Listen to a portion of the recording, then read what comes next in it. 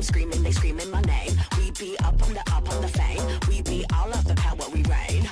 Rockin' be rockin' the game. Hear them screaming, they screaming my name. We be up on the fame. We be all of the power, we reign. We be cooking something new. Hear us knocking, coming through. Push the limit on them rolls, cause they don't do it like we do. We be cooking something new. Hear us knocking, coming through. Push the limit on them rolls. Yeah, mama got game. Mama got game. Yeah, mama got game. Yes. Yeah, mama got game.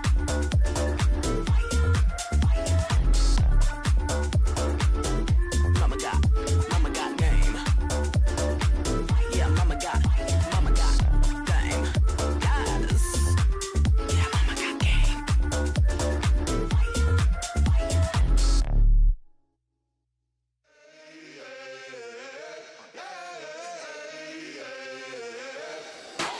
Call the Babel out, call the priest. Back to life, I'm under siege. Breaking the chain, unleashed. My true power released. Reached my hand into the sky and made the stars align. Cause when I left it down to fate, it was taking up too much time. It's a miracle, it's a curse. I will not be deterred. If you predicted the worst, bon appetit, eat your words. Keep my score, fire the gun. Watch me how I overcome what they said could not be done. I did it, now sing it.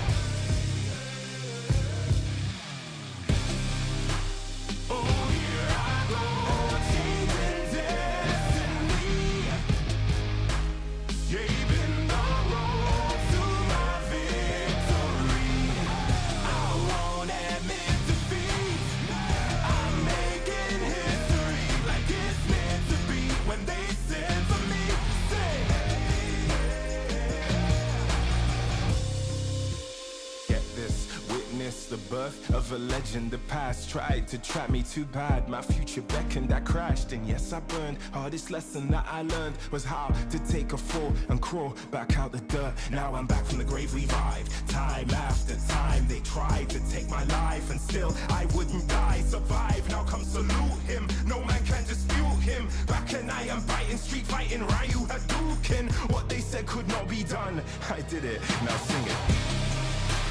Oh, here I go, changing destiny, taking the road to my victory. I won't admit defeat. I'm making history like it's meant to be. When they said to me, say,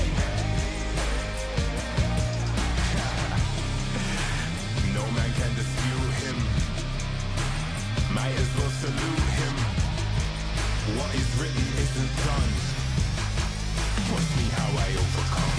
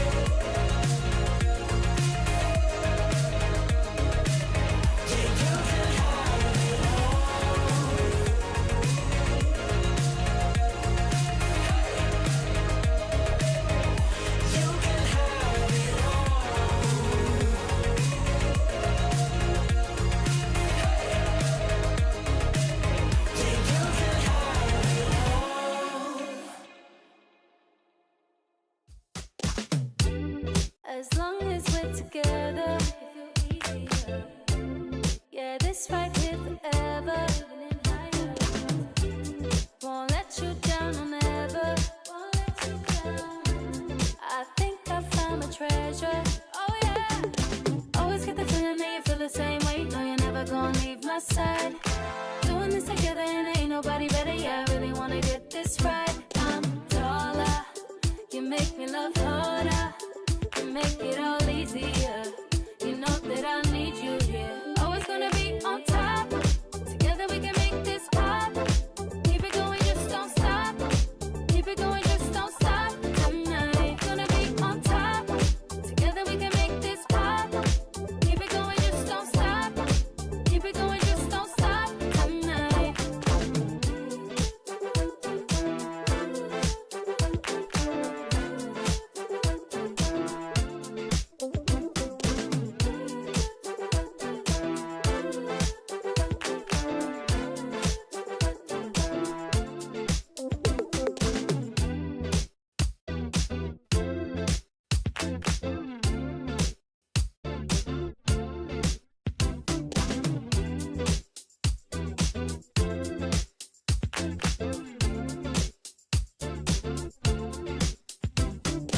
Always get the feeling that you feel the same way. No, you're never gonna leave my side. Doing this together and ain't nobody better. Yeah, I really wanna get this right. I'm taller, you make me love harder. You make it all easier. You know that I need you here. Always gonna be on top. Together we can make this pop. Keep it going, just don't stop. Keep it going, just don't stop. Tonight, gonna be on top. Together we can make this pop. Keep it going, just don't stop. Keep it going, just don't stop. Tonight.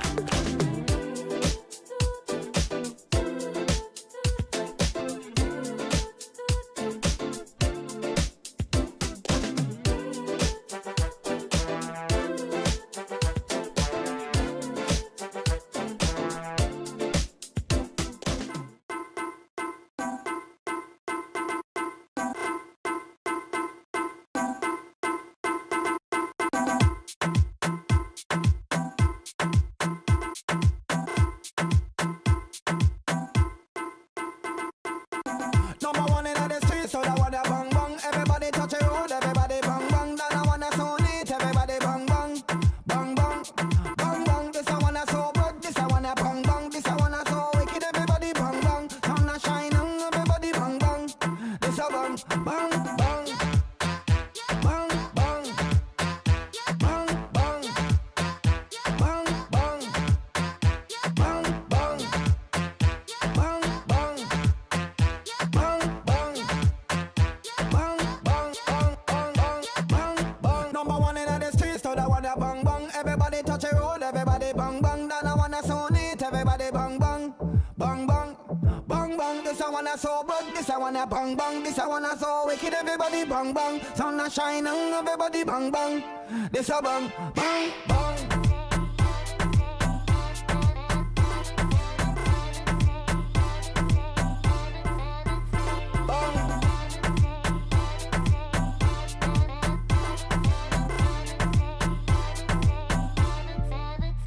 Bang, bang, bang, bang, bang, bang, bang, bang, bang, bang, bang, bang, bang, bang, bang, bang, bang,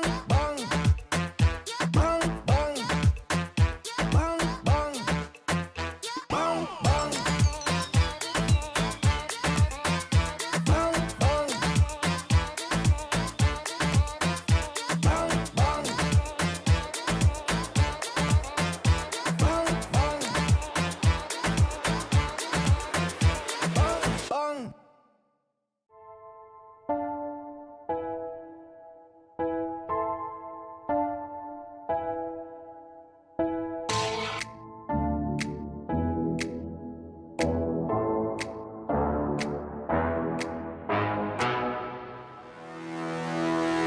rhythm and I'm up the beat. With it all look, everything on fleek. Word on the street, got my sound on repeat. Do it all day, every day of the week. Getting turned up, we feeling lively. On the dance floor, where you gonna find me? Here comes the drop, it's time to party. Here comes the drop, it's time to party.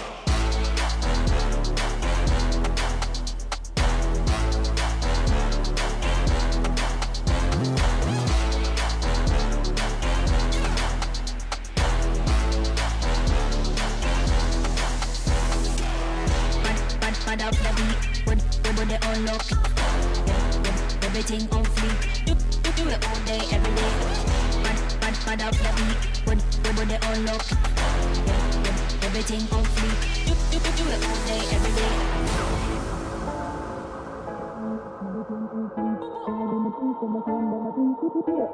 Every day of the week, anytime out we feeling lively. On the dance floor where you gonna find me. Here comes the drop, it's time to party. Here comes the drop, it's time to party.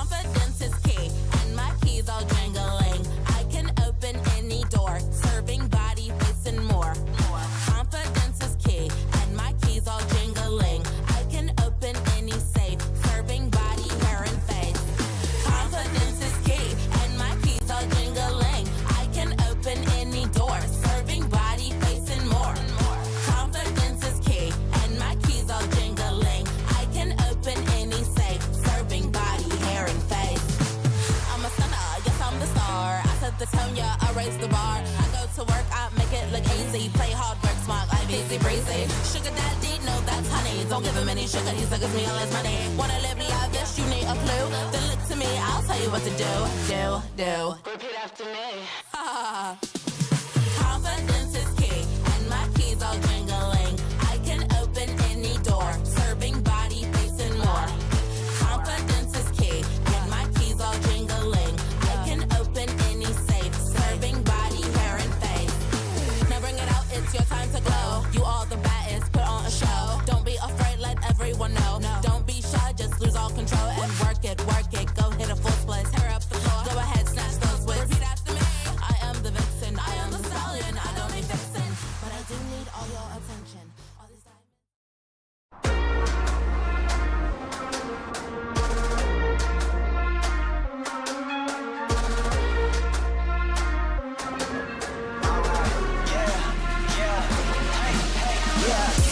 Won't stop going till a player on top know it. Rooftop, penthouse suite. If you really want it, gotta own it. Fight through it, we was at the lowest. Blood, sweat, tears, the components. Riding all year, now's the moment. We are not friends, we are opponents. Yeah, I'm coming for mine. Yeah, I'm making a play, the game on the line. Yeah, I've been on the grind. Yeah, I jump in the spot, I made it my time. Yeah, look in the sky. Yeah, the stars align, no shade to shine. Can't stop it already. Emotional work and devotion. We put in this time. Look.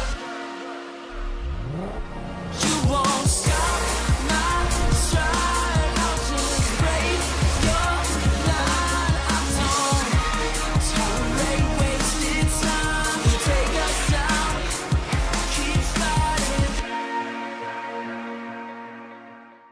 The Snapdragon Pro Series powered by Samsung Galaxy is brought to you by Snapdragon Elite Gaming, Samsung Galaxy S23 Ultra, Monster Energy, and DHL. Welcome to Mobile Legends! What is a winner? Make a promise, then I go and deliver. What is a great? He the favorite, any race that he enters. Look at their face, they all amazed. This ain't for beginners. Back in the days, we used to dream, but now we can get it. Work. We gotta push to the limit, then work till we finish, then push to the limit, then work.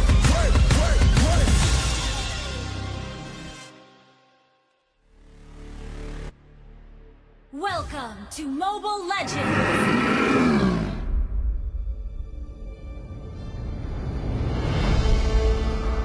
Pertarungan antara para jagoan terjadi di Land of Dawn, memperebutkan legacy yang telah menjadi kebanggaan turun-menurun. Setiap jagoan masing-masing tidak mau menyerah dan berusaha untuk tidak melakukan kesalahan. Karena siapapun yang berhasil memenangkan peperangan ini adalah mereka yang akan melanjutkan tradisi kehormatan dan kebanggaan.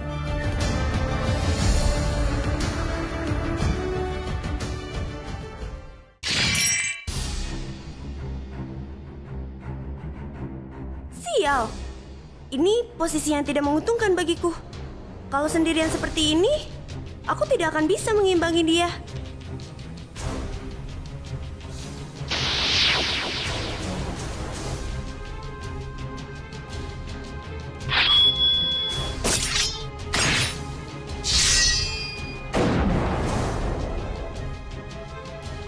Sudahlah, menyerah saja.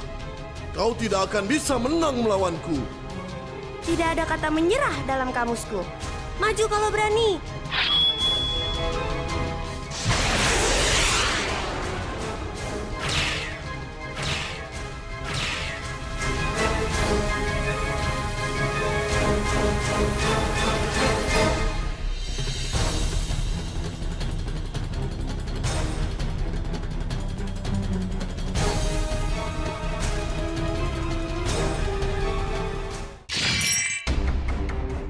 Saber, kau kejarlah lawan yang lain.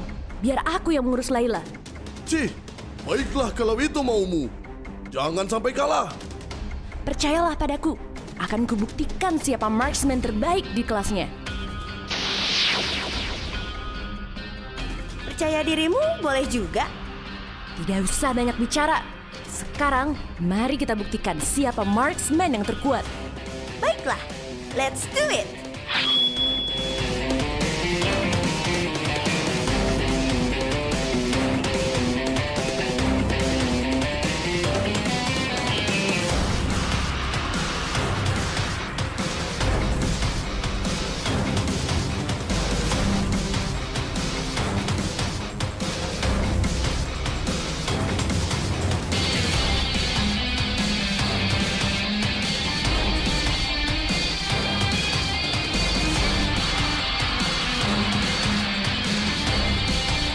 Menyerahlah, kau sudah tidak bisa lari lagi.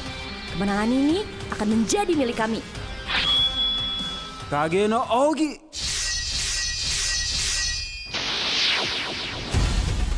Menyerahlah, kau sudah tidak dapat bergerak lagi. Enak saja, aku tidak akan memaafkan dirimu yang telah mengganggu pertarunganku.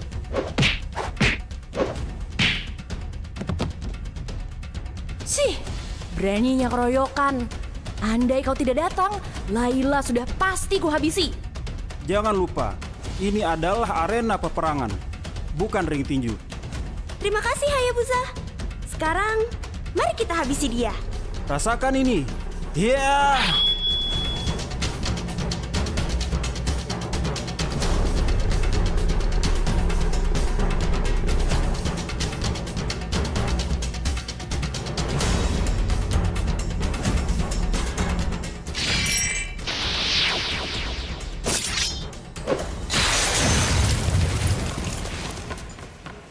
Hah? Alucard? Beatrix, recall dulu untuk saat ini. Biarkan aku yang menghadapinya. Baik, kuserahkan padamu ya. Oh, begitu ya. Layla, kau juga recall saja dulu. Biarkan ini menjadi pertarungan kami. Oke, kupercayakan padamu ya. Good luck. Sudah lama aku menantikan momen ini. Segalanya pasti akan berakhir. Bayanganku akan menghabisimu. Yeah!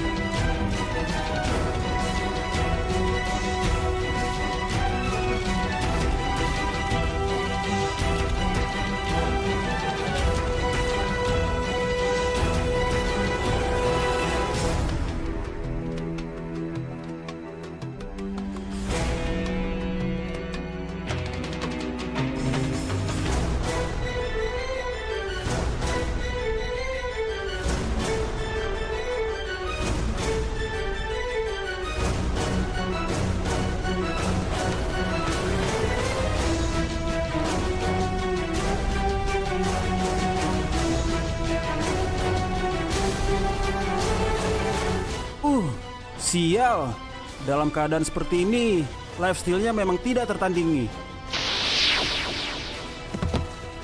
Laila,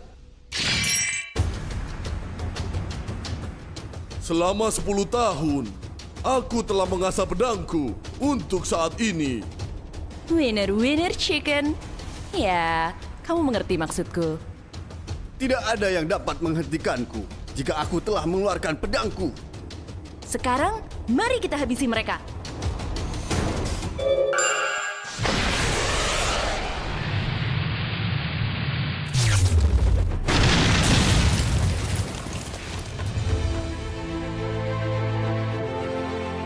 Jangan lupakan aku. Gatot kaca? kemana saja kau?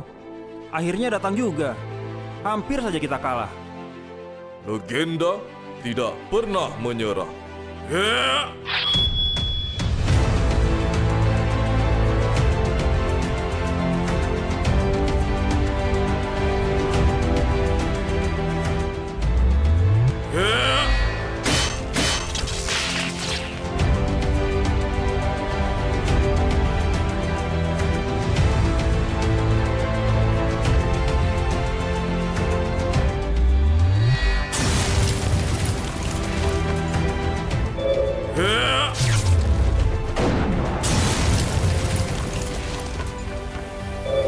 Ya, Laila, sekarang giliranmu.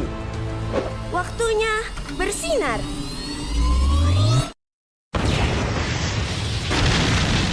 Triple kill!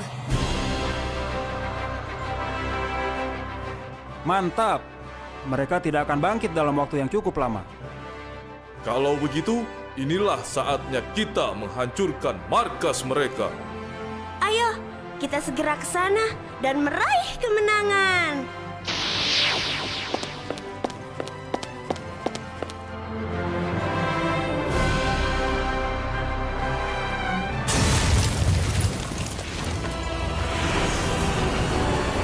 Let's bring on the legacy.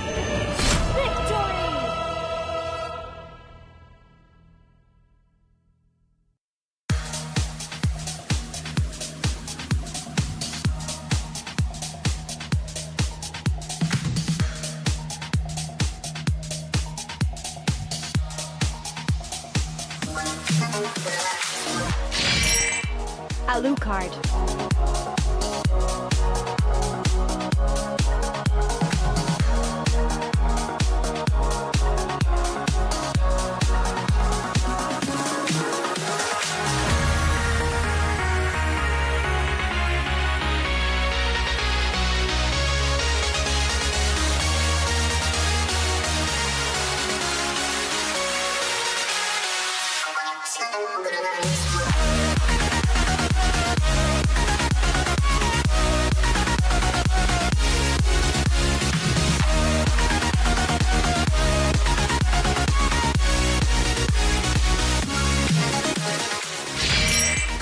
Hayabusa.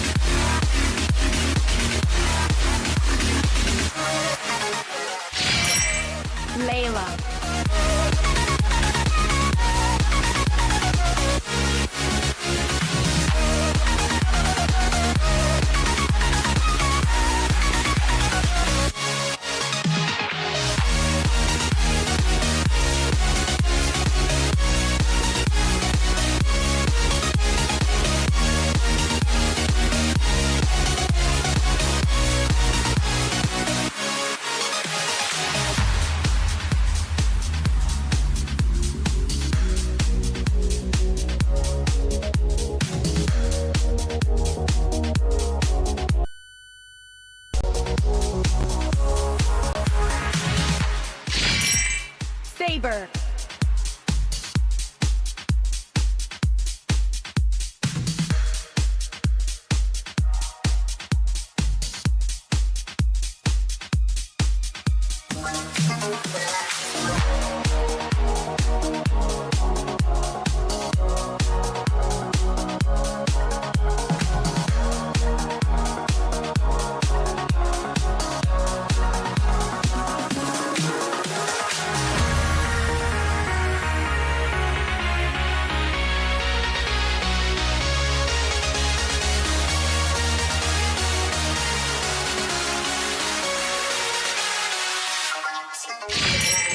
Gotta catch up.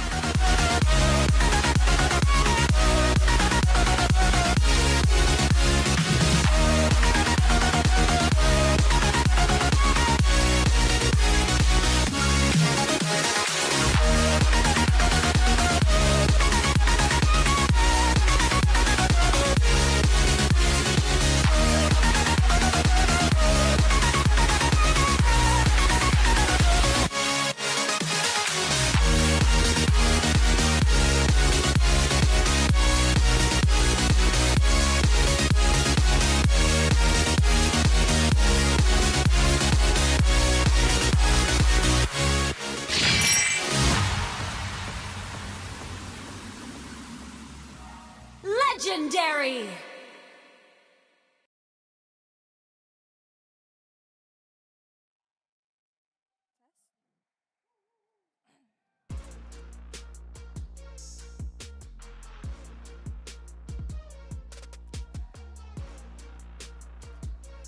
Two teams advances to the final upper bracket, while 4 teams are now battling it out in the lower brackets. Welcome back to the Snapdragon Pro Series Challenge Finals Playoffs. This is Rose and Clara as your host for today, and we are live from Istora Senayan, Jakarta.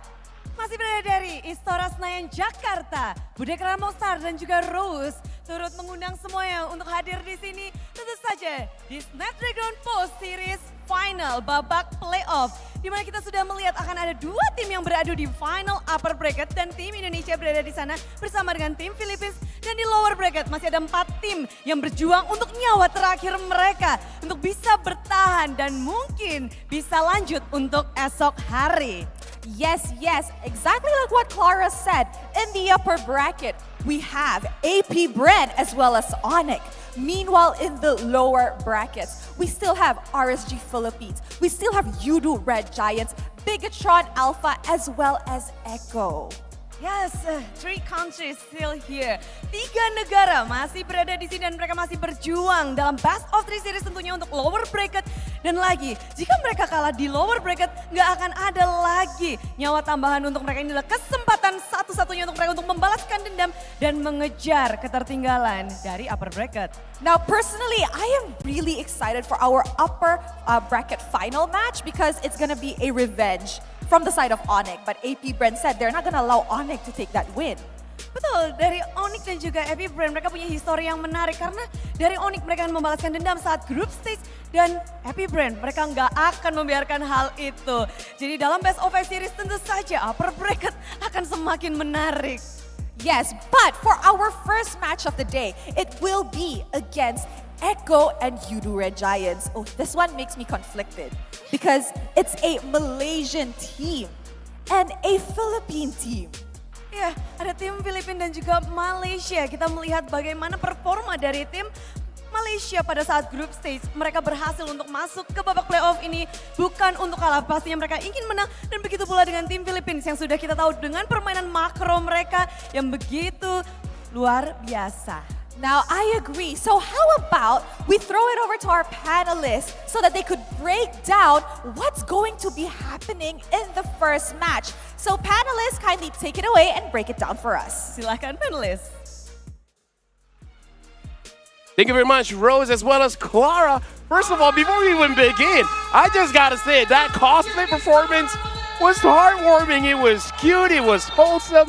Welcome to the second day of the Snapdragon Pro Series Final Playoffs.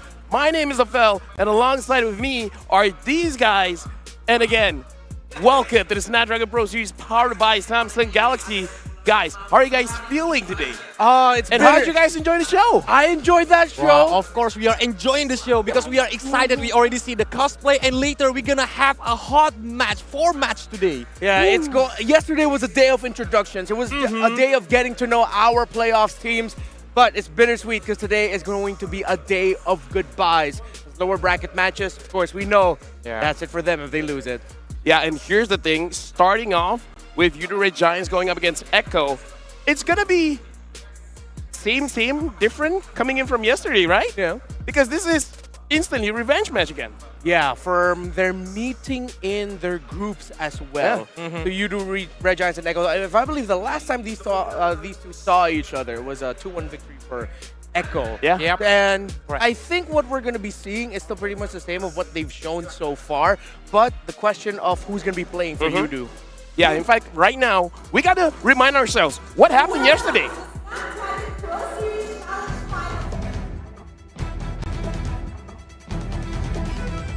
Welcome to the Snapdragon Pro Series Challenge Finals Playoffs.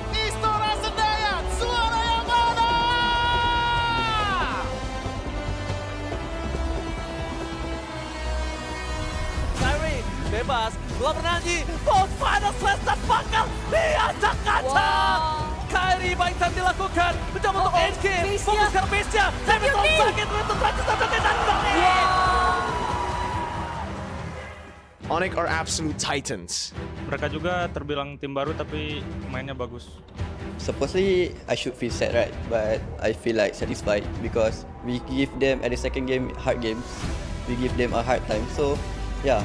Onyx is most likely going to make it to the grand finals.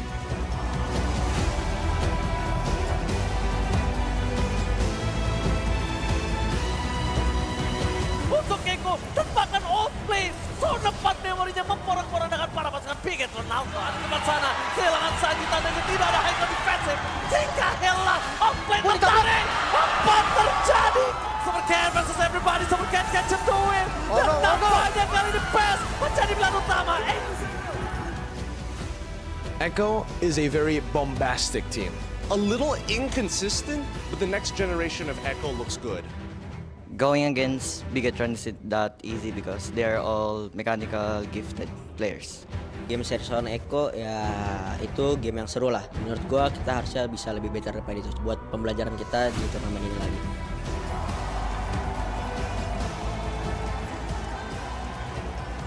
Menarik satu target cewek dengan blessing buat dia yang masih bisa di-cancel nampaknya dengan final slash. Namun fight-nya agak sedikit berat karena RGPS karena 3 member yang harus hilang. Dan bahkan satu pemain dan 2 pemain down dari RGPH double kill. Berhasil disekol oleh Kyril. Belum ada wave minion yang ternyata langsung dimaksimalkan oleh Onyx eSports from Indonesia.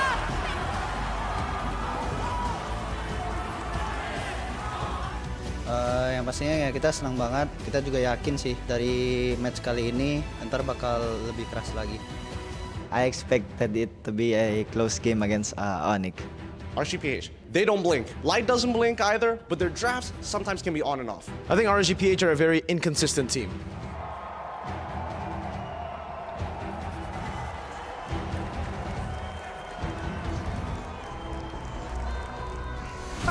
AP Brand masih bisa bertahan tapi World Charge dikeluarkan oleh seorang JP yang harus terkikis dan tereliminasi. Tapi lihat, sudah ada Dragon yang dikeluarkan di outplay dengan damage yang diberikan oleh Super Mako. Harus tumbal kali ini. Base turretnya mulai terbuka dan AP Brand.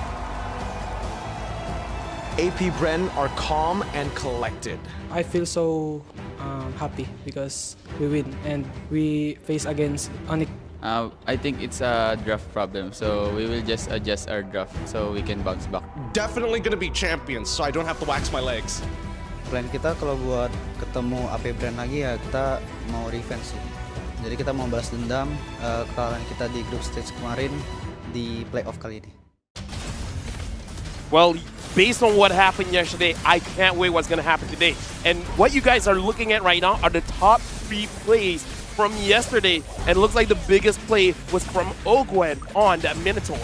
Yeah, Bren really showed they know how to play around this Minotaur, how well they're comfortable with this pick. Personally, I kind of wish the Lord won the vote, but Ogwen had a really sick play. Yeah, I thought Lord gonna win this Yeah. vote. But yeah, we already see how Ogwen play, how Suns play, but we're gonna see it again on today. What kind of gameplay that they gonna show us? Yeah, there's gonna be match 3. That third match between Onyx and AP Brennan, gonna be watching out for it. But yeah, Echo versus Udo Red Giants first. Again, this is gonna be a meetup from a matchup that we already saw in the group stage. See, here's the thing, Remar, I do have to ask you because watching Echo play yesterday, even I have some questions. Like, why does it seem like they're not playing their normal Echo self? Like, what's going on? Was it really the draft, or is it like weird movements coming in from the team? Yeah, I have to agree here with what Yaoi mentioned. Although in game number 2, we saw a much more competitive Echo there, but then AP Brennan was able to just find a sudden snap. Something about AP Brennan finding it. Echo, on the other hand, yeah, I feel like they're a team that if they don't get the draft that will really help them shine, that will really unlock their players, they're going to struggle. There's going to be a hint of doubt in their movements, not that confident in terms of getting the pickoffs that they want to get. Yeah, in fact, right now we're going to take a quick look at the bracket just to see where we're at the moment. Yeah, for now, again, Onyx is looking very good. AP Brennan is looking amazing, so they're going to be playing at the upper bracket finals. But now, Udo Red Giants against Echo.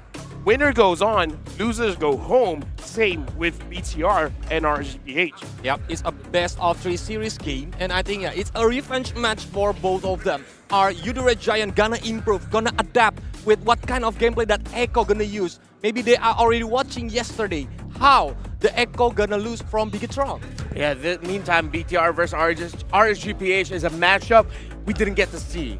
BTR, they lost against Echo. Echo and RSGPH are two teams who are very similar in terms of what they want to achieve in drafting and in their gameplay. So there shouldn't be too much of a massive shift or a sudden surprise from BTR to face up against a team like RSGPH. I just noted there's a color code here where the winners overall are yellow, and then top red, and then like bluish blue. Right? Yeah, bluish, purplish, white, right? Yeah. Right? And they have 3 main color. There's a color code here. I mean, like, I'm colorblind. I could be wrong. But, but you're correct. No, but okay. You called the colors correctly. Ah, yeah. Thanks. And now let's call the prize pool correctly. Because now, again, top 6 teams, whoever gets eliminated will be 6th and 5th. That they have to be happy with 5,500 USD, which again, to be fair, is a huge amount. But compared that to 65, yeah, no comparison. Yeah, everyone's going to be aiming for that first spot, the championship, the 65K, all those bags.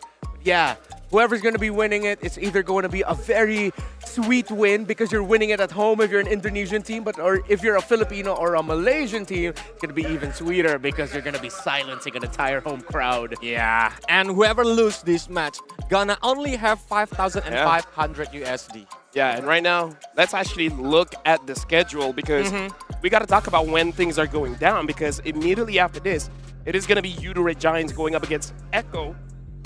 And then after that, it is going to be Bigatron Alpha going up against RSG Philippines. And then the upper bracket finals, Onyx against AP Bread, which is a best of 5. Yep. And we continue on the lower bracket semi-final. It's still best of 3. So we only have 1 best of 5 on the upper bracket final today. And the rest are best of 3 series. Yeah, whoever's going to win between the 4 teams in the first 2 matches, they're going to be meeting up for the last match of the day. But yeah, it's BO3, BO3, BO5, then back to a BO3. I mean, here's the thing, man. It's amazing to think that we're so close to the grand finals. It's just tomorrow. Yeah. Wow. Right? Everything that's happening today is just to set up for tomorrow. And it's been such a long journey, especially for some of the teams here that went all the way from like open qualifiers. So it's a crazy journey, man. Yeah, from the open qualifiers where they were all in just their specific boot camps to the challenge season in Malaysia. It was different open qualifiers as well. Now here in Jakarta, second to the last day. Again, it's bittersweet, but it's sweeter than it is bitter because it's been a great journey. Because in a tournament, there must be a loser or the winner, right? So we gonna see, is it gonna be sweet or bitter for you? Oh. So going back into the conversation, man, Udo Red Giants against Echo. I like that Gojes himself said it's like, we're not that sad. We should be sad, but we're not that sad because despite everything, new team, new coach coming in, few new players, and Super Red being sick, they were still able to do very, very well. Gave a very hard game to Onyx. So now, let's introduce both teams.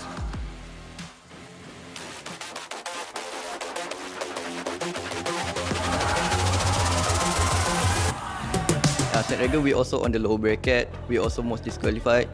And then before at the grouping also, we have one game do or die. We've been in this situation and we have no problem and no pressure. Oh, terlalu berburu-buru, nampak kesan sekali ini. Tidak mengeluarkan flicker karena dia bertahan. Pada saat dikeluarkan, akan coba ditukar. Masih habis itu membuat couple. I think there is no loss of problem against Echo. Just our draft. Maybe it's not on our comfort. So we will get our comfort draft and yeah, we can beat Echo and throw them to Philippines back.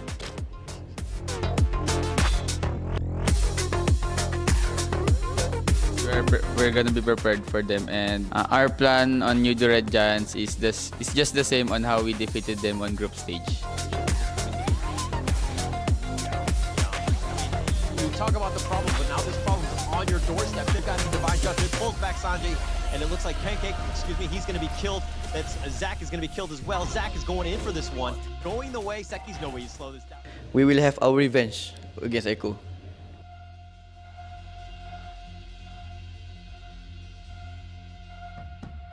Now it is time for the first match of the day, where we will witness the last lives of Echo and Yudu Red Giants. Yes, dan ini adalah match pertama untuk hari ini, di mana ini akan menjadi nyawa terakhir antara Yudo dan juga Echo, perwakilan dari Malaysia dan juga Philippines. Sepertinya kedua tim sudah bersiap and we will call them shortly. So, persiapkan diri kalian, mari kita sambut.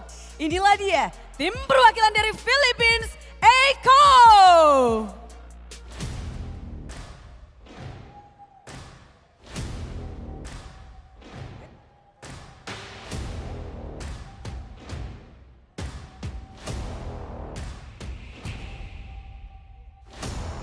Echo loud, Echo proud. This is Echo from Philippines. Okay, now that we have the first team up on stage, let us call up the only Malaysian representative in the Snapdragon Pro Series. Give it up for Yudu Red Giants.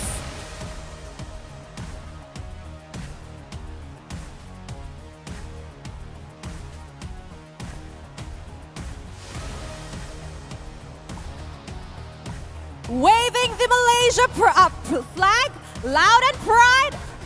Here you go, Yudo Red Giants. Give it up for them, everybody.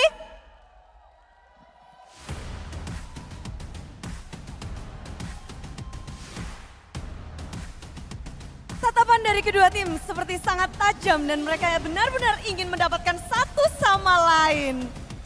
This best of 3 series will determine who will be moving on to the next round and who will be going home. So this will mean a lot for both teams. Ya, satu di antara mereka harus berakhir perjalanannya dan yang satu akan melanjutkan tentu saja. Tapi perjalanan mereka masih cukup berat dan best of 3 series ini akan menentukan siapakah yang layak lanjut dan siapakah yang harus terhenti perjalanannya. Now it looks like both teams are actually ready to kickstart the first match of the day. So how about we throw it over to the panelists to break down the first match. Panelists, take it away.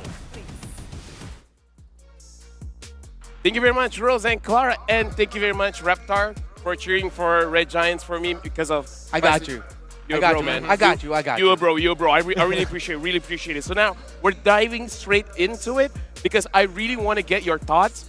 We talked a little bit about Red Giants, but now let's talk about Echo. It looks like they have a pretty solid game plan. They're just like, we're using the same strategy and we just got to work on our drafts. Yeah, I'm pretty sure they're going to be putting a little bit more focus here on terms of their XP lane and their jungle picks as well. Just to make sure that they have Sanford and Zyda in their most comfortable elements here to be able to bring it to the team, because Red Giants are the same. They put a lot of focus on a really good XP pick and a really good jungle pick for their team. But for the Yudu Red Giant, I think there will be the audience who are like doubting them. Because they are the underdog. Maybe if you look at Echo, we already know what kind of the achievement that Echo already Yeah, get. yeah. But you do Red Giant, I think with Coach Ark, maybe they thinking about some kind of new strategy to facing against Echo, especially for this kind of revenge match. And honestly, for this one, it is going to be very interesting to see the lineup coming in from Red Giants. Either Super Red will be playing or Super Sif. Though, to be fair, even as a fan, not like professionally saying as a host, and as a fan, Super Sif actually did pretty well. Yeah. Sure, there were times where there were lapses in judgment, but overall, looking quite good. But before that, let's introduce the lineup. Coming in from Echo, Sanford, Zaida, Sanji, Outplayed, and Yaoi's playing today. All right, Daddy's gonna be watching. Yaoi's gonna be playing. We call JP Daddy, so I'm not call. Yeah. Okay. I just needed to explain that. Thank you for clarifying. I was. Yeah, a lot of people probably are wondering why I said that. But yeah, this is gonna be the Echo lineup that we saw more of during the group stage. Of course, with majority of the championship or World Championship and NPL Philippine Championship winning team. So I think they mentioned that JP played yesterday because he seems to gel a little bit better with Zaida and Outplayed, of course, his teammates from MDL Philippines. But I think after a little bit more recalibrating, they got to talk things out, got to discuss even more. Maybe behind the scenes, Yaoi got to know more about Zaida and Outplayed and see how they played and how they shine with JP. And now Yaoi saying, hey, JP, I think it's my turn. I think I can take care of your boys better now. I know that. Maybe JP and Yaoi have a lot of similarities during the hero push, right? Yeah. Like for the Cho, the Kufra. But Yaoi have a lot of experience before, and maybe he can bring this up to his teammates because this is an important match. Whoever gonna lose is not continuing their journey on the SPS. Yeah, and honestly, looking at the lineup here, I feel like for all of the Yaoi fans, they would not want to see him on the Angela because he's kind of like a like key boy where he set things up. Yeah. Sure, he can play those Enchanter style, but we prefer seeing more crowd control initiator type of heroes for Yaoi. But the player to watch is Sanford. 40% win rate on the Uranus is surprisingly low, seeing how good he is on the Uranus. 67 for both Terizla as well as Fredrin. But I gotta say, really got to be careful of what Sanford can bring to the table, especially I kind of feel like Sanford can be more patient than Goges. Yeah, especially when Sanford is thinking about the momentum, when he will come in, especially when he's using like the Terizla or even the Fredrin. The Initiator hero is very, very good.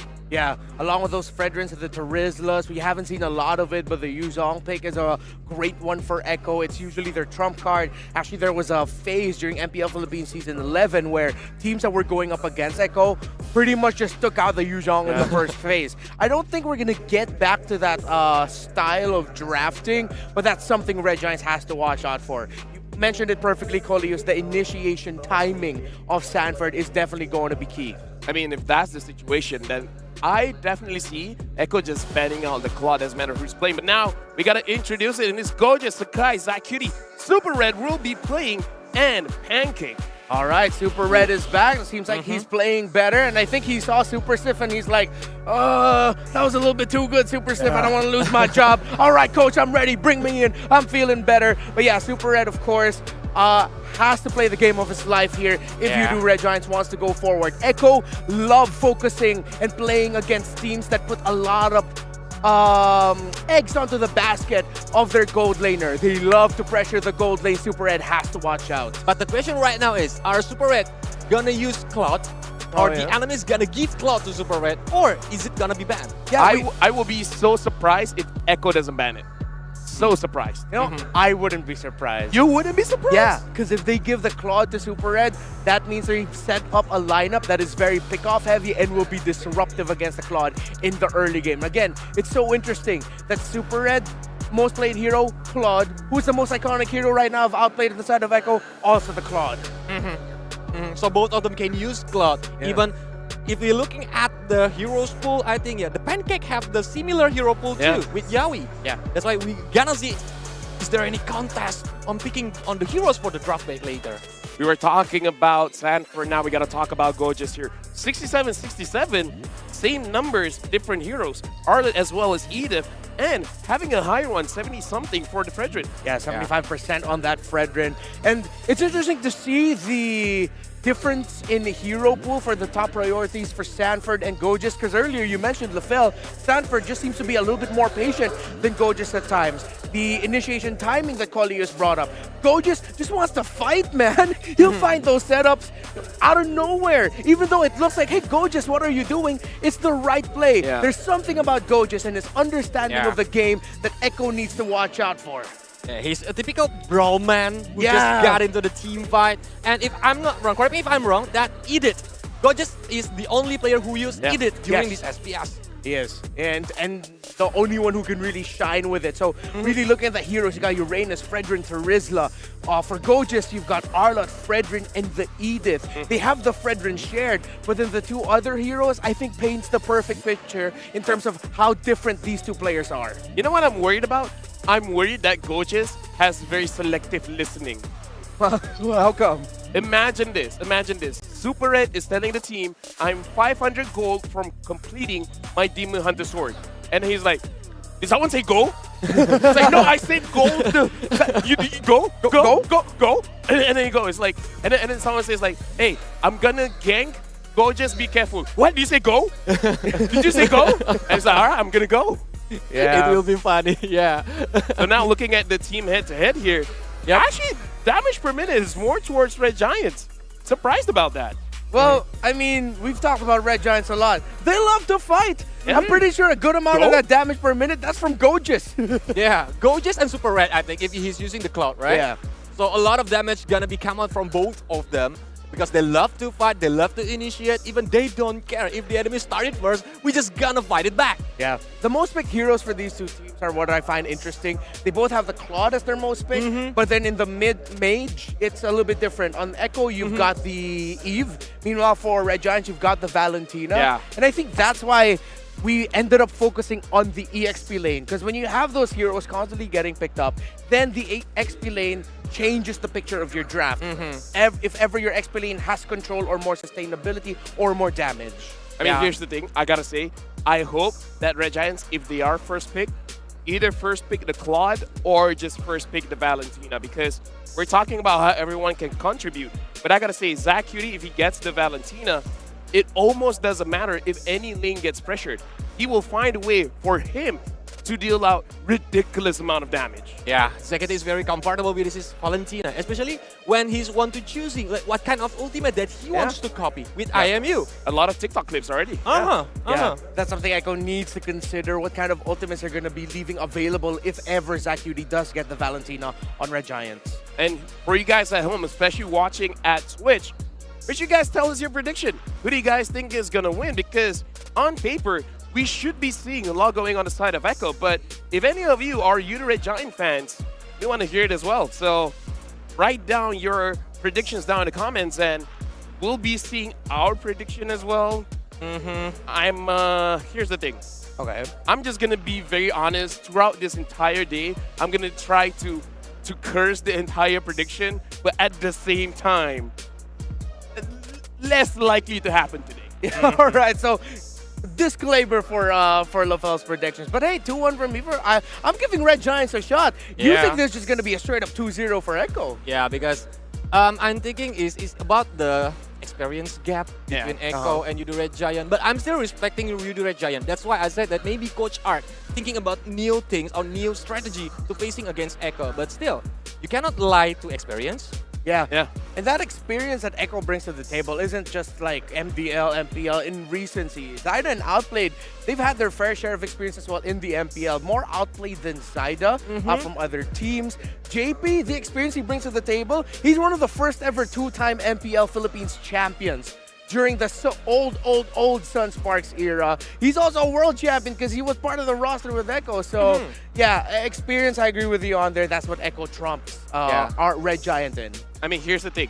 What Red Giants lack in experience is the eagerness to learn. Because I've seen a lot of teams, especially fresh teams, after doing one mistake, after suffering one loss, all of a sudden, they just learn very, very fast. Even Onyx yesterday, game number 1, they were completely stomped. Game number 2, they almost won that one. Yeah.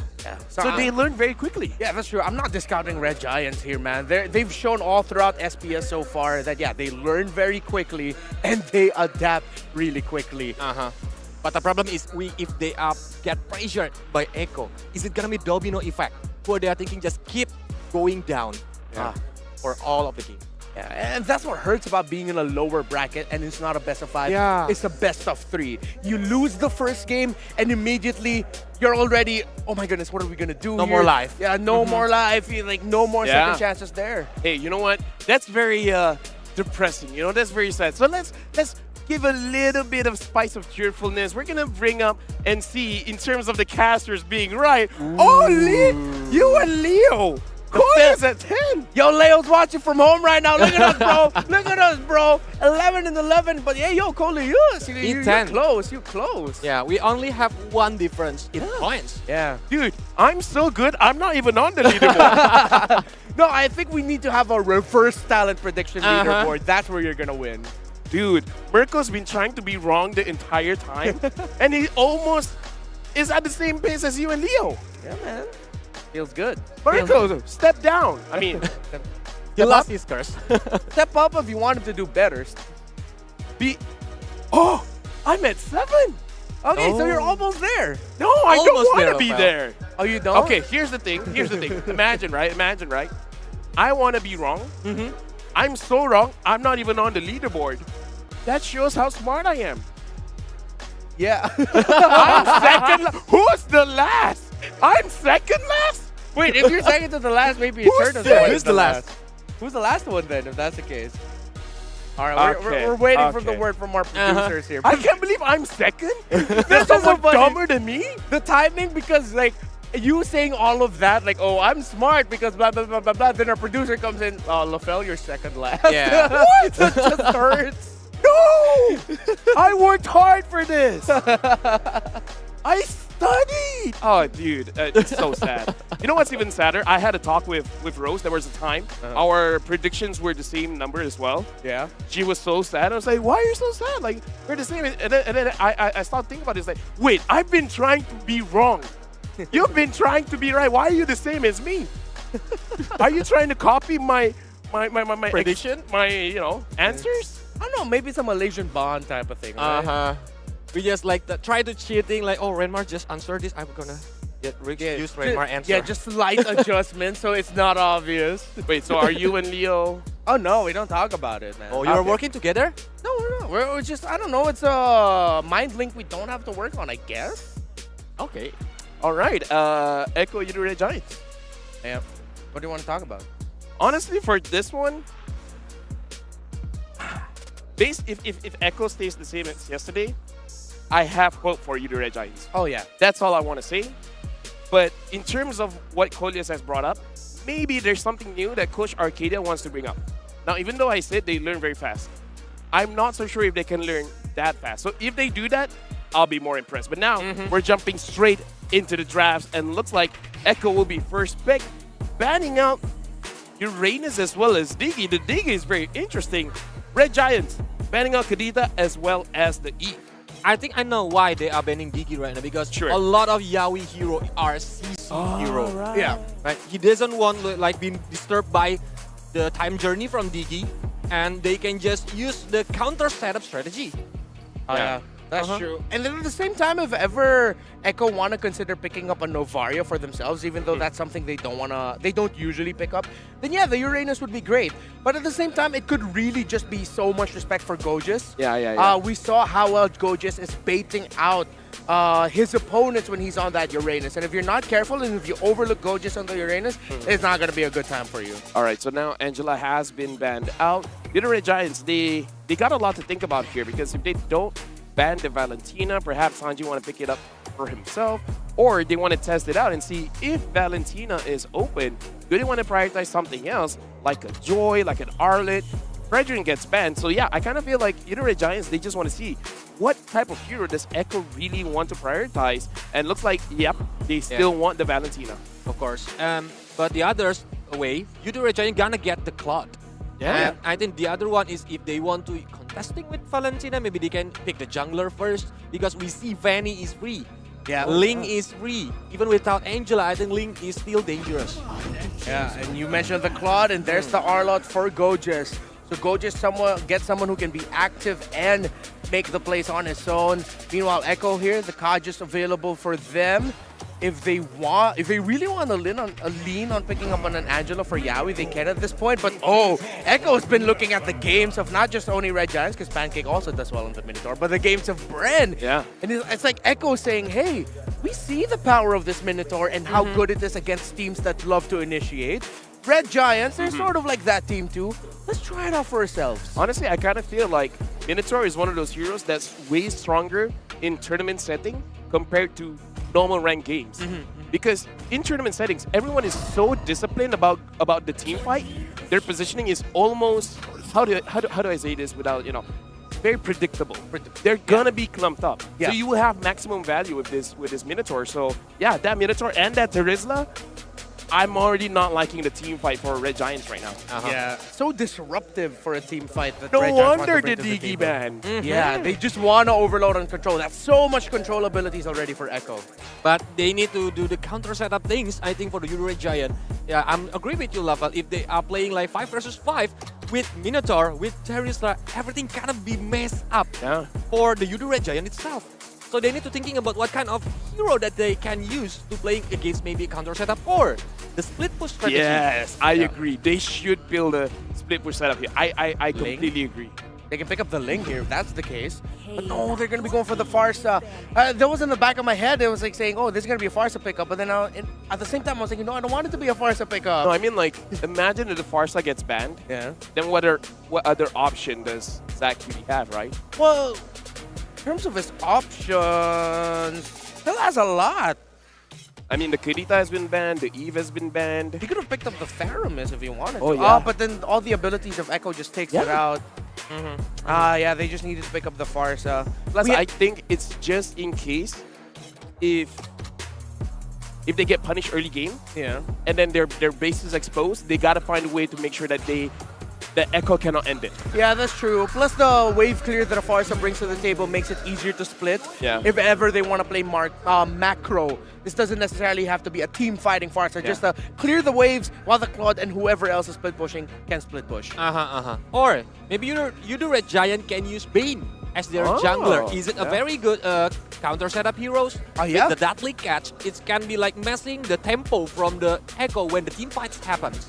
Yeah, definitely an option here, but Echo, I think it should be banning out. Like, do you worry about Pancake or do you worry about Sakai's more? I kind of feel like you should worry about Sakai's more. Yeah. I agree. The Bane and the Martis would be really good bans. Because if you mentioned that Bane thing earlier about Red Giants, maybe Red Giants might surprise here and then they'll end up picking a Ruby and a Bane as their last 2 picks. Because that's something that Red Giants, if they really want to add more to the counter engage, Ruby does that so well alongside the Bane. Because even though Echo's team fighting is disruptive, maybe Red Giants would want to do the same thing. Just be equally disruptive and annoying in team fights. Because with being annoying, I think it can make the Red Giant losing their focus and like just go back without discipline. And that's why when Eco will gonna try to get a lot of objective from the Red Giant, but they banning their own Link. I think Link is a good hero for doing the split push if they want to use the split push strategy. But there is another hero like maybe Hellcurt, maybe Hayabusa. Yeah. If we know, if you look at the Sky's heroes pool are mostly assassin. Or maybe they don't want to split push. Because here's the thing. Sakai's yesterday, using an assassin in the jungle, was pressured very heavily, right? He could not get his purple buff. Whenever he wants to get to his orange buff, it's not there anymore. So I think they're being very wary about that. Yeah. So it's possibly going to be a very, very last pick. And maybe in this game, he's just like, I just don't want the Link. I can use other assassins. I just don't want to use the Link. That's a great ban there by Echo. Yeah, that's probably what he wants. Yeah. So the Martis would be a great option. You mentioned the Bane as well. Lancelot still on the table if they want to go for that. The guy also has a game as a Paquito. But right now, up against all of that, I don't want to play a Paquito. Yeah, I don't want to play So Martis? Martis probably might be what they're leaning into. With the anti-CC from the Mortal Coil, I think Martis is good, especially when during the contest. Yeah. On the Lord or even the Yeah, Turtle. exactly. With all that control abilities, having the Mortal Coil would be a great utility for Red Giants to have in their jungle. But maybe Martis Ruby. But then what why don't just in a Kai then? Oh, that'd be good too. Yeah, it looks like they're picking up the Kufra. So I think it's okay, but I don't know. When I see a Terizla and a Minotaur, it's potentially good, but I do worry that the Kufra will have a wrong engage and just get heavily punished. Yeah. Because if he just get wrong one momentum, it will get the domino effect. The other teammates are gonna taste the pain. Yeah. Claude, Brody, Beatrix, and Harith are the heroes that Outplayed has played so far heading into the playoffs. It's going to be one of those. If they want more wave clear, they get the Beatrix. If they want something that can withstand the diving coming in from Red Giants, they'll pick Brody. But nope, they'll pick up a carry for Outplayed here. And the Joy will be the one going into the jungle. Dude, yeah, this brings up PTSD, man. Hopefully this is not like Kyrie yesterday, where, I don't know, like the first 2 minutes getting a double kill. Let's not have that happen. And because of that, Joy, I wonder if the guy is just like, oh, I can't use a damage dealer, man. I'm not feeling good, man. Yeah, so if that's the case, this might be a Bane. Bane or Martis. Bane, Martis, Akai. I feel like those three are premium? Yeah. Oh, Hayabusa. Well, wow. Never mind. I guess he's just like, yesterday was a fluke. Yesterday, it was just Kyrie. Yeah, this is confidence by Red Giants because that is not a lineup that a Hayabusa usually thrives against. You know what? I don't know what to say. I'm throwing it over to the casters. You guys can have fun. And have fun, we will. Knock, knock, who's there? It's Eterna as well as a Gideon here on the caster desk. And I was looking at Gideon all throughout that draft, and I was like, you know, it doesn't look like they're gonna have a good time. It's tough. It's tough. We saw in the interview that Gojus is like, oh yeah, we give Onyx a pretty tough time. Our drafts had a little bit of issues, but they're going and falling back on towards their comfort side. And if their comfort is good enough, sure, maybe they can try to outplay it, but it's not going to be easy, right? That Minotaur, nobody can really stop it. And do you really want to give up Kufra's engage just to break it? I don't know. I think there's a lot on the table here and so much going for Echo. Well, we've seen a lot of weird things happening, right? Like on paper, in theory, sometimes things just shouldn't work. But when the players get their comfort heroes, then sometimes they prove us wrong. Sometimes there's surprise there. It's true. It's true. Maybe the surprise could come into the X factor of Gojus, but even then, it's a highly mechanical game for the side of Yudu Red Giants. That's why I'm leaning more towards Echo, because there's such a large margin of error for this composition from Yudu Red Giants. Unless they're playing a perfect game, well, I think Echo's going to take it. We'll see, ladies and gentlemen, welcome to the Land of Dawn for game number 1 between Echo as well as the Yudu Red Giants. And like the casters and the panelists have mentioned before, this is going to be their last tournament live.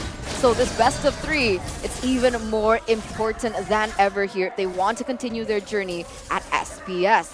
And looking at this, you can already see that Zyda has prioritized that orange buff in regards to exactly this, the fact that they're able to rotate, get the Lito, and even pressure Sakai's on the Hayabusa, who severely needs that purple buff. He really does. He really, really does. But I don't see that Echo is looking to actually contest or invade the jungle just yet, especially in these early few minutes of the game. Remember, a lot of it is going to be very reliant on playing together with this Minotaur. And if Minotaur finds a catch on maybe 2 or 3 people, the fight usually ends before he even completes the combo. Which is why I think that EXP lane matchup is super important. But look at this, Pancake already going for a pick. He already finds 2 here, but guys, he's only going to be able to steal away 1/2 of the camp while Outplayed him as well as Yawi, just making sure that they are hyper aware not to give away anything in this early game.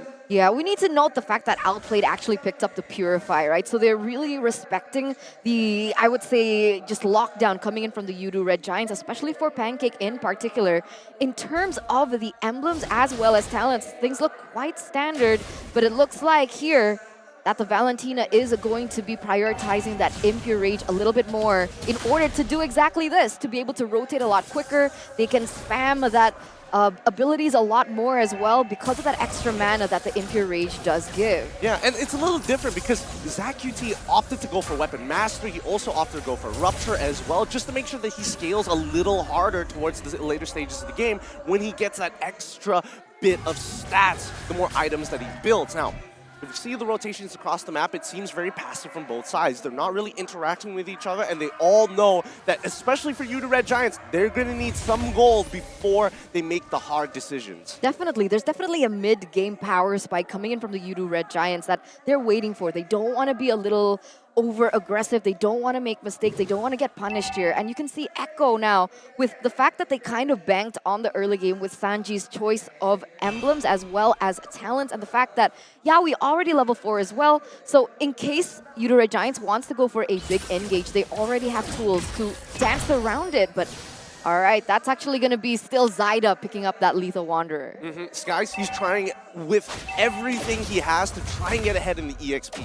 And that's the important part, right? When you have that EXP lead over someone like the Joy, you can start contesting for these neutral objectives. It's very easy for Hayabusa to get in and out of fights. You don't really have to throw your body in there just yet.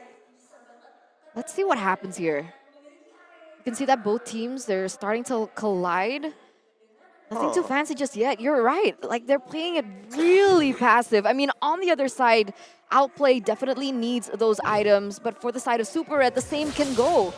I can see that. Oh, wait a minute. Oh, Gojess ends up finding it. I was expecting Zach QT to use his ult or something, but the solo kill is great. Now the return coming in from Zyda as he gets locked down. The Feathered Airstrike as well being committed. That was an interesting turn of events. Sanford was already in the lead in terms of EXP against Gojess, and yet he took a terrible trade. Still XP over for EXP, right? So a really good trade at that moment, but for Udu Red Giants, honestly, very interesting rotations there coming in from Sanford. But despite that, it's still earlier on in the game, and both of these teams can collapse on this next neutral objective. Now, the thing is, we gotta mention that Echo has a really, really good composition for team fights. So when things get clumped up, it should favor them, and it doesn't look like Udu Red Giants want to go for a contest. That's going to be another free turtle for Echo in the first 4 minutes of the game. I think Udu Red Giants is going to basically give up a majority of these turtles in this game, right? Now, look at them. Udu Red Giants, they're starting to move down towards that bottom side to try and steal some camps away. Yaoi's going to get on top of Super Red, but they know for a fact that Outplayed is not nearby. Flicker as well committed just to make sure that Outplay is put really, really low. Yaoi keeps him topped up, luckily. If not, that burn probably might have gotten him killed. Yeah, that was so close, and that would have been a really good pick on it to carry just to stop her from snowballing. And it's crazy, right? Because I would have thought that this gold lane matchup would have favored on the top side here. That's what? That's a tier 1. That's a free turret for Echo. Yeah, I don't know. All right. It looks like a lot of things are being missed here by the EXP side with so much focus down by bot, I suppose. Somehow, wait, hold on. The Oki Shadow Kill has been committed onto Sanji's side. Can he actually get back out? Yeah, Sanji didn't have to do too much there, but that means that any kind of initiation from the side of Udu Red Giants, they're not going to go for it any longer. No, they're waiting. They're waiting right now, even for Udu Red Giants.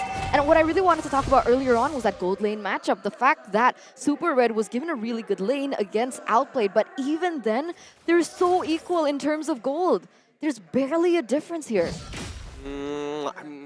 All right. So Super Red is ahead by just a little bit, 400 gold. 400 gold? Okay, that's not too bad. So it does mean that the pressure applied by Udu Red Giants has actually gotten some form of profit. But with that move down towards that bottom side, look at Zyda. He's level 10 compared to Skies, who's currently at level 9. It's about the movements across the map, the small little details here that Echo is really taking advantage of. Which is hard.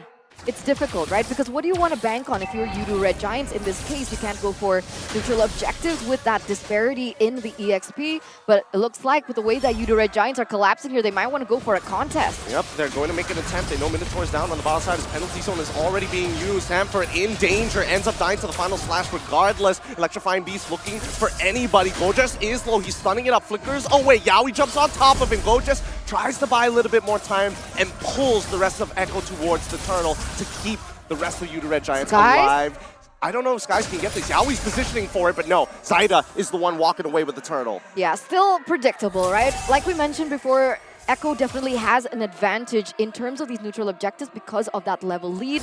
They go for a 1-for-1 trade for both of the EXP laners, but at the end of the day, it's still Echo being able to pick up the advantage. Yudo Red Giants, however, on the other side, they are going to be able to find a little bit of compensation by taking that turret down.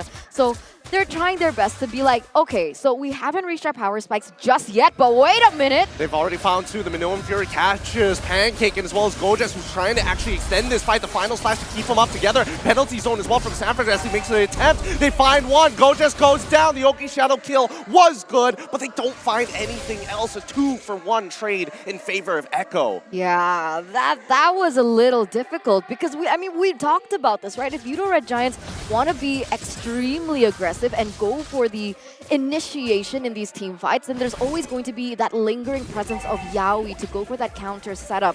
And you can see that starting to show. Pancake goes in, does his combo out, and then Yaoi just jumps in afterwards, and then what? Yeah, the counter engage, as you mentioned, is very strong from Echo's side, but let's not forget the main targets from both Echo as well as Yudo Red Giants are the gold laners, right? And both of them have Purify. So there's no catch. I mean, they can try, but it gives them a window, right? I mean, unless Yudo Red Giant can somehow catch outplay in the next 29 seconds or so, then I guess it's profit, but let's look at the items. Okay, we can see here for both of the gold laners, like even that 400 gold lead was, it's completely gone. Only 100. You can see that the Claude already picking up the DHS as well as that golden staff. So he's nearing that power spike. Meanwhile, I think it's going to take a little longer for Outplayed to be online.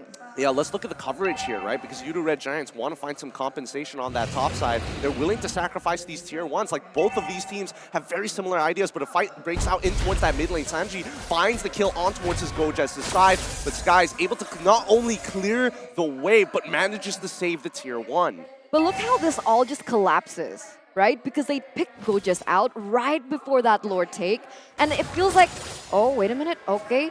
Well, back to that point, is like Echo is planning it really well. They're calculating it really well. It may look passive, but everything is just down to the T. They take someone down, and now they're going to be able to collapse on the neutral objective with one man above Yudo Red Giants. Yep, Gojas is going to come out from his death as Super Red is able to break the tier 1 in the meantime. Sanford actually gets caught on, but cancels out Pancake's ult with a jump in from it. Yaoi, good knockup. Very least, Pancake gets to save his cooldown, but at the very least, Echo, they're very wary of this. As Yudo Red Giants slowly but surely open up the map. Oh! Pancake, he finds one, he catches Alba Sanji this time round. The final slash is good, but even so, they don't find any kills. Instead, Pancake is the one that ends up falling, and Yaoi, he's walking up forward very confident, knowing that Zaida could jump in at any time. The Oki Shadow kill has been committed as they clump up together as four. Skies might be in some trouble, gets back out in just in time. Oh, that was such a close pick for Pancake. Unfortunately, even despite that Echo were kind of positioned a little bit far apart, there is still that counter engage that can occur coming in from Echo, even though Yaoi wasn't there. And looking at this, they're actually going to burst it down. Who's going to get the Lord? Yeah, they're going to 50-50 yet. They're going in. Here comes Skies. He's put down to 10% as the final slash comes on through. Zyda's towards it. Skies gets the walk out. And Zach QT, he chunks them all out. But doesn't go. He's dead. He dies to it, right? Yep. The execute. Just enough damage. How on earth do Echo do this, man? Like, that was a close 50-50. Right, with Zaida. Okay, Zaida is in an EXP lead at that moment in time, but they were able to dish out that much damage to deny Sakai's from even looking for that 50-50 play. It's so brilliant. But looking at this, right, they still need to be wary of Super Red. He's #1 on the charts right now, so when they go in for these team fights, they need to be able to pick him off. But the problem is, we were talking about that Purify, right? The thing is, Echo has a lot of resources that they can utilize to trigger the Purify. Meanwhile, Yudo Red Giants, they only have one. They only have Pancake and perhaps even Gojas at times. But even then, it's not a sure take. Yeah, it usually isn't going to be a sure take, right? And most people are going to neglect the fact that Zach QT actually has a stun, but most of the time it's more of a combo starter rather than a combo ender. So at least you can kind of like preemptively make moves, get your team to actually go for big cancels. You can actually play around it. Now, see the Yudo Red Giants looking for an opportunity but finds nothing. Echo does not bite. Not yet, not yet. They're waiting. They don't want to overcommit into this. They don't have the vision so far to be able to figure out where all these players are. And this is exactly what Sanford is trying to do. Opening up the map, trying to figure out where Super Red is, Pancake, and even Gojess. But I'm pretty sure things are going to get a little bit more intricate for Yudu Red Giants if they keep clumping up as 5. And how poetic is it that in this match, Yawi comes back as a big brother on the Minotaur to cover for his team. And there you go. Yeah, as you can tell, Yawi, he's showing a lot of experience here, opening up the right parts of the map, canceling the correct abilities at the right time. I think that's, the big difference here. At least he's giving some very clear directions for the side of Echo. With his experience, he's telling them, hey, let's take what we can. We don't want to overextend here. We know that Yudu Red Giants need to slip up before we can punish them, not the other way around. Oh, but it looks like Carrie's ready for a fight. Look at all those items. Yudu Red Giants, they need to be careful. If I was Pancake, I'd be frustrated, right? Already with the corrosion slide, even the wind of nature, DHS, as well as that golden staff. She's ready. We say that, but we look back to Super Red. He also is stacking up his items, right? Pretty much the exact same build. The only thing he's missing out on is the pants because really, he's not afraid of dying. He just needs to dish out enough damage so that Skies or maybe even Gojess can finish them off. The difference is now, if they go for a 1v1 team fight, he can't won out of the damage coming in from Carrie. Well, that's true. That is true. The 1v1s might be hard, but I think they play very different roles, right? Yudu Red Giants, they want to go in, go out really quick. Echo, they want to drag it out as long as they possibly can so that they can get the actual benefits from their marksman. In the meantime, now this is a very important neutral objective. Luminous Lord is available for Echo, and I don't think Yudu Red Giants want to live under this oppressive state any longer. And now we're finally at the point where both of these junglers are on an equal EXP level. So the 50-50 is real. This can go either way, and all resources are up. You just need that trigger, that final decision making coming in. And you can already see here, Sakai is getting ready with that Lord already at half health, Gideon. It's getting tough. Skies and as well as Super Red already revealed themselves in that mid lane, and Zyda is positioning himself pretty far. They're going to try and reset this Lord, bring it back down to 75% as Yawi jumps on in, terrifies, and Pancake now out of position here. They have no means of engage other than Gojess. Echo now retake control over the Lord once more and start posturing for it. Oh, Pancake is there, but he's really low. So is Yawi. As the guys goes in. He's trying to break the immortality. He's already using the Oki Shell kill to try to make that happen. He's already jumped out, outplayed to at least 40% of his HP. Now Gojess goes back in. Pancake misses the engage with the final slash. Looks to be good, but Minotaur is able to get Minot Fury off just in time. They cancel out a majority of the abilities. Yudu are left scrambling as the Lord has been secured by Echo once again. That's a 2-4-0 trade. Make it even a 3 if you include that Lord marching down in the bottom lane, and things couldn't go even more wrong for Yudu Red Giants up until this point. Luckily, ZaQT is still up and available as their source of artillery. They should be able to clear, especially now that we see that Super Red is here as well. I don't think they're going to lose most of their inhibitor turrets. One goes down though. All right. That's the Luminous Lord side, so that's to be expected. Skies is trying to clear up this top side, but neither does he want to be put in a position where he dies off early on into the fight, right? Super Red, he's got plenty of damage, but it's very hard for him to get these free hits. Sanford and as well as Yawi have been gunning for him every single team fight. Oh, Pancake. Pancake! Ooh, very close. Good footsies. But the Oki Shadow Kill finds the kill on towards Sanji's side. Skies is able to get on out of there. And we're talking about scaling. The scaling is good. Minoan Fury collapses on towards 2. Can they at least get the kill onto Yawi? They secure it for Super Red. That's definitely the perfect example of how Yudu Red Giants need to capitalize on their composition. Make it a little bit more messy for Echo. Look for these picks because they have the composition to do so. Pancake already charging here, actually missed the Sanford, but look at Yudu Red Giants turn it around here in the 17th minute of the game. No way, are they going to get an inhibitor turret off of this? I mean, they're trying to hold them hostage, making sure penalty zone, it gets canceled out as well. Good final slash coming in from Gojess' side. His reaction time is extremely key in this matchup, but man, Yudu, they are scaling fast. They are scaling very, very hard. And this is where things get interesting for the Yudu Red Giants, right? You mentioned earlier on Weapon Master on ZaQT as well, so even more damage is to be expected. In terms of the itemization, ZaQT, almost ready, right? What's he Block missing? of Destiny, Truncheon, Divine Glaive. If he wants to be a little bit more greedy, he can also go for the Holy Crystal for additional magic damage. Okay, so that's all he's missing. The Electrifying Beats goes on top of Goja's side. They might actually get the pick here, but Skies, he's going to make the attempt. Yawi cancels him out, but look at that damage. Oh, it procs! No. It procs the passive, taking Skies out. Oh, boy. That's not what you want to see for Yudu Red Giants. Definitely not. 35 seconds until he's able to spawn back up, and look at the countdown timer on the Lord.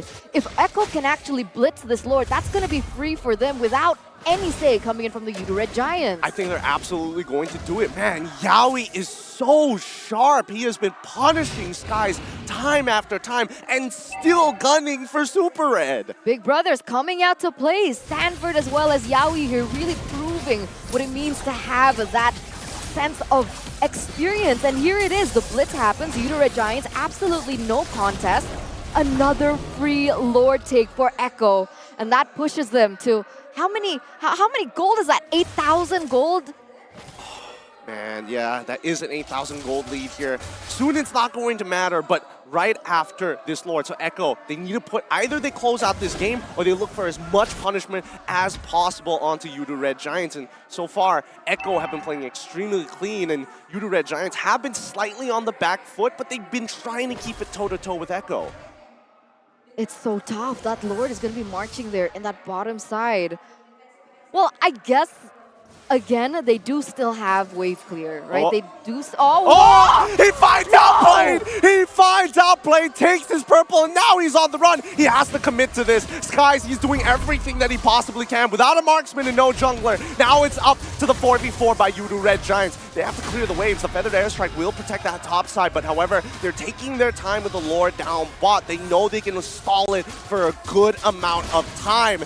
Skies, did he just single-handedly turn this push from Echo? Worth it. I was gonna scream that entire time, worth it. Sekai's traded for outplay, the siege, the only siege that Echo has. Definitely worth it, you're right. What a play by him. And now Yudu Red Giants, they're coming back into the game. They're pushing it, they're forcing it to become 20 minutes. And when we took a look at the items here, you can even see that Sakai is going full damage. He's like, you know what? No defense today. All I need is to trade outplay, and it's worth it, right? Hunter Strike, Malefic Roar, BOD, Endless Battle. He's going full out. Yeah, I mean, if you're in outplay's position, like, at that point, you can just, all you gotta say is like, wow, that's unlucky. It's not like I wanted to use my Winds of Nature or anything. I had somebody standing next to me. It's just RNG. You cannot tell where these annoying shadow kill procs are going to happen, even if you've got a buddy standing next to you. And that's so cool. That's so interesting, because I really need to see that replay of that particular play. But where was Yawi in that? Yeah, I mean, he was a little further off. It was Sanjin as well as Outplay just standing, wait, actually no, Sanford as well as Outplay just standing side by side at that point in time. They saw the engage actually happen. They got close together, but at a certain point, it's just, what can you really do about it but hope not to die, or maybe you have to use a resource in that particular situation. And even with that, it feels like Echo, they're still going to play riskily. Is that a word? Riskily? It's okay. We'll make it a word for Eterna. Yeah. No, I get where you're coming from. I think that Yudu Red Giants need to roll the dice if they're going to get any leeway against Echo, because their macro movements across the map, they've been able to sift gold in so many different places, and Echo can't really do too much about it because, again, it's a push and pull, a give and take. That and the fact that with Yudu Red Giants having the Claude on Super Red, they have a lot of leeway and mobility to play this map around, right? Just an instant free tower that... No! Oh, no, we didn't see that.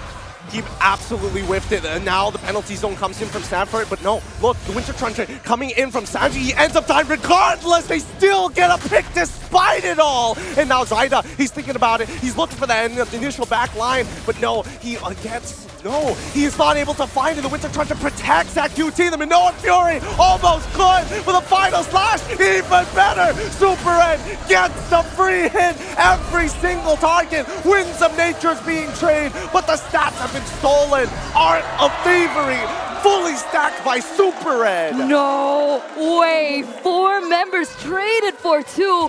This is it. This is Super Red at his prime. And look at the damage coming out from Zach QT as well to facilitate this play. They have to go to the end. Final slash, where is it? Gojess, you gotta stop outplaying as Super Red doesn't care. He's going for the end. Gojess tries to. Immortality spot and game 1 won by YRG. Against all odds, the underdogs coming all the way from the Open qualifiers, ladies and gentlemen, being able to take that series against the defending champions from M4, with Yawi stepping in as well. You do Red Giants say, you know what? You want the objectives? You want that early game lead? Take it. All we need is Super Red to come online, and that's going to be GG for you in the end game. Boys and girls, if you're wondering, oh man, people who juggle items, they're just tryhards. That is what we call a difference maker. All right, with the conclusion coming to this point, I'm pretty sure the analysts have a lot to say about this. So me and Gideon, we're going to throw it over to them. I mean, a lot to say, sure, but the only thing that I want to say is it's hard not to look smug at this point. But Colius, I do gotta say, instantly your prediction is wrong. Yeah. It's not a 2-0 Echo. Yeah, because I thought it's gonna be a Mr. Bombastic moment from the Pancake, but it's the bait. It's baiting, It's the bait. Oh my god, I'm speechless right now. They wanted to eat Pancake, yeah, but then they just get all the sauce, and apparently they can't take the heat. Especially when Super Red is free hit. Oof. So everything just I done. mean, like, Yawi looked like he stopped all of those engages. That's all I can say, gentlemen.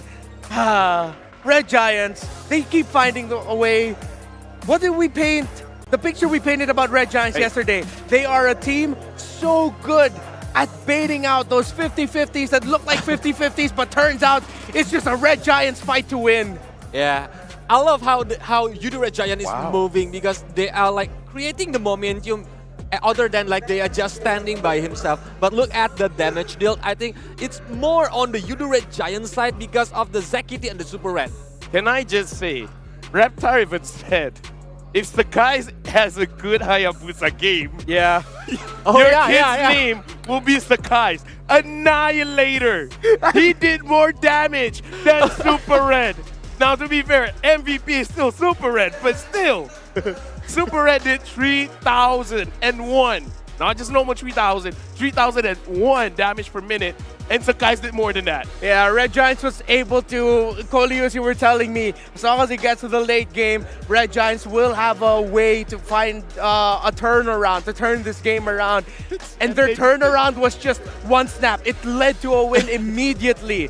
Super Red got the MVP here. How he handled that last team fight in that scramble was so good, because he knew how much of a condition he was, that if ever Red Giants won that team fight, they can go ahead and end it right away. He knew he needed to stay alive. But Sakai's, I made that joke behind the scenes that if Sakai's had a great game, I'm gonna name my first child after him. Let's see if that'll happen. That'll be so far from the future. But Sakai's, going from that saga of him getting punished, him finding the kill onto outplayed, him to getting taken down again, to him being able to do well in that last team fight. Gorgeous timing that final slash as well. The moment they were resurrected, he just swept them away. And dude, I gotta say, I think Super Red was the one calling that team fight. And it's just funny in my head where I imagine him saying to Pancake, make it look as bad as possible. Yeah. I know, Echo, just make it look bad. They'll take the bait. Yeah, Pancake, man. With everything. What ended up looking like a massive miscalculation from the roamer of Red Giants. Yeah. It turned out, I think Pancake can get away with just saying now, hey guys, I was part of the plan. Totally part of the plan. You know? It's 3 big resources, right? The Flicker, the Yeah. Tyrant Rage, even the Tyrant Revenge. Yeah. Oh my god. Everything missed. But somehow Red Giants got the win from that. Oh.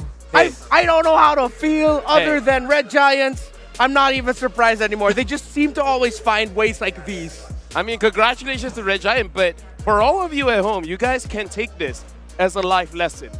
Just because it looks bad doesn't mean it'll end bad. Exactly. Things can turn around. Stay optimistic. It's just a bad play, not a bad game. Keep your head above water. And like I said before, about the chemistry, if the chemistry is good, it can make the default to be initiation. Like, you're just correcting the movement from Pancake. That's a chemistry. Yeah, also one of the biggest problems there for Echo in that last team fight was that Sanji so out of position when everything started, when Echo decided to push it. When the feathered airstrike of the Farsa was dropped down, Sanji was the furthest from the other members of Echo. Go just found him, they got to stun him down and then burst down Sanji. Without that Valentina, that team fight for Echo just it was Sakai's. So difficult. Yeah, Sakai's came in as well. Yeah, and so then Sakai's coming in as well to take him down. Red Giants, they every time. This is why I gave a point in my prediction for Red Giants. Because I am no longer surprised if Red Giants finds things like this. Oh. This is the new Malaysian Bole. Dude, like I said, I would be so surprised if Claude was let through. Yeah. And they let it happen. I don't think it will happen again. Because if it does, then I don't know, man. You're asking for it at that point. Yeah, but it's funny because we were talking about it beforehand. If ever Echo lets the Claude through, they drafted a lineup that will delay the Claude farm, which it did. They take that condition. But then when it came to the team fighting, again, I think we're starting to see here the, dare I say, the chemistry thing around Echo, man. They don't always seem to be at the same page when it comes to key moments like these.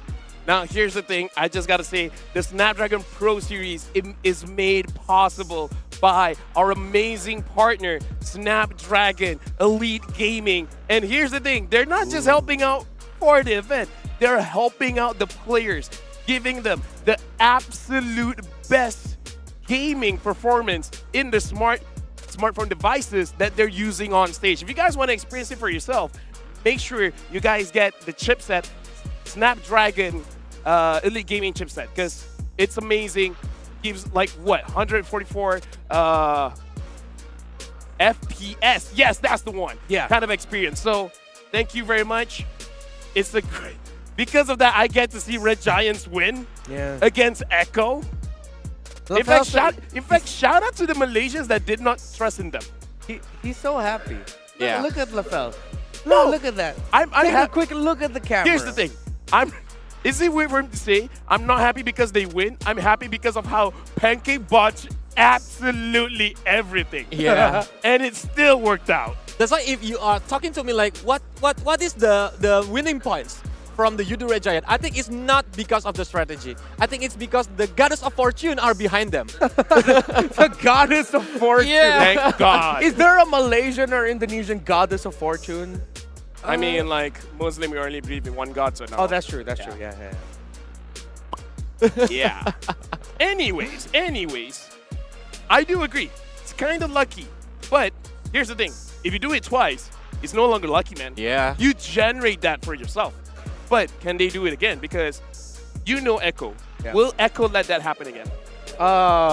Here's the thing. Yes? In FPL Philippines Season 11, one of the things the community, the casters, everyone really pointed out about Echo is that there always seems to be this moment wherein Echo, they're in the lead, and then they'll just slip their way. Either they stayed too long around the base, trying to siege, trying to end it, or there's something they overlooked in a team fight.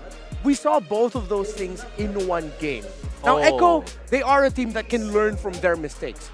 But they're not a team that learn quickly within the series. sometimes it's over time. That's why they ended up becoming champions. They went on a hot streak, they went on a low streak, a loose streak, and then they became the champions in the Philippines. So now this is going to be pulling out a side from Echo that needs to bring out their alertness. Wherein, yes, we'll definitely adjust mid-series. Yes, we will definitely find a way to take a win and then force this game number 3 that we so desperately need. I don't count out Echo from finding that. Yeah, so the virus is overextend. Yeah. For the Echo. Yeah, overextension and not finding... Because honestly, looking back at that sequence, Outplay could have also gone to the top lane. And if he threatened that, the rest of Red Giants would have been forced back. I kind of feel like Echo should give a little bit of respect as well, because Takais was able to do quite a lot. Yeah. Right? Because we got to think about it. Even though, here's the thing about Hayabusa. There will come a point when Hayabusa has 4 items, even if you're clumped as 5, if he gets like 2 marks from his shuriken or basic attack onto you, even just hitting that extra 2 onto one person, that person is going to get executed. Yeah. And that's the thing about Hayabusa is some people feel like later in the game, he will fall off. No, absolutely not. He will get stronger, just like naturally all of the other heroes, more items, more damage, more defense, more tankiness, right? So they got to be like, okay, we really should be careful. If we have the Wind of Nature, use it. Because I kind of feel like there are times they're just like, pish posh, it's just Hayabusa, no big deal. Especially with the burn effect coming from the emblems. Gotta be careful of that. The Lethal Ignition one. Yeah. Yeah. Because of the mark from the Phantom Shuriken, so most of the damage from the Shadow Kill, you mean, right? Yeah, Shadow Kill. It would be like good to be aiming at the backline. So Hayabusa is still a good hero to pick off. Yeah, but now we're going into the draft, and I kind of want Super Red on the quad again, but I don't know. Logically speaking, it should get banned out. Yeah. Yeah. And it does. If ever, Echo might open up the Angela this time around, if ever they're going to be the first pick. But no, the first pick is actually going to the side of Red Giants. All right. Okay. They did change that Angela ban, and yeah, they banned the Claude, they banned the Faramis and the Diggy. Valentina is now going to be the first pick, and Zach Cutie's going to get a hero that he is very comfortable in. I think Echo wants to play Cash because they banned out the Faramis. Oh, yeah. Yeah. Kaja? So Kaja, yeah. I'm thinking Kaja. If not, yeah, at this point, I'd rather give the Divine Judgment instead of the Minotaur ult. Oh, yeah, definitely, definitely. Yeah, because Red Giants, oh, yeah, they're gonna counter Or well. he wants the Cho. Oh, yeah, the Cho would be a good pickup, too. Cho is good. But as an early pickup right now, maybe not. So this might either be an Arlot this time around, so we'll take it out from the hands of Gojis. Fredrin is there as well if they want it. Fredrin. Oh. Oh, this time they're getting the Farsight. Farsight Kaja. And with Kaja has been picked from Echo, I think there's possibilities that they want to play with 1-1. Because 1-1 and Kaja is a good combo. Ah, yeah, 1-1, Kaja. Along with Farsa would be really good too. Oh yeah, 1-1 might be the third pickup here for Echo. Because yeah, honestly, Super Red so far, if he doesn't get the Claude, he uses the Beatrix. Or Brody. Or Brody. I kind of feel like Brody won't do that well against a Farsa, same as a Beatrix. So that is going to be very, very difficult because one of the only marksmen that's good is there. And Fanny gets picked up and the Terizla. I actually like this. I like the pickups. Yeah. This Fanny especially. Usually when you see an Eve or a Farsa and then the Fanny's open, bam, the Fanny would be like the perfect pickup there.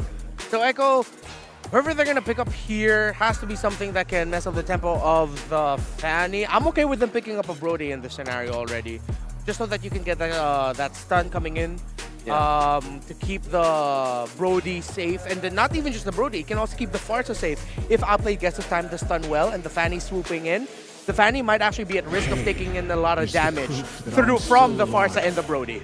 All right, so now the first 3 picks have been shown. I feel like Echo, they kind of more or less solidified what their win condition is. So now we really got to look at the junglers. Are they looking for another damaged jungler? Because I kind of feel like going utility here might be for the best. Yeah.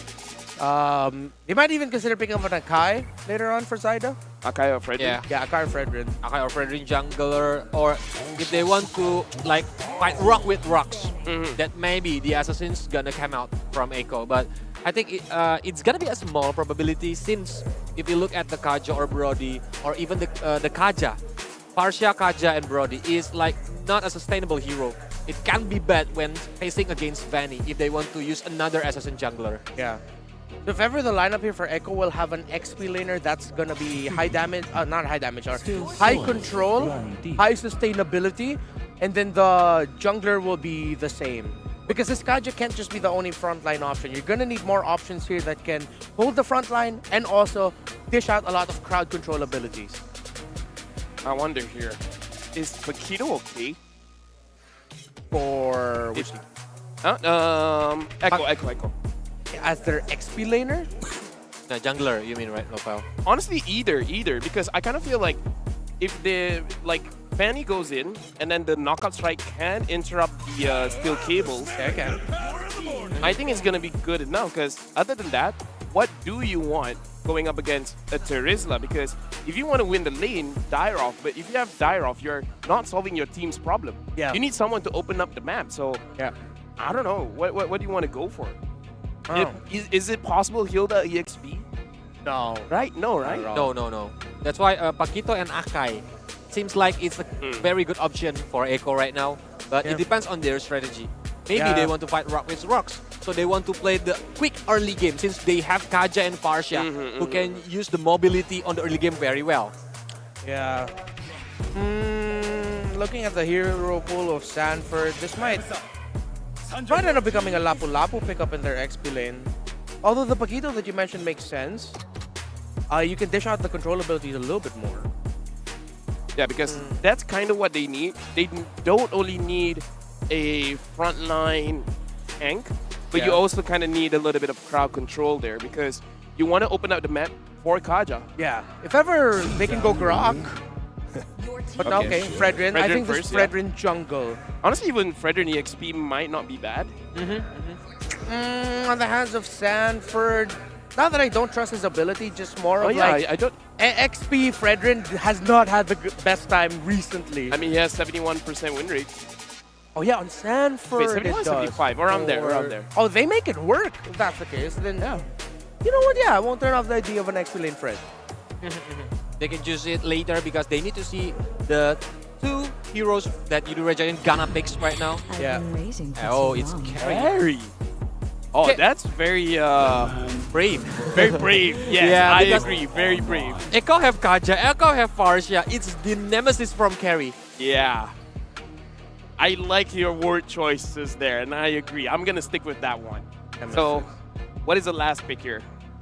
Because again, could be Flex Fredrin, could be EXP, could be Jungle, could do well in both. If they need more damage, maybe can Bane.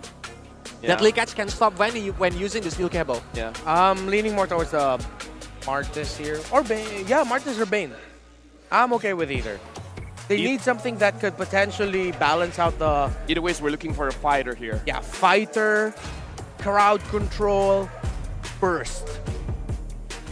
Right, 5 seconds down and use long. So it is going to be... Oh! So Sanford's like, okay, you know what? Playtime's over. Let me just try my very best to 1v5 this. He's using his trump card. Oh, this is going to be very interesting. I kind of want to know how Gideon feels seeing Sanford on this Yuzong. I'm feeling really good about it. 1v5, the man is willing to put this team on his shoulders and carry them across the finish line if necessary. I don't know how Super Red's going to play this game, I'll be honest with you. No idea? None? I didn't get addressed, Gideon. Okay, So all right. This is a Gideon solo cast now. Fine, no problem. Welcome everybody. Me as well as it turned out. We'll be taking care of you guys here on the desk for the second match of Echo versus Yudu Red Giants. Now, may I have your opinion, please? I'm mad at Lafel. Oh, okay, sure. All right. Now it's a Lafel problem. Okay, one Malaysian to another. I get it. But it's tough. I think that Echo has a really good draft here, and I think it's very targeted and very focused on making sure that Super Red is going to have a tough time. If not Super Red, at the very least Zach QT. I understand that, but I think we're shifting focus a little bit too much on the gold laners. Remember, this is a Fanny in the jungle, so even if let's say that becomes an issue, there's always still the Fanny to be able to shift that focus elsewhere or even find more trades on the board with that lack of focus onto Sakai's here especially that we know that Sakai's is such an impeccable assassin player. I'm actually quite curious because technically Echo only has Yaoi to be able to lock down the Fanny and nothing else. I mean, there is Zyda to try and get the taunt off, but that's assuming that the steel cables haven't been thrown out towards wall and connects. But in the meantime, at the very least, hopefully Pancake's performance will improve in this game number 2, because if he blunders hard on this Grok, there's no saving him this time. You know what? It might work. Right? Because like in game number 1, we were like, no way it's gonna work. And then it worked out. And here, you can even see how aggressive Sakai is willing to play with all these penetration, more damage items, and even the lethal ignition on top of it as well. Looking for more picks, doesn't really mind that in terms of these objective plays that maybe Zyda might get the better of it.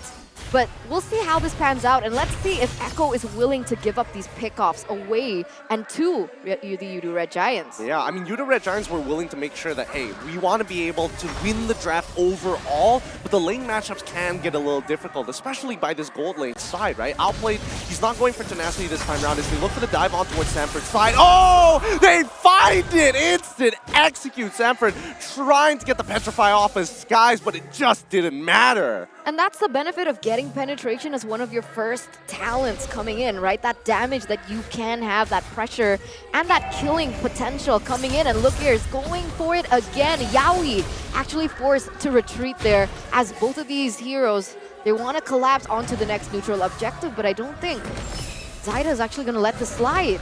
We'll see. Pancake hasn't hit level 4 as Pancake tries to reset this turtle. Zyda positions himself to maintain this aggro, and it looks like they might just have to give this up. Black Dragon Form's coming in, and Yudu Red Giants, they do not want to deal with this whatsoever. No, they're just going to let it slide again. That's what I was trying to say. They're going to look for more pickoffs, and they're going to try and help out the gold laner for sure. Outplayed isn't in too much trouble in this matchup, so they do need to support Super Red in order for him to not get taken down or shut down from that early game. That is true. Gojas, he's positioning himself very aggressively from this wave. Yep, and there we go. Instantly, when you position yourself that aggressively, you're bound to get punished, and Yaoi will not let you go. No way. There's so many wings on Echo. There's Sanji, there's Yaoi, there's even the Black Dragon form, so many wings. I mean, would you consider it wings though? I mean, on a technical scale, I mean, yeah, you kind of just levitate, so you don't really see the... Oh, whoa, hold up, Sky's still in the middle of this, able to get his hand, but he's going a little too far for comfort this time around, and they don't find the kill, but at the very least, they maintain some pressure or some semblance of pressure to alleviate Super Red on top side. Yeah, they need it. They need it. They need to be able to help him out because we see how weak Carry is in that early game. Going against such a bruiser in that early game like the Brody is not going to be easy at all. And looking at this, despite no one being traded back so far, it might be rough. Stanford! Guys makes it out just in time. Wow. Oh, that momentum right at the very end as the second cable connects gets him out. A good punish onto Sanford's side. I mean, first of all, let's start at the very beginning of that play. ZachQT's spacing is impeccable. He survives the initial jump from Sanford into Petrify combination, doesn't get locked down, and as Sanford walks away, I don't think he was expecting to get collapsed on so soon by Skies in that fight. And now, that initial 1,000 gold lead that Echo had, look at it. It's gone. Only 300, only 400 for themselves right now. As you can see, Echo, they're looking to kind of push it even further. They want that gold gap. They want to be able to snowball. And look at this. Yep, they find it outplayed on that top side. Solo killed by Super Red. Good play coming in from ZachQT with the Divine Judgment. Not a solo kill, my bad. But this forces Echo backwards as Yudu Red Giants, and especially for Skies, happily farming away. You may take the turtle, only because I let you. The mind games coming through from both of these teams, man. It's not getting any older than it was before. Echo now with barely a gold lead. No way! I told you! Away from Zyda! What is that? What is that attitude? I love it. I love it. He knew, for some reason, he was risking it. He goes in and he expected, if Zyda used this Retribution on Turtle, it wouldn't be back up if he's on his purple buff. So I'm just going to check it real quick. In the meantime, Yaoi getting punished by the Wild Charge coming in from Pancake is outplayed, is able to secure the tier 1 down by topside. Well, up by topside this time around, but Yuta Red Giants is making Echo hurt for every move they've made in this game thus far. Yeah, that's going to be another tower conceded for the Yudu Red Giants again. Wow. I don't know. I want to actually see the items so far because I feel like this gold lane is going to be very interesting. But meanwhile, in the bottom lane, that's a lot of 1v1 plays and even a top side. Well, penalty zone already landing on towards Outplay side. He's in a lot of trouble as the Divine Judgment pulls Pancake away. Outplay gets the live, finds the kill on towards Pancake. And Zach QT, he's on the run, but Zyda ain't gonna let him through as Sanji finds a kill of his own. Kojess needs to finish him off, doesn't find it. This time, Echo claps back. And that's just like that. The turntables, ladies and gentlemen. Yudo Red Giants, it felt like they found their form earlier on, but this is the instant switch up coming in from Echo, now picking up a 2,000 gold lead. And this is why the casters earlier on, they also mentioned that they need to be careful of the high ground coming in from Sanji. How much damage that he was able to deal with the lethal ignition on top of it. No trades back whatsoever. 2-0-3 KDA. This is looking like a perfect game for him. Ooh, outplayed, having to flicker away from Skies. He does not want to be left alone against that Fanny. But in the meantime, Echo once again will be able to secure another turtle. This is going to be the third one and the final one of the game. And Sanford so far, I mean, as much as I love him playing this Yuzong, he has not been able to hit too many Petrify combos throughout the match so far. Maybe not yet. Let's be like optimistic, right? I don't know. I feel like he's utilizing his presence more to just shift Yudu Red Giants a little backward, right? And now Echo being able to utilize that space, they're going to be able to get a tower in the bottom side. Meanwhile, Yudu Red Giants unable to clap back so far. As we take a look at the items, so in that previous team fight, Sanji actually didn't have that lightning truncheon, so that was pure damage coming out from the Clock of Destiny. Now imagine without the respect items coming in from the Yudu Red Giants just yet, that's going to be a lot of damage being able to put onto Yudu Red Giants in those team fights. Yeah, Yudu Red Giants got to be starting to rush for some magic resist. You can see on Grok, he's already got his cloak, while even Terizla himself is slowly building up. I'm not sure what whether he's going to go for the Athena shield or try to greed out with the Oracle. We'll see in a little bit. The Feather Airstrike coming in from Sanji if they want to take this tier 1. Gojess and Pancake will see Zyda walk up as they want to invade, but they find the Divine Judgment on towards Gojess' side. Now, penalty zone on towards Outplay. Sky's trying his best. Cutthroat as well finds the trade kill. Regardless, it is 2 for 1 in favor of Echo. And Zyda underneath the turret still goes. Sanford wants to chase them down. Finds the Petrify. Gets the shot residue. Does not get the kill. Almost with Yaoi's last empowered auto attack almost taking Super Red's life. So close, yet so far. 2 for 2 trade. Who would it be worth it for, right? Because in one side, Yudu Red Giants, they actually go, oh, wait a minute, Pancake! No, Pancake is done No for, way. but this sets up for Skies. No, wings by wings. Sanji gets on out of there in time, and they secure a tier 1. So now it's worth it for Echo. So 3v2, but unfortunately, they have to take down Outplay. But at this point, is it not a bad trade? Is it not a good trade is what I'm saying? It's a phenomenal trade for Echo. Like, this is everything that they could ask for, right? I mean, despite it being 2v2, they are going to get their battle spells a lot faster than Sanford. His trigger figure on that Petrify, as soon as this off cooldown is coming for it, Divine Judgment once again, they find Gojess. He takes a bit of damage. He's a little low. He could go for a penalty zone, but Feather Airstrike is going to commit. Hit land on towards 3. Sanji is able to get his Skies to Ghost Lord and a kill and gets to walk away. Daylight robbery. That is so messed up because Zyda is level 12, Gideon. Level 12. He was 2 levels above of Skies earlier on. Skies was level 10. That shouldn't have been possible. How are Yudu Red Giants coming back all the time? I mean, it's the burst damage, right? You saw Super Red, he wanted to walk up, couldn't go too far. Pancake goes in for the wild charge, but not only does it... Wait, hold on. Whoa, Skies, now he's just flexing. Now he's just flexing. But yes, Pancake with a wild charge, and even with Skies looking, because so many people were so close to the Lord, the collateral damage really starts to build up, and Zyda didn't get his retribution off in time. And I think one of the best adaptations coming in from Sakai is the fact that he went in towards the team fight after everyone from Echo wasted their resources, because that kill onto him earlier on was him just going in and getting punched out and kissed out by the Brody, and then he was kind of stuck in place. You know, kissed out? his Wait, skill what? too is kissing. Oh, okay. All right, It's like, sure. mwah. Maybe Like, until what? he gets a Valentine skin, then I'll believe you. If he gets a Valentine skin, that confirms our suspicion. Well, my suspicion at the very least.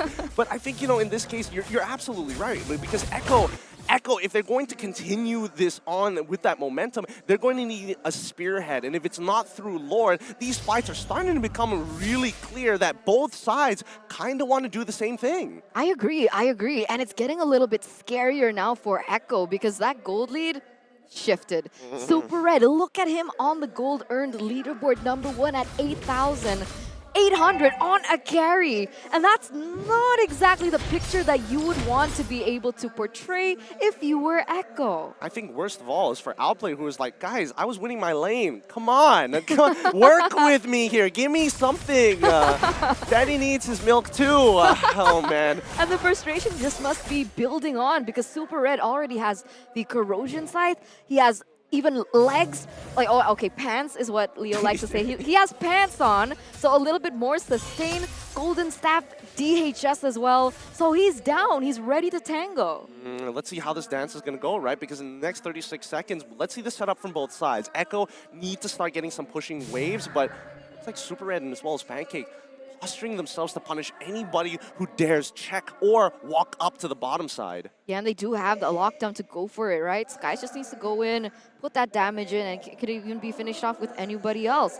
At this point, Skies 3-1-2, really good KDA so far, and Gojas has been just popping off on the Terizla too. This is a really interesting movement. Usually teams would actually care more about the long lane, but instead, they send 2 members down, posture themselves closely around this Lord, and allows that top side to get pushed initially. So the fact that they don't see anybody bot side, they don't see anybody actually taking priority over the Lord, gives them an idea that the majority of Echo, at least 2-3 members are on that top side. They see Sanford and Zyda, so process of elimination, right? That was so smart. Like, I didn't even notice that. I mean, I'm just trying to figure it out, right?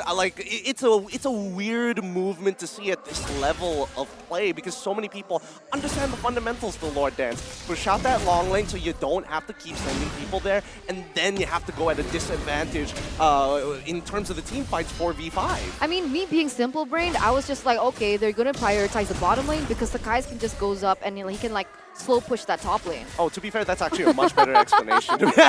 You say smooth brain, but that is a good explanation. Yaoi and Outplayed have not moved for the past minute or so. Their patience is waning in Outplay. You can see his fingers are getting itchy, but he also recognizes that they need to wait for the right opportunity. Man, that top side is building up really, really quick. Skies, he's going to respond to it. Even on bottom side, somebody's got to deal with these side waves. If not, Echo is going to get this Lord for free. Oh, look at this. Conceal play. They find Super Red, and they take him out. Sorry, Zach QT, and they take him out instantaneously. Now Super Red gets to reveal himself. He's looking to get the kill on towards Yaoi side. Sanford with the Black Dragon Form will chase him down. Petrified, but the Winds of Nature protects him. No shot residue, nothing left. Appraiser's Wrath barely tickles Super Red. As he gets his 3 hits in, Outplayed is going to posture himself, and now that's going to be it. It's going to be a 2-for-1 trade in favor of Yudu Red Giants. Still Yudu Red Giants.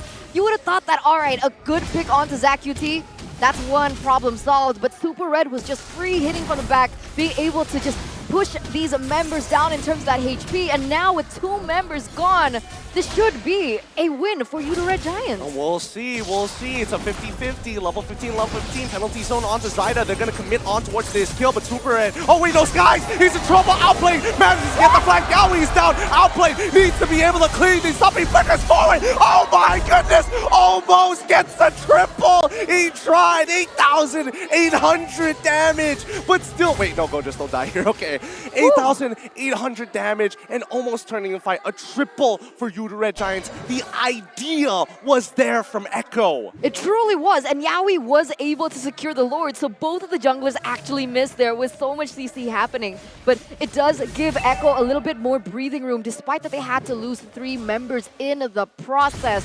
But what a team fight. Yudu Red Giants.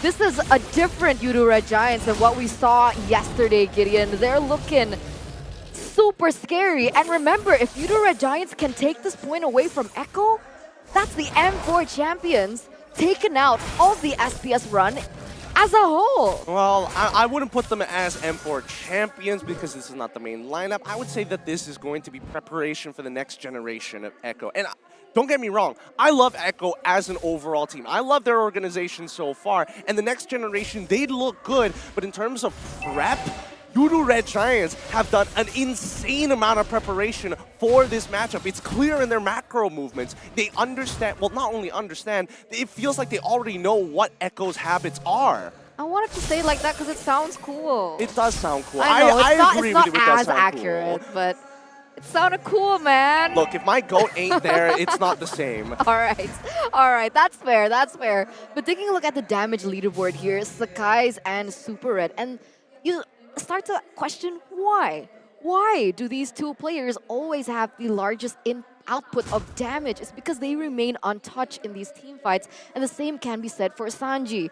Echo, so far, every time they go in for these team fights, they punish Zach QT, forgetting that Super Red and Sakai's can just come in and just, you know, whack, whack, whack, and everyone's dead. I don't know. I feel like I can understand the explanation for Super Red, but Skies, I feel like half the time he's rolling a D20 and he's just hitting nat 20s each and every time. Like, he's getting these big crit hits when honestly he shouldn't be. Let's take a look at the items. You meant Sakai's, right? Yes. Malefic Roar, BOD. What else he got? What else he got? What else he got? Blade of Heptases as well. And Heptases on top of it. Big damage indeed. So he's actually building Assassin here, right? He wants that initial landing of damage to hit, and that's what we're seeing. And, you know, actually Sanji wasn't taken out by his skills, but he was taken out by the dot coming in from that lethal ignition, so that's why he chose it. Yeah, I'm again, as the game progresses, right, that lethal ignition damage is only going to get bigger and bigger and bigger. It's so relevant these days for Assassins if you're looking to burst out that one guy. Sanford could have taken it for himself on this huge song if all he wanted to do was just chunk down Super Red, but his sustainability is also extremely important. It's about balancing and weighing the odds, but here we go. The Lord Dance begins. Back to a 50-50 here, but look at the positioning coming in from Outplayed as well as Yaoi. They're looking for a pick, but he might not be at the right place. Or are they looking for a backdoor? Wait. They're slowing it down. Echo was looking like they were blitzing it. Pancake tries to get the reset, but doesn't find it just yet. The Lloyd can still hit over the Nature's Barrier. Blue Red Giants are not by... Oh, Skies. Oh, what's the call? What is the call? This is a different pattern, and you can tell that it's a bit awkward. They get the reset finally, and YRG now responds to the top side of the top side wave. Oh, they're opening up. They're looking. They know that something is off, but they don't find them. Oh, this is so... I hate this. The tension is palpable. It's so thick in the air as well. And now they've waited it out. They're waiting out that purple buff. They know that it's coming back up in about 2 more seconds. Echo, how do they respond? I mean, right now it looks like the Brody is going to move around it. Oh, it gets resetted by Pancake! Pancake, what a nuisance. Echo, a little frustrating, but Echo has been playing very, very patient. They'll do this and they'll set it up all over again. Let's have a look at the items in the meantime. That's so annoying though. How do they do this, right? Because at this point, a lot of people are already full items. Even the carry goes for a little bit more sustain with that rose gold meteor. Oh! Yaoi finds it! He gets the guys, and now they can almost guarantee this. Oh Lord, Yudu Red Giants, they're not scrambling just yet. They're looking to reset this and buy as much time as physically possible. Sanford with the Black Dragon 4 has found the flank. It forces out the Petrified, and Super Red has to use Winds of Nature. Zyda will secure this no matter what, but Yudu Red Giants are looking to take the fight regardless, and they're trying to peel on back. Yaoi slays the Lord, and Gojas gives up his life so his team may retreat. Loverboy to Lord, a Slayer real quick. That's 2 Lords that he was able to take. Not really sure what's going on, but now Yudu Red Giants, they're on the back foot. 2-for-1 trade. Skies and Gojas, only Super Red to be able to clear these things out. But once again, oh! Divine Retribution on towards Pancake. They're going to break his immortality. Feathered airstrike. He wants Super Red. Don't find it. Pancake flickers out there, but uses the wall charge. Skies comes back in time to break Yowie's immortality, but that's going to be one inhibitor already down. Wait, Skies, he wants more. He's looking for it. Winner, Truncheon saves his life, but Skies takes him regardless.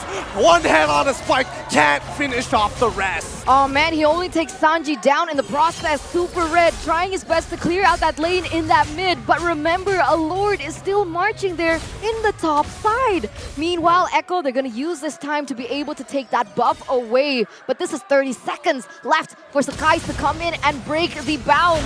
Can Yudu Red Giants defend? They're just gonna have to let this inhibitor go, right? They don't have a choice. Super Red can't just walk up. He used his Wind of Some Nature earlier, and now Echo trying to force a play. Continue coming through. Yaoi flickers forward. He wants Super Red. He finds Super Red. Penalty zone to buy a little bit of time. Super Red is alive. Wind of Nature is back up in time, and now they're looking for the 1v1. Outplay has his Wind of Nature. He's got to get on out of here. Super Red clears it out, and they manage to defend in time. A 4-for-2 trade. Yudu Red Giants with staggered death timers make it to the next phase. The underdogs climb back up on top again. How was that defendable at that point? The way Super Red utilized that wave, the way he was able to proc that wand at the right time, at the right place. No! Oh my god! Sanji gets taken out! This is a disaster for Echo! Tier 2 is going to collapse. Bottom side is starting to crash. Red Giants, hey yo, are you trying to end this game? They're going to make an attempt to. Mid inhibitor's already down. Zaida's in trouble. He can't take this damage. Skies, everybody throwing their bodies at the wall. Nobody is going to fix that bottom side, but they will try to take as many kills as possible. What? Super Red, oh, they need to go forward. back. Gojes, he's back in the base, finally. Oh my goodness. What a series of events. Oh, okay, let's give some breathing time here because what the heck happened in that last 2 minutes? Yudu Red Giants were so close to end as well, but luckily Yaoi was able to come back on time, and without any minions, Yudu Red Giants, if they committed onto that, that would have been one straight push coming in from Echo. Oh dear Lord.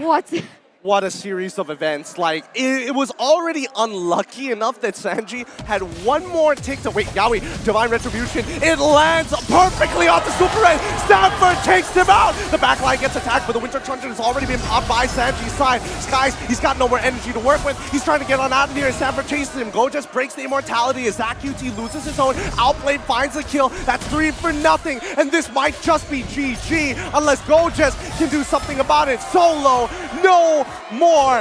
He has no more resources. He heals himself up, but he's only buying time for the inevitable. Skies finds the kill onto Outplay's side. And wait, can he make it a double? No. The Shao Residue keeps Sanford alive.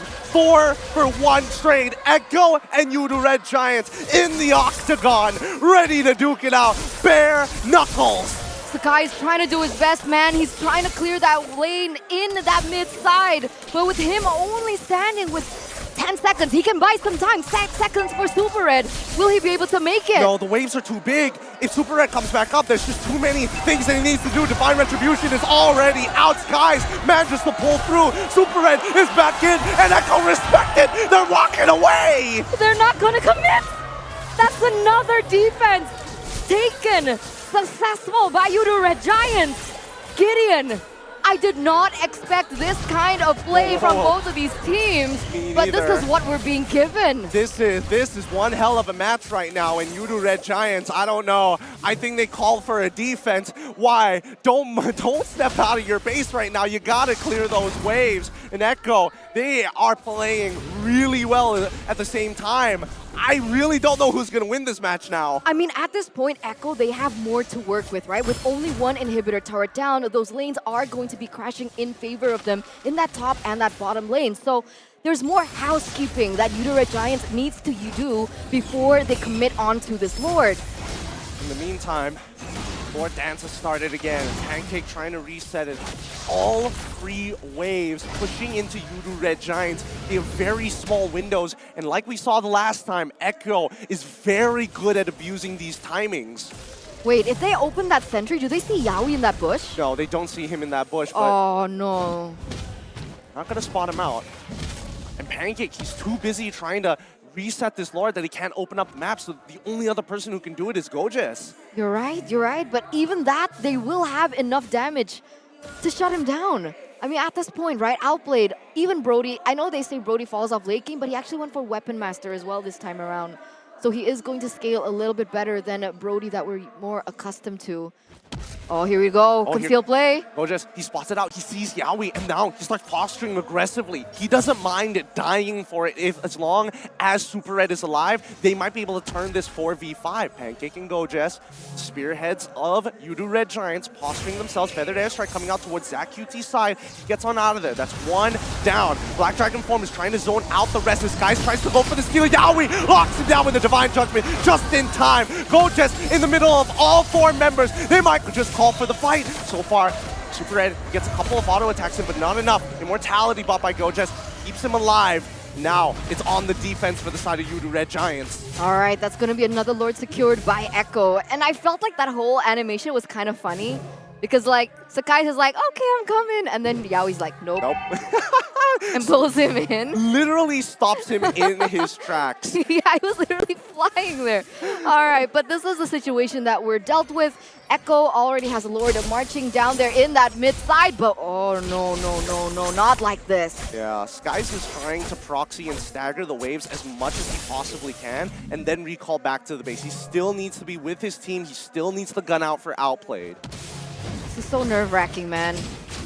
Yawi goes in for a concealed place, looking! He wants Super Red, doesn't find it. Penalty zone to look to punish them, but 2 flickers are already out, and Skies goes in. Winter Truncheon already being expanded by Sanji as Sanford has used the Black Dragon form. The taunt lands onto Pancaking Gojes, but not going to get too much. Now, here comes Skies once again. After the recall, places Red, Gojes ends up dying, and that's also Skies dying at the same time. It's not good. It's falling apart. Petrify into Black Dragon Tail to finish off this game. It's Echo who takes game number 2. The Orcas have equalized in game number 2 of this best of 3 series, forcing a game number 3. That was a long drawn 27-minute game of full action going back and forth. And I would say that that was a valiant effort for Yudu. Truly a valiant effort, but you can see the experience, the patience, which is a little again, I wouldn't even say against their beliefs, but just not very Echo like with this particular Echo squad, because they love to fight, they love to get under your skin, but it looks that they have mastered both sides of getting under your skin, the patient way and the aggressive way. And really, Yudu Red Giants just received the worst end of the stick there. And with that game, let's go and head over to the analysts. What do you got?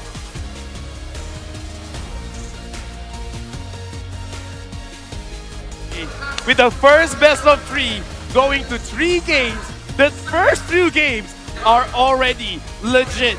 Seal of legendary status, man. Yeah, what a series so far Red Giants and Echo have been showing.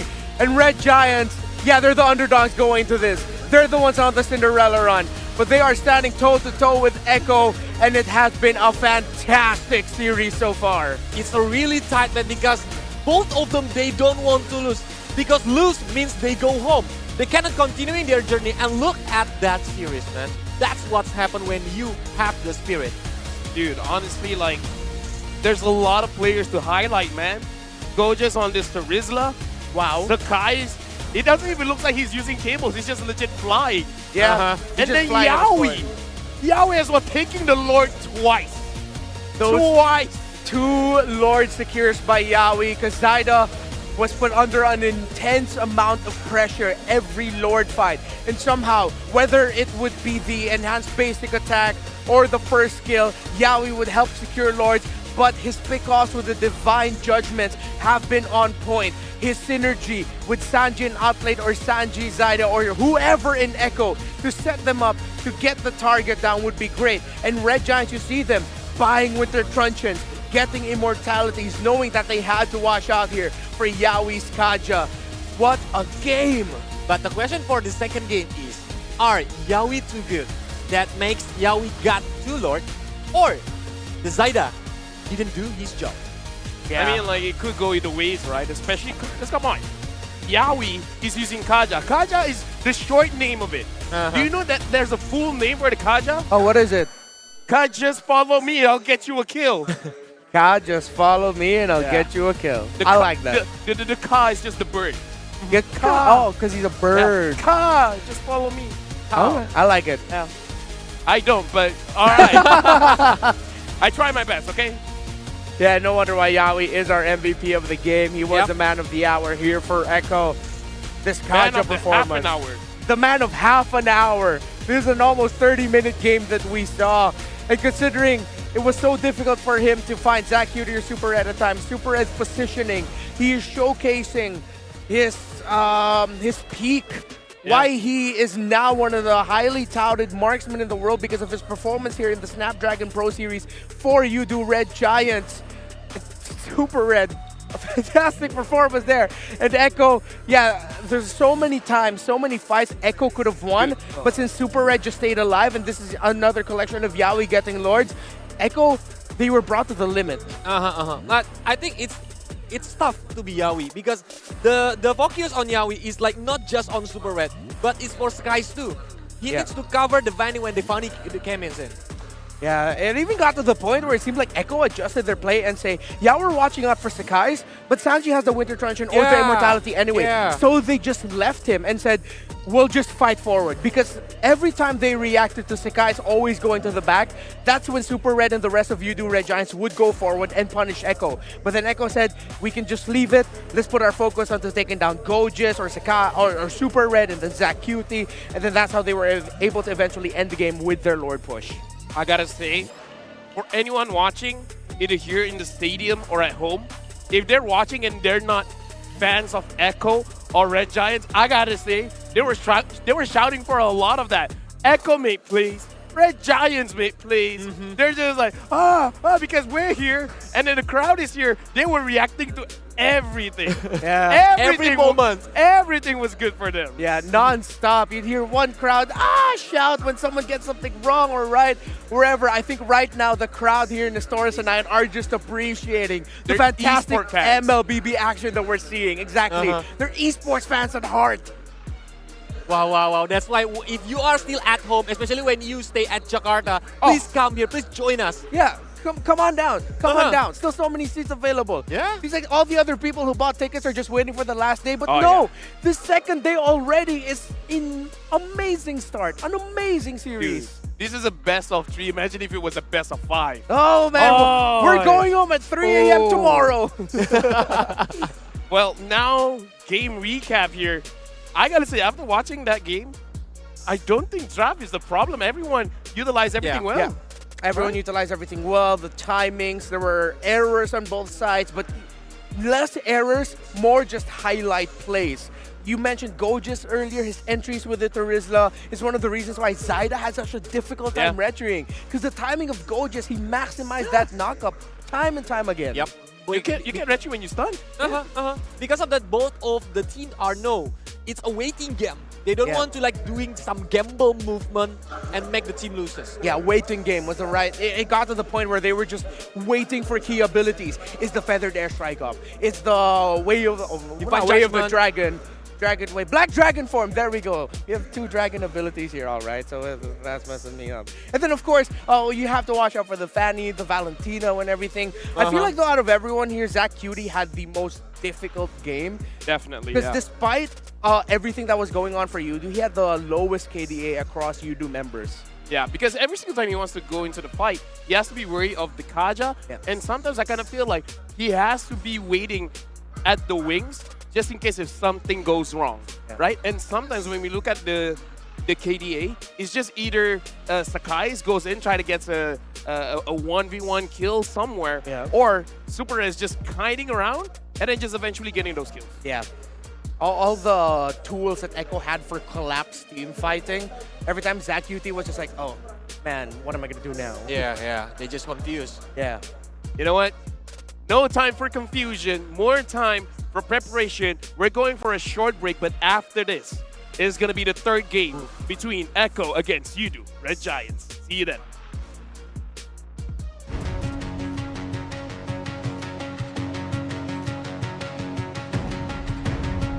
I think AP Brand will reach the final round. Pastinya juara sih. Gue berharap kita bisa ngeluarin potensi maksimal kita lah. Tentu target kita juara. Right now we're just trying to like experiment and stuff, but we will still do our best. No expectation, just we will just try to do our best. I want to be champion with EVOS Icon. To be a dominant player again. Yang pasti juara lah, karena juga tim di sini kan juga kuat-kuat semua. I really don't hold much high expectation. We just come here, have a good time, and just have fun lah. Yeah. Expectation saya is kita orang harap kita orang dapat pengalaman yang banyak lah. My expectation in SPS is that we're gonna win 100%. I think my team gonna be champion. At first, I didn't really think that our team could make it until Jakarta, but yeah, we made it.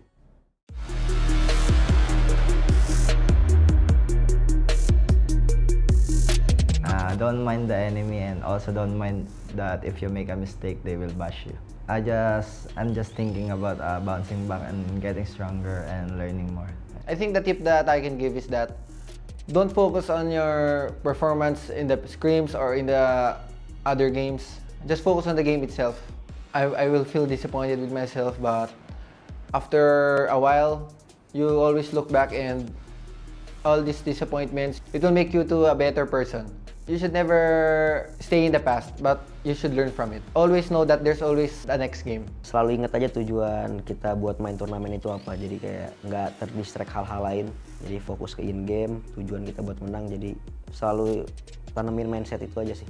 I think for me, just love the game, because if you love the game and whenever you're playing, you just like, you won't think of anything else but play. That's my number one tip.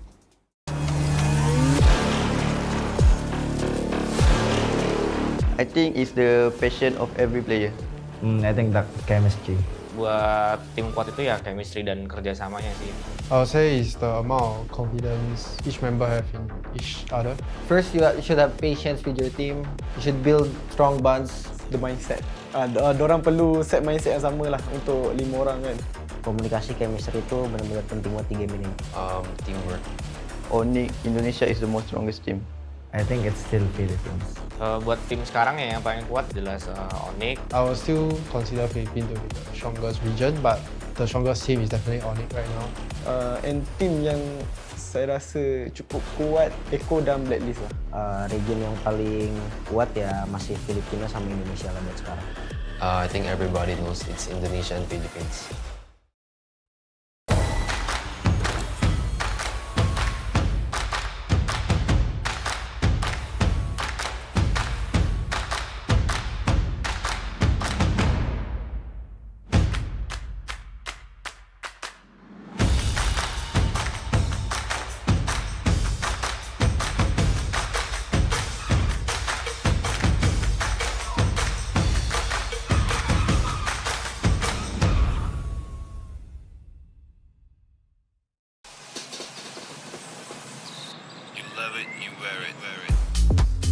Wear your passion. Share your passion. Wherever, whenever. Gaming is a lifestyle. Get your merch at shop.eslgaming.com. The Snapdragon Pro Series powered by Samsung Galaxy is brought to you by Snapdragon Elite Gaming, Samsung Galaxy S23 Ultra, Monster Energy, and DHL.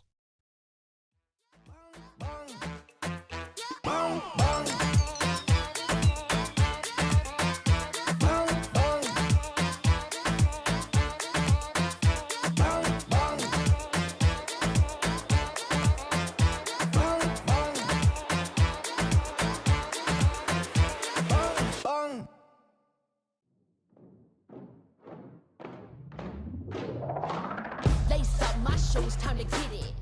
Put in the work, come with it. Paying my dues with sweat and tears. There is no weakness here.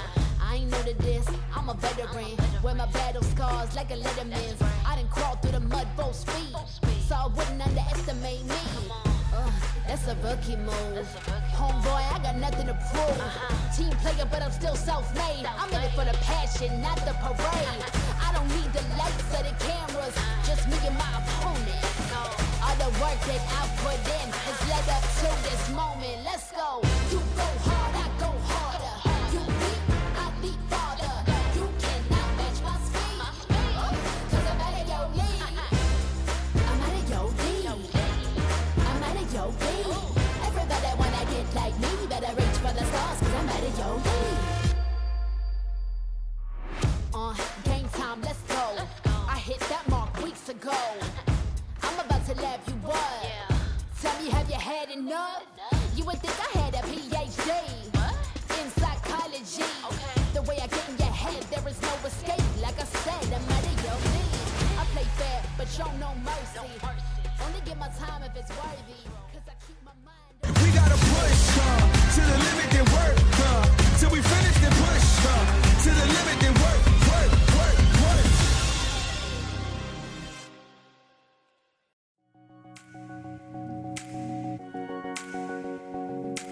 Welcome back, everyone, to the Snapdragon Pro Series Playoffs Final, powered by Samsung Galaxy. This is going to be the third match between Red Giants going up against Echo. And I gotta say, the tension, it's high because neither game number 1 or number 2 were stumped. Yeah, man. I was talking to Coach Theo of RSG during the break. I was talking to Simon. Yeah, you were talking to Simon. Yeah. Even Coach Theo was like, wow. He told me, grabe yung laban. It's like, this fight is intense. So unexpected. How competitive it is. How close it is. And how long the games are. No one expected it to go this way, but I'm glad it's going this way. Yeah, and it turns to be best of 1 right now. Yep. It will be their last game for one of them. Oh, who is it gonna be? I managed, like you managed to meet the coach. I managed to meet the owner of Red Giants, and even he was like, "Dude, what are these games?" And he was also, talking on Sakai's. Is like, what? How can that kid play like that? Yeah. How is that possible? Yeah, he looks so comfortable in the fanny, but I wonder if that's gonna be we'll get to see that again, or we're gonna see a completely different draft picture. So many questions up in the air right now based on what we've seen so far, Kolios. Especially the pressure too. I think it's the best option right now is let them play their most comfortable meta, their most comfortable heroes, because it's the last game. Yeah. If they are playing like too many strategy on their head, it can be messed up during this third game. I mean, like, one thing can be said. No matter how strong Super Red looks on different marksmen, like the carry, he's not getting those wins like the Claude. Right? So that I feel like that's going to be a constant here because doesn't matter what part of the tournament, as long as he doesn't get the Claude, no matter how good the KDA is, for some reason, they just can't get the win. Claude is the key. Yeah, Claude is the key. I wonder if Echo are going to ban it out again. That game number 2, they went on the red side and they took it out. I wouldn't be so remiss if they took it out again. And it looks like even though Zach Hudi, we've talked him up and how comfortable he is with this Valentina, it seems like Echo know or already have prepared a strategy to minimize this impact as a Valentina. So I wouldn't be surprised if Echo actually let it through again. They continue the same banning pattern, the Faramis, not the Claude, the Diggy. Maybe they might change up the Faramis ban if ever they're going to be on the red side. And for the Red Giant side, maybe they need to ban Valentina. Oh yeah. It's a really important heroes for Echo. I kind of feel like the reason why Zach Hudi wasn't able to do well with the Valentina is legit because Sanji was on the far side. Exactly. So it really does seem like even though the Valentina would be available for YRG, Echo already have something prepared. They're ready and they know how to handle that Valentina. Game number 3, the draft is up. And there is a draft adjustment here for Echo, who are looking to be playing on the blue side this time. They still ban out the Diggy, but they ban out the Claude, and now they're banning out the Fanny. Yep. So Valentina is getting banned too by the Red Giant. I think the first pick, Fredrin is still free if they want to use it. I wonder if they want to first pick the far side because not a lot of options open anymore. Oh yeah, for the mid lane. Yeah. The mid lane meta hero is like left are Parsha, So maybe they need to pick Wait, the Farsha Uranus is first. open. Oh yeah, Uranus is open over the XP lane. It's a sustainable hero. It can proxy the minion. So it will be a good heroes for Echo. But it's like a Keyboy playing with the Angela things. Because Sanford have a good mechanics, have a good momentum to do the setup, to initiate the team fight. If he used the Uranus, he cannot do it. Yeah, but now looks like they want to pick up the Farsha because not a lot of good mages are up here. And I have a feeling Coach Arcadia saw this happening. Yeah. He forced out all of the other mages, led the Farsha through, but that means you have an answer. So that becomes the question. What's the answer? And at this point, does Gojis wants to pick up the Uranus? The Uranus would be great, but I'd want to see Udu Red Giants consider the Edith later on in this game. There is no Diggy to worry about. Oh, Gojis knows how to pop off with that hero.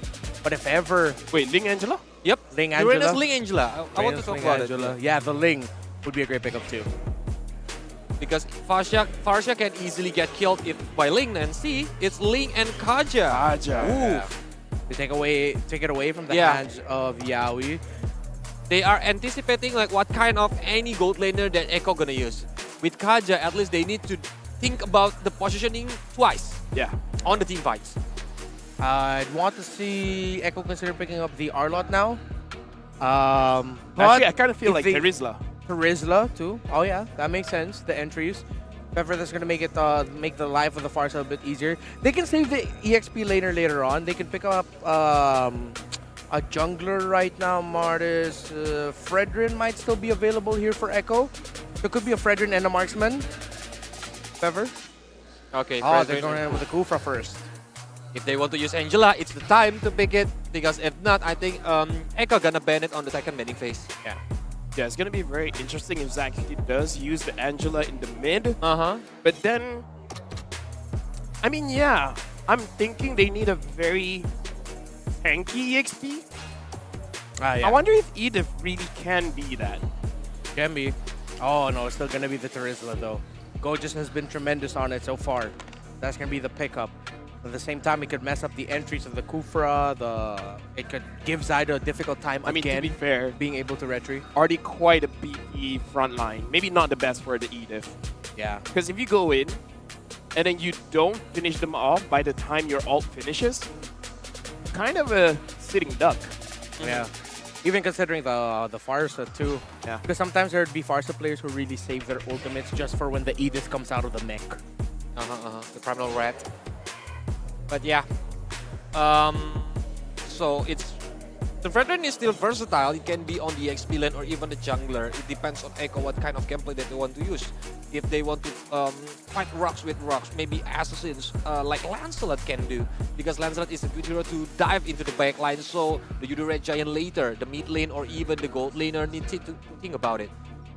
Again, I'm just looking at this Farsha. This Farsha is a very, very big problem. I just don't know. Like, we've seen in game number 2 just now, Sakai's was on Farsha duty, right? Make sure that the Farsha doesn't have a free time. Looks good, sounds good. But sometimes, like, the fact that once Winter Truncheon has been built, there is going to be a factor of you wasting the time of Sakai's. And Sakai's would just be waiting there, really wanting that kill, and then all of a sudden, he gets surrounded by Orcas. So I kind of feel like the idea, maybe they still want to keep up with it, but perhaps it's good if they have a plan B as well. Looking at the Kaja, I don't know if the Kaja will be the plan B. Yeah, the front line here of Udu might struggle, honestly. Unless Udu wanna... I don't think Super Red or Udu have it prepared, though, to give Super Red a non-marksman hero. And I'm not even talking mage. Like, I'm guessing 1-3-1 would be a great response here to Something Echo. like a Esme side lane.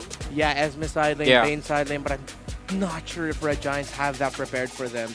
Because if ever that does happen, I mean, again, with lineups where you have Ling as your jungle, and then you have 2 fighters in both side lanes, that just makes the Ling your quote-unquote marksman, because it is like basic attack-based anyway, and you'll have someone to break it. So no DPS at all. And with Kaja and Ling, I think Udu Red Giant gonna play very aggressively during the in-game. They try to do the pick-off game. Yeah. It can be that do the mirroring movement from the Echo. Like if Echo just started to do the turtle, they will aim for the gold lane. I think that's the best option using the Link and Kaja ability. Oh, good read here by Echo to take out the 1-1. But the Angela that you guys have been mentioning is very open here. If ever this Angela gets picked up, I wonder if Sanford will consider picking up the Esme for him in the XP lane. Oh, I'm thinking about Angela mid lane, but they lack of the magic damage, right? Yeah. What about the Super Red using Harriet as the gold laner? Already taken out. Oh, yeah. It's already banned out here. Might be a Melissa even. Oh, no, but yeah, up against Farsa. Yeah. Are you willing to Leslie or no? Novaria. Okay, so they have their magic damage. But still, you know, Novaria is a coin flip. If you hit your Astral Spheres, it looks great. Yeah. If you don't, then you might even forget that there's a Novaria in the game. Exactly.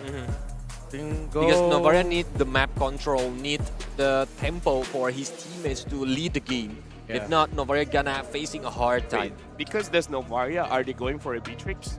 Making it easy for Super Red to hit the sniper shots? Yeah, that's a Right? possibility. Could be a Beatrix last pick. So it'll be up to Echo to decide whether they're going to pick up the Oh, Beatrix or no, the... they need a Beatrix. Do you want to know why? Why? Where's the high ground? Ah, that's true. Yeah, they need that really good wave clear. Echo should take it away at this point. And Good they read. took it away. And the Yuzhong still. Okay. Whatever they pick up, if it doesn't have a good high ground, not a lot of good defenses later on. Yeah. But again, whatever happens now, this will all be on Zach QT and Pancake in this game. Yeah, definitely. Especially if this isn't a good high ground hero. So much dive and reach on the side of Echo. Kufra, Yuzhong, and Fredrin will just provide space for the back line. This gold laner pick will be massive. If they want counter punish possibility, maybe a Melissa. But then again, they'll really have to watch out for that Farsa and try to bait things out. But right now it seems Or like they're another hovering carry. over carry, yeah. Yeah, They're carry is hovering good carry. because they have 3 tanky heroes like the Yuzhong, the Fredrin, and the Kufra, and yep, there he goes. Still the carry. Well, I mean, Wow. like, I can see how good the carry pick is going to be here, but I don't know. I'm going to throw it over to Eterna. Red Giants now doesn't look like they have a lot of high ground. Will that be a problem? Honestly, I think it might be. I mean, in this particular game, coming into game number 3 for both of these teams, I felt like Echo outdrafted Yudu here. I think Echo had some really great ideas put in play in Yudu. They were going for that big setup, but it was read into by Echo. They expected these adjustments, and man, I don't know. I think Yudu have a lot of work to be putting in, but considering how the first 2 games went, despite having some bad matchups, they still pulled it back to the brim. So there is still an opportunity, but we're still leaning more toward, well, I am leaning more towards Echo. Me too. I said it. Yeah, me too, me too, me too. Echo train. Join the Echo party. Express. Echo Express. But I do agree with you. I mean, there are certain moments where it's like, you know, this matchup doesn't make sense. It shouldn't work out. But I guess like this, the grit coming in from the Yudu Red Giants, they make these things that on paper shouldn't work out.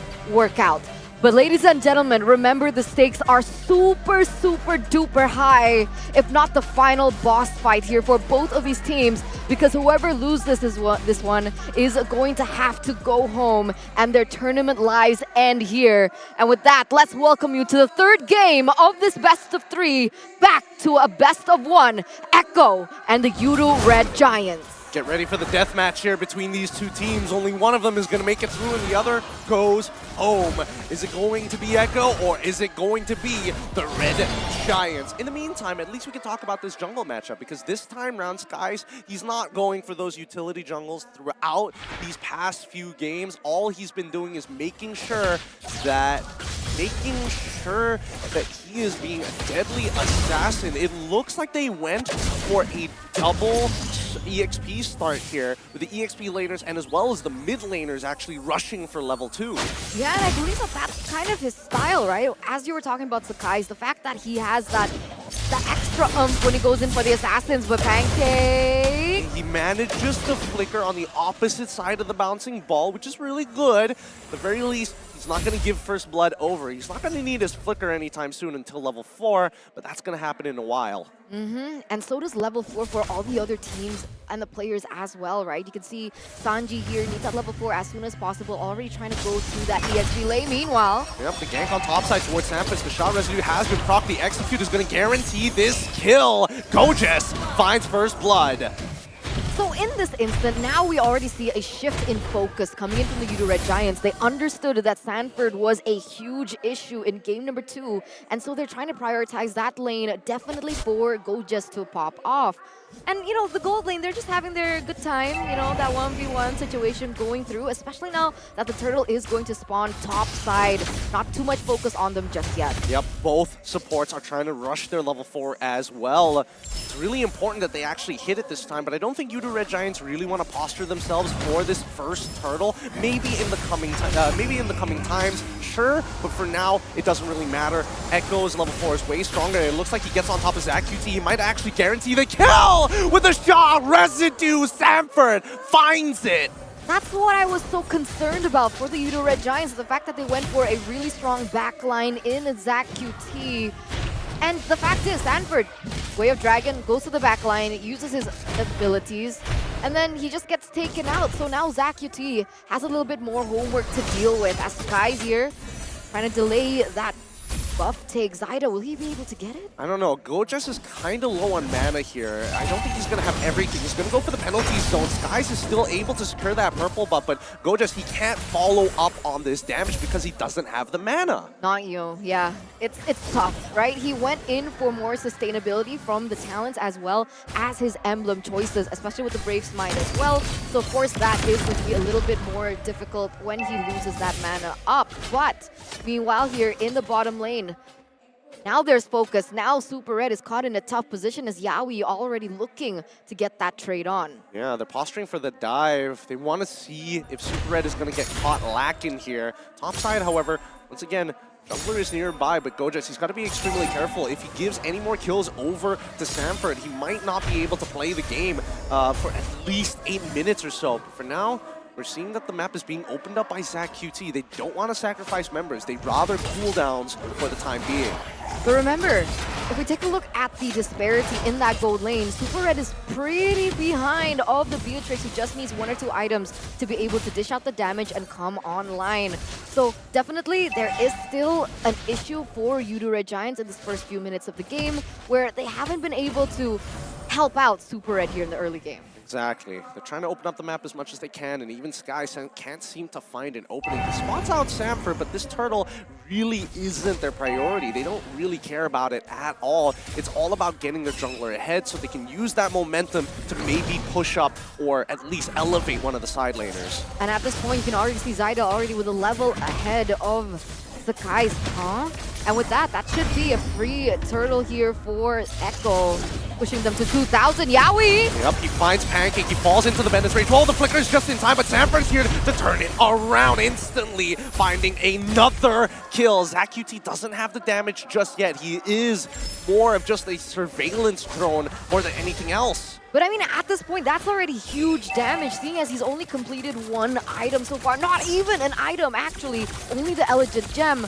And with this, Echo, they're still going to be able to take that turret. Oh, Gojes says otherwise. Oh, he gets 2 flickers out of it as he tries to protect this tier 1. It should fall regardless to outplay when he switches back over to Renner. But in the meantime, look at Skies as he is in the middle of that purple buff. Blade of Tempest is already out. Is he going to try and outplay? He tries, but he's able to posture himself in a way to get himself out of there, minimizing his damage. 2,400 gold lead for the Orcas for now. Zyda, though, 3v1. Well, Divine Judgment on towards Zyda's side. Feathered Airstrike is out of range, and Zach QT finds the Astrosphere to take him out. That's a good trade here for the Udo Red Giants. Oh, no! Oh, no! Pancake, he's locked down. No means of escape. Yawi finding the trade kill back. Just I was about to say that that would have been a good trade for you, the Red Giants. Here comes Yawi saying, no, Eterna, be quiet. Let me do my thing. And there he gets a pick on to Pancake. So Man, it looks like Echo looking for more here in this mid side. Oh, the timing could not have been worse. Yawi was charging up. Skies put low. Is he going down? Sanford tries. Skies able to get his ult off to dodge it. Oh my goodness. Too close for comfort. Then an airstrike onto Pancake's side again, forcing out the conceal. Man, Echo, the Express is here. Tickets, please. Yeah, the ticking time bomb as well for the side of Yudu Red Giants. They're eels for now, but will they be able to slither their way out? Especially now that Echo, they're building onto their items a lot more. That damage, that possibility, that I would say that lock coming in. It's not gonna go as well coming into the 7th minute of the game. Sanford just opening up that ultimate to open up vision. And that's it, another turtle for Echo in the 7th minute of the game. This is rough because Outplayed is 2 levels ahead of Super Red, and the gold lead is actually quite substantial here. 3K as they continue to start pressing their advantages. Sanford, he's looking to get as much damage on that top side and break this tier 1, and Gojas, he's trying his best, but he's getting locked down time after time. Skies tries his absolute best. He manages to find 1 kill and protect the tier 1. Sorry, it was Skies, not Gojas. All right, but here we go. Yawi already going for a charge. ZachQT sees him in that bush, denies that away. But despite that 3,000 gold coming in from Echo, look at the level difference between the junglers. Barely nothing. Barely nothing. So at least somebody's having a good time for the side of Yudu Red Giants. I can't say for everybody, but they open up the map once again. Astral Echo spots out both Outplayed and as well as Yawi. Echo is playing very much 3 and 2, right? They have the death trap of Outplayed and as well as Yawi hiding in bushes, playing guerrilla warfare. But at the same time, if anybody gets locked down by Zaida, Sanji is ready to respond. And this is what makes ZachQT even more valuable here. Sure, a very vulnerable target towards the dive coming in from Echo, but if they're able to time it properly, the fact that ZachQT can actually see these plays coming in from Echo is huge. They will be able to take this tier 1. Smart ideas from the side of Yudu Red Giants, who can play 4 and 1 with the high mobility of this lane. I thought Outplay was going to go for a steal over there on towards the buff. I was like waiting for it. Yawi even charging there, just giving his cup of tea. But right now, 1,900 gold lead. Pancake! Divine Judgment on towards Zaida's side. Penalty zone to make sure that Zaida doesn't have any opportunities. Super Red needs to get out of there, but Sanford says no! He fights it instantaneously, gets the kill, and walks away as the tier 1 on top side breaks open with the help of Outplayed. Look at that damage. 4,700. Oh, Yawi tries, locks down Gojas, and they find another one for Outplayed. He gets his Malefic Roar off of that from 4,000 to 5,000, almost breaking 6. Sanford, he's not stopping. No, he isn't, and that's what happens when you give Sanford a playmaking hero. Uranus, not the best fit for him, but give him something like the Yuzong, and he's able to perform. 3-2-1 so far. I feel the KDA doesn't reflect his impact, as it looks like Echo, they want to collapse on this next Lord. Sakai is looking for that 50-50. Could be tough. Oh, Yawi actually knocking Skies off from the ledge. He's so low, but he still makes the attempt. But the Lord is already taken away by Sanford. Pancake unable to do anything about it and sacrificing his life just to open a window for Skies. Oh, Yawi. Don't do it to him. He finds 2, locks down 2, Sanford pins them down and gets finished off. Skies is dead, and Sanford flies away in his Black Dragon form. This is so brutal on so many different levels, and this is the level of Echo that we've been waiting for, but Gojas! He gets canceled out. The bouncing ball doesn't let him use the penalty zone. And now even Sanji won't let him go through. Flickering for this kill. This is just a statement piece for the Echo Express. All I'm thinking about is the ticket please guy when he rips his shirt and he's just got abs. That's Echo right now. I understand that reference. But this is a 5,000 gold lead now for Echo with all these turrets falling down like flies, crumbling like ashes. It looks like the next thing that's going to be crumbling is the dreams of the Udu Red Giants. I mean, how do they come back? You know, Super Red is so far behind. Gideon, he only has the Corrosion and the Golden Staff. I mean, they're going to have to try. Pancake is going to pull one in, and they find Sanji. It's a good target. They trade it, and it's trading upwards. Very, very nice catch there by Gojas and as well as Pancake. But Yaoi finds Pancake and replies instantaneously. You don't get to take one for free. Oh, but Zach QT won't let him go either. And that's a 2-for-2 trade. A mid laner for the EXP laner, however, that's the main difference. But Sanford, no way, come on, that's a Ling. You're a Yuzong. That's not supposed to be possible. But here we are in the 11th minute of the game. It seems like Echo still has more of the pressure, but finally Super Red picks up that DHS. And we're going to see a little bit more impact from this man. Yeah, oh my god. But look at the comparison! That's so much gold for Outplayed. Like, yes, his items are more expensive, but when you have a 2.6k lead, that's just chump change at that point. And even Sanford with a 1.6k lead on his side, with the Oracle already completed, he is so tanky when he procs that shot residue.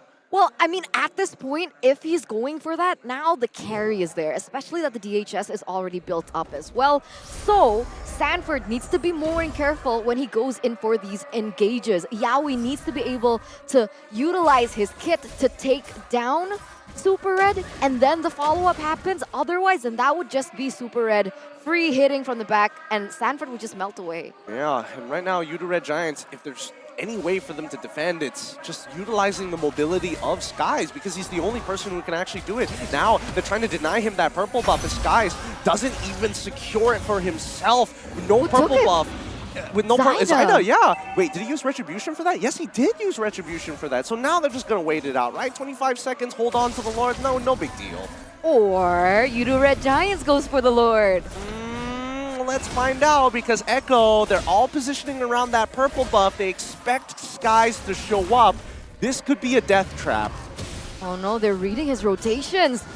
Look at them collapsing there in the mid. Yeah. Oh, Skies gets out. I mean, the Divine Judgment has been used. Sanford was in the Black Dragon, channeled his Black Dragon form just in time. When you're in the Black Dragon form, it's not like you can move around while you are CC'd, but still, at the very least, you close the distance. That's going to be a free Lord for the side of Echo, and that's going to be a Winter Truncheon for Sanji. So there's a little bit more outplay that Sanji can utilize in these team fights, which makes their just attack and their aggression a lot more scarier. We saw in that previous game what the Winter Truncheon was able to buy a lot of outplays and as well as a lot of miscalculations. Sakai's at least is able to secure that orange buff away, but look at Yaoi charging again. No, not like this. Udu Red Giants are starting to pick up on the habits of how fast Echo is willing to play and how aggressively they're willing to play. They use the Magic Sentry to open up the map down by bot side just to get a rough idea of what is safe and what is not. So what can the Udu Red Giants do at this point? Utilize the lane to go for... Whoa. Man, Yaoi already looking for the next victim here. That Feather Airstrike is good, but look at Pancake right now. Look at where he's positioning himself. Gojas, he could look to turn. The mid inhibitor is already down. They find the initial suppression on towards Sanford's side. They're trying to take him out before he even has the opportunity. Super Red gets pulled back into Nibiru's passion. The penalty zone, not good enough. And this might just be it as Outplay tries his best. Maniac, make it a savage. No, he's so close to it. Outplayed, he wants it. He's sniping for him, but it's too late.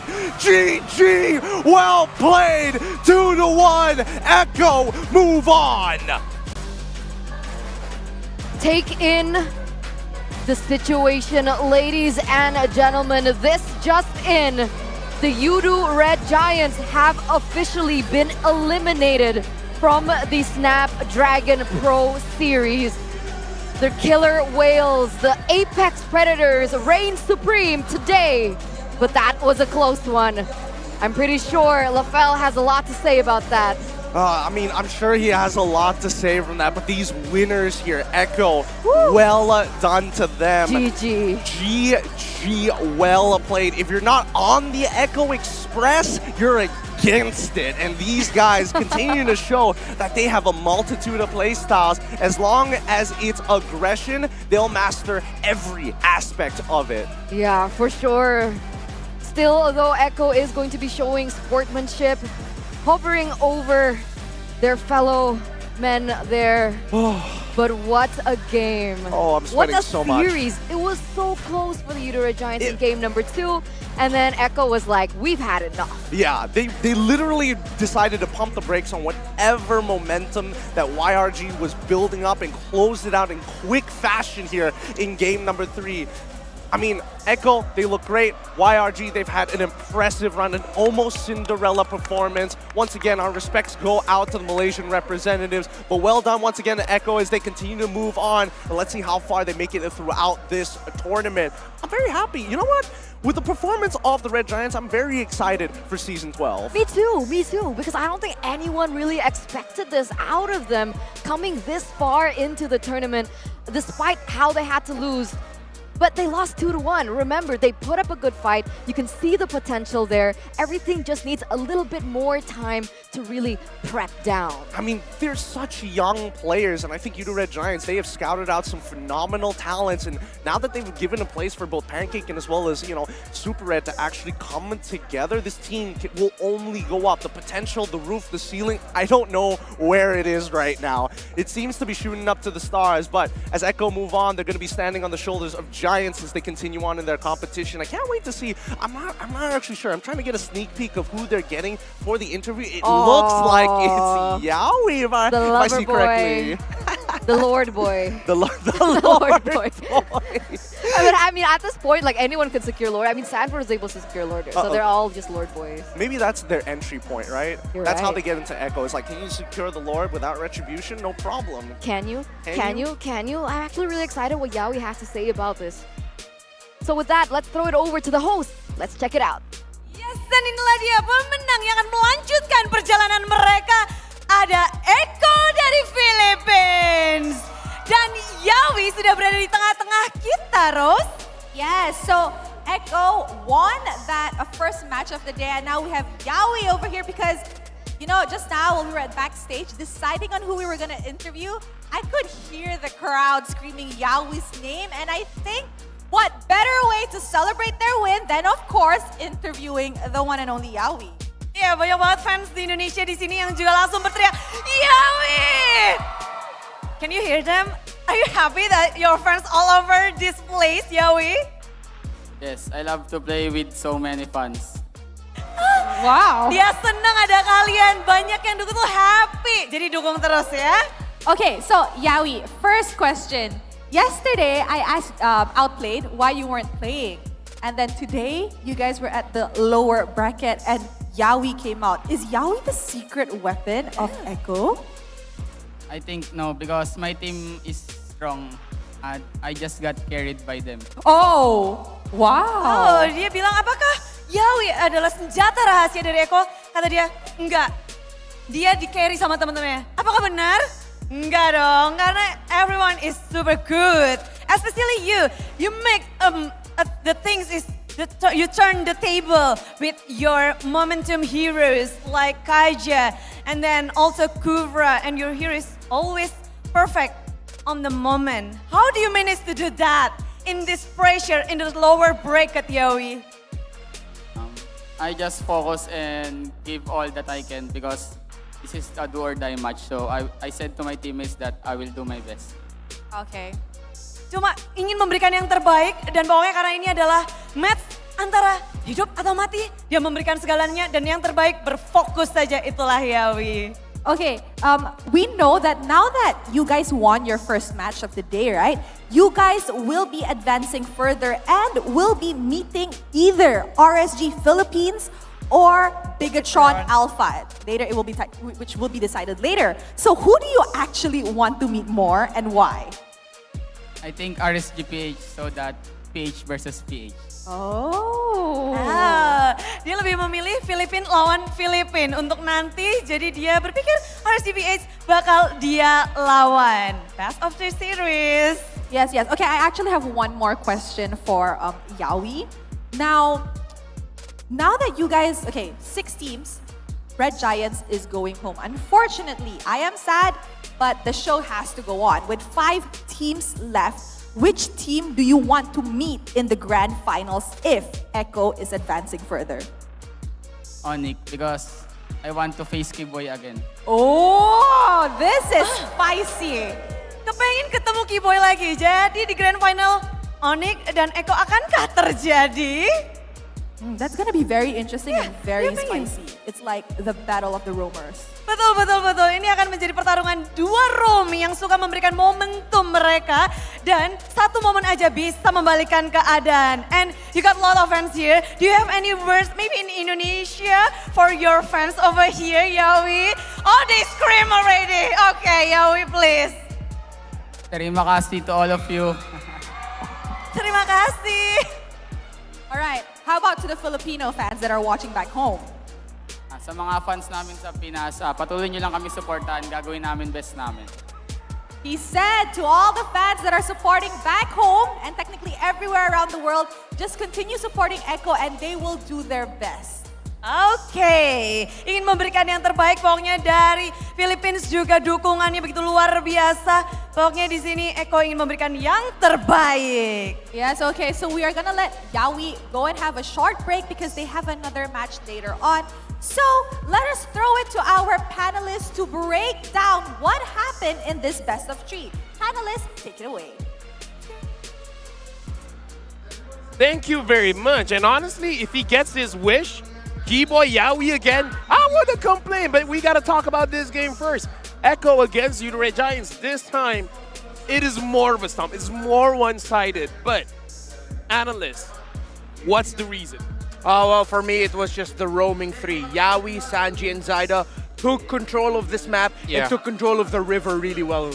Since the early game, they control the tempo. Even, like I said before, Novaria is a good hero when they have the map control, when they have the tempo for their own team. But Novaria is not too good hero when he's got pressure. Yeah. I kind of feel like it's two things. Number one is the draft, because if they picked up the Beatrix earlier on, then perhaps they could do something. Because again, at least you have a way to clear the waves. Exactly. And number two, just like basically what both of you said, map control. Reptar, you were talking about how Zaida, Sanji, and Yawi, they were active around the map, trying to get that map control, and how they establish that is by punishing Pancake. Every time they see the Kaya, it's like, yeah, we don't care about the carry, we don't care about the Novaria, we leave that for Sanford. We just want the Kaja. Yeah, what I really liked here is how Sanji really helped to empower those Tyrant Revenges and Rages that Yawi was getting, because he always used the Feathered Airstrike. Even though it wasn't going to be a sure kill, he always just used it to whittle down Pancake, Zacuti. The Red Giants always had to reset, so they could never find the positioning that they wanted to. That's why Yawi is the first initiator, and then follow up by the Sanji or even the Sanford is always standby to using the Black Dragon farm during the critical moment, like on the Lord or even the Turtle. Yeah, and this is the classic Echo Express that we're talking about. Being able to snowball really quickly, finding the setups, the engagements, playing in your tempo, and not giving any room for your opponent to thrive and move around the map. That's why I think it's a stomp on this third game. Yeah, it was. Yeah, no, honestly, for this game, I can see where Red Giants is going with. Perhaps the only issue is just that the mid was not able to do anything. Yeah. It was just the silence. But if your mid is losing, then your silence is just by proxy gonna lose as well. This time, Super Red didn't have much ways of farming, but I gotta agree with Gideon when he said this makes me excited for the next season of MPL Malaysia. But this is the MVP of the game, outplayed 8-0-3. But again, we gotta give a shout out to the dude that got interviewed, man, Yawi. Yeah, he really helped facilitate everything to make sure it got to the point where Outplayed could shine. This was one of the easiest games Outplayed had to play because everything was going so well in the middle of the map for Echo. Yawi is the reason why Echo win on the third game. Yeah, it's like something like that. But it's 8-0-3 and 79% kill participation. So Outplayed just being anywhere, just joining his teammates with Yawi to do the setups, to do the damage dealing. Yeah, and that's what you want to see out of your gold laners. Once the laning phase is done, once you've already been set up for success, get out of your lane. You make the map your entire lane. You join your team for the fights. And this time, I think whatever was talked about by Echo behind the scenes, it seems like their communication, their timing was really ironed out well. So he didn't waste his move.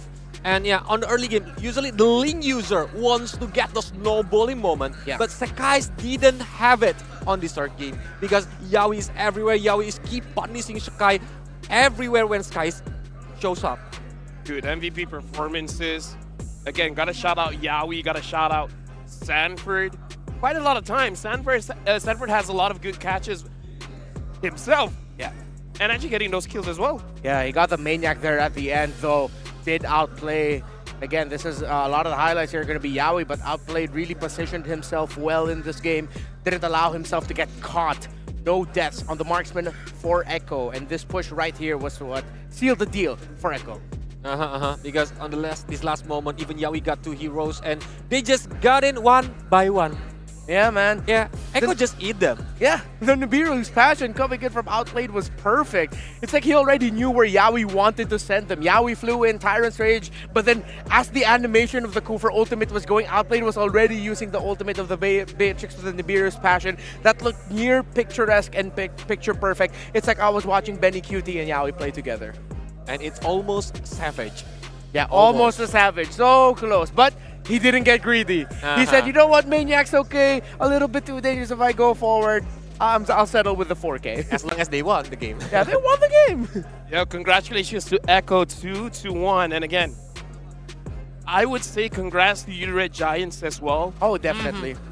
For a team that people didn't even thought would go to Jakarta, making it this far, I would say it's very good efforts.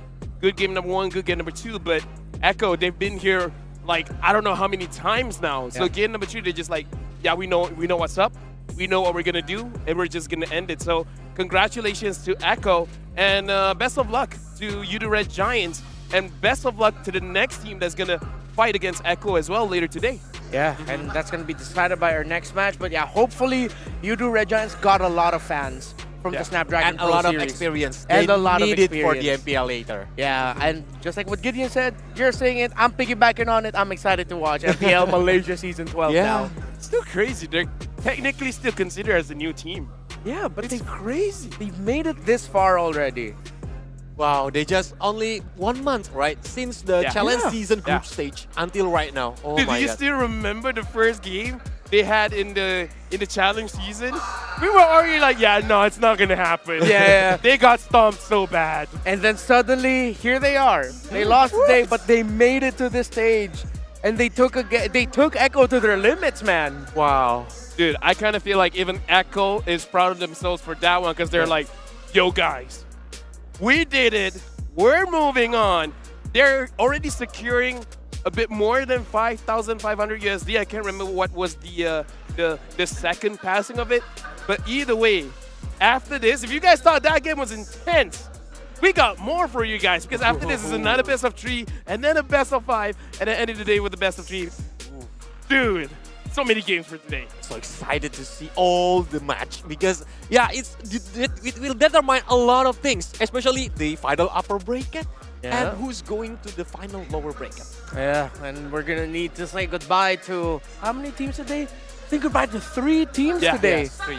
We're in our first, second, and third match. Dude, ooh, that's tough. Really tough. It's just surreal, you know, because again, it's like we work with each other for how many weeks now? I can't even count, right? But a lot.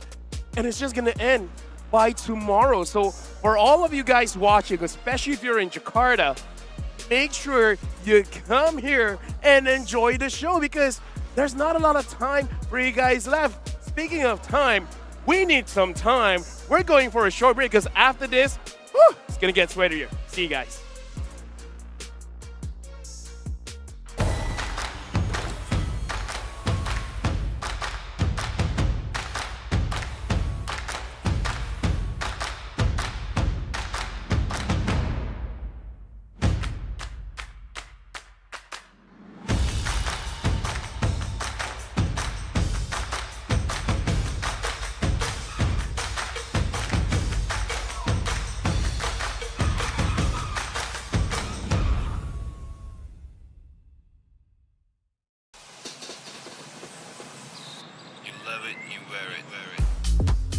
Wear your passion.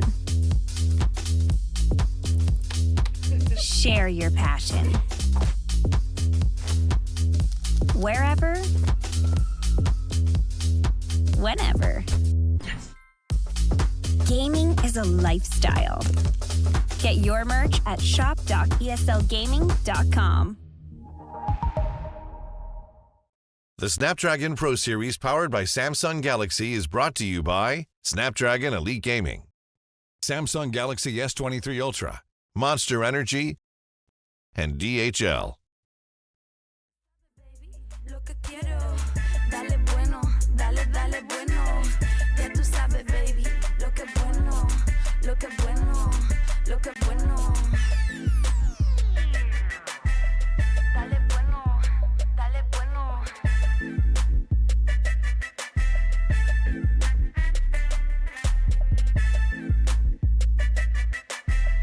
Dale bueno, dale bueno.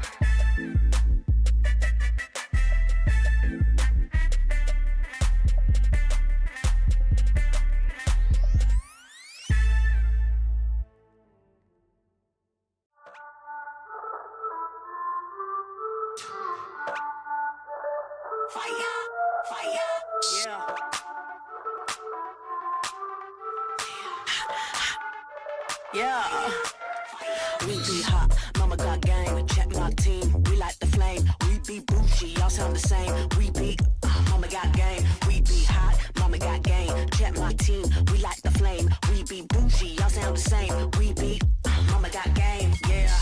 We be cooking something new. Hear us knocking, coming through. Push the limit on them rolls, cause we don't do it like you do. We be cooking something new.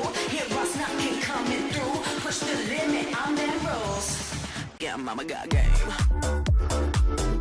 Mama got game. Yeah, mama got game. Yes. Yeah, mama got game.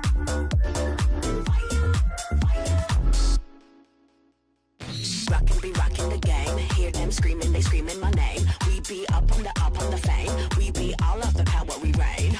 Rockin' be rockin' the game. Hear them screaming, they screaming my name. We be up on the fame. We be all of the power, we reign. We be cooking something new. Hear us knocking, coming through. Push the limit on them rolls, cause they don't do it like we do. We be cooking something new. Hear us knocking, coming through. Push the limit on them rolls. Yeah, mama got game. Mama got game. Yeah, mama got game. Yes. Yeah, mama got game.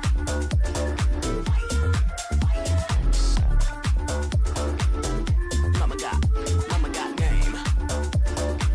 Yeah, mama got game. Yes. Yeah, mama got game.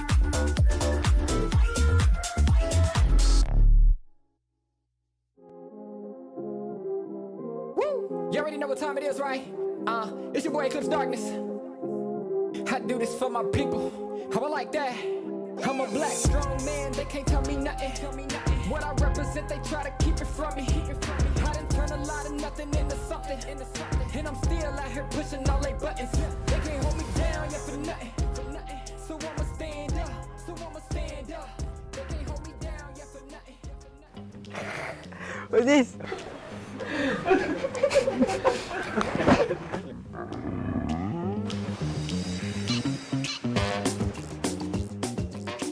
Balik, doon lang ganyan. Balik ka tumingin.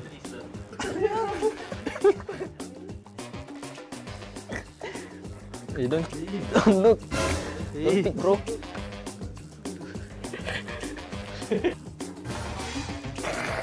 What's this? Nah.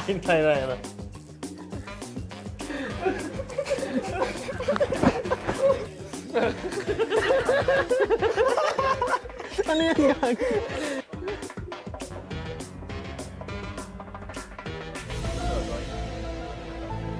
Bro, paling si bro. Usuan bakya.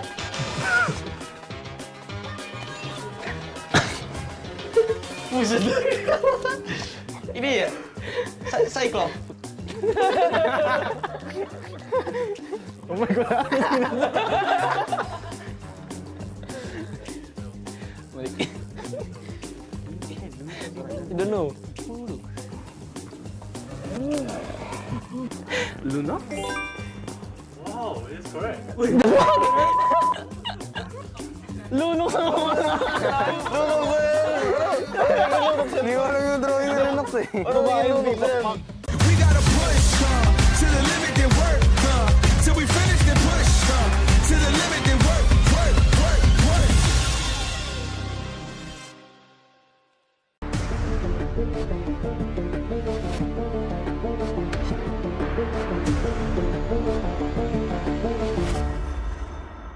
Kalau menurut gue karena ini sistemnya double elimination ya kita harus terima lah. Kalau kalah di upper kita harus terima, kita harus berjuang di lower. Kalau menurut gue itu malah jadi tantangan sih. Jadi kita harus all out dari awal.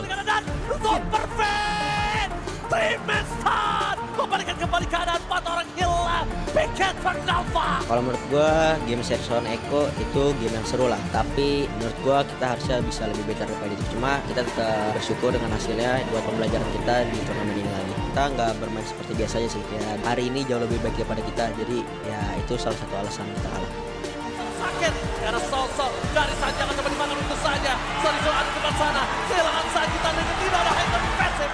Jika hilang, offlane tertarik. Apa terjadi kematiannya? My ball biggest out. What the epic comeback on Biggest Alpha.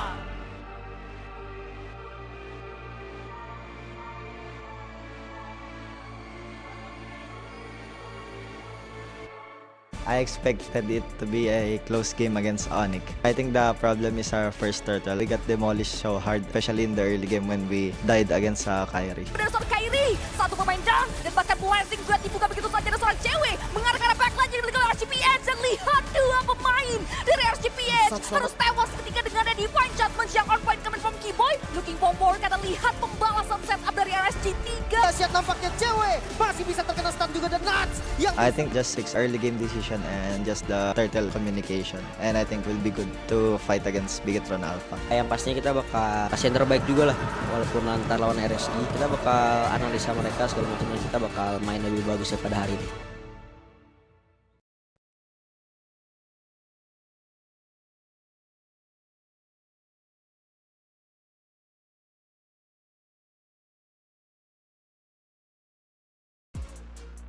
Halo semuanya, selamat datang kembali. Tentunya masih di Snapdragon Pro Series Challenge Finals babak playoff. Di mana kita tadi di match pertama sudah melihat ada satu tim yang harus menyelesaikan tugasnya di acara ini, yaitu Yudo dari Malaysia. Dan ada tim yang beranjak untuk menunggu siapa lawan mereka di match kali ini, yaitu Echo. Dan match kedua kali ini juga akan menentukan antara hidup dan mati tim Indonesia Bigetron Alpha yang akan melawan tim dari Philippines RSGPH. Welcome back to the Snapdragon Pro Series Challenge Finals. You are still with me, Rose, and of course, Clara. Earlier on, we have witnessed Yudu Red Giants packing their bags and going home, whereas Echo advances on and they will be facing whoever wins in this second match, where we will be witnessing another do or die battle between Bigetron Alpha and of course, RSG Philippines. Iya, dan tentu saja match kali ini benar-benar sangat berarti untuk kedua tim. Best of 3 series, siapapun yang menang akan berlanjut, tapi siapapun yang kalah tidak bisa lagi. Jadi kita mau coba cek suaranya ya. Karena dari tadi Budi udah ngedenger semangat sorak-sorai dari Istora Senayan. Kita kasih suaranya semangatnya, Istora Senayan! I love this energy. I love this energy, but could we please do it one more time? More energy, okay? 1, 2, 3, Istora Senayan! Oh, nice one! Nice Keren, one. memang luar biasa. I love it. Pencinta Mobile Legends, pasti kalian udah nggak sabar untuk melihat match kedua. Match penentuan di lower bracket. Yes, the second match of the day is about to begin. So how about let's kickstart it with inviting the team from the Philippines, RSG Philippines.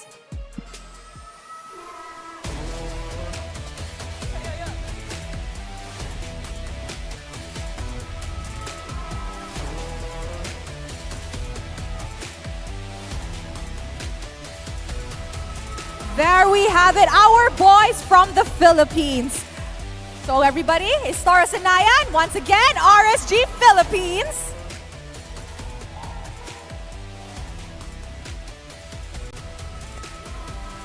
Dan tentu saja RSC Philippines sudah bersiap di atas panggung Istora Senayan, bersiaplah untuk menjadi lautan merah.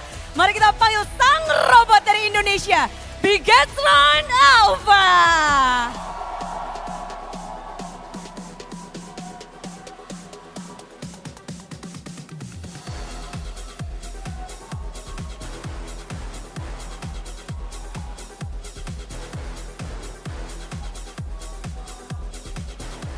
Program to win, Bigetron Alpha. Tim Super sudah hadir, inilah dia. Bigetron Alpha dan juga RSCPH yang sudah bersiap di tempatnya masing-masing akan seperti apa? Karena mereka memiliki banyak sekali yang harus ditunjukkan di babak playoff ini. Tentu ini akan berbeda dari match-match sebelumnya. I can feel the home ground buff from the stage because Bigetron Alpha's fans are here filled with energy. I personally love it, but I think RSGPH still has that fire and that fight all the way from the Philippines. Oke, semangat dari Biget Troopers juga pastinya sampai ke Bigetron Alpha begitu semangat pula dari international fans, dari mungkin dari Indonesia yang mendukung RSCPH, mereka masih punya semangat juang yang tinggi walaupun jauh dari rumah mereka. Yes, far but it can be felt from Istora Senayan. Alright, so I think Istora Senayan and everybody watching is ready to witness the second match of the day. So how about let us throw it over to our panels to kickstart the second match. Panels, let us hear you. Let's go. Here's the thing, we're not asking for a match. Just 3 over 20-minute matches. It's not that hard. Welcome to the Snapdragon Pro Series powered by Samsung Galaxy. My name is Afel. Alongside with me, still Colius. But now, Gani, you're entering the fray.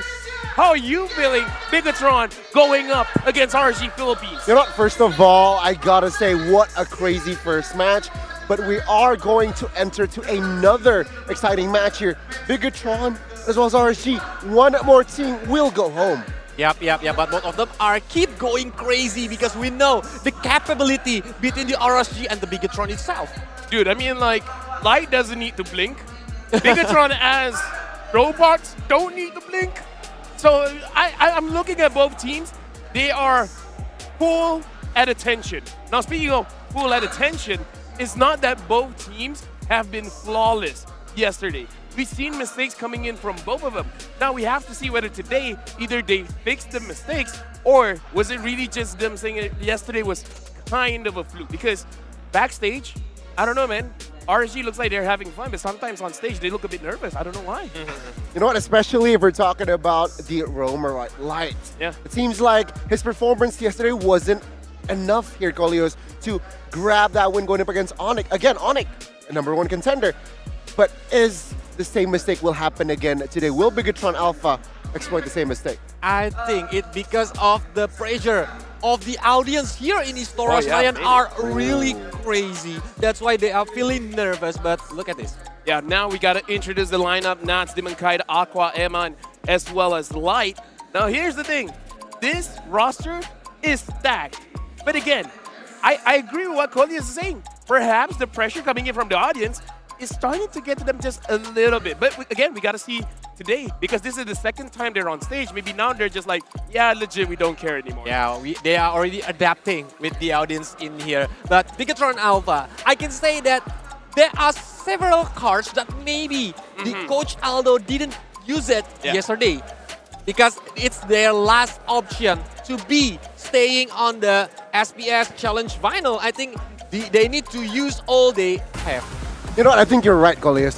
Looking at Bigetron's crowd, it's very, very interesting to see what will they bring to the table because, again, pressure is going to be on their side. And looking at the heroes here, carry.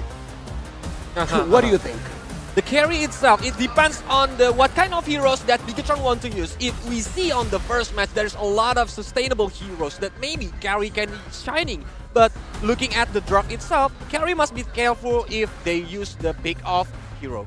And now looking at Nats, 100% win rate on the Uranus, 50 on the Masha, 67 on the Rizla. So far, we've seen a lot of plays coming in from a lot of different EXP laners throughout this entire tournament, and Nats is definitely one of those EXP laners that can really control the map, especially with the Uranus. He just makes it wide open for RSG. I mean, to add to that, right, what I really like about Nats is he can play the Uranus and as well as the Terizla, so he can initiate or he can hold off his lane, but this is a very looking scary Bigatron Alpha. Yeah, this is it. Sorizo, Supercan, Moreno, Saken, and Supervin. So today, Moreno is going to be the one playing. Not key. Not key, because I think they need to some kind of high ground hero that Moreno is always using, like maybe Yif, maybe Farsha, or even Valentina. Yeah, I think that was going to be the approach for Aldo here. Do note though, the last time Moreno played was in the group stage going up against EVOS Legends. And they lose. And they lost. Yeah. So perhaps, again, preparations must be evident here after that loss. Moreno, sure, you have a high ground hero, but is it effective? Well, now we got to look at the team statistics here. I'm glad that Supervin is not showing the Atlas here. I kind of feel like a lot of people that were watching yesterday is like, we want to erase that from our memory. So it's definitely going to be interesting because Light likes to use the Franco, and you know, usually people want to counter the Franco with the Atlas, but I don't know. Not going to talk too much more about that, but looking at how BTR has been playing, it is going to be quite interesting that now Moreno is coming back, and if he is using those high ground heroes, what heroes are they going to let through? Because even looking at the top band by the opponents, they don't usually target the mid. Now let's look at Sorizo, not 100% on Uranus. Yep, 25. Even though it's his power hero, the Uranus, but it's only 25%. That's why we gonna see our Sorizo gonna play using that 25%, or he gonna use the Paquito, because Paquito is one of his power hero too. Yeah, I really like the head here, Paquito and Uranus. Why? If you're on the Paquito going up against Uranus, you just want to clear your lane. You don't want to trade your damage, trade your skill. And then, clear wave, you rotate. Find what is going on in the map. Invade jungles, go gank mid, and I feel like that might happen in this first game. I mean, like, we hear some advice coming from people, right? The best way to fight against Uranus is don't touch Uranus. Yeah. Right? Just go somewhere else. Do other things. But the problem is if Uranus proxy the minion on the base, it's gonna be the problem if you just ignore the Uranus. True. Because all your turrets gonna be gone. True, I mean, he can cut, so it's a matter of macro again, but the two EXP laners on your screen will be also one of the lanes to watch here. So Rizzo, I love his development here. It seems like this season he has matured as an EXP. Very, very comfortable using any types of heroes. I like watching their team content as well, where they had that inflatable bat thingy where it's like, who is the most likely to throw the game? That's Sorizo. And it's Sorizo. So hopefully against RSG, you know, like if you want to do it, just not here. You know, let the tournament finish. Maybe 1 or 2 weeks of MPL regular season. That's fine. Just not here, man. Because loser goes home, and even though they don't have to go far away to go home, but you know. True. But I mean, yeah, again here, Bigatron and RSG. Very, very interesting lane to watch. There you go. This is the head-to-head. Wow. From the head-to-head itself, I think it's not too far away between both of them. But if you look at the average total kill per game, we agree that only 3 and 2. 3 from the RSGPH and 2 from the Bigatron. So, both of them are playing the objective game. Yeah, right now, I can already hear, I don't know if you guys can pick it up, but right now hearing the chants coming in from the Bigat Troopers. So they're feeling excited. In fact, when they came, I was just outside. It was loud. So this one, really, for both teams, they got to make sure that they can handle everything well. For you guys at home watching over the Twitch, give us your predictions. Who do you guys think is going to win? Is it going to be RSG Philippines? Is it going to be Bigatron Alpha? Because again, on the line here is whether you get to play another game after this or you're just going to go home. So pick your choices. I'm not going to say poison. Pick your choices. Pick your choices, indeed. I mean, again, it's going to be a very do-or-die match here. And I guess what else can we highlight from this match is the junglers, right, Coleos? Super Ken going up against Demon Kai. Yep. It's mechanics, old mechanic going up against a new young blood. But this is going to be our prediction here. Whoa, okay. Here's the thing, right? Here's the thing. I've been trying to curse it so far, it's been completely accurate because the production team told me I have 7 right. You know what's insane? What? 2 days ago, I only had 3 right. Okay, so you gained 4 in one day. In a day. And I got the other one correct as well, even the score. So you just lost your curse on the playoff. No, it's just... let's just go to the draft. I don't like talking about this, you know? Oh, no. Oh.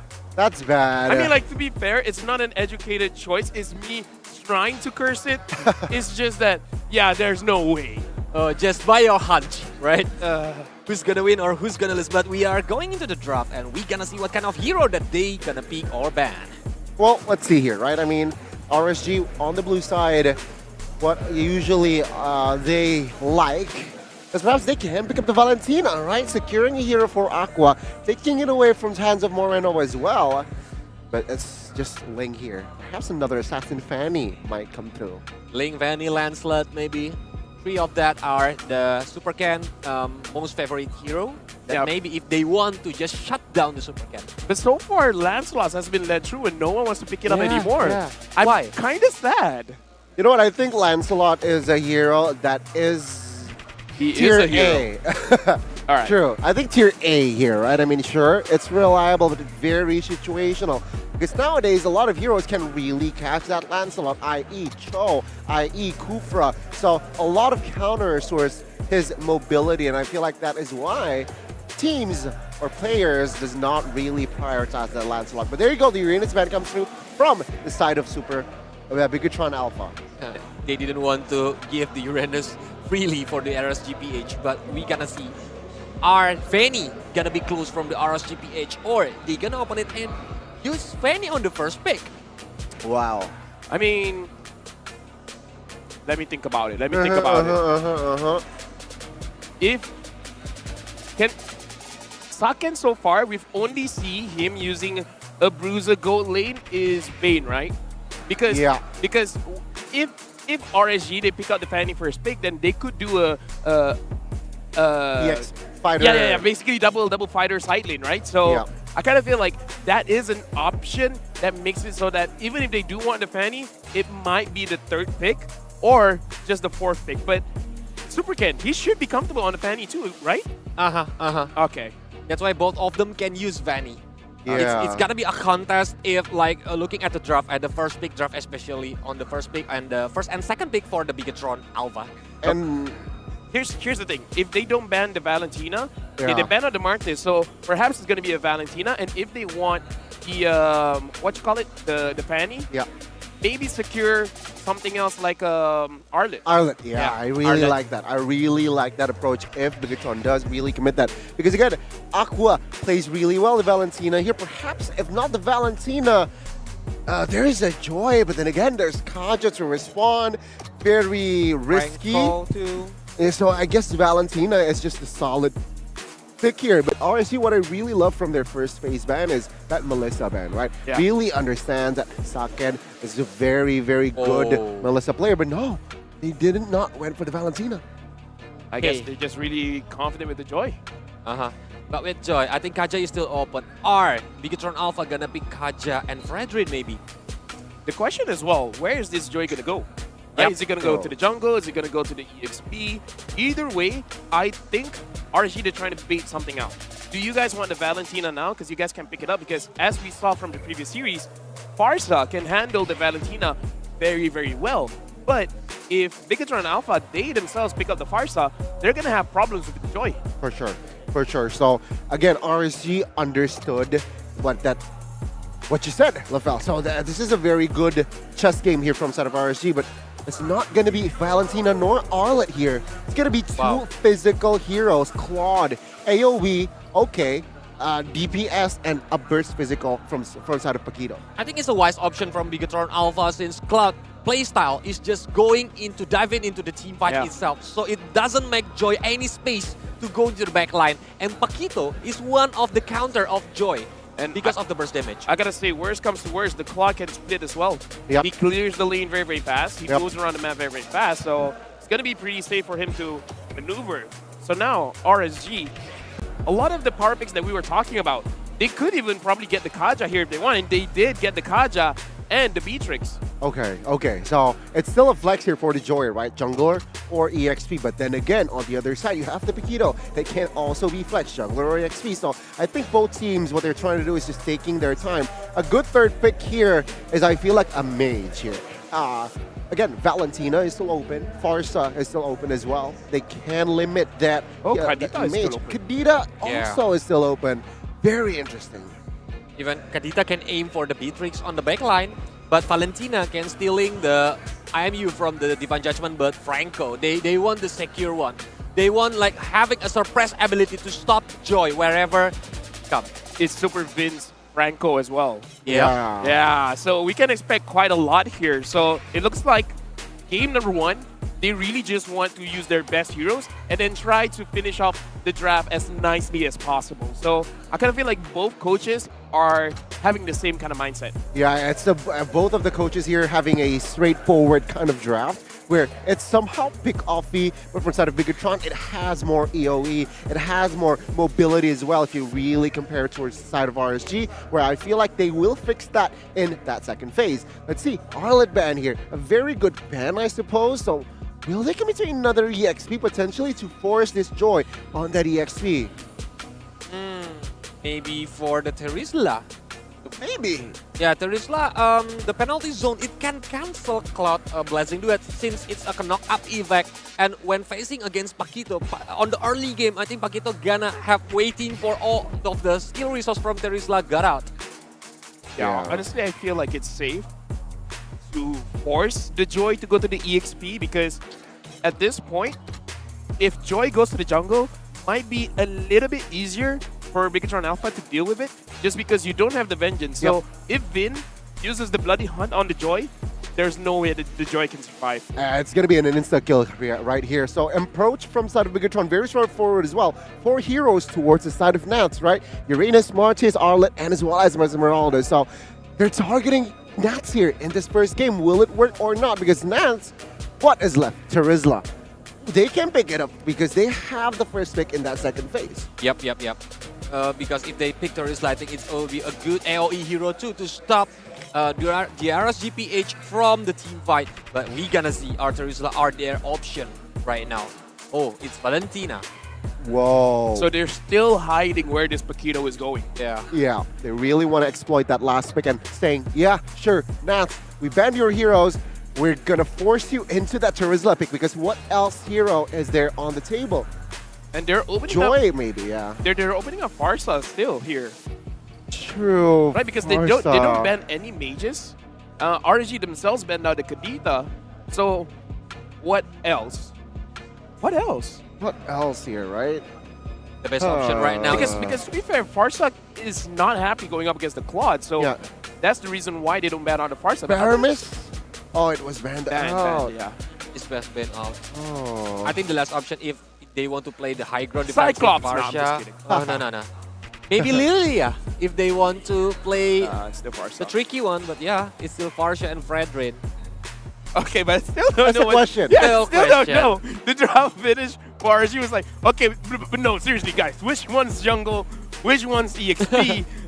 What if Bigatron Alpha did the same thing? They pick up another hero, it's like, okay, but yeah, for real, which one's going EXP?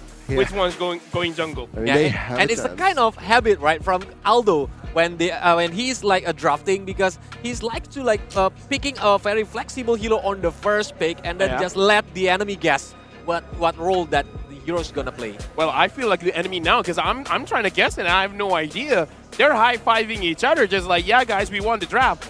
Box, yeah. Okay, Paquito, EXP then. Okay, now it's clear, at least for the side of BTR. Nats, the switch up, the switcheroo, it's Nats Fredrin. Okay, so now we see that the Joy is going to the jungle, and I can see that now we're going to the casters. Thank you so much, LaFell, and to our panel, here we go. The second elimination match of the day, RSG Philippines versus Bigatron Alpha. Gideon, I gotta be honest, I'm excited to see the rematch. It's Light versus Supervin.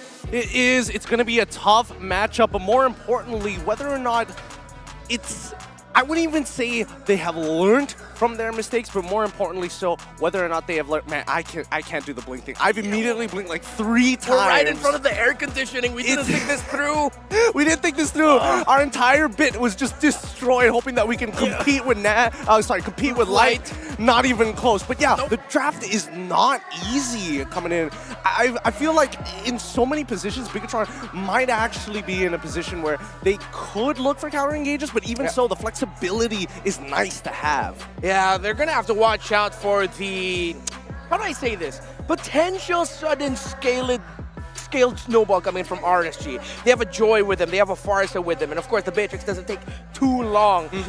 Bigatron, I feel like they really need to put a little bit more focus into making sure their Claude has a good transition into the mid to the late game. Exactly, and I think, a lot of this early game is going to predetermine how the next at least 8 minutes of the match is going to go, and this is assuming that the gold lane is like, one side is winning. I would say even if it goes 50-50, it's more likely that Bigatron is going to get more oppressive because of this Boxia pick. And you can hear the crowd roar. The Raiders are in hostile waters as Bigatron Alpha and the Bigat Troopers look to continue their journey here in the Snapdragon Pro Series.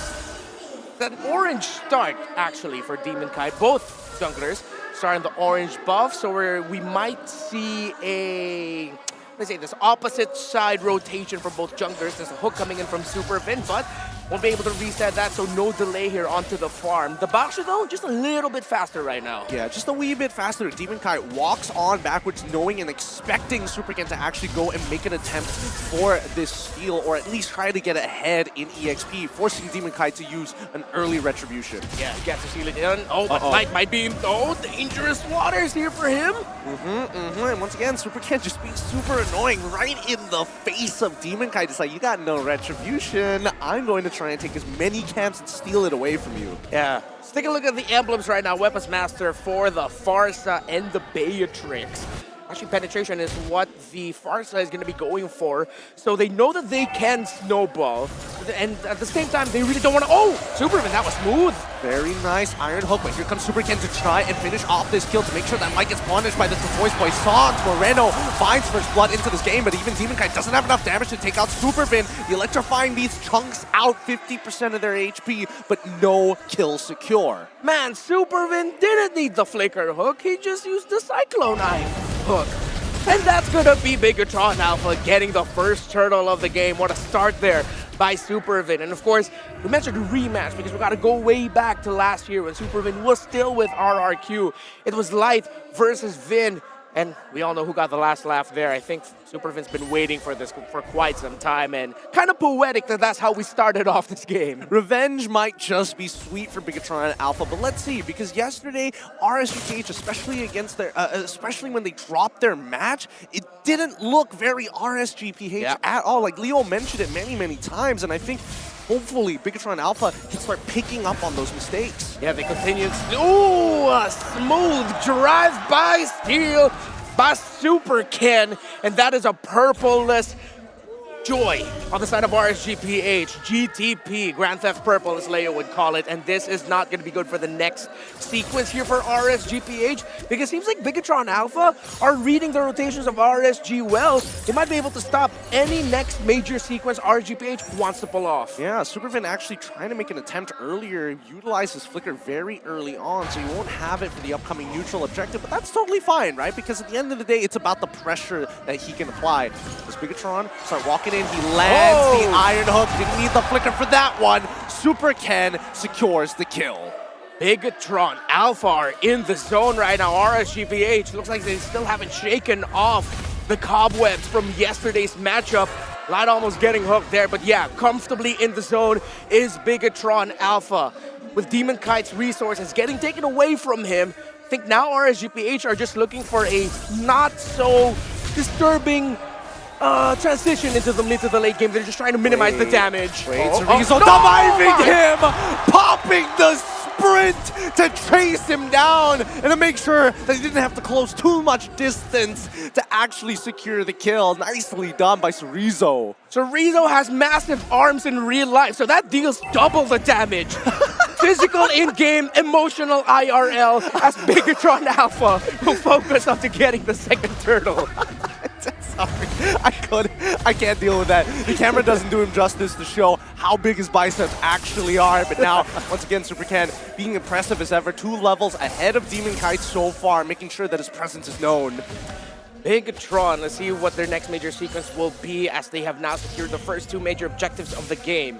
Biggest question is, will RSGPH trade out the third turtle to go for a push onto the EXP lane? Or will they just try to, how do I say this?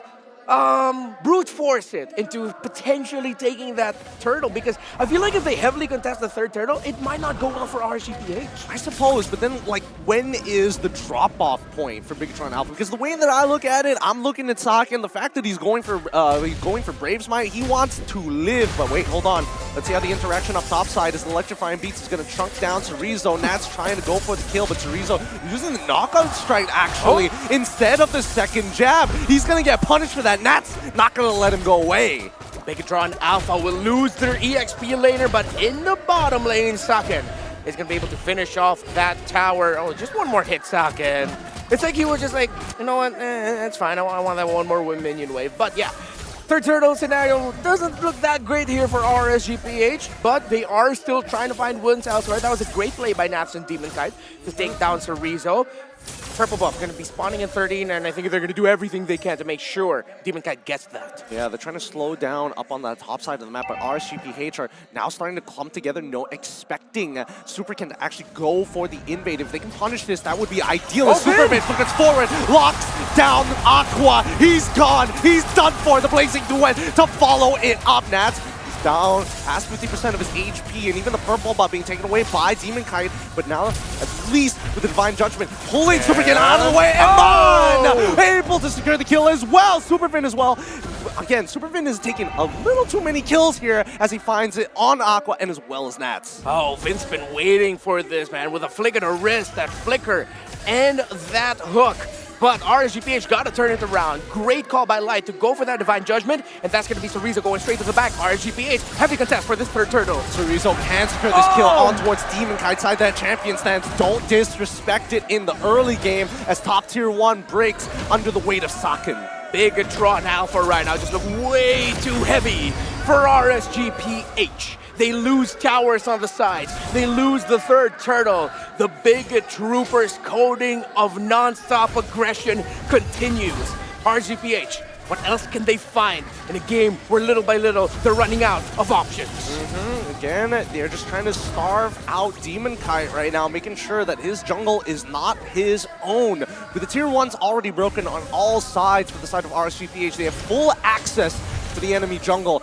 The Big Troopers looking to invade. Nats and Light working together. Good Divine Judgment over the wall. Oh my goodness! Aqua with a flip already with the Feathered Airstrike and the help of the Bennett's Rage. Big damage. Supervin on the run. Moreno's going to terrify them. But no, a good stun from Aqua to allow him on to secure the kill. RSGPH's Light finally getting pulls on his own. Get over here. And they got there. But here's BTR. Oh, Cerezo gets Nats. He's able to block Cerezo from securing the kill. But Saken with a Blazing Duet will find Light. Gets out with a BMI. And Moreno chases down Nats. But he doesn't want to go any further than this, giving respects to Aqua. A little bit too eager was RSGPH to crack open that mid lane.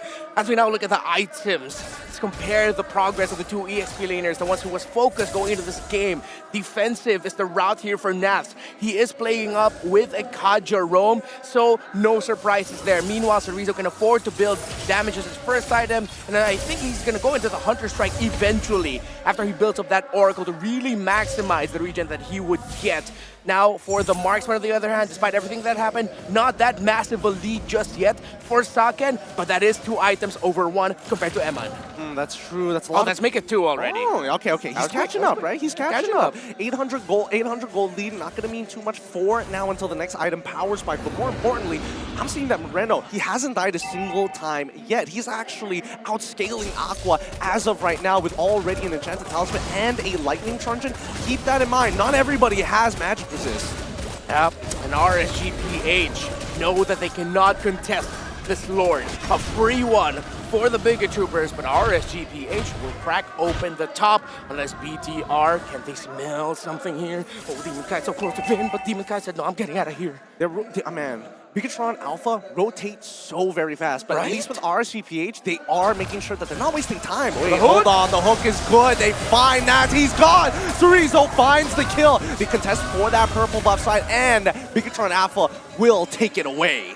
Vin, my goodness, just on point with this Franco, facilitating the lead that RSGPH was able to make, but of course, Super Ken and his bravado to constantly just roll in front of the members of RSGPH. Oh, this can be suppressed. Divine Judgment already being used. Superfin able to get the item hook back and walks away. Saken says hello. Moreno finishes off Iman. Superfin not even breaking a sweat. What the heck? Bigatron Alpha surviving all of that. RSGPH, I thought that was going to be the Basha gun for good, but Bigatron got the last laugh, and they get all the inner turrets. Base turrets are the only ones remaining right now. Oh my goodness, Bigatron Alpha playing at a high octane tempo right now. And Cerezo finally finishing off his Hunter's Strike. He's feeling himself. He's like, no, I don't need to get any other items. I just need damage. Good Iron Hook for Supervin. His accuracy has been pretty high this game, but man, how does RSG actually bounce back from this? They have great high ground defense. They have to punish a Bigatron Alpha getting too eager to end the game, getting too eager to get those pickoffs.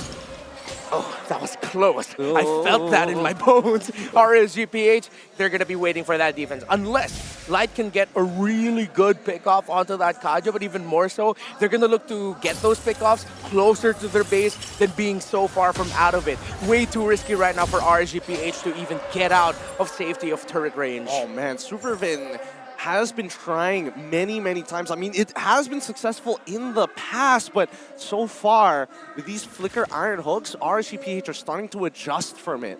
Yeah. RSGPH now just gonna turtle it out. Defend.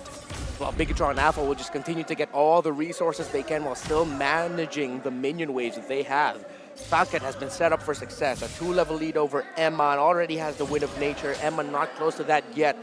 So the marksmen of RSGPH will have to watch out for Ken, for Cerezo, and even Saken when they all decide to go in.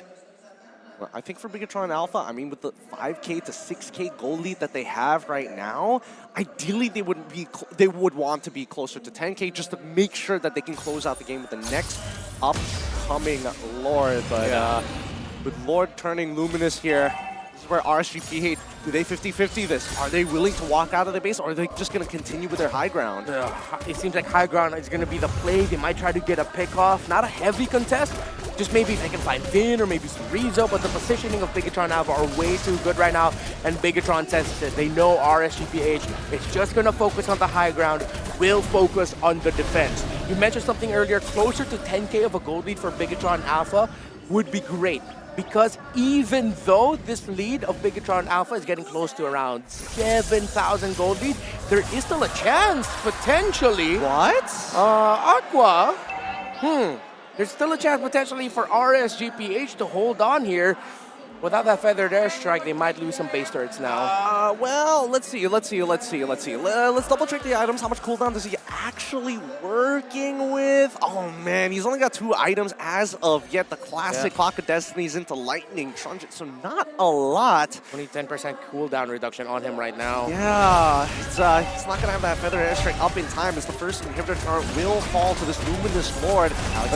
Let's see how much else are they going to get. Okay, they're able to use the feather airstrike to clear up that bot side, losing 50% HP. Moreno, he gets pulled in! Iman is down! And Bigatron Alpha, they've got a window! Nats, he's trying to go for it, but Saken is getting to free hit every single time. Live tries with the Divine Judgment, with the Winter Truncheon outplay. Saken takes out Demon Kite, takes out Light. Moreno secures it, and that's already GG, well played. Game number 1 going over to Bigatron Alpha. Thundering is their performance as the drums here in Astora Sanayan beat to the tune of Bigatron Alpha. RSGPH can just sit and watch as they get deathballed by the Bigot Troopers. I can't believe it, man. Super Ken is feeling super comfortable, and not to mention even Cerezo finding some good trades in the earlier stages. That was an oppressive early game. Oppressive is the theme of that game number 1. What a performance by Bigatron, but I'm sure there's a lot more details that the panel will be ready to discuss. Hey, LaFell, how are you guys doing down there? Oh, we're doing great, and that game was great, but I gotta say, that was a quick one. Yeah. Bigatron Alpha, man. Man, it seems like we gotta start from the drafts, right, LaFell? Oh, yeah. It seems like targeting Nats in that first and second, it worked for them. Nats doesn't seem comfortable on that veteran, and with one winning lane for sure, they were able to focus on the mid and the gold. 13 minutes is all it took for Bigatron to end the base. Especially with Baxia and Franco, they successfully playing very aggressively on the early game. And I'm talking to you guys behind the scene that they have 2 high ground defensive, which is Farsha and Beatrix. It's gonna be hard for Bigatron Alpha to end the game very quickly. But when they want to end the game, they just aim the Beatrix and Farsha. Dude. Wow, that's a very good target selection. Superfin makes it not fair. That was not fair. I mean, like, ending the game, you were still able to get Iman. Let's face it, Team Mankai can't do anything. This is what I said. Like, if you put Joy in the jungle with no vengeance, if you're gonna get caught by the Franco, what are you gonna do? Yeah. I mean, we saw Kyrie also struggled on a Joy, remember? Yesterday, where he got solo killed practically and invaded. So Demon Kai here, that Joy first pick, they weren't able to find the success here, it seems like. Can I call the first pick of Joy is too greedy for this first game? I agree. Because I would say it's too they greedy. don't have any anticipation after the Joy pick. Yeah, I mean, might as well banning out the suppression heroes, right? If they really want to go the Joy approach. And it seems like Bigatron here with Moreno, that IMU was, he was so effective taking the Kaja's ult and finding that the divine judgment towards Eman and whatnot. There's 2 suppress. 2 suppression. Kaja and Franco, you're right, technically. Even no tower damage from the RSCPH. They didn't even touch the turret from Bigatron. I mean, everyone from Bigatron did well. Cerezo on this Paquito, amazing. You know, the Claude from Saken, not getting touched. In fact, there were quite a few moments where Amon changed to the shotgun, waiting in the bush, and no one went inside that bush. It's just like, yeah, no, we feel like it's not safe there. We're not going to go through. Very good game sense. And yeah, it was a very good game sense here. I mean, Bigatron, they were able to find that win, and the sub, Moreno, claiming MVP. Yep. With 608 KDA and 93% kill participation. So it's just literally Valentina is everywhere during the team fight. Yeah, I mean, he was everywhere. And again, he was able to find the right ult to take away, right? The Divine Judgments here, as you see from the highlight. It was Bigatron controlling, dictating the fight. And that's why I say that Paquito is the counter of Joy, especially on the early game that Paquito have the burst damage. It makes the Joy cannot do anything. Even this with Saken when he just come in using the blasting duet is very nicely done. Dude, I mean, like, look at this situation, man. Like, Amon, he wants to do a lot for the team, but when his front lines are getting dropped one at a time, it's not gonna be a good day for him, because again, you get terrified from the Valentina, you're gonna get knocked up by the Paquito, suppressed by the Franco. There's really no space that you can do anything. The only way that you could win the fight is if you can flank around. But you can't even flank when you have no map control. They're just playing like front to back. Just attacking anybody who's in front of them. And this one is the moment that they aim for the Divine Judgment, for the Eman, and like for the Iron Hook. It's for the Aqua. I mean, let's not forget the power here that is very popular, the hero, Baksha. It's very prio. It seems like a lot of teams has been utilizing this Baksha as a jungler, objective neutral take, and as well as a good invader, right? We saw how Supercan was able to just use the shield unity and press the red tree. Yeah, because Baksha is very tanky, very mobility too. He can just go everywhere, just engage and disengage wherever he wants. Lafal. Yeah. No. Wow. I agree. I agree with what you were saying. What were you saying? What are you playing? No. What is What that are device? you doing, man? No, dude. I'm sorry. Okay. Well, I'll get. You're to this. playing Joy? No. I'll get to this later.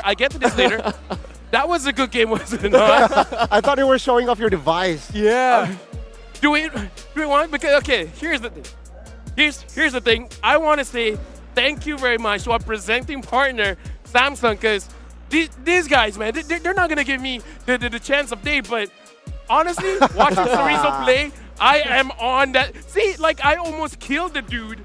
And you guys just had to interrupt it, and I got the first blood, all right? Oh, I don't know if you guys can catch it, but dude, honestly, the great thing about using the S23 Ultra here, unmatched speed from the newest, fastest Snapdragon platform ever, available only on Samsung Galaxy devices.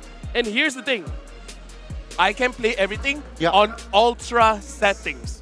Ooh. Here's the Wow. thing, like That's smooth. even professional players using other devices, they have to drop it down a little bit to make sure their phone doesn't stutter. Not on this one, my friends. I'm playing on Ultra. That's crazy, right?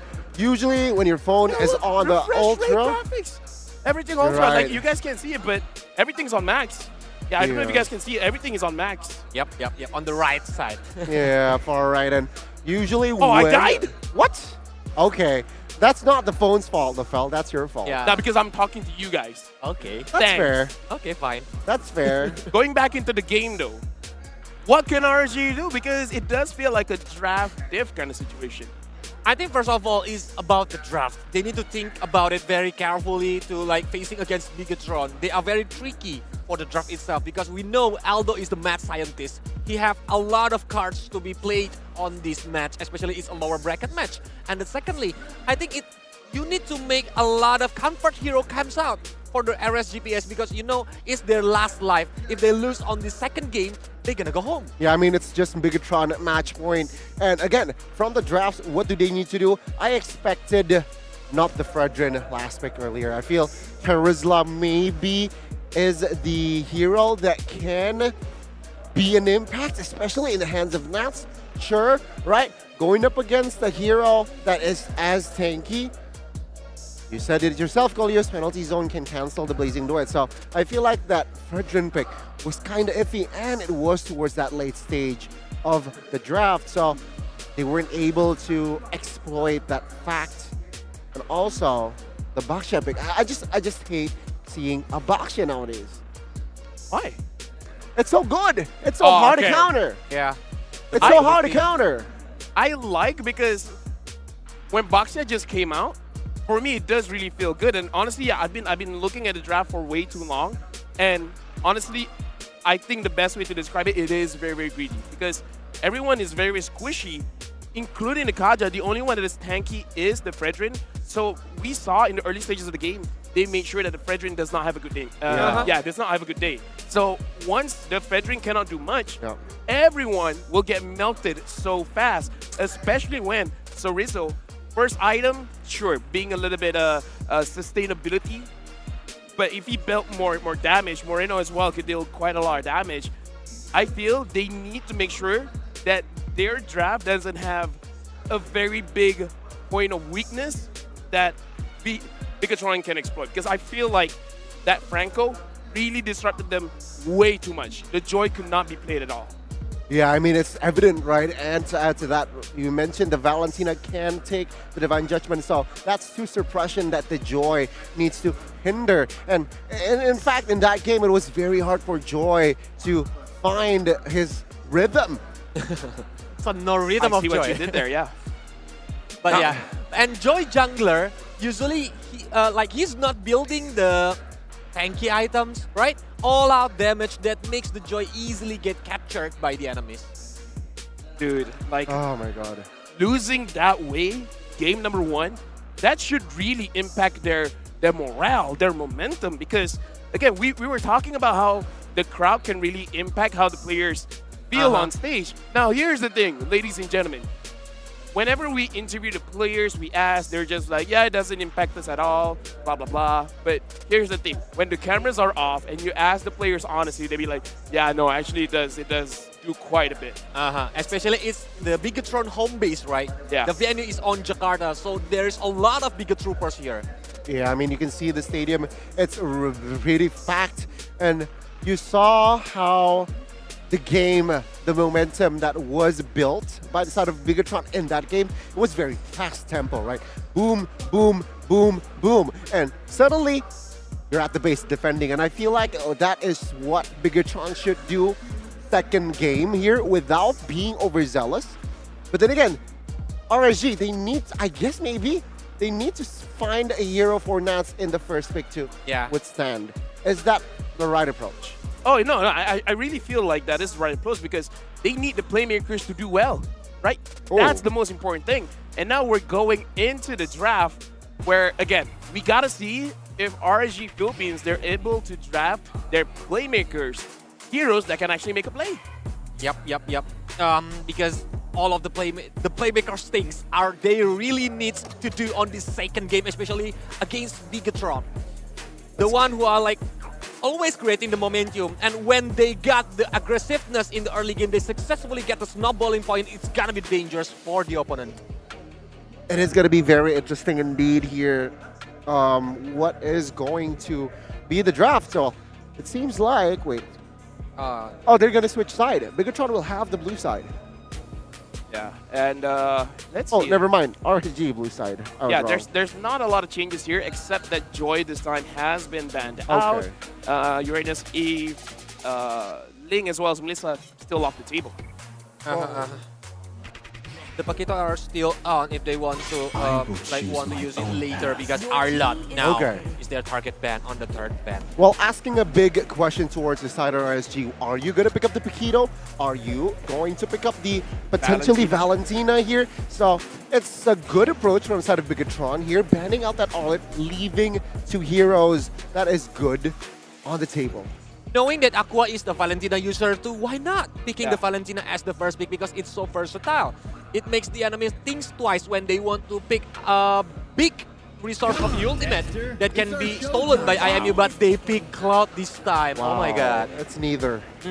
I'm still surprised. Some people feel like Claude isn't that big of a deal.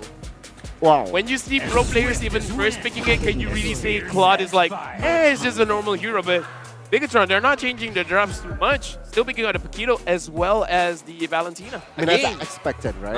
Paquito can cancel Cloud using the knockout strike. Knock-up ability for the Cloud itself, but Valentina is very versatile like I said before. So it makes RSGPH need to think because they still have Parsia if they want to pick it right now since it's very limited. Or they can use Kadita. Yeah, Kadita. Kadita is very good against Valentina. Yeah, Kadita here is an option, and as well as will they pick up a hero for Nats, right? Because last time around, Nats does not survive this first phase, aka not being not given a hero. Will they secure a hero for Nats here in the first phase? But no, they will secure a Martis. And I expect here a Mage or a Roam. Okay. Angela. The old combo. Angela Martis. Oh my god, it's gonna be an aggressive game again on the second game. I mean, here's the thing. Angela can even get inside of the Claude. Yeah. Right? So a lot of options. So you feel much more safer going in for that Blazing Duet. So, okay, I'm kind of liking the start of the draft here for RSG Philippines because the only potentially bad thing is if they continue and have a squishy kind of draft. Okay, I think they should pick up the Baxia here. Oh, yeah. I think they should. I feel like if Baxia isn't picked up, I think they will ban it from side of RSG here. So I think picking up a Baxia, a hero that can withstand and with that added passive, right? Oh no, they will go with the same option here. Oh, picking we up have the Delar here. Franco. Look. Yeah. Oh yeah, there's Delar. Yeah, Delar is coming. With Franco, I think Franco can use the Bloody Hunt to stop Martis when he's using the Asura Aura, right? He wants to make sure that the Super can easily contest the Lord later. Okay. I actually prefer picking up the Franco here because Finn basically just carried his entire team, and Gani, you were right the box is instantly banned, so good call out there. But I guess Bigatron Alpha, they just, rock, paper, scissors and win one. Yeah, I think if it ain't broke, don't fix it, right? They picked up the Franco third pick last time, and it worked. So there you go, the same approach here. Bigatron, will they commit to another Nats ban here?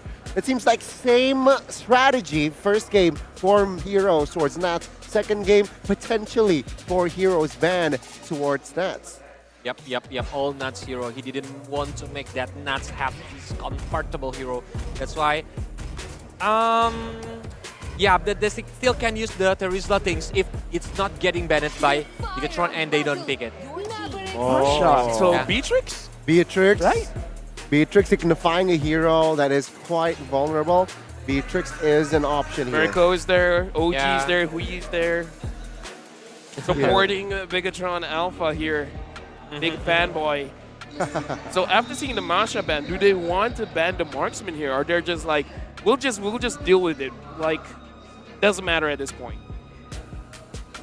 Marksman ban, Beatrix, Leslie. Oh, are they baiting a Beatrix ban here from the side of Bigatron, right? And then picking up the Leslie. Beatrix, right? Oh, okay. Maybe they're baiting and maybe they want to take the Leslie. If Bigatron want to play the long game, they can pick Leslie now. I mean, if even we could see from a mile away, it's like, oh, this is going to be a Beatrix. Yeah. So RG did themselves ban out the Beatrix. Now, the only thing is either they made a mistake by banning out the Masha by showing that they want the Beatrix, or it is a bait, right? We'll see here. If it is a bait, I expect... And then all of a sudden, they pick up a Harif. I mean, you're not wrong, maybe, right? But I guess they can secure an EXP here, potentially, or jungle, rather, right? Because Paquito... Oh, no. Oh, enough with the 1-1. That's the 1-1 in lane, going against the Claude. Another second power hero, right? Very good on the 1-1. So when having Franco, when Iron Hook is connected to the enemies, 1-1 can easily open the weaknesses and fly through the crossbow of Trang. But 1-1 need to be careful if the RSGPH pick the high ground hero like Farsha. Farsha is still open if they want to use it, or even Kadita. Kadita can do one combo to 1-1 later. I'm just worried that when the 1-1 is using the crossbow of Tang, and then the hard guard just comes and be like, where's your damage now? That's my personal worry.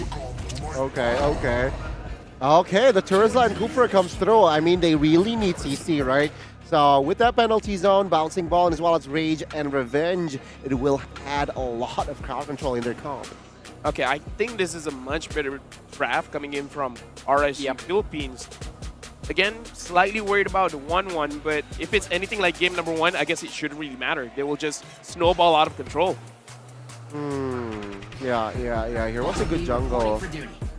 Oh my god, what's that? Oh, it's the X-Borg? Or it's not X-Borg. What is it? Wait, what is? Wait, What is it? What is that hero? Yeah, I hear the voice line. I guess he's using himself. Sorizo just picked himself. So Sorizo is the new hero on Mobile Legends. Sorizo picked himself. Have you seen his forearms? Of course he's a hero. Oh! Dude.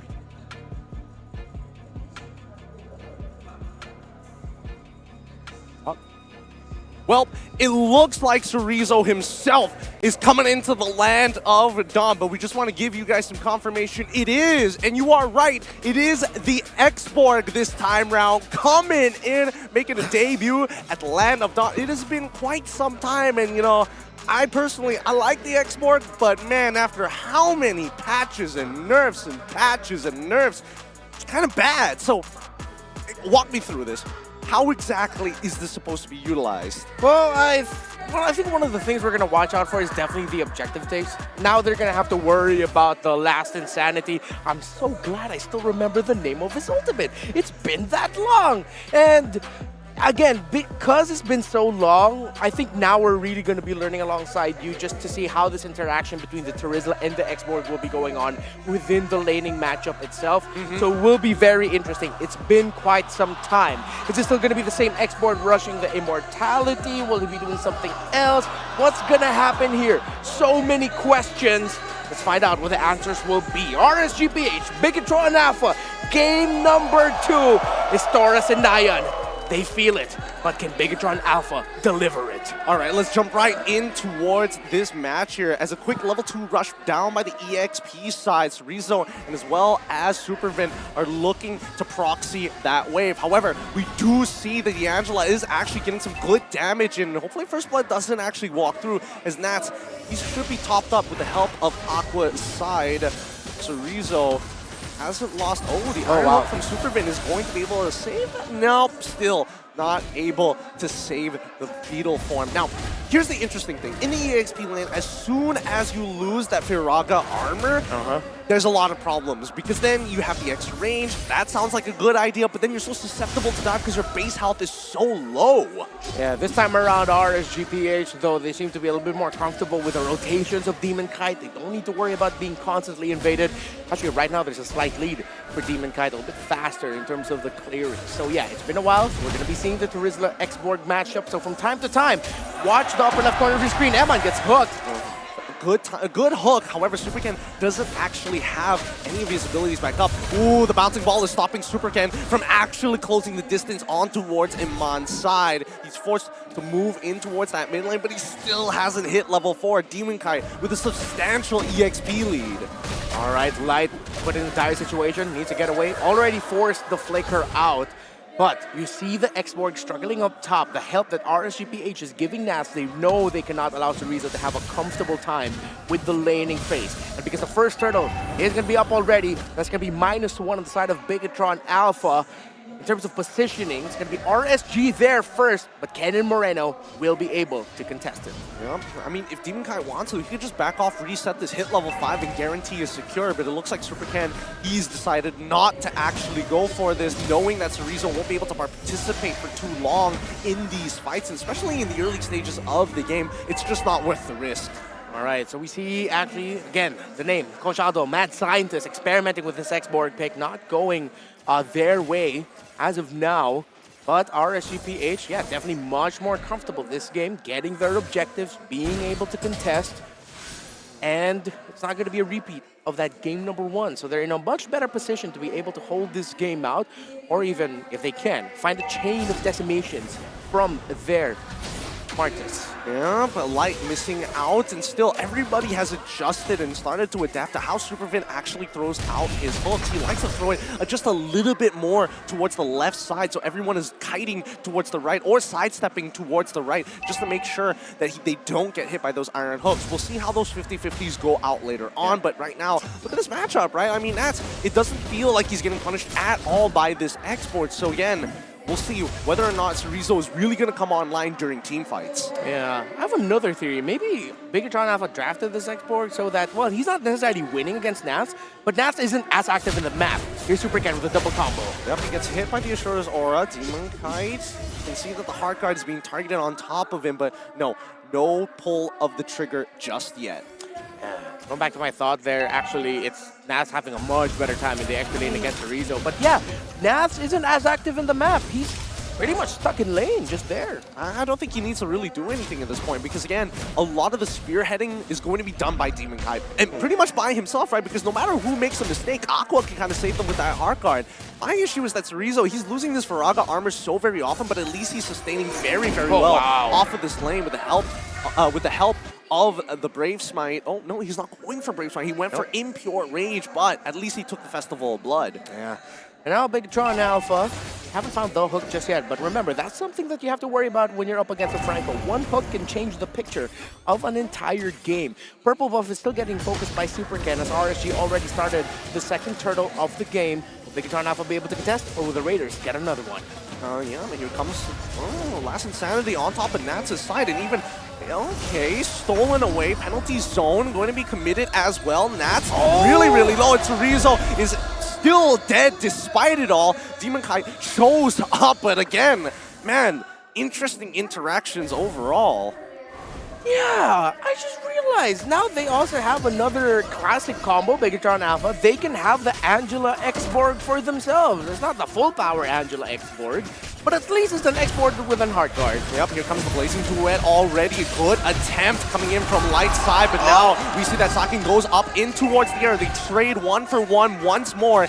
This is looking like to be a very even matchup. Iman to get a couple of shots, but Demon Kite, he's making sure that Supercan, he knows he doesn't have any cooldowns left. Heavy left hand, but still doesn't have it. Penalty zone does not connect from Nats' side. He even expanded the flicker to do so. Flickered into the wall, did Nats. That wall just a little bit too chunky for him. And that's going to be RGPH missing out on a potential play there. They sent Nats all the way down to that bottom lane to try and get a play, as Aqua is trying to just cover the EXP lane of Nats. Moreno doesn't have an ultimate on him just yet, so that's one thing you watching at home right now can keep continuing, keep having an eye on. What ultimate will the Valentina have? If it's going to be the Heart Guard, or if it's going to be anything else that could turn the tides here.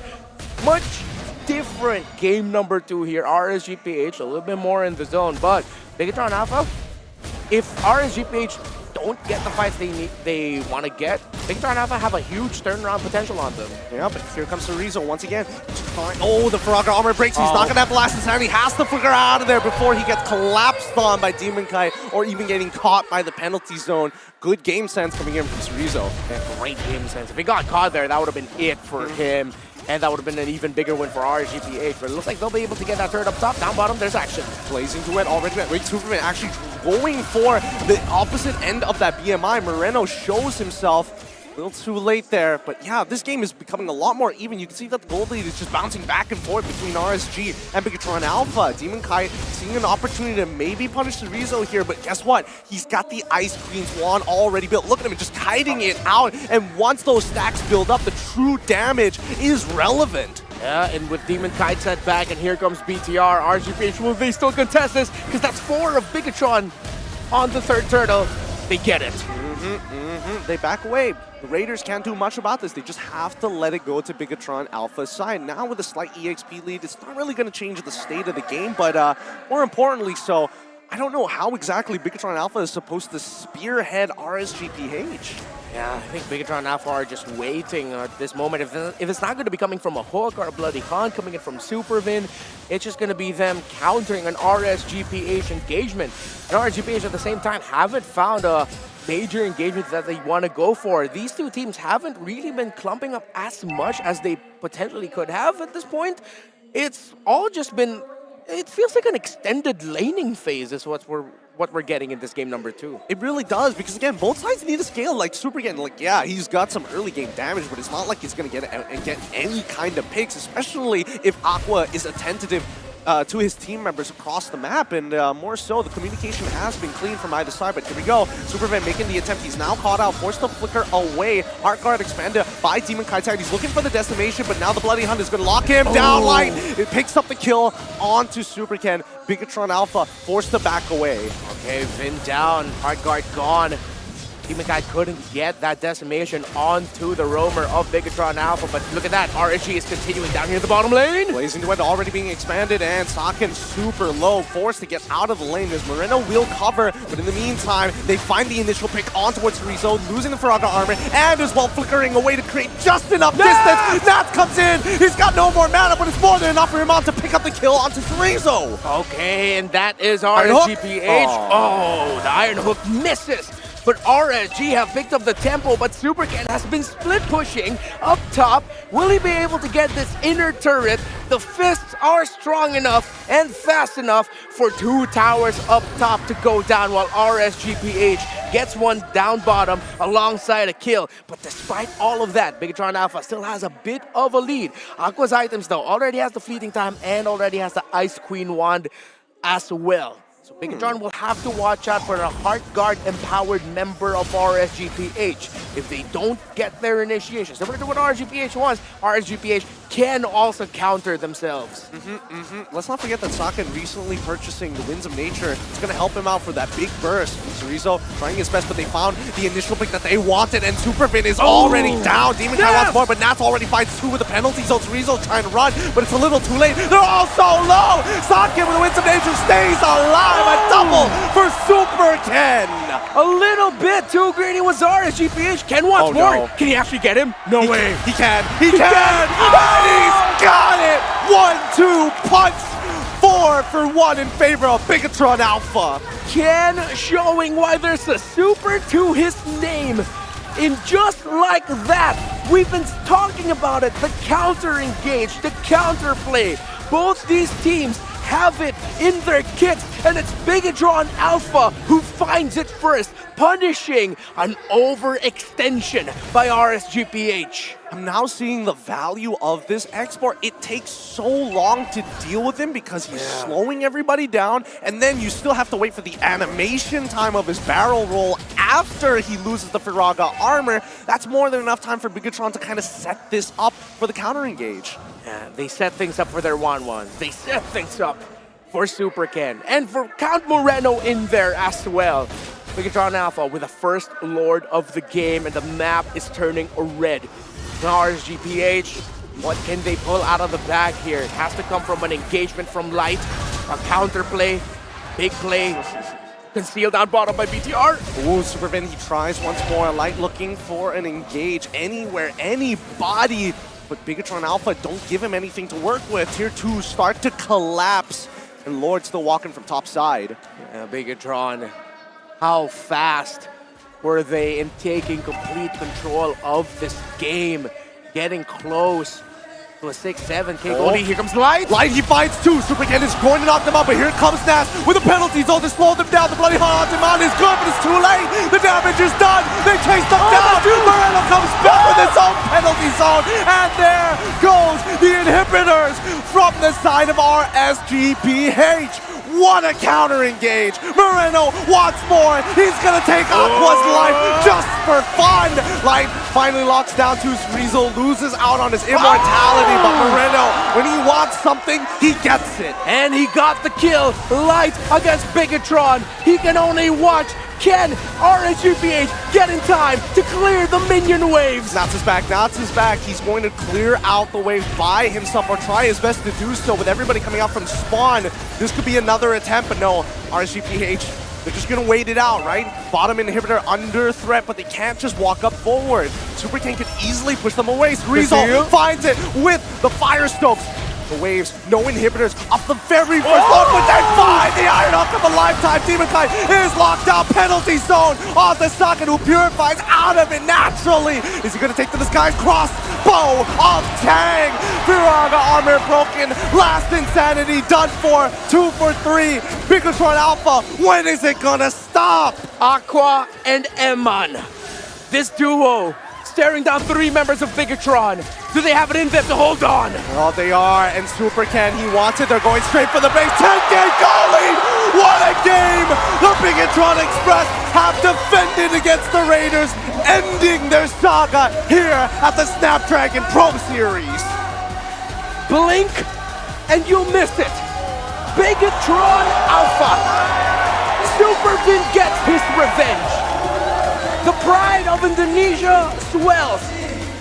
You can see it in the crowd. You can see it in the Story Senayan. Dominating and undeniable was this performance by Bigatron. Oh, man. Oh, the rallying of the troops are here. The chants have begun. Well done to Bigatron, but our hearts go out to RSGPH as their journey finally comes down to a conclusion. Sportsmanlike conduct as they give their final fist bumps here on stage.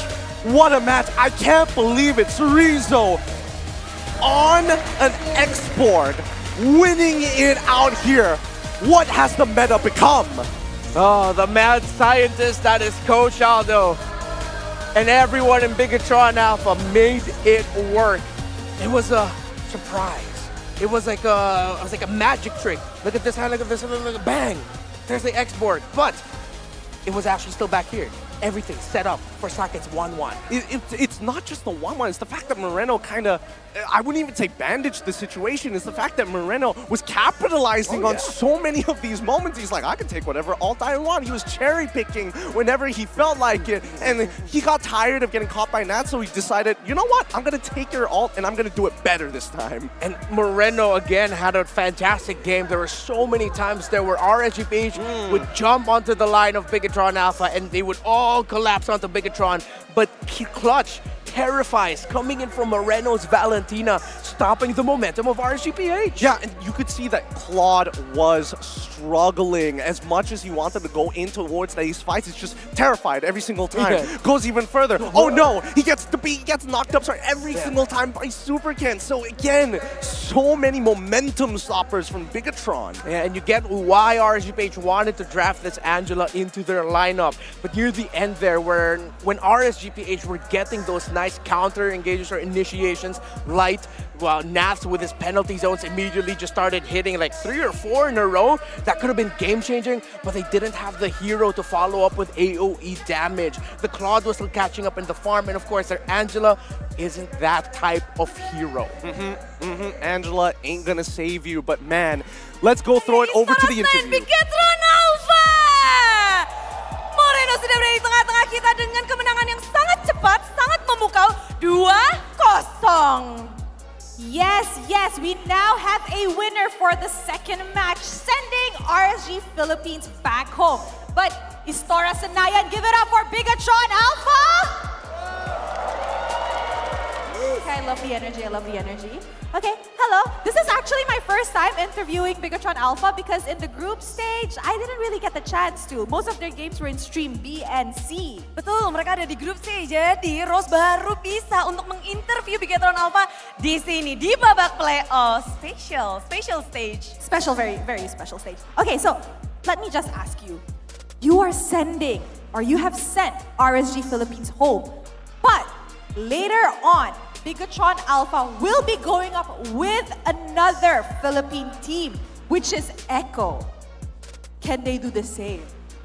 Oke, kamu baru aja mulain satu tim Philippines, tapi nanti kamu akan bertemu juga dengan tim Philippines saya yaitu Echo. Bisa nggak sih Bigatron ngelakuin hal yang sama seperti match ini?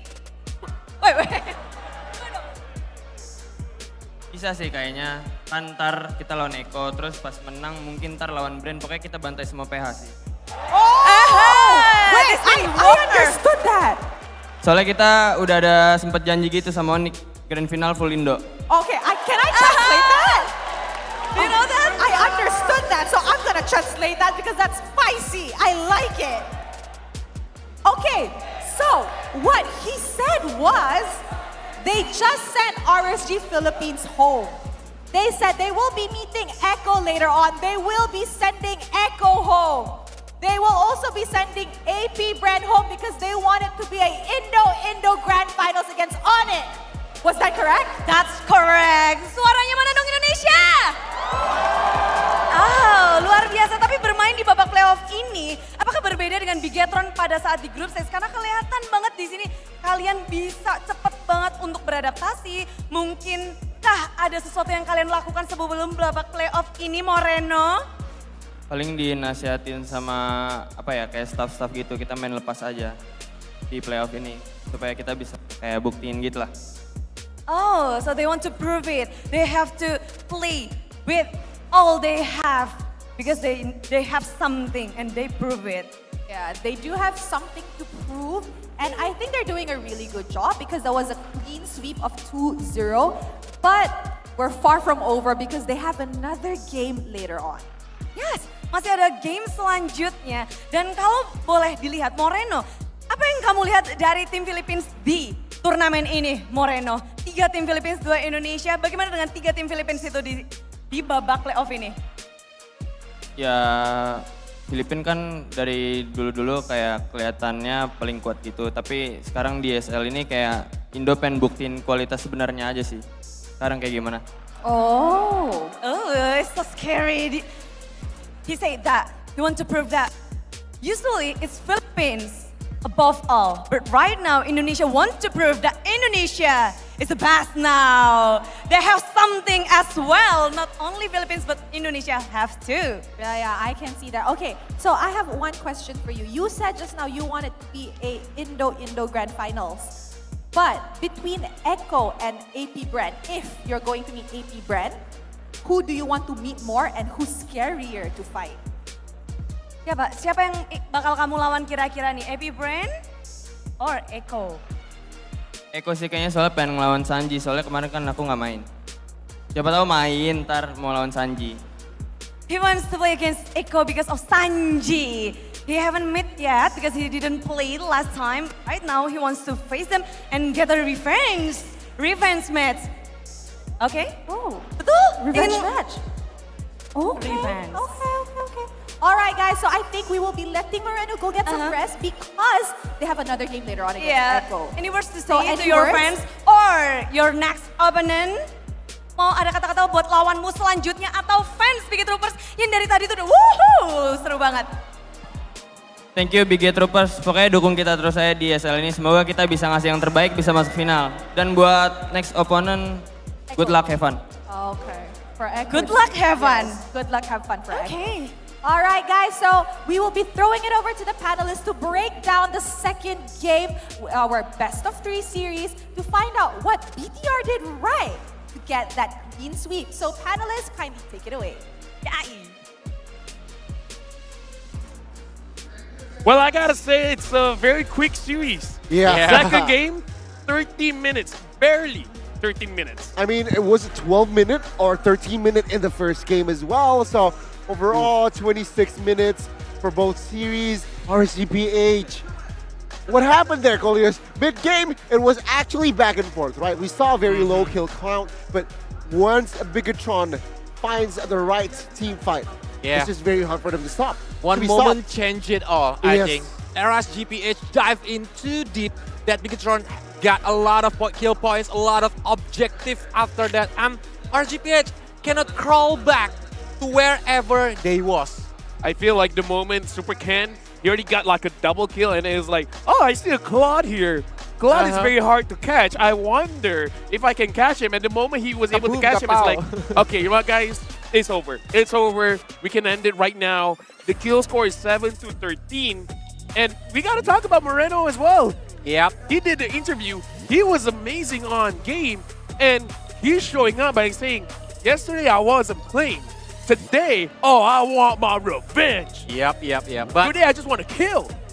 By his performance, I think it's a very good performance by Moreno itself, especially on the export pick on the second game. I think it's a wise pick because they have a lot of stopper. They have Franco, they have Valentina who can steal with IMU to the penalty zone.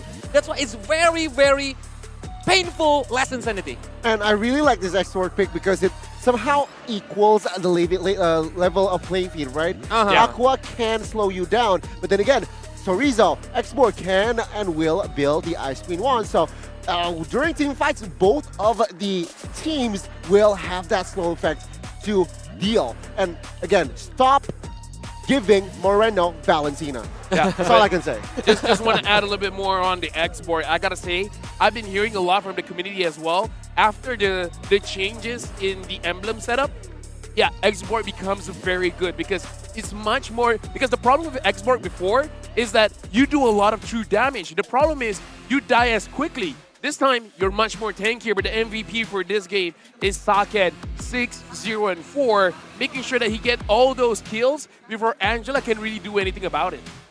Because of the goal difference, I think the crossbow attack is very painful. He can stop anybody. Even he's using the... oh my god, he's almost full build. Almost full build. Yeah. Dude. Windtalker, Corrosion, very nasty indeed. This is the highlights here. Is this the fight where RSG was forcing it? Yeah, this is where they lost their momentum here. They go all out, even Light didn't come back after like he have very low HP. Everyone is like having low, but Super Ken is playing very good to chasing again Eman. Why Eman is attacking the Little Wanderer? Yeah, but I think in his head is like, okay, if this is like in the Philippines, they won't go for me, you know? They won't force the kill, but it's like, oh wait, I'm in Indo. They want kills. He miscalculates the damage here. I believe the Bikido already has the 100 strike at that point, so penetration is there. And this is where it's all Bigatron. On the early game, I think it's very passive games. But after that moment, it becomes Bigatron stomping the RSGPH even without any fight from them. Dude, either way, Bigatron is looking very good. And RSG Philippines, again, we do have to say congratulations to them for making it this far. Yep. Again, this is good because it shows that Snapdragon Pro Series is showing that the international stage now is very competitive, right? There's Very. no clear winners, but either way, the clear winner for this one is Bigatron Alpha. Congratulations for winning 2-0. And unfortunately, RSG Philippines, they have to go home. But it's not the end of the day for Bigatron Alpha, because after this, revenge match against Echo. Yep. But my prediction is correct. 2-0 so far. I mean, it's going to be very interesting as well. Bigatron showing that they are a very strong team, a contender in SPS. Alongside the Giants, right, we got AP Bren, and as well as Onyx, who is still in that upper. So it's their journey is still far here. What do you think, Lafel?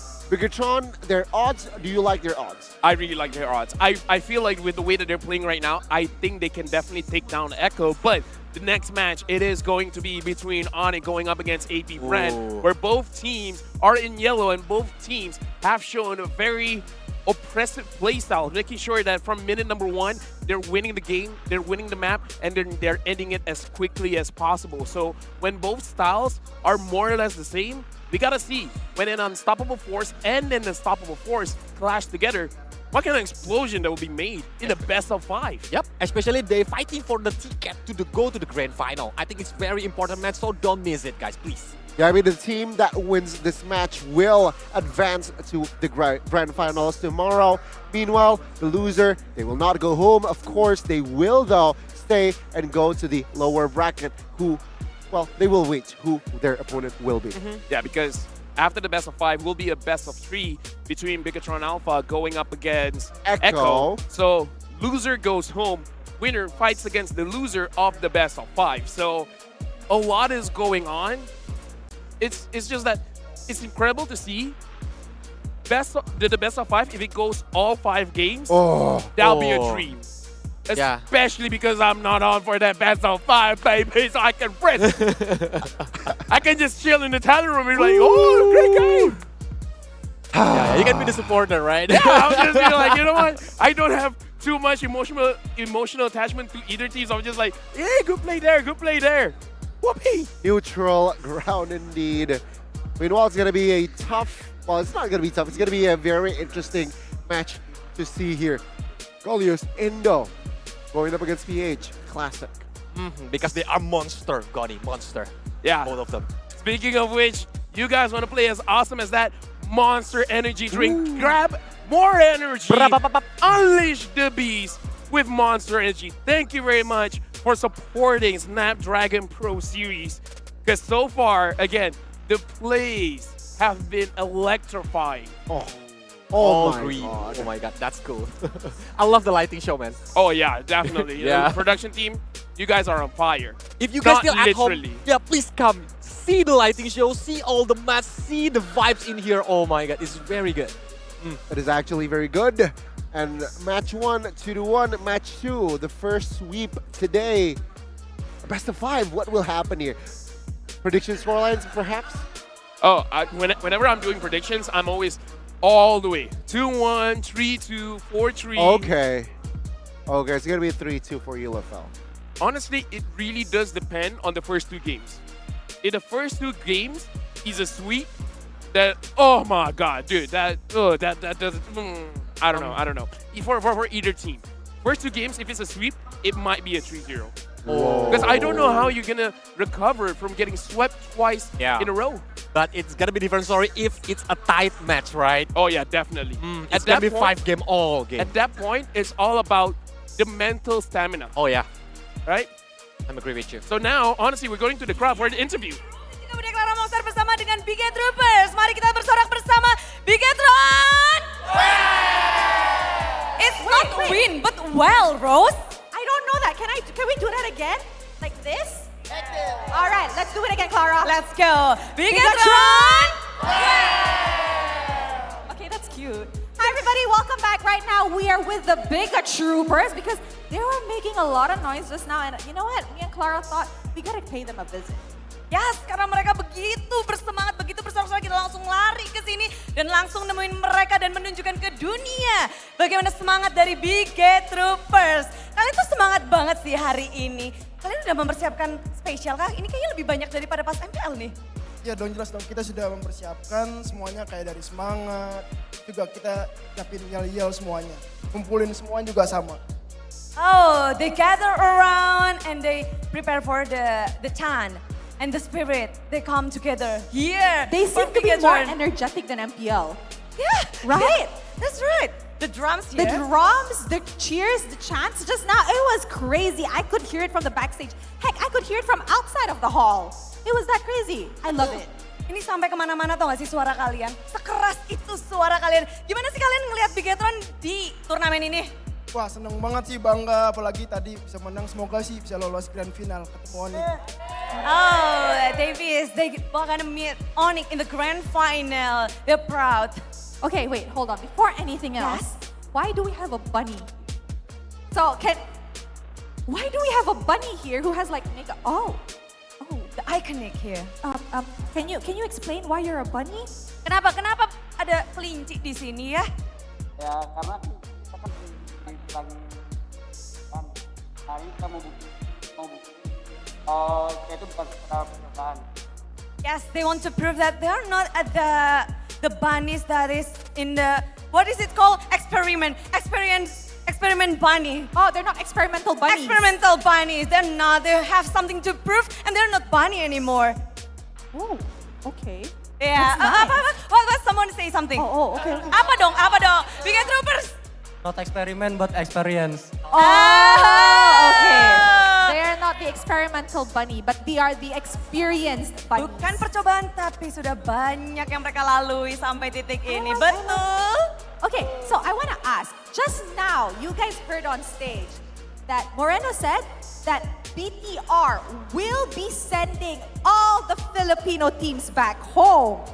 What does the bigger troopers has to say about this spicy statement?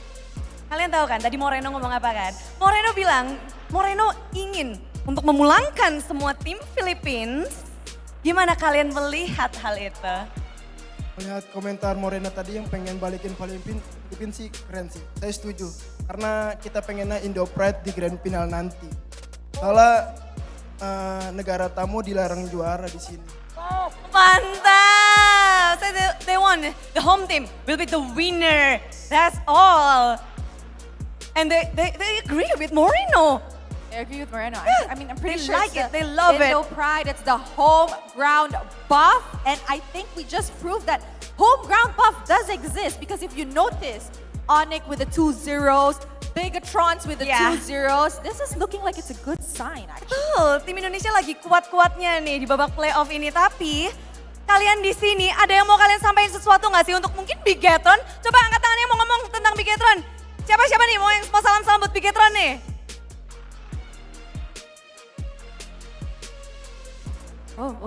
They want to say something to the Bigatron.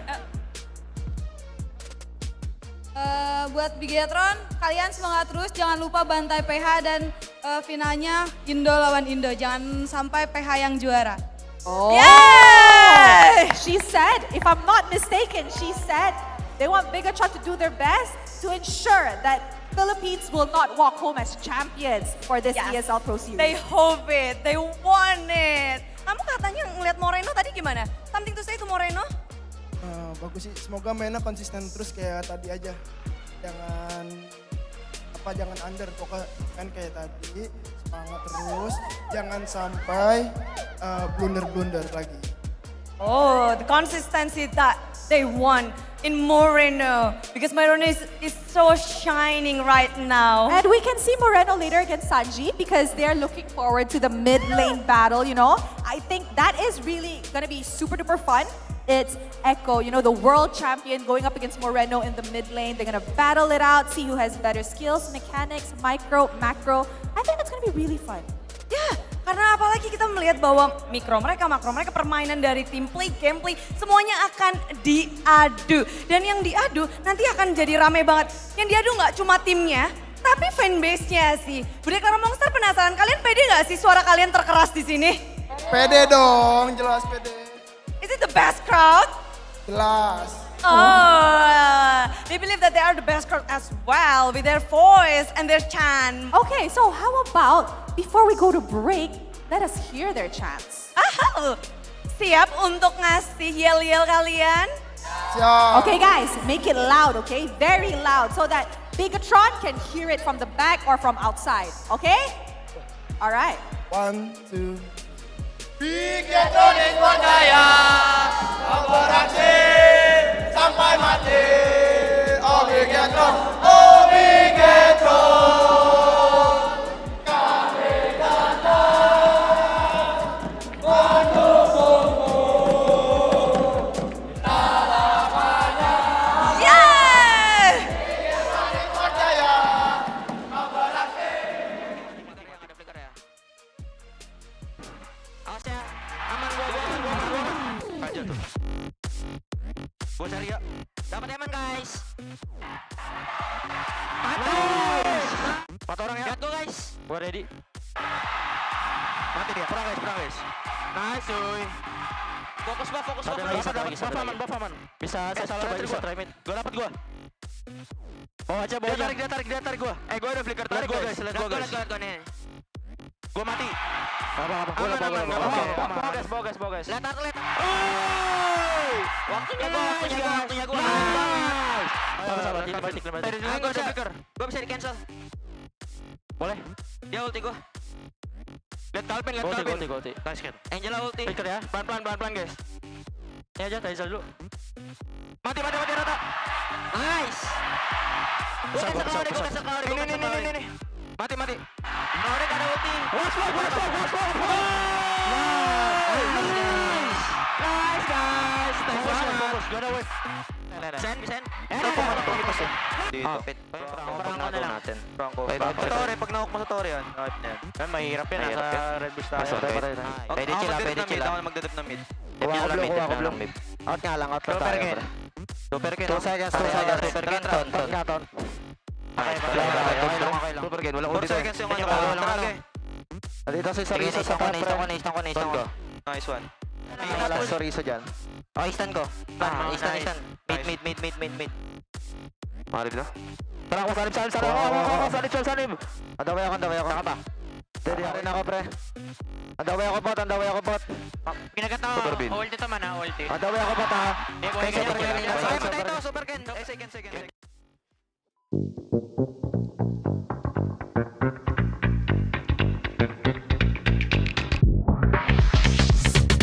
Pick semua harus sama gak sih? Kan satu tim. Yang gue pick Albert tadi. Tuh. Because so strong. Still so aggressive. Oh, so many roles. Yeah, can. But mid lane now. I will pick this guy. Yeah, because he's one of the aggressive mid laner now. I think he's Parsia and Kadita. Anjay, pick diri sendiri. I choose myself because I love myself. Mana sih? Aku pick ini aja, Cak. I pick this because he's agresif banget. So agresif. Because he's so good roamer. Ya, Chow idol. Ini. Can I explain why you choose? So aggressive in laning, in team fight. Oh my god.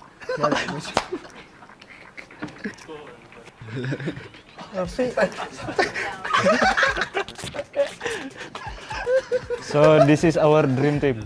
Oh, god.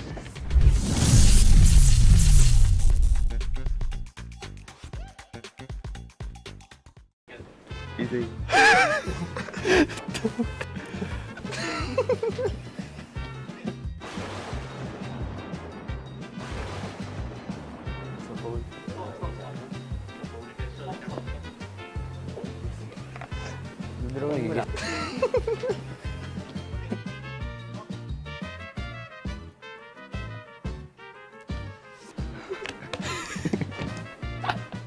Love.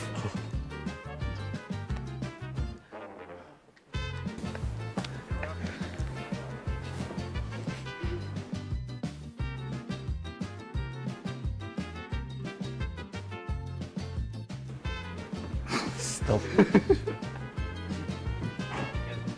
3. What is this? Glue.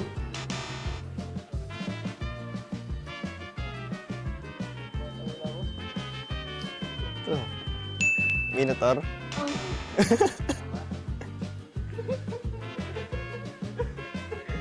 I think he's riding because he's this ahead. And it's like, I think it's Barat.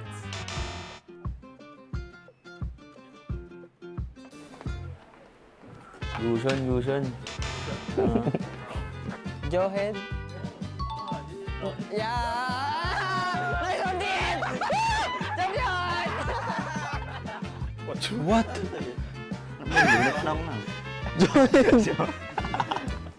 Hey, is this like Joed?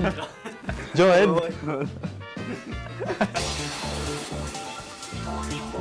For me, the hero need to buff is Guniver. I think Guniver is quite OP, but need a little bit touch up so that it can be in the meta. Yuzong needs buff because the patch right now needs XP lane hero that can sustain the turtle attack and pull the turtle at the same time. Kalau nerf untuk sekarang Uranus sih kayaknya. Uranus strong banget gara-gara patch emblem baru, jadi bisa makin tanky banget. Sekarang jadi most pick juga di turnamen, jadinya mungkin boleh di nerf sedikit sih. Hero ដែលខ្ញុំគិតថាត្រូវការ buff គឺ Natalia ដែលខ្ញុំលេងជារោមផ្ទាល់ដូចជា patch ចាស់កាលពេលគេអត់ទាន់ nerf វាគឺវាអាចពេលដែលយើងចូល passive ដែលចូលក្នុងស្មៅ passive វាគឺ enemy អាចមើលឃើញបានហ្មងអញ្ចឹងយើងស្រួលក្នុងការ flank ទៅ kill enemy តែឥឡូវ patch ឥឡូវពេលដែលយើងមាន passive ដល់ក៏គេអាចនៅមើលឃើញយើងបាន I think the need hero buff because I like play Faramis. I will do buff Faramis like the ultimate cooldown. Mungkin kalau untuk hero yang mau di buff mungkin Batok sih, karena kan itu hero power gua kan, jadi kayak pengen aja di buff biar tambah kuat. Hero yang menurut gua sekiranya bisa dapat buff paling cowok lagi sih. Jadi dibalikin kayak dulu, dia bisa ngereset skill 2-nya, pakai skill 1 ke creep, gak harus ke hero musuh. I think Hellcat needs to be nerfed because his second skill has so much damage, especially with the DHS. I think Hellcat. I think his ulti is too long and he doesn't get assist anymore whenever he uses his ulti and your teammates get kills. Kena buff, maybe saya pilih Hanabi. Hanabi tu perlu buff lagi lah sebab dia tak ada escape mechanism. I like them to buff Badang because I feel like there's a lot of nerf for him and I will prefer he's more stronger than before. Then more people play also. I think the hero that we should nerf should be Angela because of the big shield that she makes and low risk but high reward gameplay that she does. The healing in this patch is really busted with how big the healing factor affects the team, and it's the global presence of Angela that makes it hard to fight her. If you're facing an Angela, you should play the game perfectly, but if you make a mistake, I think she and her partner will snowball the entire game.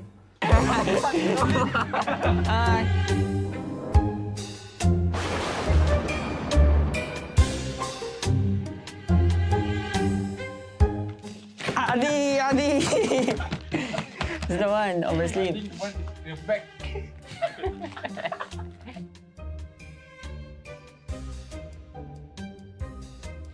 Oh, Isaac! He always do with his girlfriend. And he main core when he have this girlfriend. He use Fanny, Link, even he support only.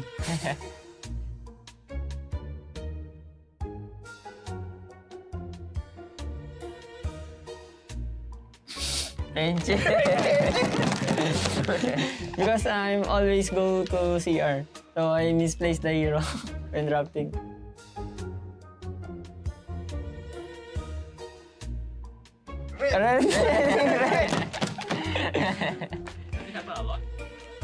Nah.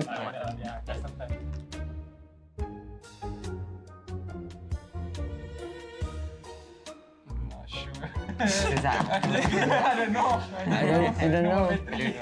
Because we have a lot of charger in Malaysia. The players only 6, then our charger is 10.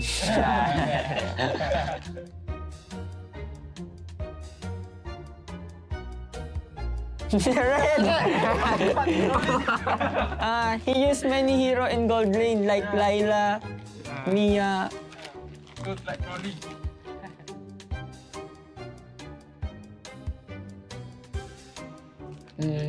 He is.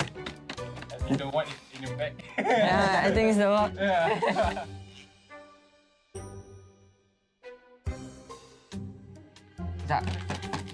So if you don't win, you don't. Oh. And this me. Yeah. I will stress. Because yeah, he got punched the wall when he's. 1, 2, 3.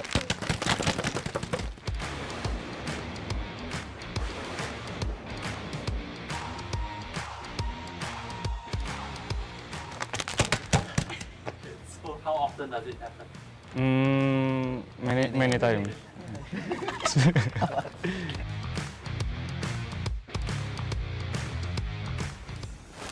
Jangan dia. Oh iya, jangan dia. Gua. Parah. Because I'm the one who call everyone to practice. Then do you have trouble calling people back? Yes, sir. Yes. Of course. Yeah. All the time. All the time.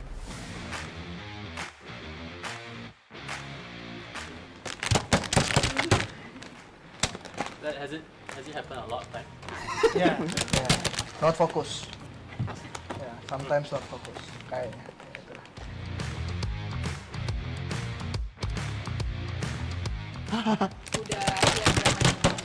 Yeah. When was the last time that happened? When he eat. Yeah. Yeah, it. So he missed the cue. Yeah. Sometimes. Yeah. Not sometimes.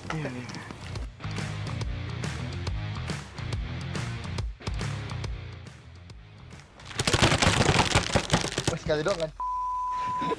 So why do you play mobile? Sometimes I forgot. Yeah. No have charger or miss. Don't have charger. Always borrow someone's charger. Yeah.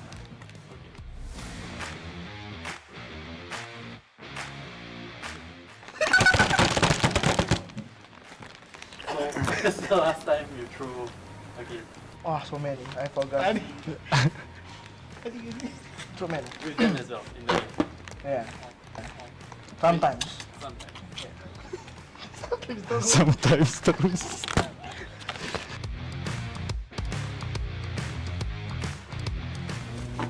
Lu aja.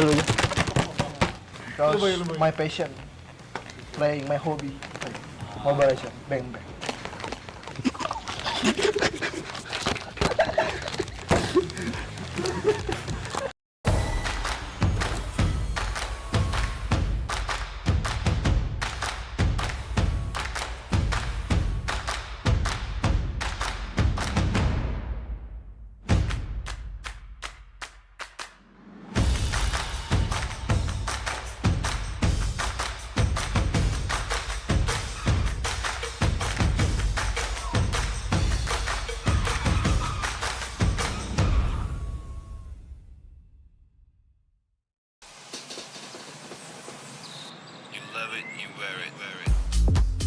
Wear your passion. Share your passion. Wherever, whenever. Gaming is a lifestyle. Get your merch at shop.eslgaming.com. The Snapdragon Pro Series powered by Samsung Galaxy is brought to you by Snapdragon Elite Gaming, Samsung Galaxy S23 Ultra, Monster Energy, and DHL.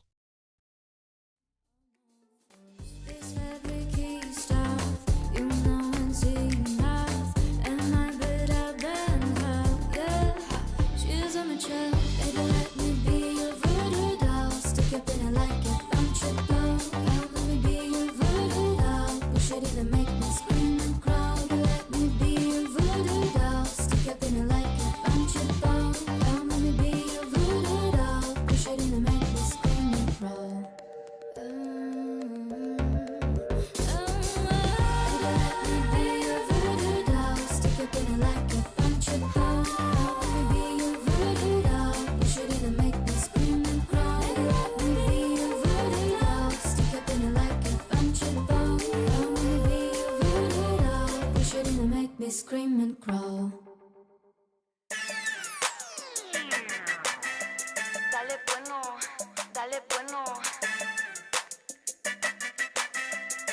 dale bueno, dale bueno, dale bueno, baby, dale bueno. Ya tú sabes, baby, lo que quiero. Dale bueno, dale bueno. Ya tú sabes, baby, lo que es bueno. Todo el mundo sabe, yo soy poderosa. Si te caigo mal, es que estás celosa. No soy santa, tampoco soy mafiosa. Puedo ser dulce, también soy venenosa. Baby, yo soy natural, a mi cuerpo no hay igual. Solo quiero mi dinero, yo no soy sentimental. Y tú quieres ser primero, pero tienes que esperar. Aquí yo soy la que manda, así que ponte en fila atrás, yeah. No, al cel no te contesto, no. Ni tu DMs o textos, ya. Ya tienes que saberlo, yo vine a subir, subir al cielo, Dale bueno, baby, dale bueno. Ya tú sabes, baby, lo que quiero. Dale bueno, dale bueno. Ya tú sabes, baby, lo que es bueno. Dale bueno, baby, dale bueno. Ya tú sabes, baby, lo que quiero. Dale bueno, dale bueno. Ya tú sabes, baby, lo que es bueno, lo que es bueno. En el club yo le muevo las caderas. Yo soy reina, mami, tú eres cualquiera. No tienes fuego, salte para afuera.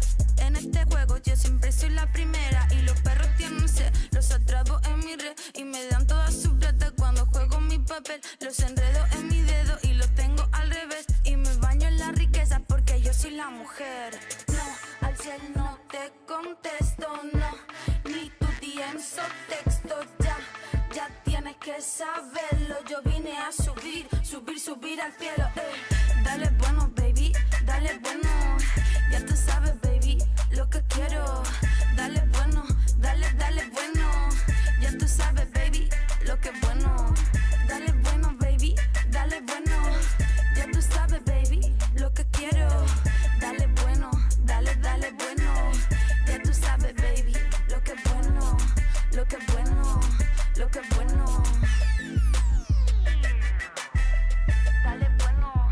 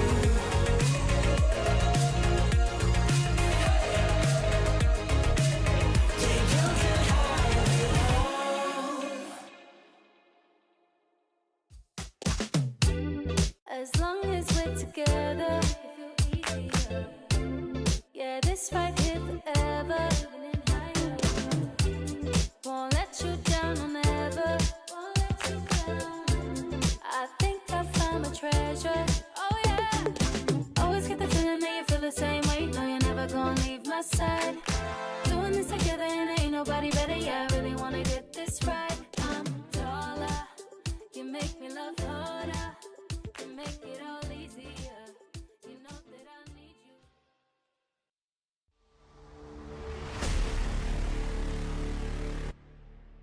Welcome to Mobile Legends!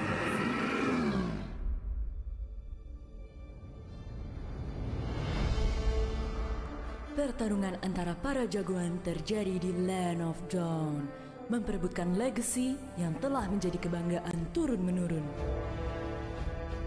Setiap jagoan masing-masing tidak mau menyerah dan berusaha untuk tidak melakukan kesalahan. Karena siapapun yang berhasil memenangkan peperangan ini adalah mereka yang akan melanjutkan tradisi kehormatan dan kebanggaan.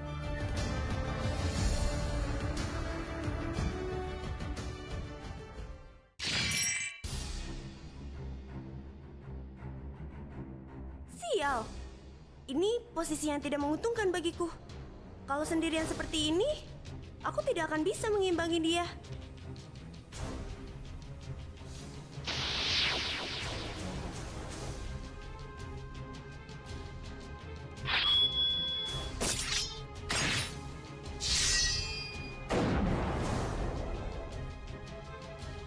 Sudahlah, menyerah saja. Kau tidak akan bisa menang melawanku. Tidak ada kata menyerah dalam kamusku. Maju kalau berani.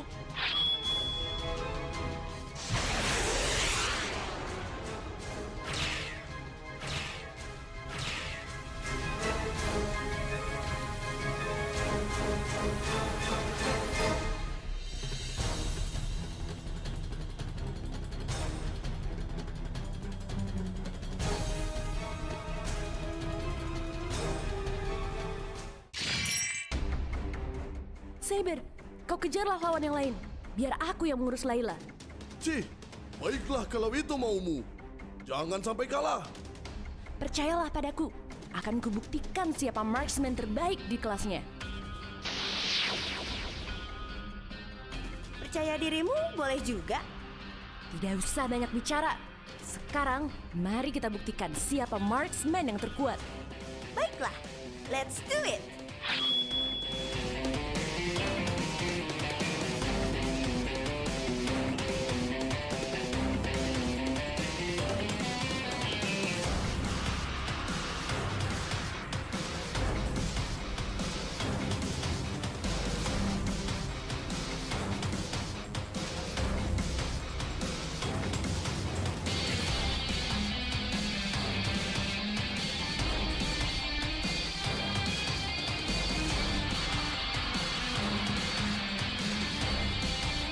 Menyerahlah, kau sudah tidak bisa lari lagi. Kemenangan ini akan menjadi milik kami. Kage no Ogi.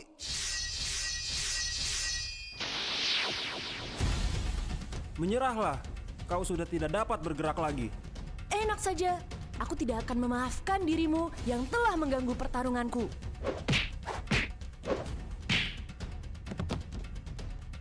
Sih, beraninya keroyokan.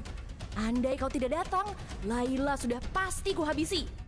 Jangan lupa, ini adalah arena peperangan, bukan ring tinju. Terima kasih Hayabusa. Sekarang, mari kita habisi dia. Rasakan ini. Yeah!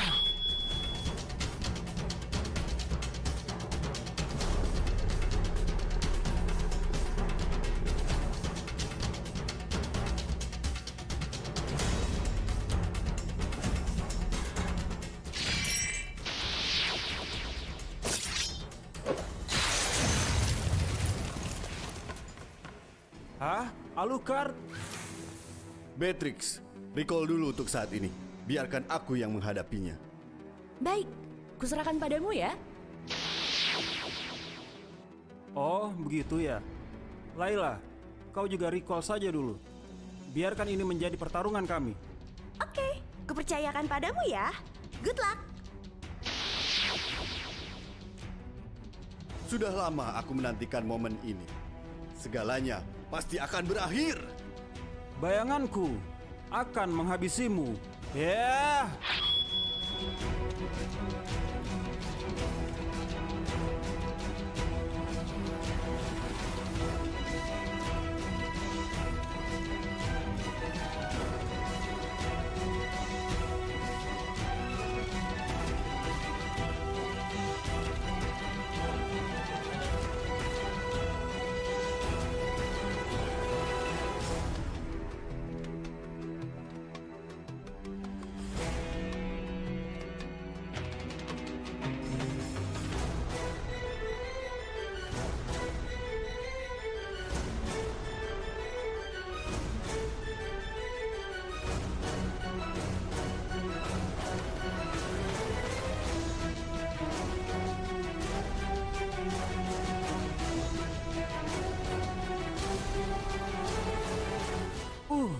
Sial, dalam keadaan seperti ini, lifestyle-nya memang tidak tertandingi.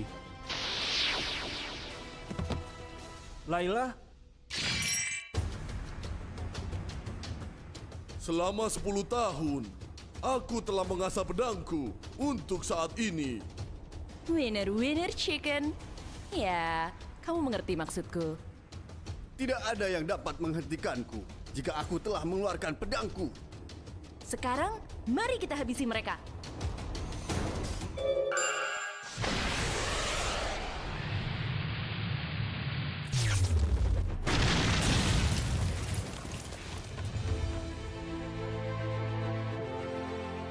Jangan lupakan aku. Gatot kaca?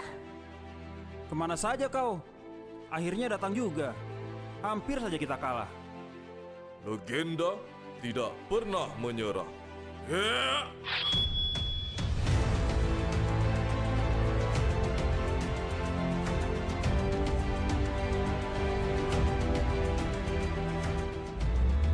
Hea!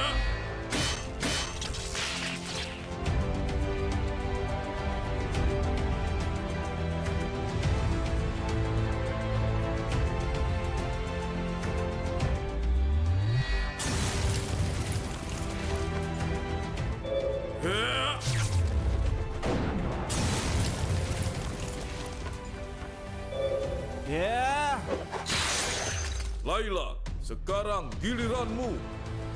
Waktunya bersinar.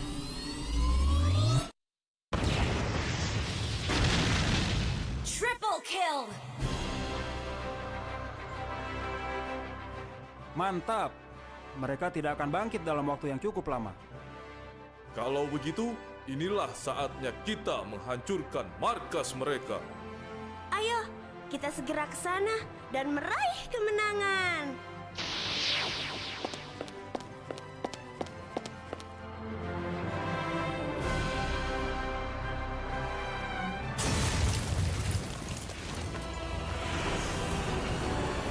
Let's bring on the legacy.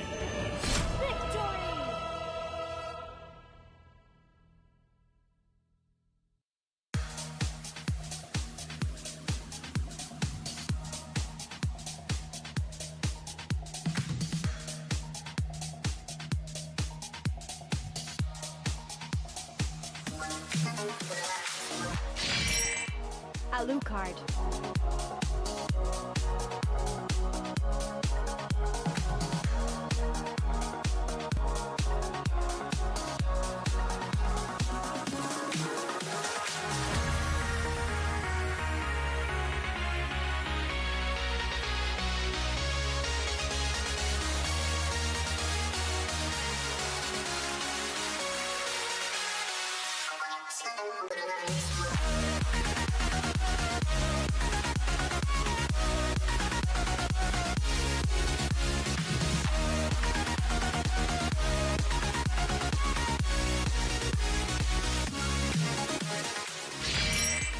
Hayabusa.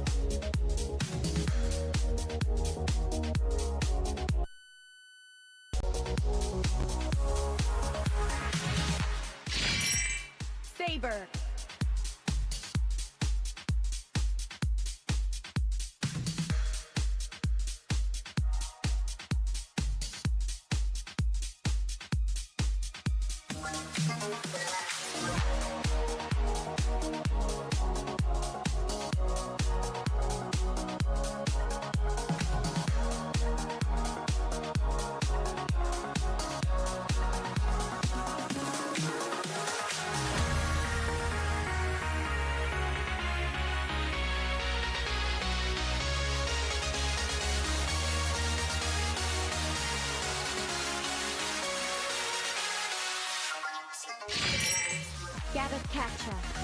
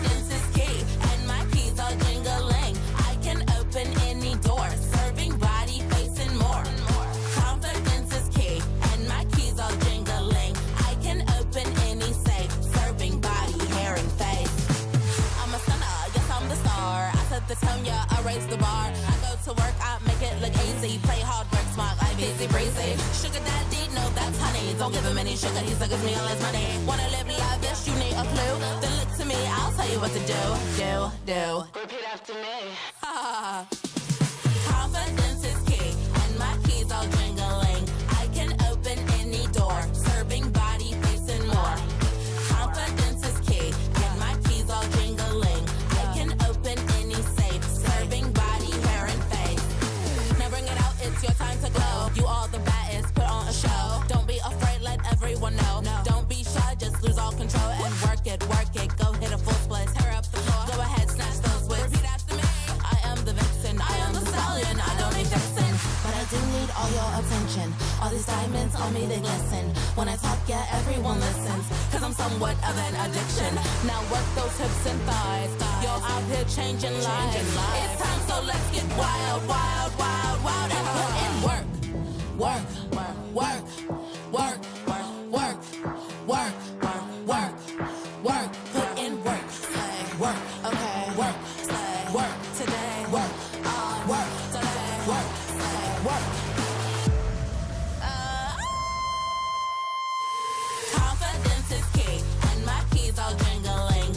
I can open any door, serving body, face, and more. Confidence is key, and my keys all jingling.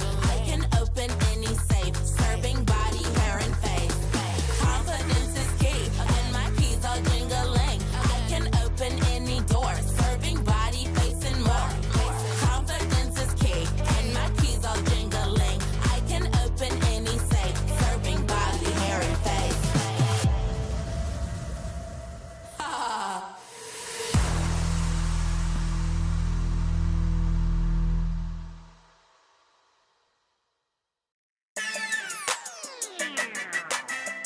Dale bueno, dale bueno. Dale bueno, dale bueno. Dale bueno, baby, dale bueno. Ya tú sabes, baby, lo que quiero. Dale bueno, dale bueno. Ya tú sabes, baby, lo que es bueno. Todo el mundo sabe, yo soy poderosa. Si te caigo mal, es que estás celosa.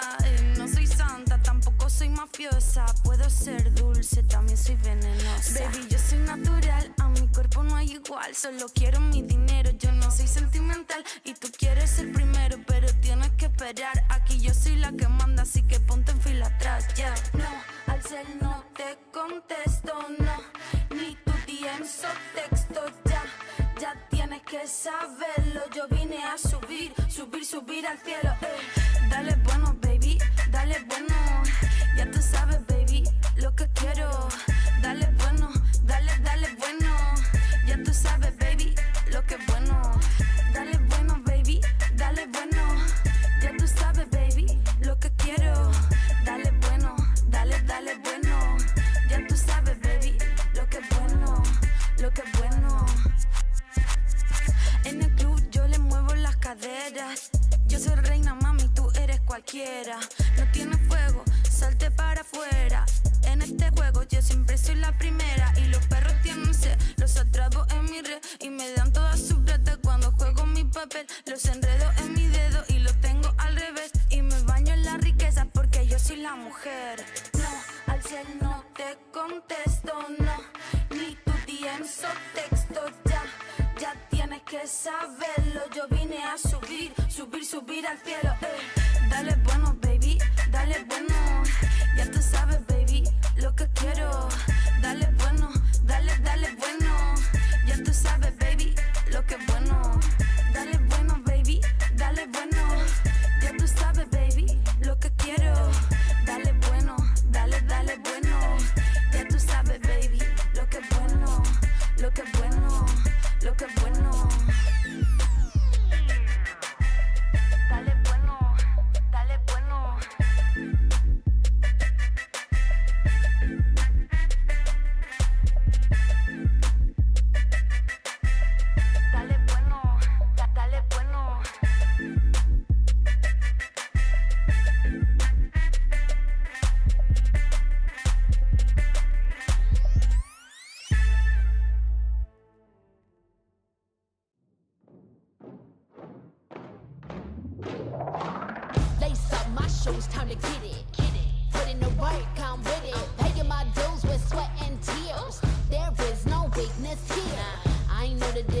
I'm a veteran. Wear my battle scars like a letterman's. I done crawled through the mud full speed, so I wouldn't underestimate me.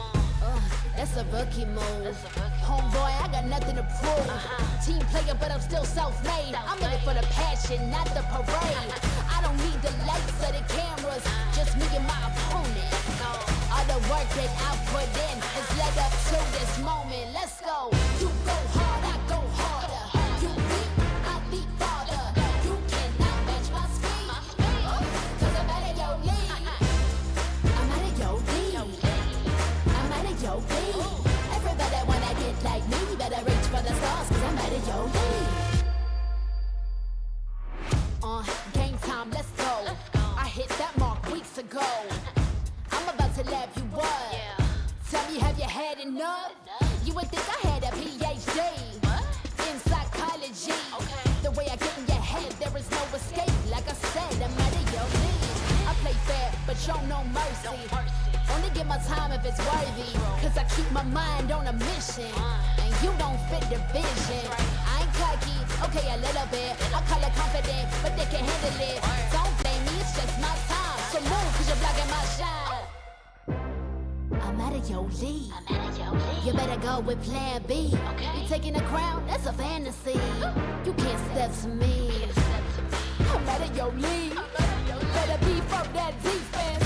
I give you an A for effort. Now hit the bench. You go hard, I go harder. You beat, I beat farther. You cannot match my speed, cause I'm out of your league. I'm out of your league. I'm out of your league. Everybody wanna get like me, better reach for the stars, cause I'm out of your league.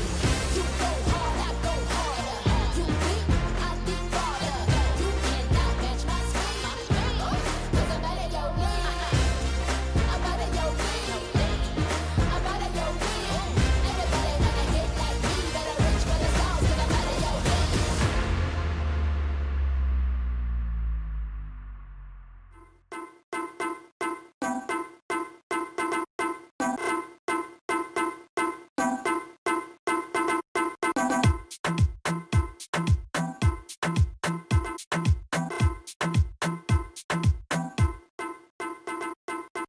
Number one in the street, so that one a bang bang. Everybody touch a road, everybody bang bang. That I wanna so neat, everybody bang bang, bang bang, bang bang. This I wanna so good, this I wanna bang bang. This I wanna so wicked, everybody bang bang. Sun a shining, everybody bang bang.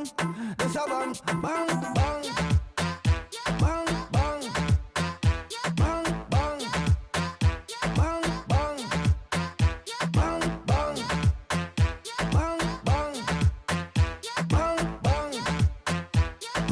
bang bang, bang bang. Number one in the streets, so that wanna bang bang. Everybody touch a road, everybody bang bang. That I wanna so neat, everybody bang bang, bang bang, bang bang. This I wanna so good, this I wanna bang bang. This I wanna so wicked, everybody bang bang. Sun a shining, everybody bang bang. This a bang bang bang.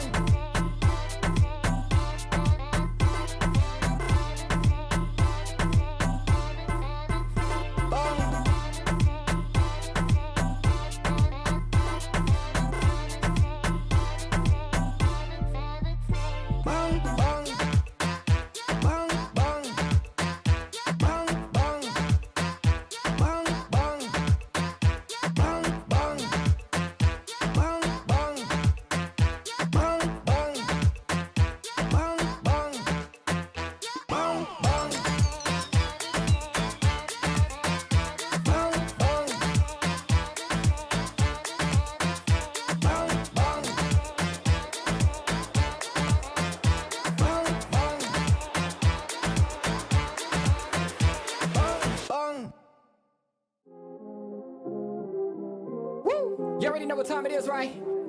It's your boy Eclipse Darkness. I do this for my people. How I like that. I'm a black strong man, they can't tell me nothing. What I represent, they try to keep it from me. I done turned a lot of nothing into something. And I'm still out here pushing all they buttons. They can't hold me down, yeah, for nothing.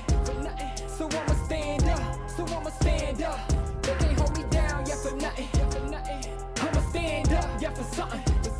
Cause they can't hold me down. I done seen it all. Came up from the gutter, baby, now I'm here to ball. so now they wanna call. They got my line tap, oh yeah, they tryna take it off. Oh no, here we go again. Pull me over, let me guess, it's cause my melanin. Asking questions, me and you both know irrelevant. But I stay cool and collected cause I'm heaven sent. They hate it, I love it, they know that there's no one above it except for God. Instead of becoming with negative energy, I gotta move and die. Give me that back, can't touch my crown, I'm a king and yeah, you know that. Talk about giving it back, I'ma come and take that. Yeah, I'm a black strong man, they can't tell me nothing. What I represent, they try to keep it from me. I done turn a lot of nothing into something. And I'm still out here pushing all they buttons. They can't hold me down, yeah, for nothing.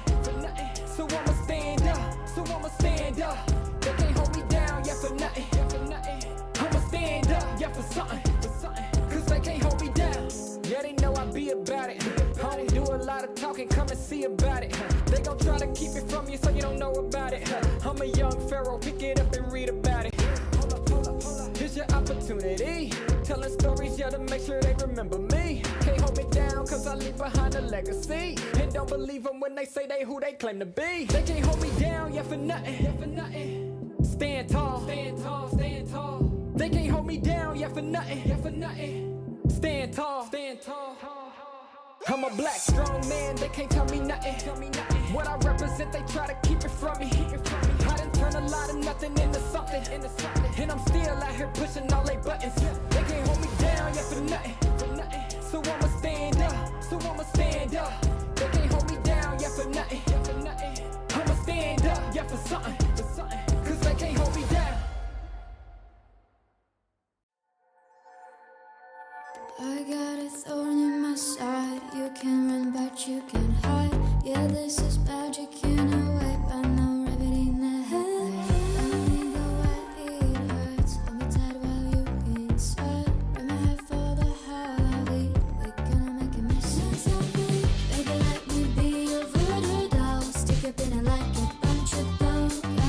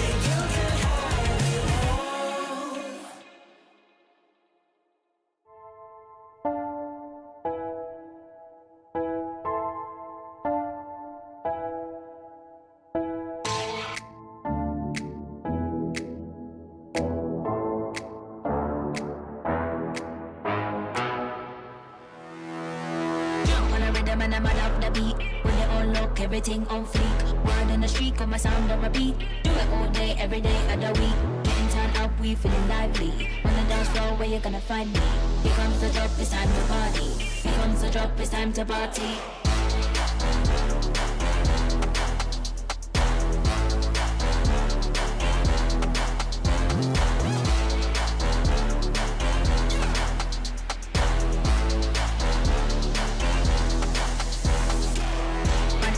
Up the beat, when they all look, everything on fleek.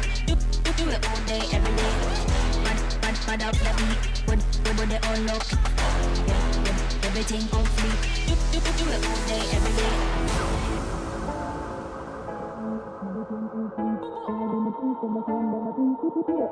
Every day of the week, getting club out, we feeling lively. On the dance floor, where you gonna find me? Here comes the drop, it's time to party. Here comes the drop, it's time to party.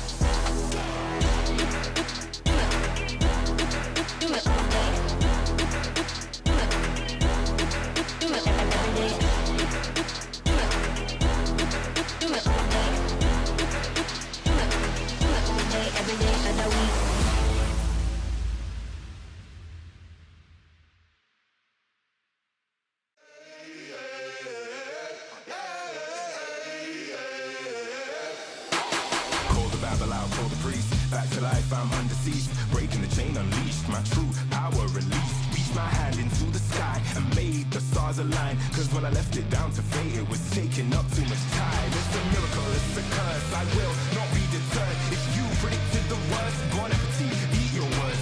Keep my score, fire the gun. Watch me how I overcome what they said could not be done. I did it, now sing it.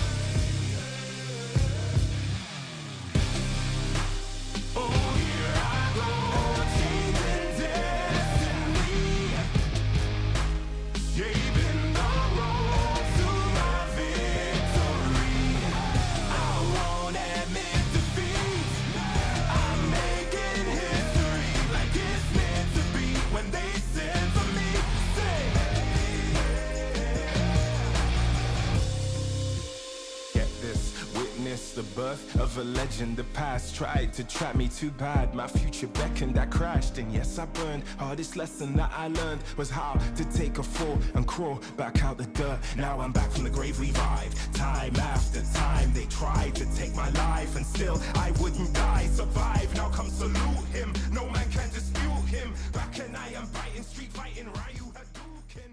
We gotta push to the limit and work till we finish and push to the limit and work.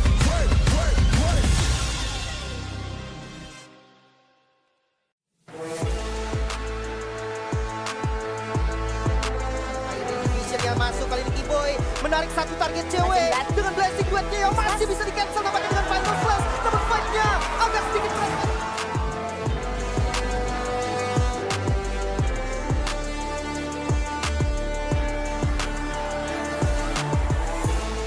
sebenarnya kita emang pengen sih disebut kayak gitu, cuman ya kalau misalnya emang ntar hasilnya bagaimana ya kita pikirin lagi. Tadi baik saat dilakukan, mencoba untuk SK, membuka base-nya, tapi sakit untuk satu dan Glory. Baik time membuat Long menjadi MVP.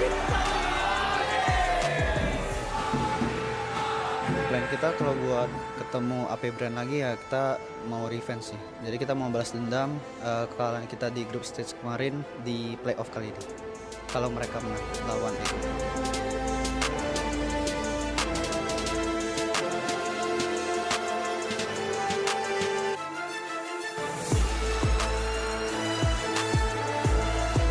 I feel so happy because we win and we face against Onyx.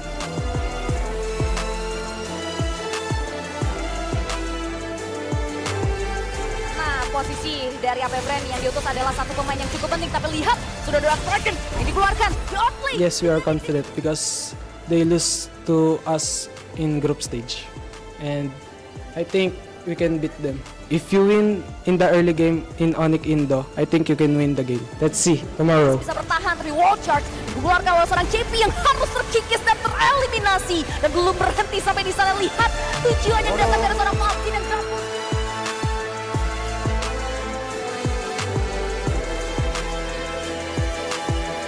Semua kali ini Vestality mulai terbuka dan AP Brand bisa dapetin game yang kedua.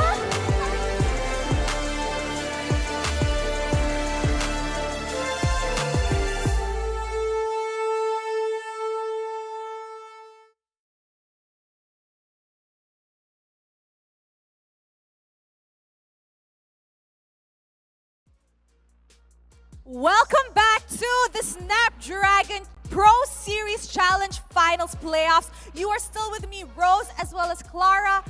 And we are finally entering the match where we decide which team will be going to the Grand Finals. Yes, di sini Bunda Clara Monster dan juga Rose turut bersama dengan kalian juga untuk menyaksikan babak yang dinanti-nanti Final Upper Bracket. Di mana dua tim akan bersiap, ada tim perwakilan dari Indonesia yaitu Onyx dan juga tim dari Filipina, AP Brand. Yes, yes, yes. We will be witnessing the first team to secure that grand final slot. Will it be Onyx from Indonesia? Will it be AP Brand from the Philippines? I am super duper excited because we will now know who will advance further and who will drop to the lower bracket where they will be facing Bigatron Alpha. Or Onyx, or Echo, sorry. That's right. Jadi memang kita melihat satu slot babak grand final akan terisi dari match kali ini. Di Final Upper Bracket Best of 5 Series, siapakah yang akan menempati posisi nyaman dan menantikan siapa lawan mereka untuk esok hari. Dan yang kalah harus turun ke lower bracket dan berhadapan dengan tim yang menang nanti antara Echo dan Bigatron Alpha. I'm excited. Are you excited? Of course, because tim ini sudah bertemu di dalam group stage dan Echo lalu banyak sekali. Kita lihat semua tim sudah berhadapan satu sama lain, tapi AP Brand dan juga Onyx mereka punya histori yang sangat menarik dengan sama-sama kemenangan 4 match point. Satu kekalahan hanya head to headnya saja dan Onyx ingin membalaskan dendam itu. Yes, because if you guys remember from our interview with Onyx, they said that the team they really want to face in this playoffs is AP Brand because they want to get their revenge, and I'm pretty sure it's going to be a heated best of 5. Yap, dalam Best of 5 Series akan seperti apa game yang akan diberikan oleh kedua tim ini. So, Istora Senayan, apakah kalian siap untuk Final Upper Bracket? I see a lot of people sitting down, but I don't hear as much energy. One more time, okay? Istora Senayan, are you ready? Ready? Okay, so I think they're ready. How about I call on the first team and you call on the second? Let's go. All right, from the Philippines, can we please have AP Brand up on stage?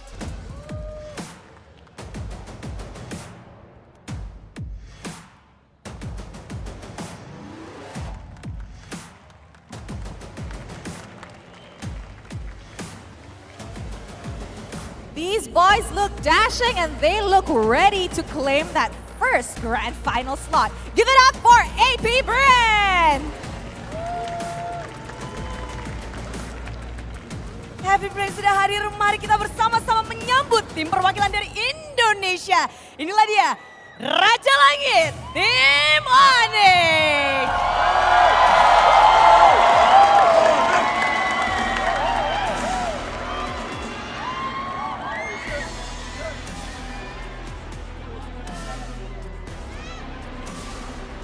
Inilah dia sang Raja Langit. Happy birthday, Sans! Happy birthday, Sans! Yes, hari yang spesial tentunya untuk Sans dan juga untuk Onyx. Mereka bisa saja merayakan ulang tahun Sans dengan satu slot final, the grand final slot. Now this game will technically not be a do or die because the losing team will just drop to the lower bracket.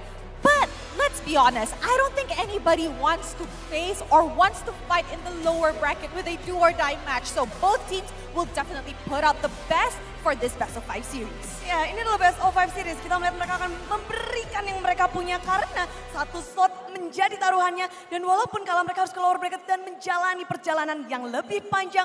Dan boleh diingat, babak playoff ini kedua tim belum kalah sama sekali dalam satu game pun. Perjalanan yang sangat mulus dengan 2-0 sampai titik ini. Both powerhouses from their respective regions are gonna be going on head-to-head right now. But before I throw it over to the panels, Clara, you take the right, I take the left. Okay. Let's go semuanya ya, kasih suaranya ya. Let's go Istora Senayan! Okay guys, left side. Let's not lose, okay? Let's not lose. Let's do this. Istora Senayan, let me hear you roar!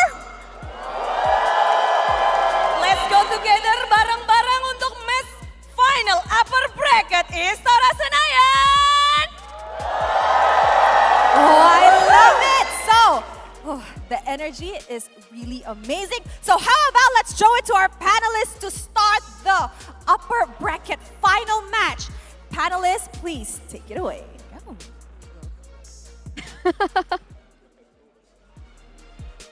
We are steps closer to the end game. Ladies and gentlemen, welcome to the upper bracket finals. Whoever wins this gets that first slot in the grand finals. It's going to be AP Bren as well as Onyx going head to head. Ladies and gentlemen, welcome back to the Snapdragon Pro Series powered by Samsung Galaxy. And here we are on the panel desk. It's me, Eterna. Alongside we have Gideon as well as Kolios. How are we feeling coming to this first best of 5? I'm not gonna lie, kind of nervous here with a full Indonesian crowd surrounding us watching this game, all for that one grand final slot. And I'm hoping that Indonesian team goes to the grand final, but I know the opponent is not easy. Definitely not. Both of these powerhouses from their respective regions, Philippines as well as Indonesia, has yet to drop a single match during their playoff run.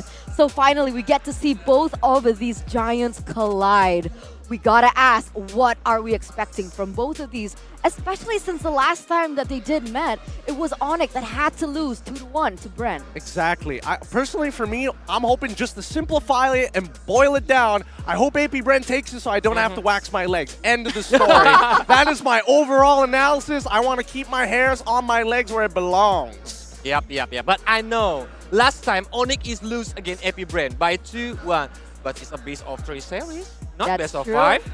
So what is the difference here? Coming to a best of 3, best of 5, what is the main difference? What can we tell the audience? Sans.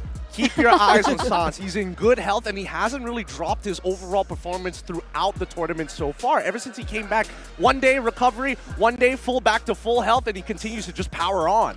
Yeah, if you say Sans, I say Kyle Z, because it's very crazy jungler there that can make a lane of downturns back. Ooh. Just Land of Dawn upside down. Insta swap. I mean, he was the MVP for their previous series along with Flapteasy.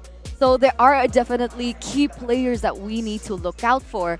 And it brings us to, I think everyone's thinking it, the junglers, right? As we take a look at the main lineup here for AP Bren, we have Flapteasy, Kyle Teasy, Few, Super Marco, as well as Ogwen. Pick your player.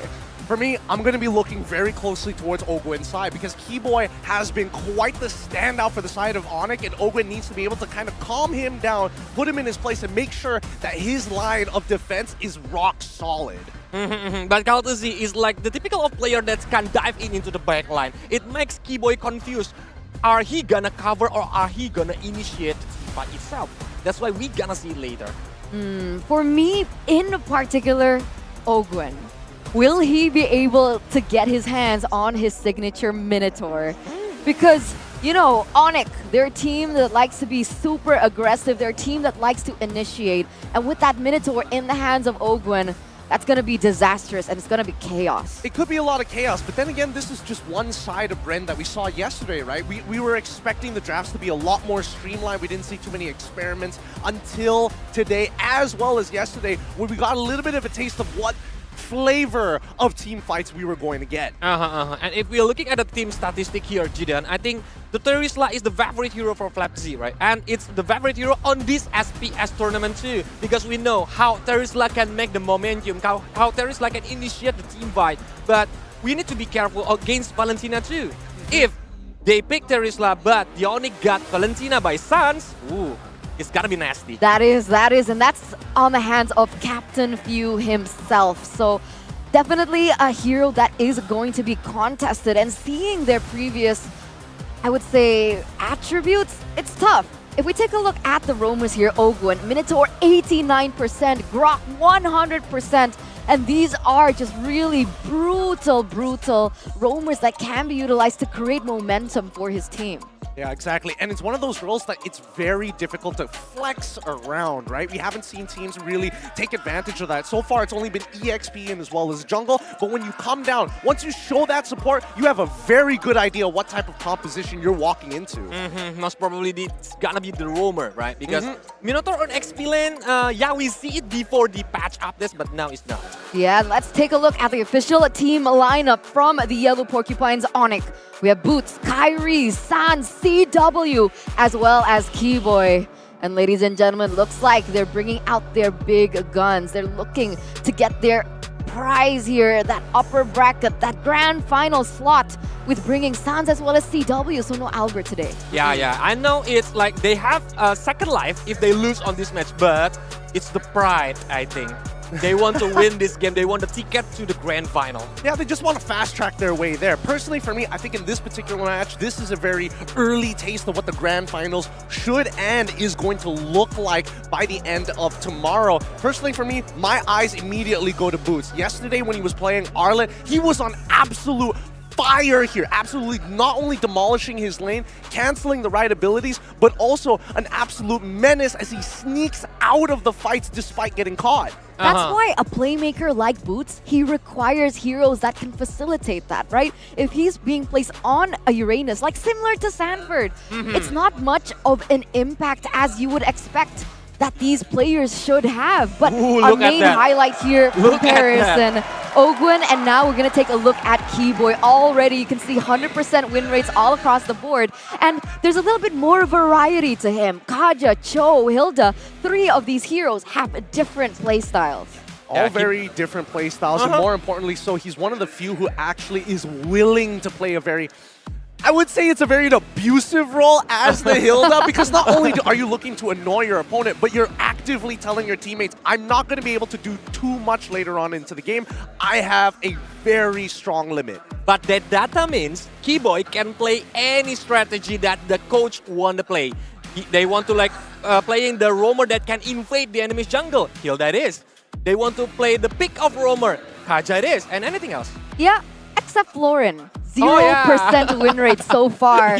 So that is the lackluster coming in from Keyboy. The fact that he cannot utilize the support heroes properly. I guess it just doesn't fit his playstyle. However, what we did see in Onyx is the fact that they can utilize these heroes and flex it over to Sans in that mid lane. But if we look at the team head-to-head, I think we already see that Kyrie with his Joy yesterday, it's not working so well because on the early game, the enemies just keep invading the jungle. Don't make Kyrie feeling more comfortable for his farming phase. Well, that's the thing, right? That's why we saw in the interview that AP Bren is looking to punish them in the earlier stages of the game. I don't know how true that is because we have seen moments even when Onyx wasn't feeling at their 100% during day 1 of the Challenge Finals. The fact is they were able to stretch and drag out games even without their full lineup, so I would expect the same here as well. Yeah, so we've talked a little bit about both of these teams, ladies and gentlemen, and now I'm curious to see, with that in mind, what your prediction is, especially for those over at Twitch. We see you over there. Put in your predictions as soon as possible. Are you team AP Bren or are you team Onyx? And with that, ladies and gentlemen, this is the moment that we've kind of been waiting for, the talent predictions. Let's bring it up. And here it is. Ooh. All right.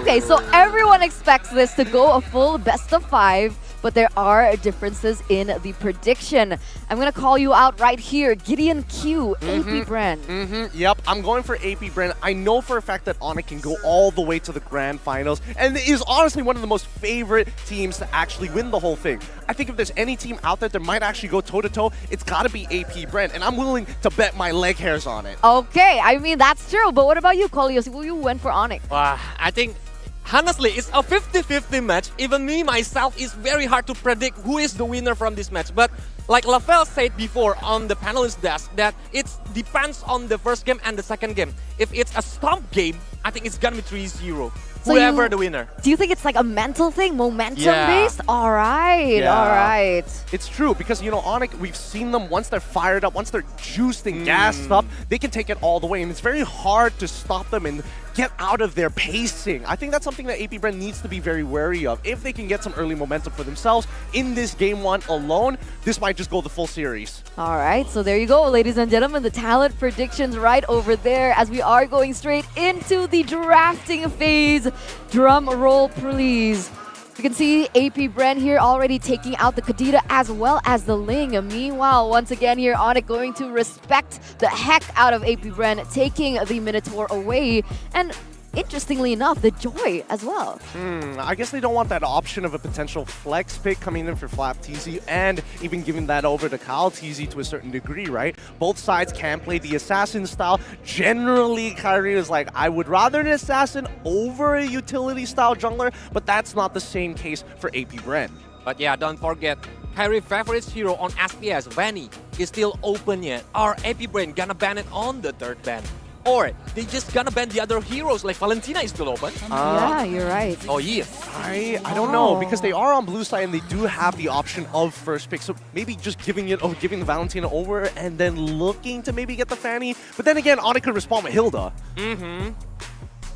Hilda is a very nasty hero that can just disturbing the farming pattern from the jungle itself, but it depends. Like Kiboy can use a lot of heroes here that he can use, maybe Hilda, Choke, the Kufra, even the Kaja, or some of the healer meta like Angela or Florin, the 0% win rate. Ooh, this is tough because now the Uranus is also opened up as well. So that's definitely a possibility that AP Bren can go for unless they want to go for something a little bit more safe like Fredrin, who can be flex. Arlet is also still available. Even the Paquito at this point. What do they want to go for? Angela? No, I don't think it's going to be Angela. I don't think it's going to be first pick Angela. I think a lot of this is going to be very reliant because the fact that Onyx decided to ban out the Valentina themselves does kind of tell us that the option of Farmis is wide open. There we go. Farmis first pick coming in. AP Bren not going to let up on this. And it's good to have it because now that you don't seal it away, your team is very team fight oriented right off the bat. Fanny.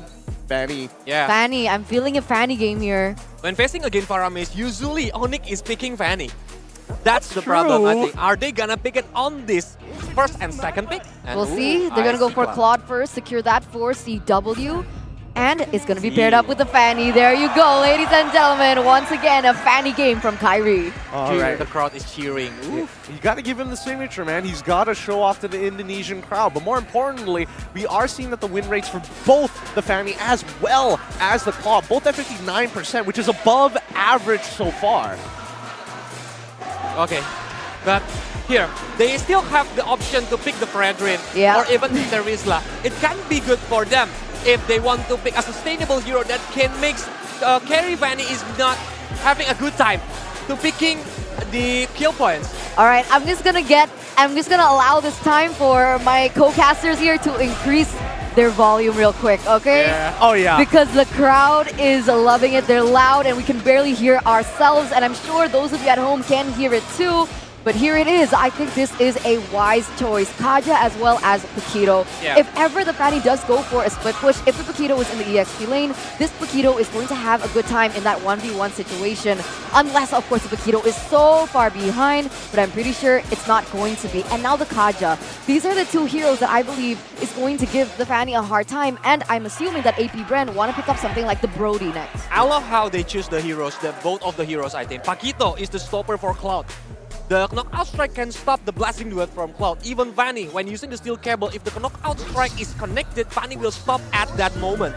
With Divine Judgment, it can stop Vanny too, but look at that. Keyboy is using his signature hero, Gideon. What do you think? I think this is a really good draft for the first phase for both sides, right? I love the insurance policy coming in from AP Brent. As you mentioned before, 2 ways to potentially stop the Fanny as well as the Claude, and they're interchangeable at the same time. But Coach Yep, he's smart enough. What do both of them have in common? A lot of dashes. You want to dash some more? Bouncing ball's going to stop you. You're right. That actually does make sense. But now, Onyx bans out the Akai. Why so? Disengage. I guess they want to be able to dive a little bit harder. It does give us an idea that maybe Onyx want to go for a harder dive comp. We could see that maybe AP Brand might lock in a Beatrix, and you could look to punish it with a hard diver in the backline with maybe a Yusong, like we saw how Sanford was playing earlier. Yeah. Because Sanford is like a really annoying playstyle, right? Joining the invite, even like he do really well to calculate the damage output, like how he can sustain facing against some heroes. It's kind of similar gameplay with the AP Brand right now that they gonna pick. Are the Paquito is still versatile? Are the Paquito gonna be on the EXP lane or even it's the jungle? It's still possible to have both of the lane, but they are banning Terizla like now. I know Terizla is a very annoying hero that can dive in using the flicker and the penalty zone. It can stop everyone who just want to join in the team fight. And I think it's so bad against the Faramis, right? And so they understand that Boots is able to find that small opportunity when that Cult Altar gets popped off, and if he does so, Terizla. So no security there. They're going to take that out for sure, but there are still alternatives towards this. They still have the Arlet to play around with. And on top of that, now Onyx, they actually ban out the Mardis, so they're really signifying to Bren right now. It's like, what are you going to choose as your jungler here? We're taking away 2 heroes that can potentially disrupt the pattern coming in from the Fanny, and that only kind of leaves, in my opinion, Balman. Is that something that he could pick up? Possibly, if he really wants to play it safe. But I think, at least for AP Brand, they have to pick their poison here. It's either they decided to ban out the Masha, or instead they had to go. They had to also ban out potentially the Arlet. But they both play 2 very separate roles. Arlet more towards that team fight. Masha, he's looking to make sure that Super Marco doesn't get too far ahead in the game. But the fact that they banned out Masha does give us an idea. AP Brand, they want to play around their marksman. They give over the Arlet, and as expected, where is AP Brand going to go with their marksman? Beatrix is a possibility. Beatrix. Yeah, I think it's Beatrix, or even lastly, if they want to play the long game. Oh, I think it's a little bit too scary against the Fanny. But I'm thinking about Onyx right now is lack of mid lane, right? Their last hero gonna be the mid lane, and I'm thinking about one underrated hero that might be good against the AP Brand draft, Luoyi. I was thinking more to Novaria, but... Novaria? Alright, I mean, it could work. I'm thinking about it. I can definitely see the idea, right? You have a lot of combo starters. You're able to kind of spread out the yin-yang, the yin as well as the yang, making it very disruptive for AP Brand, especially if they want to kind of clump up together. You could really punish this Faramis in the mid lane. I like the idea and the concept as well. They also, AP Brand, lock in the Fredrin at the same time, so plenty of peel. And yes, this comp is designed around this Beatrix, so very smart of Brand to ban out the Masha. But let's jump back to Onyx, right? They recognize this. If they go for the Loyi, hats off to you, Coolios, because that would be a genius pick. But it depends on the combo itself. If they miss the combo, it can be the disaster for them. And it's very early game, in my opinion. It's really difficult for Luoyi in the later stages of the game, so I think a safer pick, even though it's not exactly as safe as Farsa or Novaria. And there you go, the Farsa does come through. Gotta stick to what's good in the meta right now with Farsa with a steady pace that she actually scales into the game. Oh my goodness, this crowd. This crowd are making sure that their voices are heard. But yeah, as mentioned before, with this Farsa, she's able to scale at a steady pace, and especially since we have seen a couple of alterations to her emblem sets, emblem talents in taking Weapon Master to scale harder in towards the later game like we saw from Yudu Red Giants.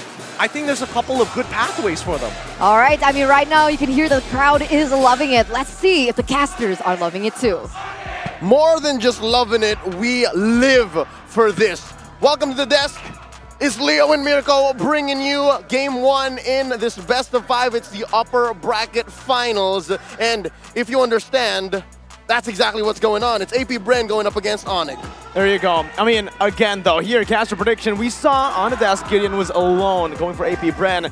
But here, they all actually went for 3-2. They expected to go all games. We don't expect the same. Yeah, no, I think we know these two teams well enough to say that once momentum comes into play, then there's almost no stopping both AP Bren and Onyx. No, not really. I mean, we saw what Onyx can do when they get game number 1. Same goes for AP Bren. We saw in the group stages up against Onyx, if they're able to get that momentum, if they're able to start strong, they can end even better. Yep, some highlights in that draft that I personally love is the fact that Coach Yeb, of course, with Addy's decision, banned out the Minotaur early on. Just no beef, Ogwin. No, because again, for AP Bren, the way that they kind of counter a lot of different engage-heavy initiation heroes from the side of the other teams is that Minotaur. You neutralize every single initiator in the game, and for Onyx, with someone like Keyboy on their team, they want to utilize that. And now it seems like the shoe is on the other foot because it's Keyboy who's actually calling the shots. Keyboy here is rocking a Kufra, so everything goes through him, and it's not going to be as easy a job for Master Ogwin to pull through and pull the perfect target. Let's get into the Land of Dawn. 30 seconds in, we see a purple start for both of our junglers. There you go. Interesting start from Kyle TZ here from the purple buff. Usually you would expect the orange buff start, but Keyboy already first on to the orange buff. Kyrie walks in, but Kyle TZ with a beautiful retribution. 50-50, this time won by AP Bren. The young man, Kyle Saison, so sharp on the retry. Keyboy! He's gonna be caught. First blood over to flat TZ. Man, I don't think Keyboy expected that much of a response. And it was so close, though, that really could have been a coin flip. Onyx could have stolen away an orange buff, committing Grand Theft Orange as early as under a minute, and would have put AP Bren down so far. But right now, oh wait, AP Bren crossing the river. Gonna be able to invade, taking a few of the camps away from Kyrie, delaying that level 4. Well, let's take a look at the emblems. Both teams going for practically the same, only the difference in the roamer and the jungler. In the long week that we've had here at SBS Challenge Finals, this is as varied as the emblems get, right? Not much of a homogeneity across our emblems, not for teams, not for roles here so far. And I like the way that the emblem metagame is going. I like that we're getting into these niche picks and players are getting more comfortable in the way that they want to play an early game, a mid game, and how these emblem choices make sense. Now, Turtles spawned up already, 2 minutes in. 2 members of AP Bren here at the scene. Onyx just leaving it open. No surprise here, AP Bren with the Fredrin. The fact that they were able to secure that orange buff basically guaranteed the next 2 neutral objectives for them. They have secured a better trio mid with that skirmish early. And Onyx, now they're falling behind. And when they fall behind, when his jungle is vulnerable, that's where it gets scary. Baptiste though brought back into the feather airstrike boots. Equalizing in the kill department. Onyx 1-1. Last second. Final Splash opening up this top lane tier 1. Look at all the gold that Onyx is grabbing from here. This is going to help close this gap, definitely. AP Bren sitting tight, close to the chest. 3 minutes in, 1-1. Something I'm noticing here so far is that both of these teams understand and are exhibiting amazing decision-making. We've seen this from Onyx, especially in the games that they win so decisively. I'm remembering their opening match here in the playoffs, and it looks like now they've met their match. They've met a team that knows exactly what their outs are at any given moment. Both teams have done their research really well against one another. And both teams are trying to exploit those weaknesses that they think that the opposing team has. And for AP Bren, it's trying to neutralize Kyrie from the get-go. 3 minutes in already, Kyle TZ with a level lead, 2-level lead. Yep, again, this is as clear as day, a message sent to the Porcupines, because it's so easy to actually just send all the bodies, send all the dudes down bottom and bear down on CW. Homie's rocking a sprint, so it's so easy to actually just pressure him and neutralize that gold lane. But no, they're like, Kyrie is the key, man. He is the one. If we can stop him, then that mid-game, late-game potential for Onyx to actually clap back after that great start, it's gone. So that's what AP Bren is hedging on. And they've done well, again, to stop that snowball, especially coming from top. you could have seen a team that would have just let that top lane go and then go from there. They would have just buckled under the pressure. But here, AP Bren said, yeah, let's just keep invading. Let's just keep taking these small camps, and that'll give us priority once more here in the second turtle. Saw that setup earlier, bottom lane, cut in, Ogwen, Flicker Divine Judgment, bringing him to the nearest bastion, but a final slash, connects onto the back, Cole Ulter coming down, CW, the Blazing Duet, and Kyrie secures the turtle. Now jumping back and forth, Kyle Teasy with an Appraiser's Wrath. Oh, they bear down on Kyle Teasy! Cutthroat takes him out though, Flap Teasy next on the top lane, block boy with a Tyrant's Revenge and the Rage. Flashbacks to MSC, as Onyx dismantle Bren in this fight. AP Bren unable to get anything out of that engage. As beautiful as their answers were, Onyx just stepped on the gas, leaned hard on their advantage, and now are converting through the roof. Not just did they get a 3-kill streak, but also stole the purple and even the turtle. What a play to equalize. I mean, again, that wasn't just equalizing, that was Onyx taking control of the game, and it was through a sacrificial play of someone's lane. Boots left that lane to die. He said, Flap, if you want the turret goal, if you want to shove, go do you, man. And I think that's one way that AP Bren didn't read into that situation. They were like, all right, they seem to be bearing down on turtle, but what do we do? What do we do? What do we do? The answer didn't come quick enough. That's why, again, even here as early as 4.5 minutes, 5 minutes in, Onyx are forcing AP Bren to think on their feet faster than they ever have here in SPS. And with that said, this next turtle here, 30 seconds in, it's all yellow. I mean, Onyx, it doesn't help that I'm just calling it yellow, all right? It's all for Onyx, 1,000 in.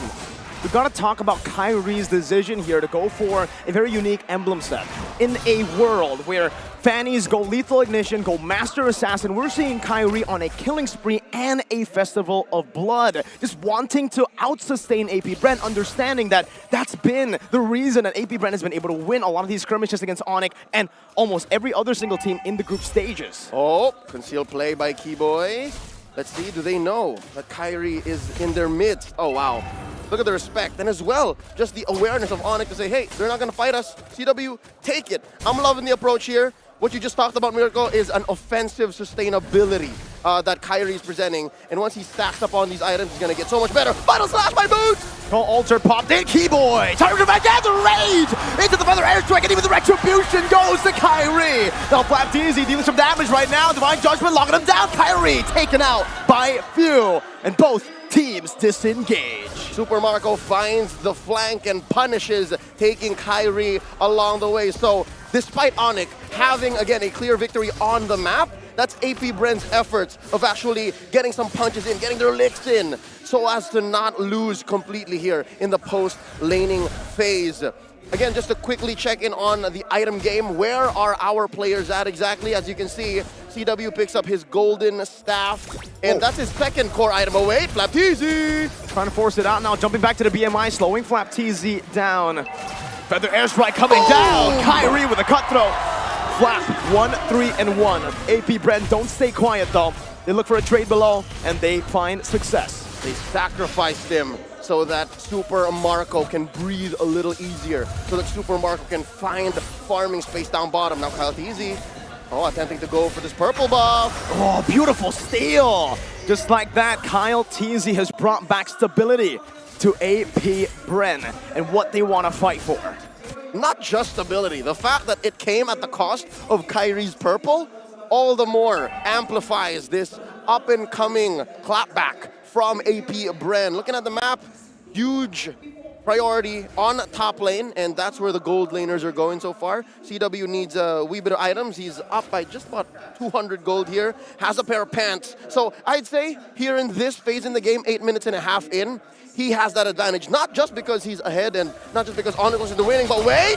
Keyboy gonna be engaged on, has the immortality, not popped just yet. Final slash used up, Kyle Teasy with the re-engage, taunting him up. Appraiser's Wrath dodge away from Keyboy. Now the Revenge and the Rage, canceling it out. Ogre gonna be kited back to Alter. Not enough to save his life. CW in the back with the Blazing Duet all the way. Super Marco tries to cut him down, but CW escaped. Marco as well. Now Teasy. Kyrie! He's looking for bodies. Finds Super Marco. Oh! He jukes him. He's still alive.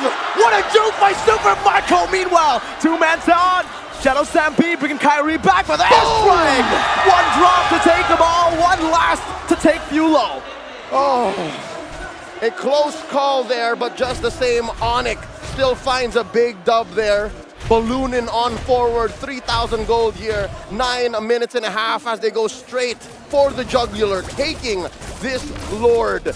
And it's a blitz. There's really no response from AP Bren. Yeah, you can count your blessings and say, hey, at least Super Marco did die, but that's not what Onyx was looking for. They were actually looking for the better win, the bigger moves, and right now, I'm slowly looking at a future, Mirko, where all of AP Bren's turrets outside their base just crumble.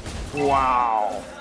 Very chaotic, yet they're able to pace it down. The Onyx we saw at MSC, now we're seeing in Snapdragon Pro Series Challenge Finals, in the upper bracket finals.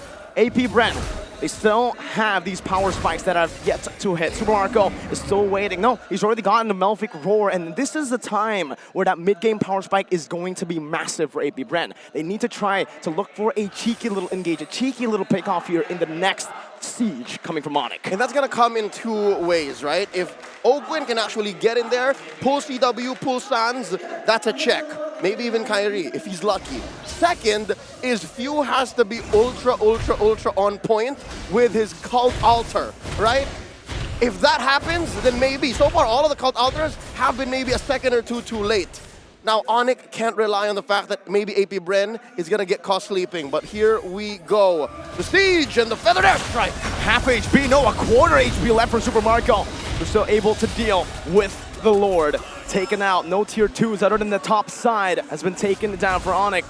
Meanwhile, Flapteasy down below, Kyrie spots him, but will not engage. Both teams taking it real slow. Huge gold lead here for Onyx. Looking at about 4,000, 5,000, and that's why AP Bren are actually just clumping up, right? They're moving around as a unit because they're more likely to survive and it's less of a threat. If anything, they're the threat. If anybody, let's say maybe Kyrie or Boots, walk into this 4-man unit of AP Bren, and that's what AP Bren is working out for. That's what they're doing to shrink this gold lead, keep it close and keep it manageable. The fact that Flapteasy here currently only has the Dominance Ice and the Bloodlust Axe doesn't spell any good, especially when Boots here has been so sharp. And wait, they jump on him. Ogwin flickered. No flicker for the next fight there. Brilliant bait from Kyrie. And he has the purple buff still now. What do you think? Flicker, 90 seconds. Onyx, do they try to force a fight now, or do they just take it slow and wait for the Lord? I guess they're going to take it slow, man. Especially since Lord is coming up in 30. They know that this Lord is going to be relatively easy, given that Ogwin doesn't have the flicker. Even if Ogwin does conceal and find a weird bush, it's not going to be as free. It's not going to be as good a catch. So yeah, Keyboy and Boots are going to do so well to act as enforcers to make sure that Ogwin doesn't catch key and core members. Big power spike item coming in from Super Marco. Now he can stay. There you go. He can just space. He doesn't need to stay all the way in the back lines. Wind of nature. He can play in the middle of the team fight and still make it work. We'll see what Marco does with this as he swaps his weapons to clear out the waves up top. CW starting the Lord. Onyx, they want to dance. Here we go. It takes 2 to tango. And there's the Magic Sentry. The coast is clear. AP Bren knows there are no stragglers. No one's hiding in no bush, at least in their purple side of the jungle. And with that, Kyle Tizzy says, let's go. He's pulling it towards him. Boots taking control of this river bush, and he's spotted, and with intent, right? This is purposeful. He's giving false hope. And right now, Few, oh, this is a good call. They're giving the purple to Few. Giving the purple over to Few, giving him much more of a chance here to pop that call altar. Wait a minute. Conceal play, Keyboy. Taking space, getting vision. Count easy in that bush now. Still able to dodge away, getting the taunt down, getting the reset. CW with a good basic attack. Few, good splash, back to Boots. Ogwin still holding on to the Lord, now taken very low. Sans in the mid lane base. Meanwhile, take a look at Flapteasy. He's cleared out that bottom lane. Keyboy charging in. Ogwin spots Sans. They know Lord here at a 5th of his health. The good Flapteasy coming in. Oh, final slash spent. There you go, Boots in the back line. Super Marco's still able to gun him down. Shut down, picked up by Super Marco as the Lord goes for free. Keyboy returns revenge and the rage. No follow-up coming from the side of Onyx. Cold Altar spent in. Keyboy gets the immortality pop. Jumping back in once again with the Appraiser's Wrath. Long shot CW without jumps in with the blazing duet. CW still able to escape. Now getting FlapTZ down. One more hit for Flap, but CW wins it out. Divine Judgment. Kyrie's cleaning up. He spots one. In 3 members. Down goes Keyboy. Cutthroat, not enough to take anyone down. CalTZ 1 HP, but the damage there isn't enough. AP Brand, they've walked out of this with a win. As messy as it is, it looks like AP Brand have read the room and said, all right, if that's the Indo way, if that's how Onyx wants to dance, let's dance. And they won out, but just barely, all right? Just barely. The only other way I could say that Bren won that clean is if CW went down, but no, CW was so aware. CW was just ultra in the zone. He's in a state of flow right now, the young Calvin Winata. As you can see here, just making quick work of the Lord. My goodness. Both of the teams showing their mechanical prowess and their macro powers as well. AP Bren, they were very objective. They got the Lord, but also the setup that was started up by FlapTZ in the gold lane. That was really what. Oh, 1v1 coming out. FlapTZ. This might be a solo kill. Kai! Where's the damage coming from? Homie has, just now, the BOD, Heptaseas, Hunter Strike, and Malefic Roar. There you go. FlapTZ's lone dominance ice and Oracle weren't going to do anything to Kyrie, and he wasn't even going that fast. No, he wasn't. He was just chilling, using the cables efficiently. Now with another purple buff at hand and a one-man advantage, Onyx looked to push the pace. Now I do want to talk a little bit about Claude, CW's items here, because in the fight previously when he got the Wind of Nature, he actually didn't have the boots yet completed. It was still the small boots coming in, so it was a very greedy build. Now he sold the steel leg plates and he's going for that Malefic Roar. This is a big power spike for the Claude.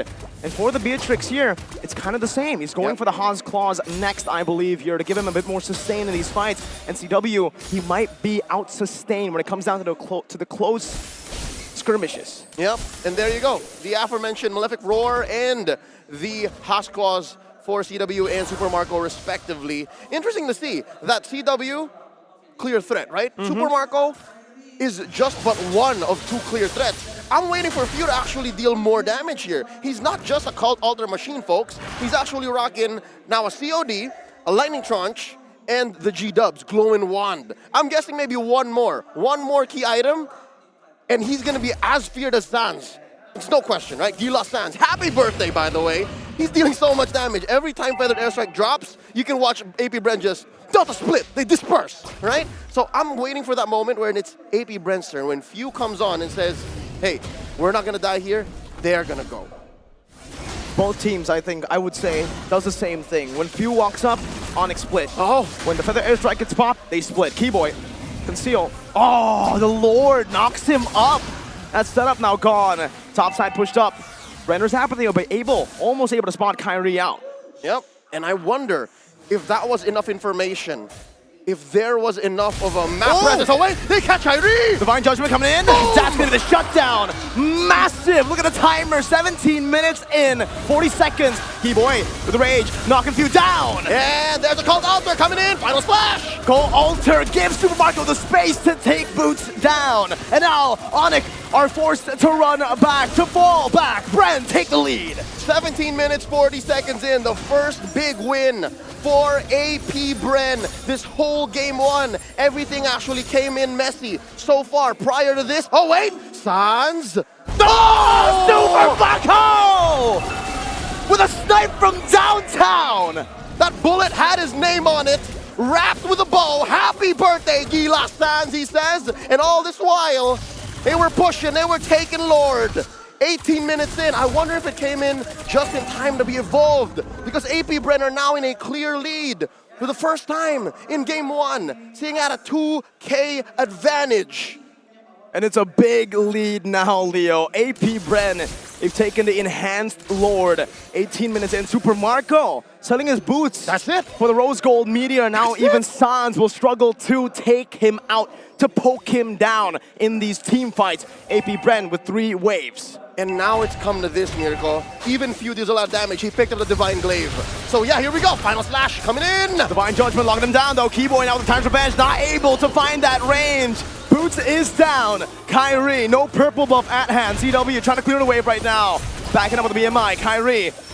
On this panning, we've seen him do magical things. Oh, Keyboy coming in with the jump! Revenge and the rage into the back now. It's going to be Super Marco slain by the Tyrant.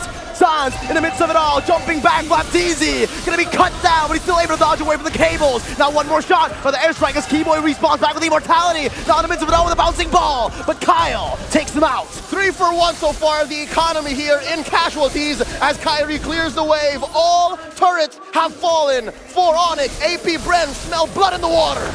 Baptiste taken low, taken out, immortality now few going on the base, but Kyrie refuses to take this all the way. Ogwen going, whipping the base down, now Boots is back, the final slash brings him away. Kai has taken another!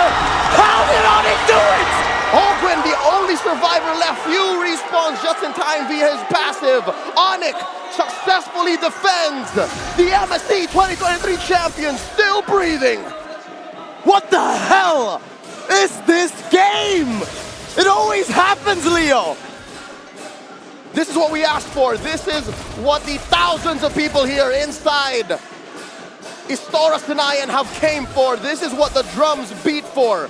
And now, with a Bren, AP Bren, with a small map advantage given that all the base turrets of Onyx are down, they have to reconsider, they have to contemplate, where did it all go wrong? How did we get that wrong? What do we have to do next? What do they have to do next? I think that question is mostly to Onyx. No base turrets left. They're gonna have to fight. They're going to have to force AP Bren. And that's what's so beautiful about the situation. That's what's so beautiful about this game one. 20 minutes, 45 seconds in. Questions are answered with questions, and you can't help but ask more. And you're still here for it.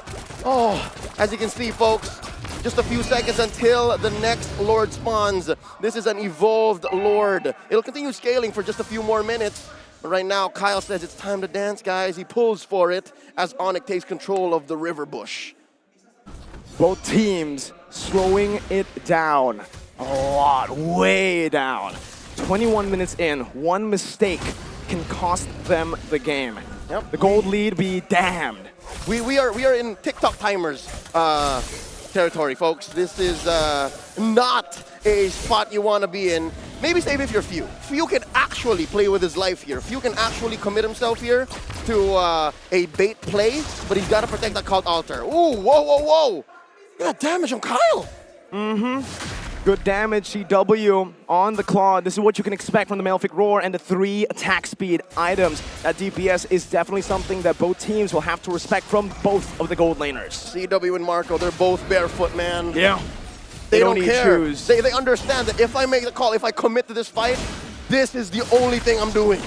Thing is, though, we gotta talk about these two heroes, Claude and Beatrix. When Beatrix goes barefoot, it's a big weakness. But when Claude does it, you still have that passive, the 5 stacks always on with a common emblem. He's gonna have much more mobility compared to the Beatrix. But take a look at what Ogwen and Flap are scheming. Oh, they're setting up for it, and it's Flap who decides to reveal himself. I wonder if Onyx, I wonder if the Porcupines know that Ogwen are playing here. Ogwen and Flap are playing here with the distance, with the space. And they send back Kyrie. Oh, they're skittish. Where's Sans? They caught one! Conceal already from Ogwen, holding on to the Divine Judgment, now pulling Keyboy back. Even with everything, bringing Keyboy all the way back. The flicker forward. CW with the blazing duet as the final splash connects. CW gets out of there, but Marco slays him! Fade away now as Kyrie goes in the midst of the team fight, loses his immortality right now. He buys the winner Truncheon, able to pop it just in time. Few with the flicker as well. Dodging away, but Kyrie now with the rose. Oh! Kyrie! It's not enough! Boots the only one left. He's fighting with his life. There's an ultimate, a final slash, double kill for Few. It's a wipeout.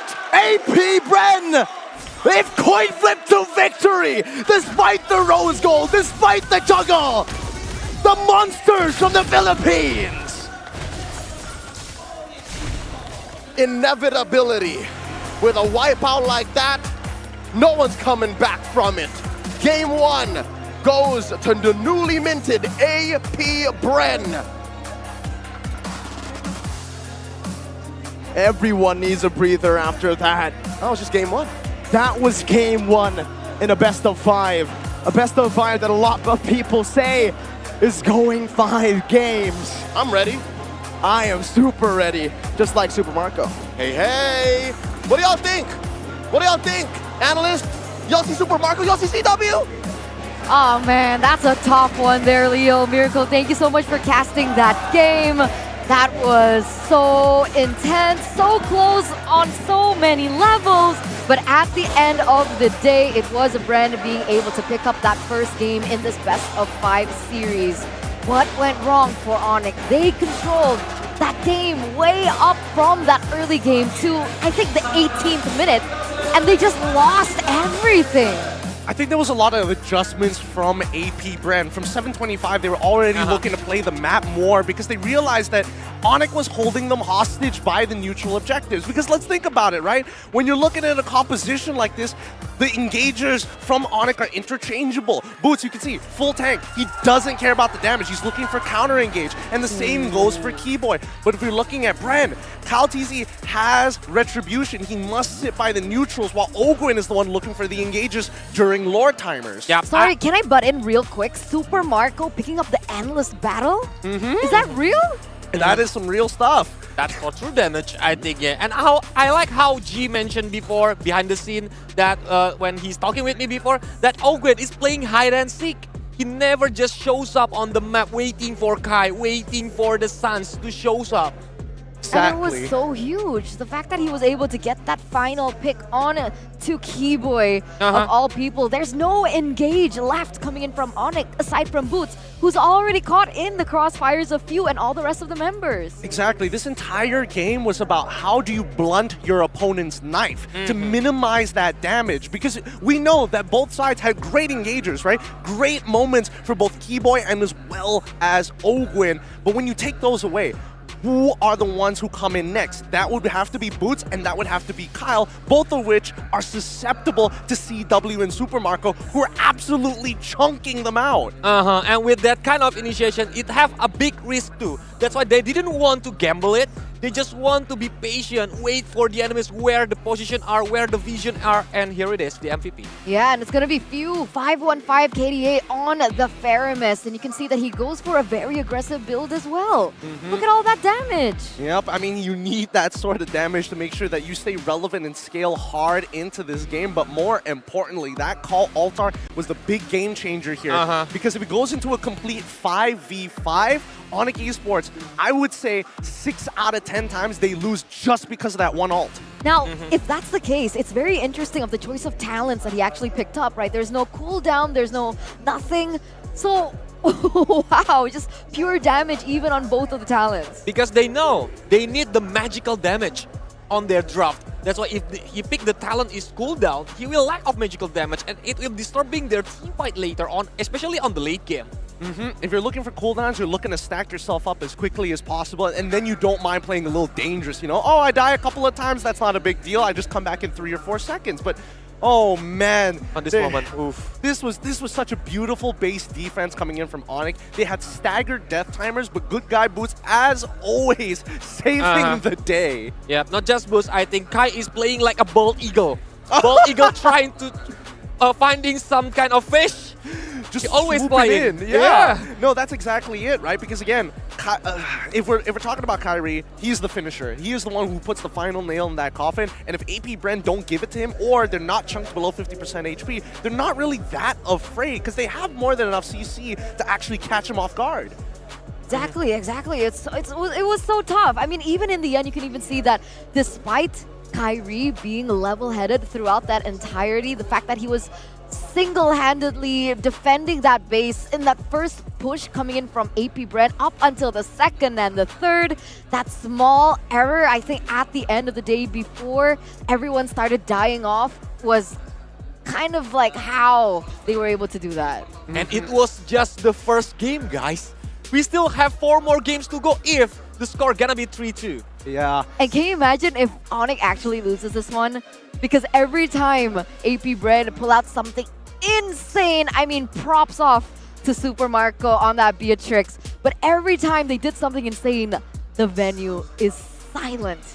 Yeah. Super silent. It's true. It's true. They're not on home turf here. And AP Brand, I mean, they've been in this position before many, many times. And they literally have even flown over to Saudi Arabia just to have crowds just silent when they play. But I got to give it to them. AP Brand, I think the one thing that's really setting them apart from Onyx, it's not the mechanics, it's the critical thinking during the match itself.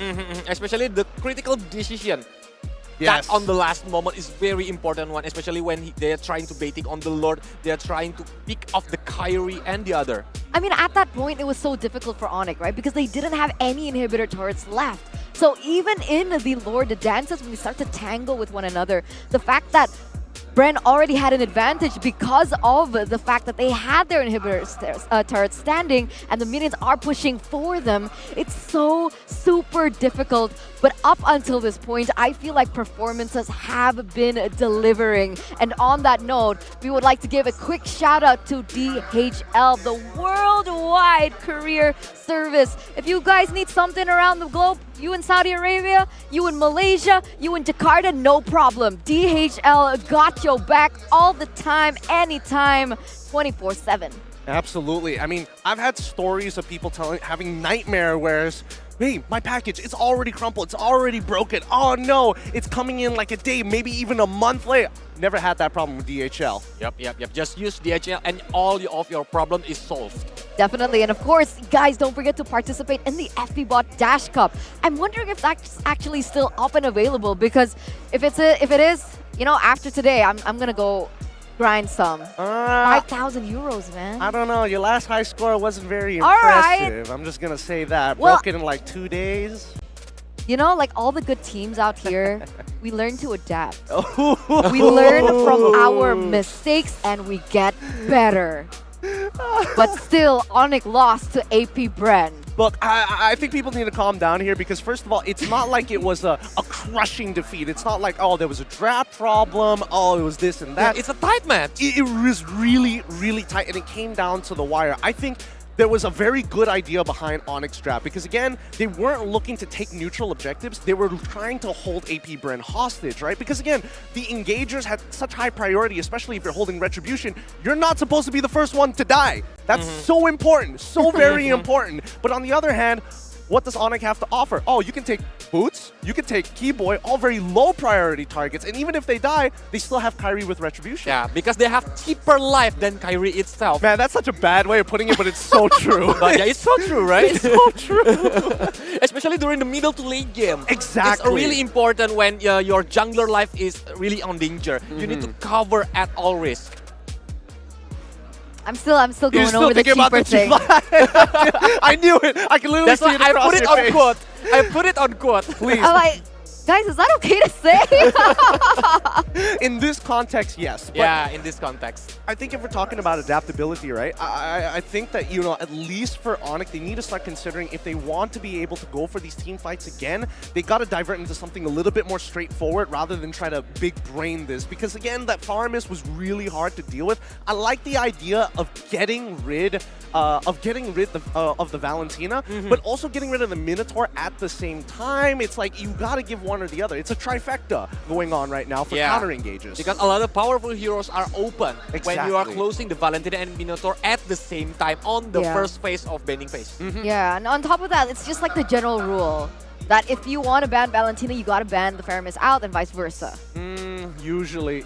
I don't know, because some teams, they like to go risk it for the biscuit, as they like to say, Oh, right? I like that. Risk it for the biscuit. For the biscuit. Because, Making me again, hungry. because it's a gamble. It's a gamble. You don't know where the minds, or at least the planning phase is for the coaches, right? The coaches are going to be thinking, okay, I'm going to go for this for my first pick, and then the next 2 picks, I've already got something in mind. And then you throw a wrench into the plan, and it's like, wait a minute, we actually have a lot more open heroes that we can pick up for ourselves, but we'll compromise our overall goals for our composition. So what do you think that Onyx should do? Minotaur or Valentina ban this time? I think they keep up. I think they keep up with none of those bans. They instead get rid of the Farmers and get ready to... Well, I mean, I'm sorry, Keyboy. if there is one big fault, it's the fact that he doesn't play Enchanter-style supports. Because I'm telling you, Diggy can save a lot of lives here. Yeah, especially during that kind of team fight that happens on the first game. But yeah, we gonna see our Keyboy gonna use the other Initiator Roamer or the Enchantress Roamer like Angela, Florid, and the others. Like, you know, learning from the Udo Red Giants, you gotta play to your strengths, okay? So I understand the value of these support type of heroes, but for Keyboy, I feel like that's a waste of mechanics on a Keyboy. Have you seen what he's capable of? And so, ladies and gentlemen, let's bring you to the drafting phase here for game number 2. And unfortunately, here it is still going to be the same set of bans. And here you go. Again, Faramis is going to be first picked. Yeah. Now, though, Onyx does have a chance to adapt. Last time they picked up the Fanny and the Claude. Will they do the same again? And answering your wasting Keyboy potential, in my humble opinion, sometimes you need to sacrifice something to get something bigger. It's right? true. It's true. Maybe if you sacrifice Keyboy mechanics, that playing for the healing meta, that you can win the game. Look, I understand Maybe. that prospect, but the problem is, who is going to be that playmaker from Onyx They if you still take have that Boots. away? Well, I mean, if you take that away, you're probably looking at either Kyrie or you're looking for probably Sans. It's a little tough because for Mages to actually have playmaking capabilities, it's either you're looking for Valentina, maybe even a Yves, but most of the time, that's what AP Brit has been shutting down. The fact that they're banning out the Kadita, the Yves every single time, just making it a little bit more difficult. However, I feel that Coach Yeb, he's looking at good guy Boots and it's like, I'm sorry, somebody's gonna get shafted in this draft, and I think it's going to be good guy Boots again. Ooh, it's a lot of stopper from AP Brand right now on the second game because Akai is getting banned on the second banning phase by Onyx before on the first game. But now they are picking Akai because it's really important to make Akai either play in the jungle or the XP lane. Oh. Yeah, it's a good flex coming in from Bren right now. Meanwhile, from the side of Onyx, you know exactly who is going where. There's a different, I would say, strategy coming out from Yeb here. Picking up the Melissa, I think it does do well against the Paquito as well as the Akai. A little bit more cover, especially with the go away. Now, coming to the second phase, we can see that Onyx actually opt for an Atlas ban. Atlas ban? Yeah, I don't know. Both teams are making some hard reads on each other. First of all, the Akai, I feel like it was a little unprompted here. Like, I understand you want to be able to displace the Fanny and be able to kind of save your teammates when somebody gets hit by the Divine Judgment, but was that really necessary? I would much rather to go with the flex pick Fredrin again and then hold off on that Paquito, but again, you can't have like triple flex picks when you're only already flexing 2 roles. You gotta, cut your losses at some point. But this Melissa have go away now. He can stop Paquito from coming to him. And of course for the Akai, he has wins too. That's why Melissa positioning must be better. It makes AP Brand thinking about like how to reach the Melissa.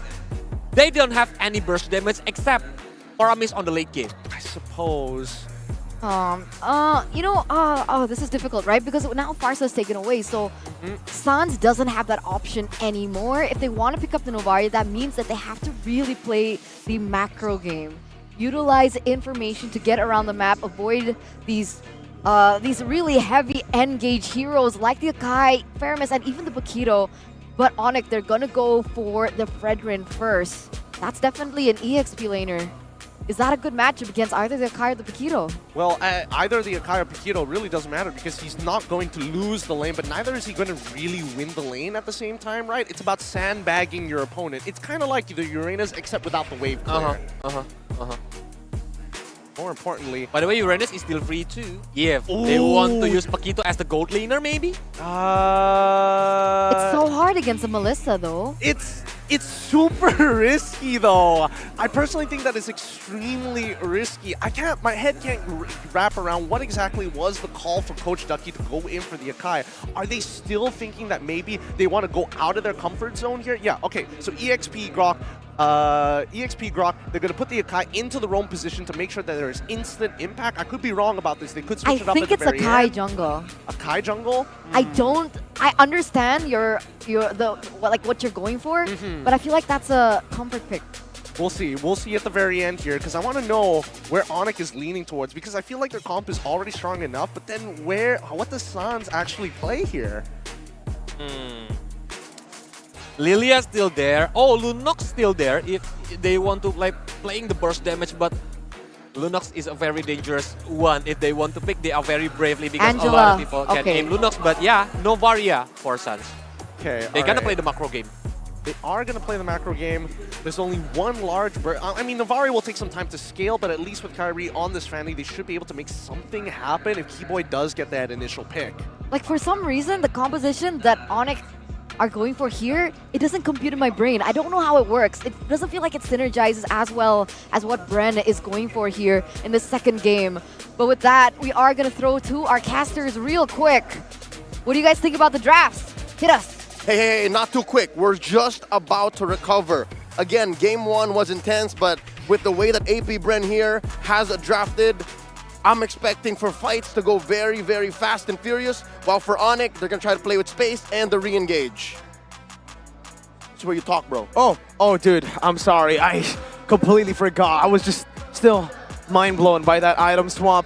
But even the endless battle bought by Super Marco, my goodness. Oh, but he yeah, did that too? Yeah. No, he didn't do it mid-fight, but endless battle to bypass it with the nature. Switched it up. True absolute damage. Genius from the true damage. Back to the drafts though, in game number 2, team fight. Man, that's the name of the game for AP Bren. For Onyx, it's a bit more macro, like the analyst mentioned, so they want to take it slow.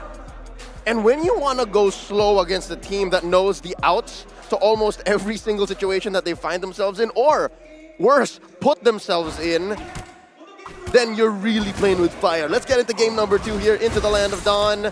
It's a counter mirror start here. Kyle TZ on the purple first, while Kyrie goes for the orange. So what this sends is a message that, all right, Kyle TZ, he's going to go into a lane first, and then Kyrie, he's going to go into his purple next, and then play with the turtle. I'm guessing turtle here is going to be more of a priority for AP Bren. I think now as well, this mid prio. What do you think about this mid duo? Wait a minute, Flap TZ very early on, doing damage. Kyrie able to secure the lethal Wanderer, but gets chunked very low. Yep, again, he went for a lane, and that's going to be mid. As for Kyle TZ, just going to clean up the aforementioned lethal Wanderer claimed by Kyrie. And then, talking about that mid lane duo, AP Bren, it's not going to be worth much unless they're going for fights. Onyx, though, this mid lane duo allows for them to really go slow. Like this is, all right, Astral Echo, we know where they are. All right. Divine Judgment, okay, someone's coming in or not. This is something that we have seen many times before for AP Bren throughout the tournament, I think. Looking at Ogwen, when he goes for the Grok, he always goes for Common Emblem. He just really loves spamming his resources, his abilities to get more prio, even to do this, exactly, to stop the waves from hitting, to take that slow gameplay and say no. Yeah, no, again, the reason why for a majority of heroes, not just the Grok, not just roamers, people put Common Emblem on heroes is because they want the sustainability. Ogwen wants to minimize the time he actually goes home so that when fights do happen, again, fights that they're looking for, fights that he and Few want to engage on happen, he's not going home. And now, Keyboy put down very low. Almost. AP Bren were able to replicate game number 1. No first blood yet. Boots already now in the midst. Appraiser's Wrath coming down, but you cannot beat that Retribution. Heavy spin, locking him down, pinning him down in the turtle pit, and that's a burnt flicker. For 2 minutes, Boots doesn't have an extra layer of mobility, so that'll at least be something AP Bren should be noting. As for the rest of Onyx, though, again, their goal is to take it slow. The fact that no one has died yet, and that Kyrie can actually farm up, get his purple here relatively safely, and even CW, right? We haven't really talked about this gold lane matchup quite yet. How do you reckon this goes, Deputy Miracle? What's this gold lane like between the Brody and the Melissa? Melissa definitely has a big advantage here in this matchup. The Melissa can completely bully the Brody. That's why we're seeing the steel leg plates, I believe. Yep. From the side of Super Marco. No, no, he's not going for the steel leg plates. Greeting out. But he does have the tough boots. Oh, warrior boots. Oh, Divine Judgment coming down. Kyrie with a cut. And that's first blood over to Onyx. Now torn apart memory used up to clear the waves. Beautifully done. Kyrie jumping in, but it gets stunned up. Taking a few turret shots, gets down with the cables. A preemptive called Alter coming in there from a few. Better say the story. And what this sends to Onyx is the fact that, AP Bren won't want to take fights, at least nothing that's free or nothing that's sure. in the next minute or so. Up until Ogun is back, they have better positioning, and they have a Cult Altar to play with. Looking at the XP lane, though, this time around, again, the flicker off of Boots just coming up in about 30 seconds here, maybe a minute and a quarter. But Flapteezy, he's been planting himself into that lane a little more than usual. Oh, there you go. That's why. That's why. Going for deep cut. I mean, again, for AP Bren, we did see a very early rotation already from Flap. You know, the natural level 2, go into the mid lane, try to force something out of the jungler, maybe even a first blood. That worked in game number 1. Almost worked in this game as well. Remember, Keyboy was taken low, had to burn a flicker. Flap now, ooh, doesn't read out that the orange buff is still there, but still, he is putting down pressure. Yep, and Boots is on him. Boots keeping tabs, saying, hey, Flap's on the way. So am I. This is going to be a big turtle take here. First one went over to AP Bren. Let's see if Onyx can lay their claim on this one this time around.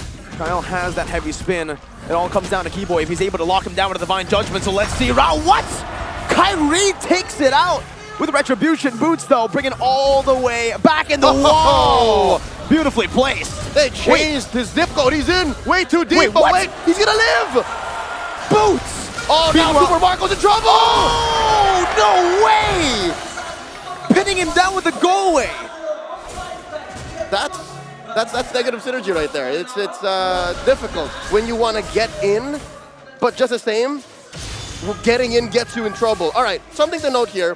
Both Boots and Kyrie played the angles of that fight so well. They played the map. They placed themselves near walls that will never get punished. Few here forced to use a Cult Altar. Used up already, Kaltizi, no heavy spin just yet. Kyrie takes it away, but Super Marco now, one more shot, thrown upon memory. Oh, is it in range? Oh. No, it wasn't in range. Super Marco doesn't find the kill. He was way too far, and Kyrie moved fast enough just to get out of range. And so far, Onyx, they're moving around the map with impunity. They have yet to been punished. Nothing surrendered over to AP Bren, and everything's going well for them. Oh, wait, oh. Looks scary there, wild charge.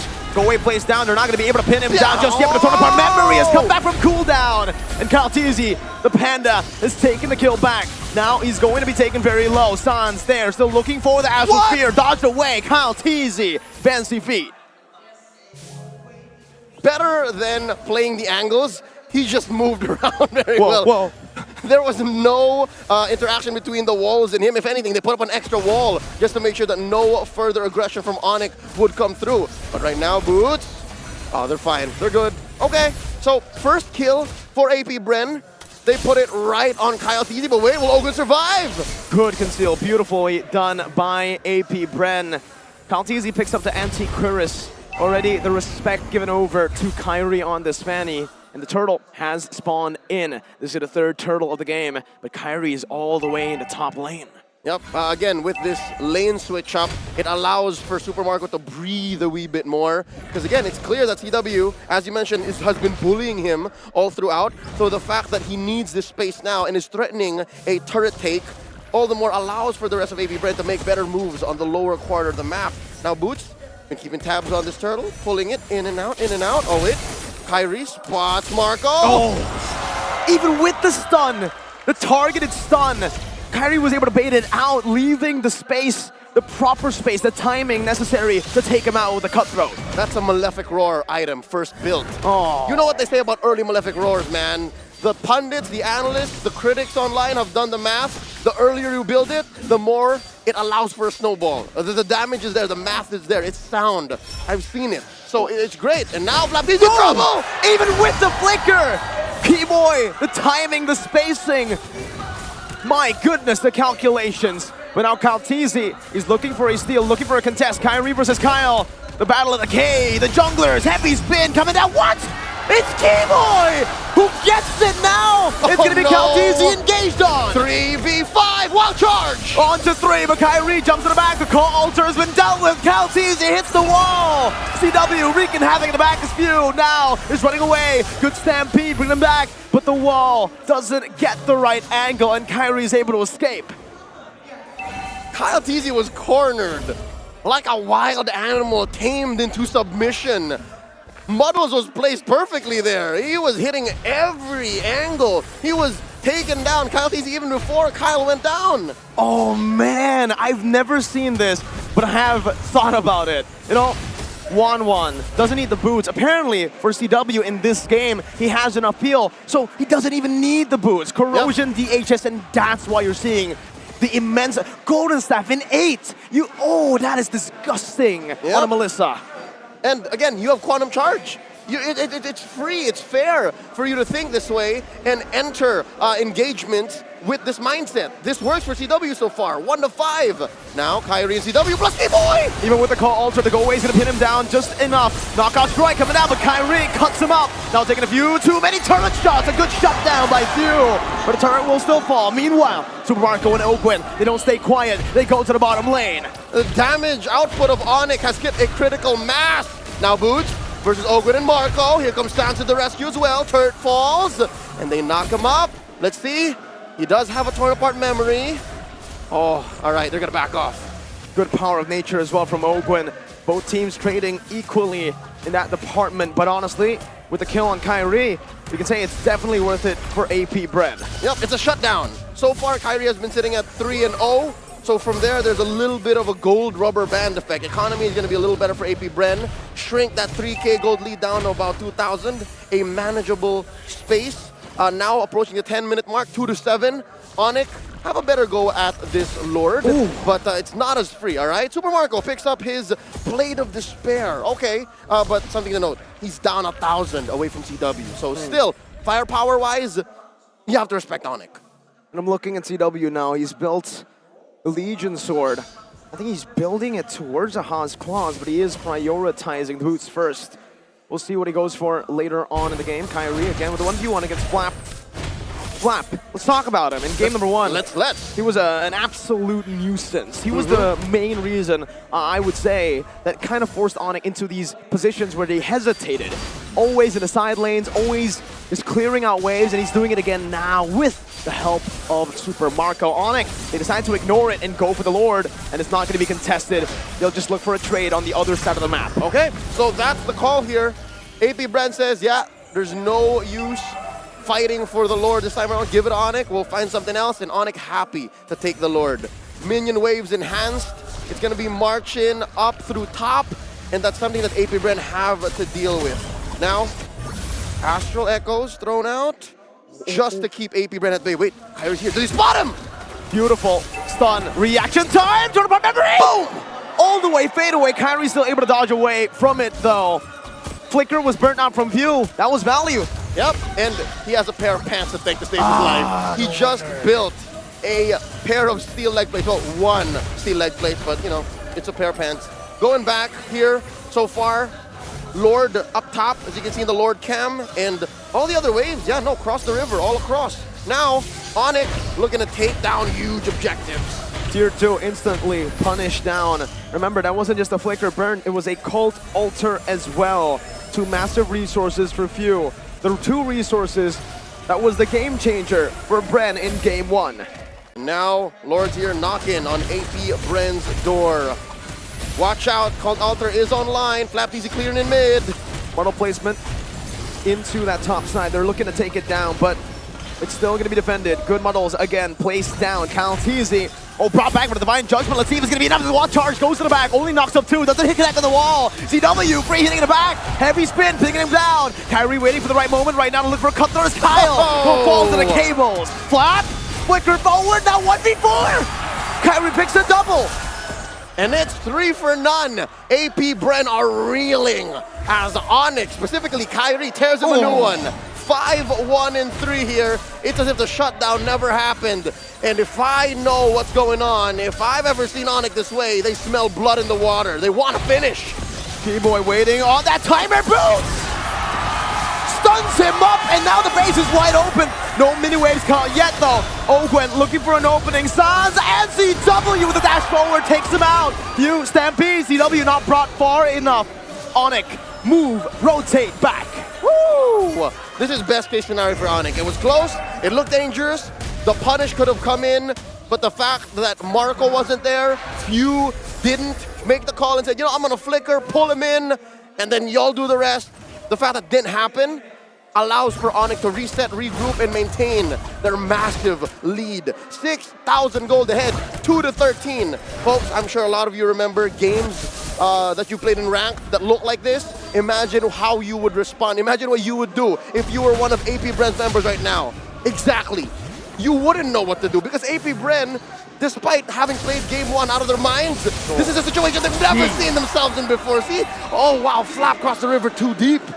We just spoke about this. Nuisance always on the side lanes, pushing, and pushing. And usually it's AP Bren in game number one who has backup. That's why Flap can continue. My God, the accuracy on Sans. I don't know if you have the stat here for the accuracy on this, but he's been hitting a whole lot. Back to the point though. Yeah. Now it's Onyx who have the backup, who wants to initiate. And when they did, they fully committed, and that just gave them a free lure. That's right, because Onyx here, just sitting 14 minutes in, right? This is just about 14 minutes. This is a Luminous Lord scaled up. The reason why they're so in control and the reason why this whole nuisance/body hunter playstyle on Flap TZ on the Pakiro isn't working is because Onyx are covering their corners too well. There's the Astral Echoes, there's Keyboy who's cleaning up bushes, and there's Kyrie who's way way more mobile than Kyle TZ. So that stopped AP Bren from getting away with what they did in game one. So now it's so much more difficult. This is a hard defense, Miracle. I gotta say, if this doesn't end here, at least all the inhibitors are gonna fall. That's it. That's the best case scenario for AP Bren. But for AP Bren, the way they can defend is through a team fight, Leo. We spoke about these team fight composition in game number 2, the start of it. So we'll see if they can do exactly just that. Team fight to victory. Coin flip. They threw out the Astral Echo already, and they do spot 3. It's about the timeout right now. Looking for a pull from Keyboy.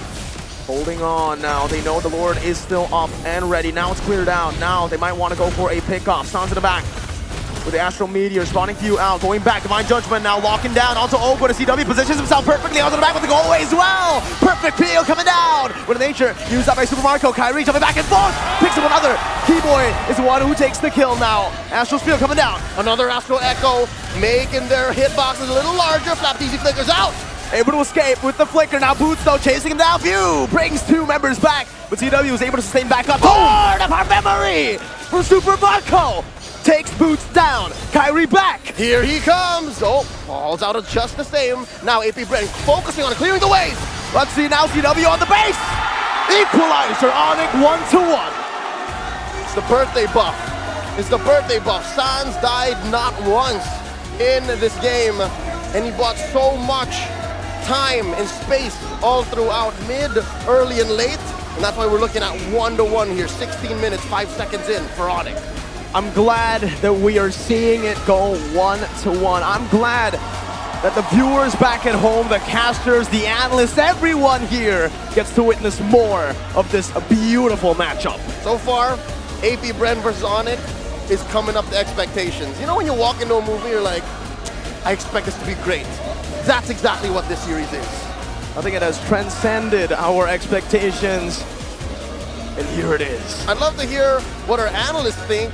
Is this as good a series so far as we all expected? I mean, we're getting there, right? Full best of 5, now back to 1-1. If it transcended your expectations, we certainly had a lot of emotions here on the panel as well. What a game, 16 minutes here. Onyx being able to bring it 16-3. Yeah, they learned from the first game, I think. They know the Faramis, how annoying Faramis is. So about the timing, about the momentum, especially from the Kyrie. He's dancing like crazy, aiming for anybody who's in front of him. The craziest part is that Bren decided, oh, hey, we see Kyrie go back on that fanny. Let's let him have it. But we have a composition designed to punish him. But Kyrie's mechanics just sends him to a different plane of existence. It's crazy how much he has gotten away from Bren. I wouldn't be surprised if the next game, no fanny. In that first phase, they needed to be able to weigh this around, right? Ling for Fanny, I think it's a good switch up, but the bread maker here is still CW818 on a Melissa against the Brody, and that's not necessarily the best of matchup for CW, yet he was still able to power through. And why? Because of the fact that that mid trio coming in from Onyx were so active around the map to help that lane out. Yeah.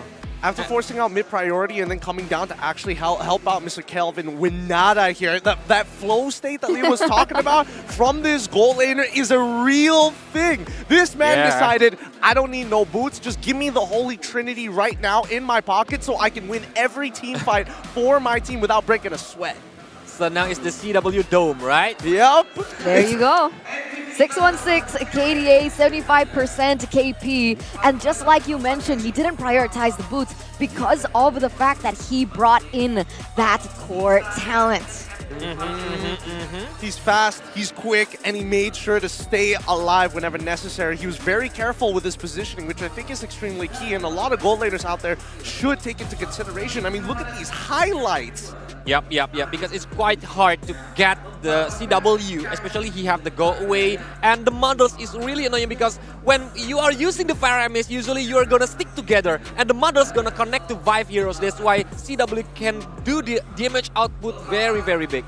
It was killing two birds with one stone at that point, right? He was able to deal that AoE damage like you mentioned, and the fact that even if AP Bren want to go for a kill onto him, it's not going to be as simple. Go away, and there you go. It's so difficult for the Paquito to trespass onto the zone coming in from CW. I think the X factor for Bren here had to be on Ogwin, right? I think with the Wild Charge, and especially with his Power of Nature, being able to kind of bypass CC is a very powerful tool, but they never gave him that opportunity to actually clash down on the main damage dealers from Onyx. Looking at their composition, I think it becomes very clear that AP Bren, they wanted to drag out these fights, and Onyx is totally fine with that because they completely outranged them. And how they do the kiting, how they do the counter setup is a very, very beautiful game on this second game. But Flap, I think he just a little bit throw the game during on the top lane when he just solo versus 4 heroes there. To be fair, he did have a Hunter Strike and a Bloodlust Ask. I can definitely imagine in his mind he's thinking like, okay, I can outplay this. I can outplay this for sure. I got this. I got this. I want to be clipped. Pat yourself on the back, go in for it, try to go for maybe a big TikTok play. But after Flicker, oh my bad. No, never mind. Forget about it. It was a good idea in concept. Yeah. But that's the thing, like a lot of these things are good in concept, but when it comes to the implementation, the execution of even the drafts that we see here, it's not as simple, right? I mean, we thought that maybe perhaps with the Akai being picked up, that would be the key factor of maybe preventing the Fanny from popping off, but how many times were they able to actually pin Kyrie down at that point? It's very hard to catch Kyrie, and even with the similar draft, but they can play the very different gameplay during the second game. Yeah. That's what I need to mention. Yeah, I mean, a lot of it just comes down to like the way they actually look at the ways they want to approach the fight. Because now it's not about like, oh, hey, whose ability am I waiting for first? Are we able to expand resources for opponent? It's about literally angles, right? For a game that's designed to be a MOBA, this was very much as close to an FPS as it could possibly get because they had to be careful. Certain spots on the map are extremely dangerous. Choke points especially is where Onyx don't want to be in. And that's where the Novaria came to play, right? Being able to open up the map, open up that vision for his team. And I even mentioned it from the drafts. This is going to be a mind game. This is going to be a macro play. But looking at the items, did anything stand out to you in particular that we should pay close attention to? Well, I mean, immediately looking at Flap's side, he made sure he went for the Hunter Strike as well as Bloodlust Axe. Not only is he thinking about sustaining, but he does need to be like a legitimate threat if he ever comes face-to-face with Sans, for an example, right? If you just have the Bloodlust Axe, you kind of have the damage, but not enough to really threaten a one-shot. Especially he just building the Oracle to give like the lifesteal better, but his lack of the physical defense, even the magical defense. Look at the Novaria when using the Astral Recall. Yep. It's a very painful one. And it's so crazy because Novaria didn't even build the penetration, right? No. That's just like full magic power, raw magic power, plus a little bit of utility in the mix with the Ice Queen wand, which is something that we kind of don't see too often for the Novaria. Well, it's one of those things where it's like Novaria has a very deceptive output, right? It's either you don't feel her presence at all, or you get hit by the very tip of the Astrosphere and you get 100-0 and you're like, whoa, where did that come from? You know? Like Brody before. Like Brody before, exactly. Whoa. What happened? The distance makes the difference, right? When you do scale that hard, and with the ratios that she's working with, yeah, it's expected that she is able to deal that much, a large amount of damage. And plus, we don't see that many Athena shields, right? 2 Athena shields, and they are the big tanks. And Novaria is like, I don't really care about the big tanks. Yeah, because I gotta find better angles out elsewhere. Me, happy birthday, Sans. Happy birthday, Sans. Yeah. Leo nailed it. When you Leo, say, That was so good in game. I was like, proud. Proud student. Proud student. But I think we need to talk about adaptation, right? Because now the question is, how does AP Bren actually overcome this? Do they still go for the farm this first pick again? Or are they thinking maybe we need to start switching sides? Yep. Or like Aetherna said before, banning the Vanny. Is it the key? Because, yeah, Kyrie loves Vanny a lot.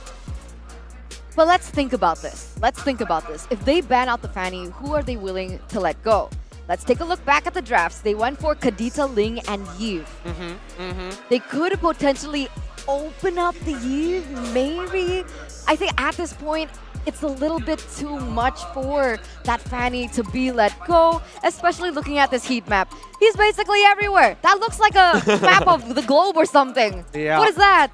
I mean, this is just his overall movement across the map, right? You can definitely see that there is a very clear priority where he wants to be. So, initially showing up onto the EXP side pre-level 4 just to make sure that if he's able to get a quick kill on towards and help Boots out, that's always going to be a great idea. But eventually, once we start getting into the later parts of the game, he is focusing down by the gold side. And by the way, it's not like he's directly going to the gold side. He kind of waits it out a little bit. You can definitely tell like he's hovering around his own jungle a little bit more before diving deep into enemy territory. Yeah, and mostly he plays on the bottom lane because the bottom lane is the gold lane, like where the CW is. So he needs to like helping CW everywhere to get the momentum, to get the items, and after the CW can join the team fight after he gets the 3 items before without the shoes. He just rock and roll. I mean, it's pretty safe rotations because you can see that he goes in deeper into the enemy jungle when those towers are already eliminated. And can I just give a little bit of props to production? Look at those little baby swords, just signifying he got that kill there, he got that kill there, and he got that kill there. Hey, he's just checking off the boxes off of his bucket list at this point in time. And I mean, Kyrie, what a player, man. What an absolute player. Despite Bren having so many tools to shut him down, he's able to just out-mechanic it. Really just shows the skill ceiling of not only Fanny as a hero, but his overall talent. I think he's just not human at this point. I think that's a fair argument. Like, what is that? Like, who can play that like that? Yeah. Have we ever seen someone play with those mechanics? I don't know, man. It's tough. It feels like there's something about him or what he's doing that's different. Or what he's using, maybe, is the key. What is it? Are you implying something? A little bit. Shout out to the Snapdragon Elite Gaming for the sponsor onto the Snapdragon Pro Series, because without you guys, these players wouldn't be facilitated with the very best in the business, being able to just withstand how much aggression they are on that Samsung phone without that chipset, man. It's a no-go. There's a difference. Yeah. There's because only with Snapdragon chipset, Kyrie can do the dance like the bald eagle. But with hair. Just going out each and every time. So bald eagle with hair. Bald eagle with nice hair. Absolutely. Especially when it's like, that's what I've heard from people out there. I don't know who, it wasn't me. I've heard, honestly, recently, I've heard that actually Coach Yeb, every time Kyrie, just before he goes to sleep, he whispers, "When winning matters." Every single time after the scrims are done, before he goes to sleep, and Kyrie must always respond, "Snapdragon." So it's induced to his mind. Exactly. No wonder. That's why. He thinks different, he's built different. Okay. But ladies and gentlemen, let's get into the drafting phase here for game number 3. And there you go, right off the bat, Fanny respected away from Kyrie. And I think this is the way to go. But this makes Bren being put What's going on? The Onyx fans. The amount of Onyx fans Good. that went, no! Yeah. Because of the fanny van? Yeah. It's too much hero to be respected. Yeah, I mean, I understand, right? What else is going to be able to facilitate that gameplay for Kyrie? It's got to be the Ling that is up next on the board, or even a Lancelot. That's something that we might see. Or even a Hayabusa, even though I don't really like the Hayabusa, but if it's Kyrie on the Hayabusa, that might be a different case. Here we go for a Kaja being banned out by Bren, and Onyx still with the same here, Valentina, Minotaur, and if no changes here, Joy. Interesting. Let's keep in mind that Bren is supposed to be on the blue side, which means they get that first pick. So again, Coach Yep, he respects that. It's like, all right, if they want to be able to get a flex pick as good as the Joy, I might as well ban it out. And that's when you see the Ling. High mobility, high damage, like focused around a jungler. They want the fast game. They want the pick off game during the early game. They just don't want to let Kyrie enjoy that fun. But then the response coming up from Onyx is actually very smart here, making sure that they get the farmers for themselves, just the insurance policy in case this does end up being a team fight composition and they want Ling to kind of finish it off. What do Onyx pick up here? Paquito, Arlet, Uranus? Oh, I really don't like Uranus. I think the Paquito is not too bad. If they really want to sandbag it, they can go for the Uranus. But for me personally, at least with the flexibility of the Paquito going into either the jungle, which actually has a pretty decent matchup against the Ling, and I don't know, maybe if FTZ is feeling like he wants to lose the lane, throw the Paquito in towards the EXP to give good guy Boots an opportunity to show himself and actually win it out. Especially Paquito is having a versatile build too. You can make it sustainable, you can make it burst damage. It depends on the draft later when the teams needs to do what. But yeah, after we Zilling, are we gonna see another Angela? Yeah. The couple combo. I was about to say, I was like, if this is Uranus Angela, God. Please don't be. I hear it. Okay. All right. Well, now I guess Onyx can definitely go for the Esmeralda here if they really, really want to counter this Angela. I mean, if they go into the Esmeralda, we're expecting to see a Dyroth ban come out at about the same time, right? I was hoping that maybe AP Brand... Cannot!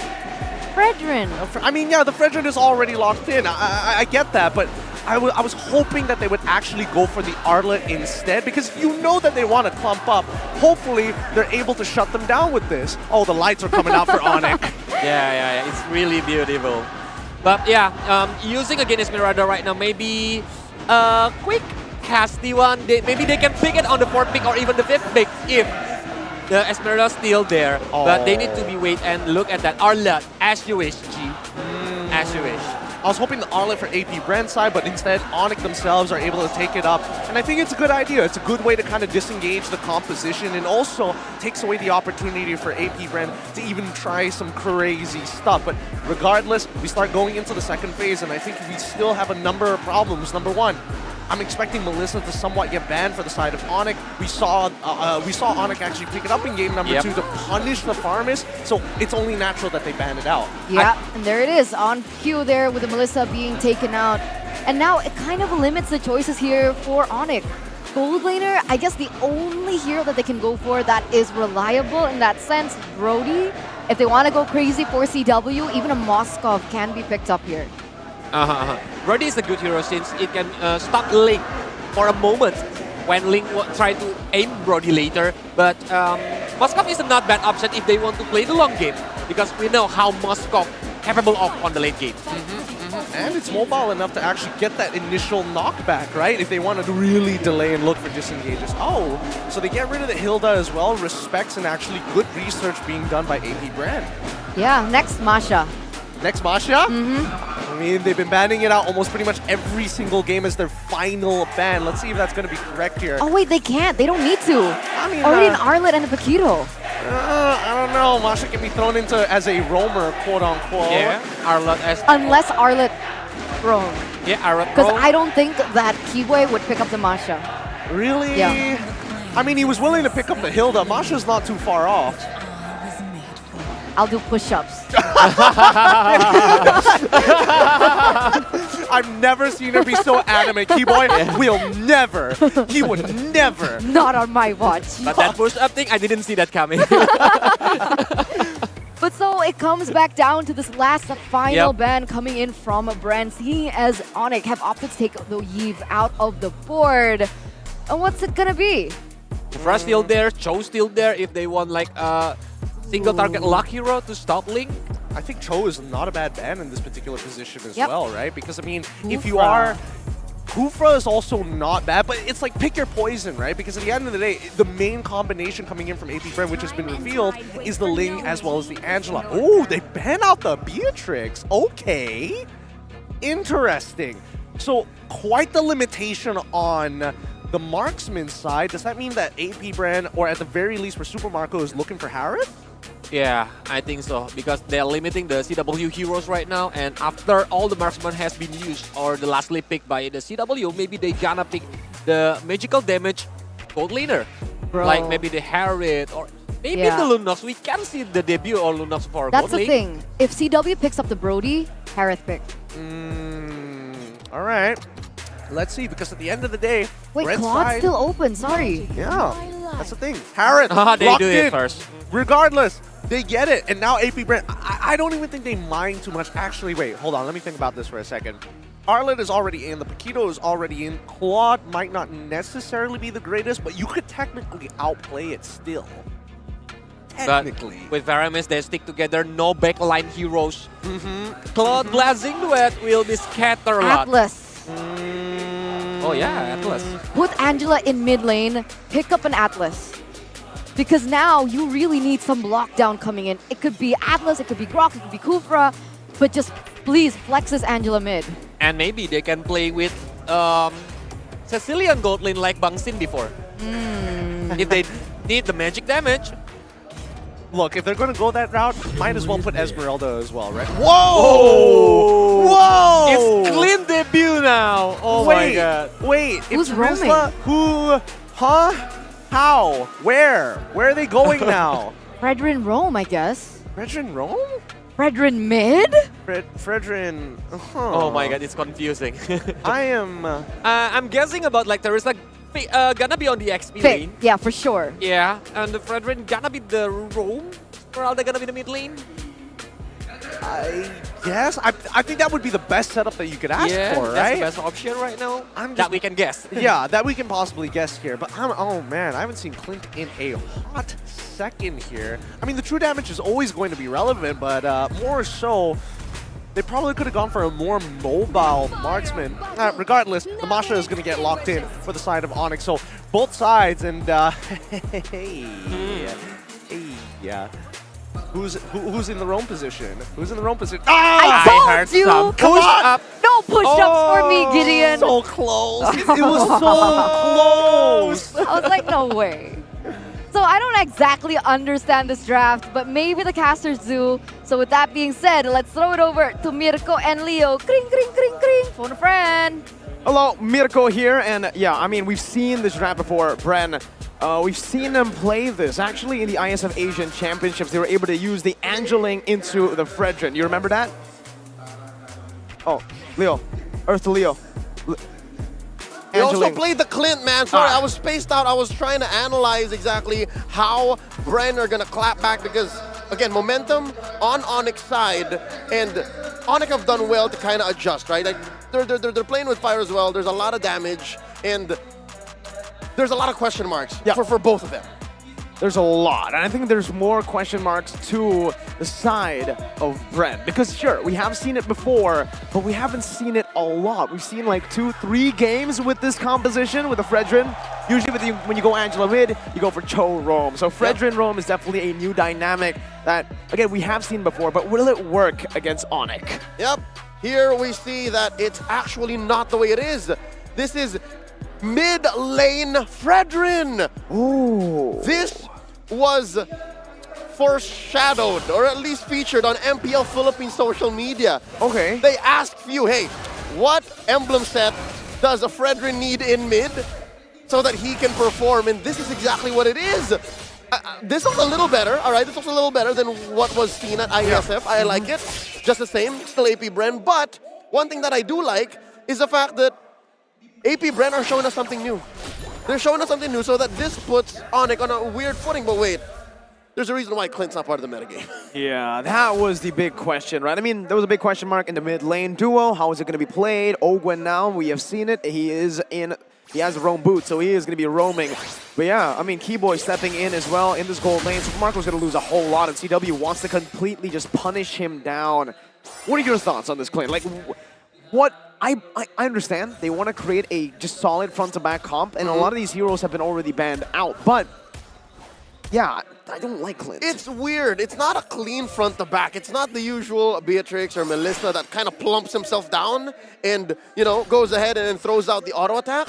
He's closer to Brody, right? But less engaged or less committed to it. So yeah, in case the whole Angeling or nice one baby, as it's called back in the Philippines, doesn't work out, they have a flick to look out for. They have something on the back foot. Now, if that's the answer that we're looking for here when you're down a game, or at least when you're at 1-1, we're not so sure. Again, one more look at what that mid lane Fredrin is rocking. Phew, come on, man. This is what exactly he posted, right? Tank emblem with both defense, adaptive defense, hybrid defense, and Concussive Blast. So it's a lane bully. It's a lane bully. Yeah. I think we're seeing that already early on from Few. He is a very sustainable hero as well on this Fredrin, so he is going to be able to force a lot of these skirmishes in towards the Turtle side as well. Turtle started by Flap TZ, holding on to it, but Boots and Keyboy will shoo him away from this hold. Yep, it's two big boys. Keyboy on the Arlet and that Masha pushing away Flap Easy, but it's Few who starts the pull. And again, this is usual, right? It's just not usual that it's the mid laner, the Fredrin here, finds the priority. Let's see here, already a few resources. Used up Keyboy with Final Slash onto Few, trying to dish out some more damage. Boots with a good disarm. Few forced to back away. Sans with a splash, and Onyx with the turtle pressure. They've won this battle for now. But Bren, AP Bren are not letting go. They want to shoo Onyx away, and they have been quite successful. Ling invading and punishing these movements from Onyx. Now it's CW's turn to feel the wrath of early game pressure. Kyrie to the rescue, as well as Sans. Deadlock on EXP, and of course, you can say the same for net gold worth for both sides. Again, almost negligible between AP Bren and Onyx right now, and both teams just decide to let go of Turtle. This is the slowest we've ever gone in the early game, all series long. 3 minutes in, Turtle's already spawned, no kills yet. Yeah, both teams are very, very passive, don't want to commit onto this Turtle. They would much rather just prolong the laning phase, I guess. They want to give CW and for AP Bren, in their case Super Marco, time to farm up to get to those item power spikes. But I have one big concern, additional concern for AP Bren. Magic damage, right? I mean, it's 4 physical damage dealer, 1 quote-unquote magic damage dealer, but Ogwen is a roamer here. He will build most likely towards utility. You'll have an Ice Queen 1, a fleeting time, but I'm not really expecting damage when I see an Angela roam. So they're going to rely on shock and awe. They're going to flip the switch, step on the clutch when Onyx not expecting it, and they're going to hope that the item game isn't on as well. It's not all there. Now Sans and Boots going to be able to see. The Katizi will clearly get the turtle here. And yeah, that's a delayed turtle pick. There could have been 2 turtles by this time. We might only see 2 turtles in the entirety of the game. Yeah. Boots now caught in the penalty zone. Flap TZ with a good chunk, but as we all know, Masha can take a beating.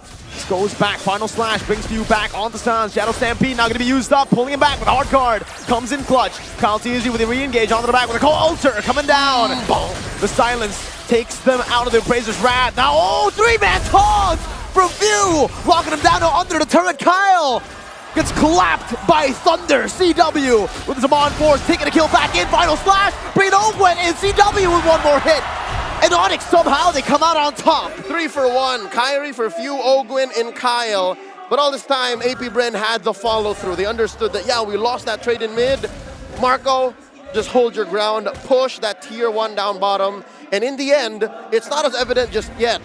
But Onyx will come out on top here. They're going to find a way to clap back. And here's that amazing moment. The 3-man taunt, it's just a backup from Onyx, came in so much faster.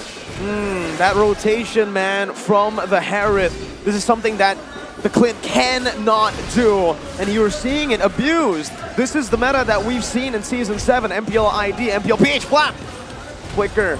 No flickers, penalty zone used up. CW now with Zaman forces. Keyboy rotates over as well, but now Kyle has come over. CW can't escape from this one. That's the Tempest of Blades and the Defiant Blades by Kyle taking 2 kills away. All right, AP Bren here, more than made up for that blunder in mid, more than made up for the 3-for-1 trade. And now, a quarter of a minute until this turtle comes up. Can I just say I missed this tempo of fights? Yeah. This is all the way a throwback to 2021, right? Season 7, Season 8, wherein the Angela and the Ling were in demand. Fights don't happen very long, but they do happen often and everywhere across the map. I'm looking to see how Onyx will respond since they really haven't gone to the modus of sending Boots to do the annoying thing. Here's a clear take and a 3-man, 4-man taunt by Few. Beautiful secure Few now jumping in. Boots soaking in the damage right now. Supermarco's able to create this line with the help of the team. Keyboy running away right now, but he goes back in with a vengeance. Now Kyrie on the back. Not enough to take anyone down. Call Alter saving his life, but CW in the back will get chunked very low. Gets into the Call Alter in time. Now Boots in the midst of it all. Gonna be melted down, and Kyle Teasy with a double kill. They've outplayed Onyx in this skirmish. Shock and awe. Again, they forced Hans to click the called altar. He did get it in, and he was playing with the walls, with the spacing, so that he can provide extra HP to his fallen comrades. But just the same, AP Bren, they have the amount of CC that they need. The taunt, and of course, the heart on a string. I've never seen an Angela do so well, and now another fight breaks out. 2-man final slash, Flapteezy now caught in a 1v4. Kyrie taking low penalty zone! Boom! Locks them down to the appraisers. Rad Kalteezy in the back as Keyboy gets taken out in the front. Sans caught in the knockup. And down goes Sans, 4 for 1. 9-4, just under 8 minutes. And look at the conversion, through the roof. AP Bren now up by 4,000 gold. Mirko, that was the slowest early game, but just the same, the fastest clutch from early to mid we've seen all series long. And you thought we couldn't get any better. No. The reality of things, sometimes it's stranger than fiction, but for AP Bren, it is absolutely wonderful. Let's take a look at the items here. I want to take a look at just the Clint. Yeah, it's just a normal build. There's nothing too special about it. It's just what you build on Clint. BOD into an endless battle. And again, the Clint's been doing work, Leo. The pick that we have been criticizing, that we have been questioning here, like we mentioned earlier, it's back to that old meta where the gold lane is just a side hustle. It's not a full-time job anymore. They don't lane, they just rotate. They clear, rotate. It's an XP lane, but different. It's a different take on the 131, right? Because 2021 was the year of the 131. Yep. Here, it's not as clear a 131 because that mid lane, we haven't seen this in a while. It's a mid lane bully. It's, I guess, reminiscent of the mid lane Lapu Lapu. Right, but this time around it's the Fredrin. He wasn't around at the time, but here, AP Bren are making it work. Now they're invading the purple. Not much that Onyx can do. AP Bren just doing exactly what they want, however they want to do it. Boots in the bottom lane, melted down, and this should not do. No. Boots instantly just taken out. They give it over to kill Super Marco, and again, AP Bren are outplaying, are out-rotating, are just doing everything, reading Onyx out. Yep, this is cross-map pressure like we haven't seen in quite a while. Not just that, the whole dynamic of when AP Bren engages on you, it forces a response that the current metagame isn't prepared for, or at least the draft that Onyx brought in isn't prepared for. You're so used to these big 4v5s, 5v5s, and then you have a weird off-kilter hero coming in from a weird angle. But here, oh wait, Kyle Teasy. Nope. All right, see? So you want to be honest, you want to be fair about your engages, but AP Bren doesn't allow for that. Not at all. Look at the turret, base turret chunked that low, and Bren, they're just styling on Onyx right now, utilizing every single bit of that gold lead, of that map pressure that they have, the advantages that they have to completely punish Onyx. Time of the Blades. Not used up just yet. Penalty zone though, connects onto the back. The call ultra saves CW for a bit of spot. Teasy gets caught in the turret aggro. Meanwhile on the back, Boots unable to melt anyone down, but Super Marco, the complete opposite. CW knocked up. Final slash. And they're still going. Heart guard on, down goes Sans, Keyboy as well. Wipeout, it's a wipeout. 10 minutes in! The only reason Sans is up is because of his passive. And with that, AP Brenner gonna knock down this inhibitor up top. In the end, is Nike and Sans clear the wave. It should be over. Sans trying desperately to clear out the waves. He doesn't even find a kill. AP Bren, 10 minutes! 10:50 to be exact. If the slobber knockers that were game 1 and 2 took your breath away, then let this be the breather. Wow. The slowest early game to literally the fastest mid game we've ever seen in this patch. Hey, you know what they say, right? Quit while you're ahead. And AP Bren quit with Onyx base crumbling beneath their feet. What a performance, what a showcase of what's possible in the current metagame. I would love to hear what our analysts have to say. They're gonna have a field day breaking down game number 3. Oh, brutality. Yeah. 10 minutes. I thought it's gonna be a really passive game, but it escalated quickly. 10 minutes. What? Oh, why? How? It's one of those questions you have to ask yourself. Is Clint back in the meta, or is Fredrin just that good of a hero? Truly a hero with everything in his kit. With Terizla and as well as Fredrin just making sure that they peel for the front line, that was... The Onyx, they couldn't even find any kind of angle to get into the back. Even they can like playing their role for the bodyguard for the Super Marco, because like he can catch anybody, he can just initiate in front any people that can be catched by taunt or even the penalty zone using the flicker. This was so brilliant. This was so brilliant by Bren, flexing the Fredrin into the mid, picking up the Clint. And I mentioned earlier on that Clint has such high damage in that early game. He only needs just a little bit. You can even see that he built in the Fury Hammer, and he's already dealing that much. Plus the fact that even if CW wants to win it out in shielding, then that's no problem. But I also saw that CW was having a great time rotating and getting kills on other sides of the map as well. So what went wrong? Well, I think a lot of it just comes down to lane priority, right? How can you actually push your advantage and how much can you actually clear your waves effectively? And in this case, with Super Marco playing this Clinton as well as Flatteezy, yes, they sacrifice a little bit of their health, but the fact that they get that first push and first rotation, that's when you see Flatteezy really start to get way ahead of Kyrie in terms of EXP. And I mean, of course, when it's like, oh, 1v1 me, brah. It's never really a 1v1 with Angela. Especially when Flatteezy already get the snowballing moment. It's always like keeping, like upping the tempo, like chasing anybody's, and yeah, no one can catch Flatteezy. That's the problem. There is no single target lock to stop Flatteezy movement. Well, I mean, I think that there's more steps than just that. That's a simplified way of explaining it, because again, Kyrene as well as Keyboy both have good tools to actually not lock down Flatteezy, but enough to disrupt him in these fights. We look at the most valuable player, obviously it's going to go to Flatteezy, and the fact is, he only jumps into the fight when he sees both Kyrie and as well as Keyboy use their big spells. The final slash is down, okay, now I just have to wait, no champion stance, it's my turn to come in. And he went for a very aggressive build as well. He didn't even finish his boots at this point, right? Corrosion, he has the Windtalker, Berserker Fury, as well as the Endless Battle. So you got a little bit of true damage there, you got a little bit of attack speed there, you also have a little bit of crit and a little bit of slow to make it all worse. And every time he goes in for those pickoffs, you don't see anyone escaping, especially when the hard guard comes onto him. Look at this. You can't go anywhere. Can't go anywhere. You can't run. You can't hide. And every single time, like, just look at the way these fights are going, right?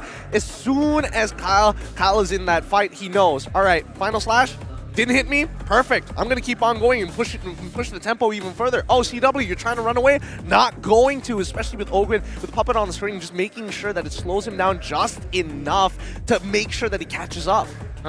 Even the Cult Altar is not enough to stopping the teammates like being annihilated one by one.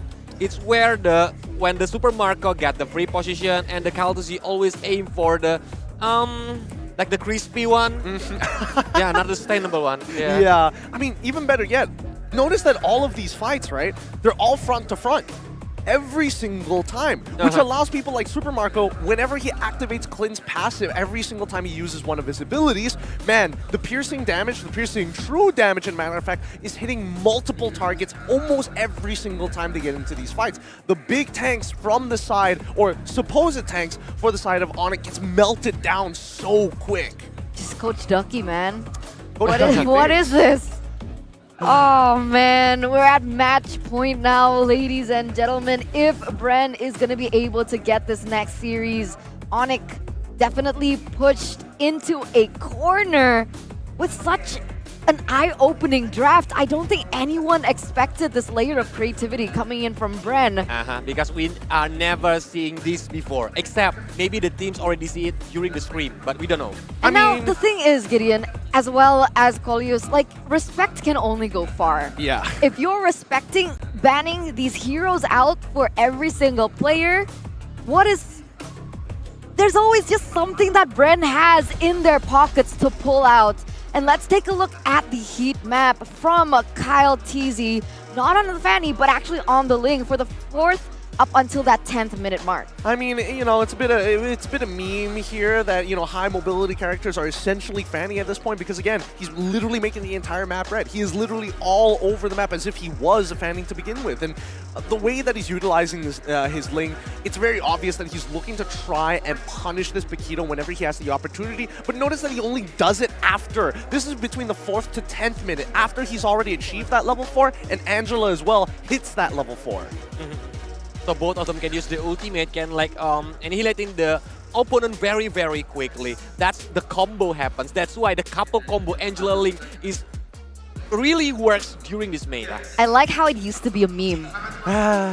It's like girls can only play Angela and they suck. And then Fuse just like, watch this. Exactly. Oh, how the turntables, right? Because now it's a force to be reckoned with. How are they going to go into this next game realizing that now the Ling and the Angela is a threat? Who do you ban at this point? I don't know, because again, these are one of those drafts where it's like, it feels like you know the direction of where it's going, and then it turns on your head and you're like, what is going on? What is happening, right? Because just look at the draft order. Right at the beginning, nobody would have expected this to actually come out. We knew for a fact that the Ling-Angela combo was coming out. I was like, okay, yeah, that's fair. We get it. That's a very straightforward idea. And then Clint shows out of nowhere and you're like, oh, hold on. But why would you go? You still had many different options. I mean, worst comes to worst, you couldn't even gone for something else like a Moskov. You could even get a carry if you really, really wanted to. And then it just turns on its head once you see both Rizla and as well as Fredrin show up at the same time. I think the point of this draft is the fact that they really wanted to end it early, which they were able to do, steamroll. Whereas if you pick up something like the Moskov or any other heroes like the carry, they kind of need a little bit more time to scale. And so it kind of delays the amount of damage that you could potentially use coming into the mid-game. I know it's iffy. It's iffy only because I feel inferior when you look at these players, like especially when they play Ling. I don't know, how does he do it? He uses the best phone in the business, ladies and gentlemen. This is the Samsung Galaxy S20 Ultra 5G, not 2G, not 3G, not 4G. It's 5G ready with the AMOLED display as well. The hertz just across the table, it levels up gaming like you've never experienced before. The players are feeling it. We felt it as well, even though the Felt stole the phone. That's okay. I still dream about it when I sleep at night. So you're telling me that if I get this phone, I'm just as good as Kyle and as well as Kyrie? Is that a guarantee? That's a guarantee, right? Yeah, that's totally a guarantee. Yeah, we got confirmation. That's good. It's like, how do you tell him? How do I, what? Huh? What? Huh? I was talking to the viewer, sorry. I'm just as good as both of those players if I have the phone? All right, let's go. Well, I know exactly what I'm going to do after this, right? But first we need to conclude this matchup, first of all. And foremost, I'm curious to, I wish we could have like a talk with Coach Yeb. Because what is going through his mind when he's seeing something like this? Because the only other time we've seen a draft like this is what Miracle mentioned, during IESF. And other than that, that's a very small pool of information to actually work around. I also want to ask about the Masha last pick. Yeah. Because I understand Colius's point earlier on, there was no lockdown. I know there's like a little bit more layers to it, like you mentioned before, but I feel like if that was a Kufra or even a Cho, maybe it wouldn't have ended as quickly as that, or maybe even a different outcome. So with that, we're gonna just talk about a little bit backstage. Let's try and find Coach Yeb as we are gonna head to a break. So me, Eterna, Gideon, as well as Colius will see you in 5. Stay tuned.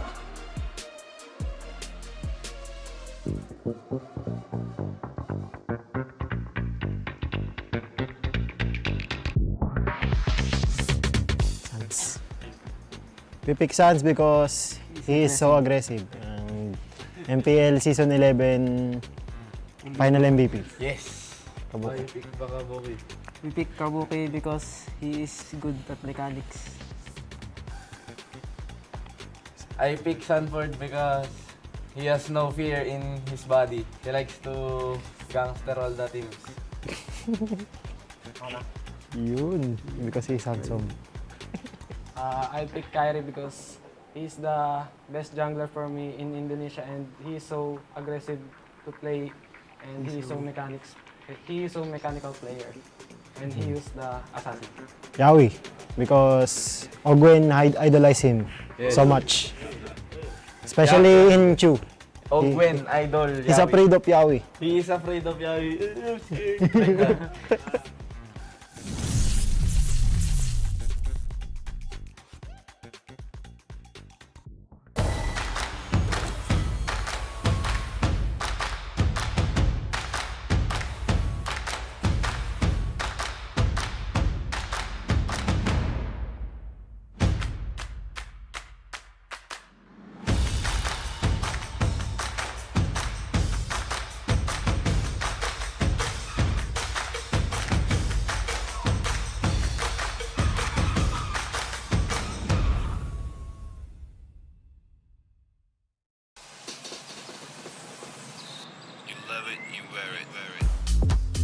Wear your passion. Share your passion. Wherever, whenever. Gaming is a lifestyle. Get your merch at shop.eslgaming.com. The Snapdragon Pro Series powered by Samsung Galaxy is brought to you by Snapdragon Elite Gaming, Samsung Galaxy S23 Ultra, Monster Energy, and DHL.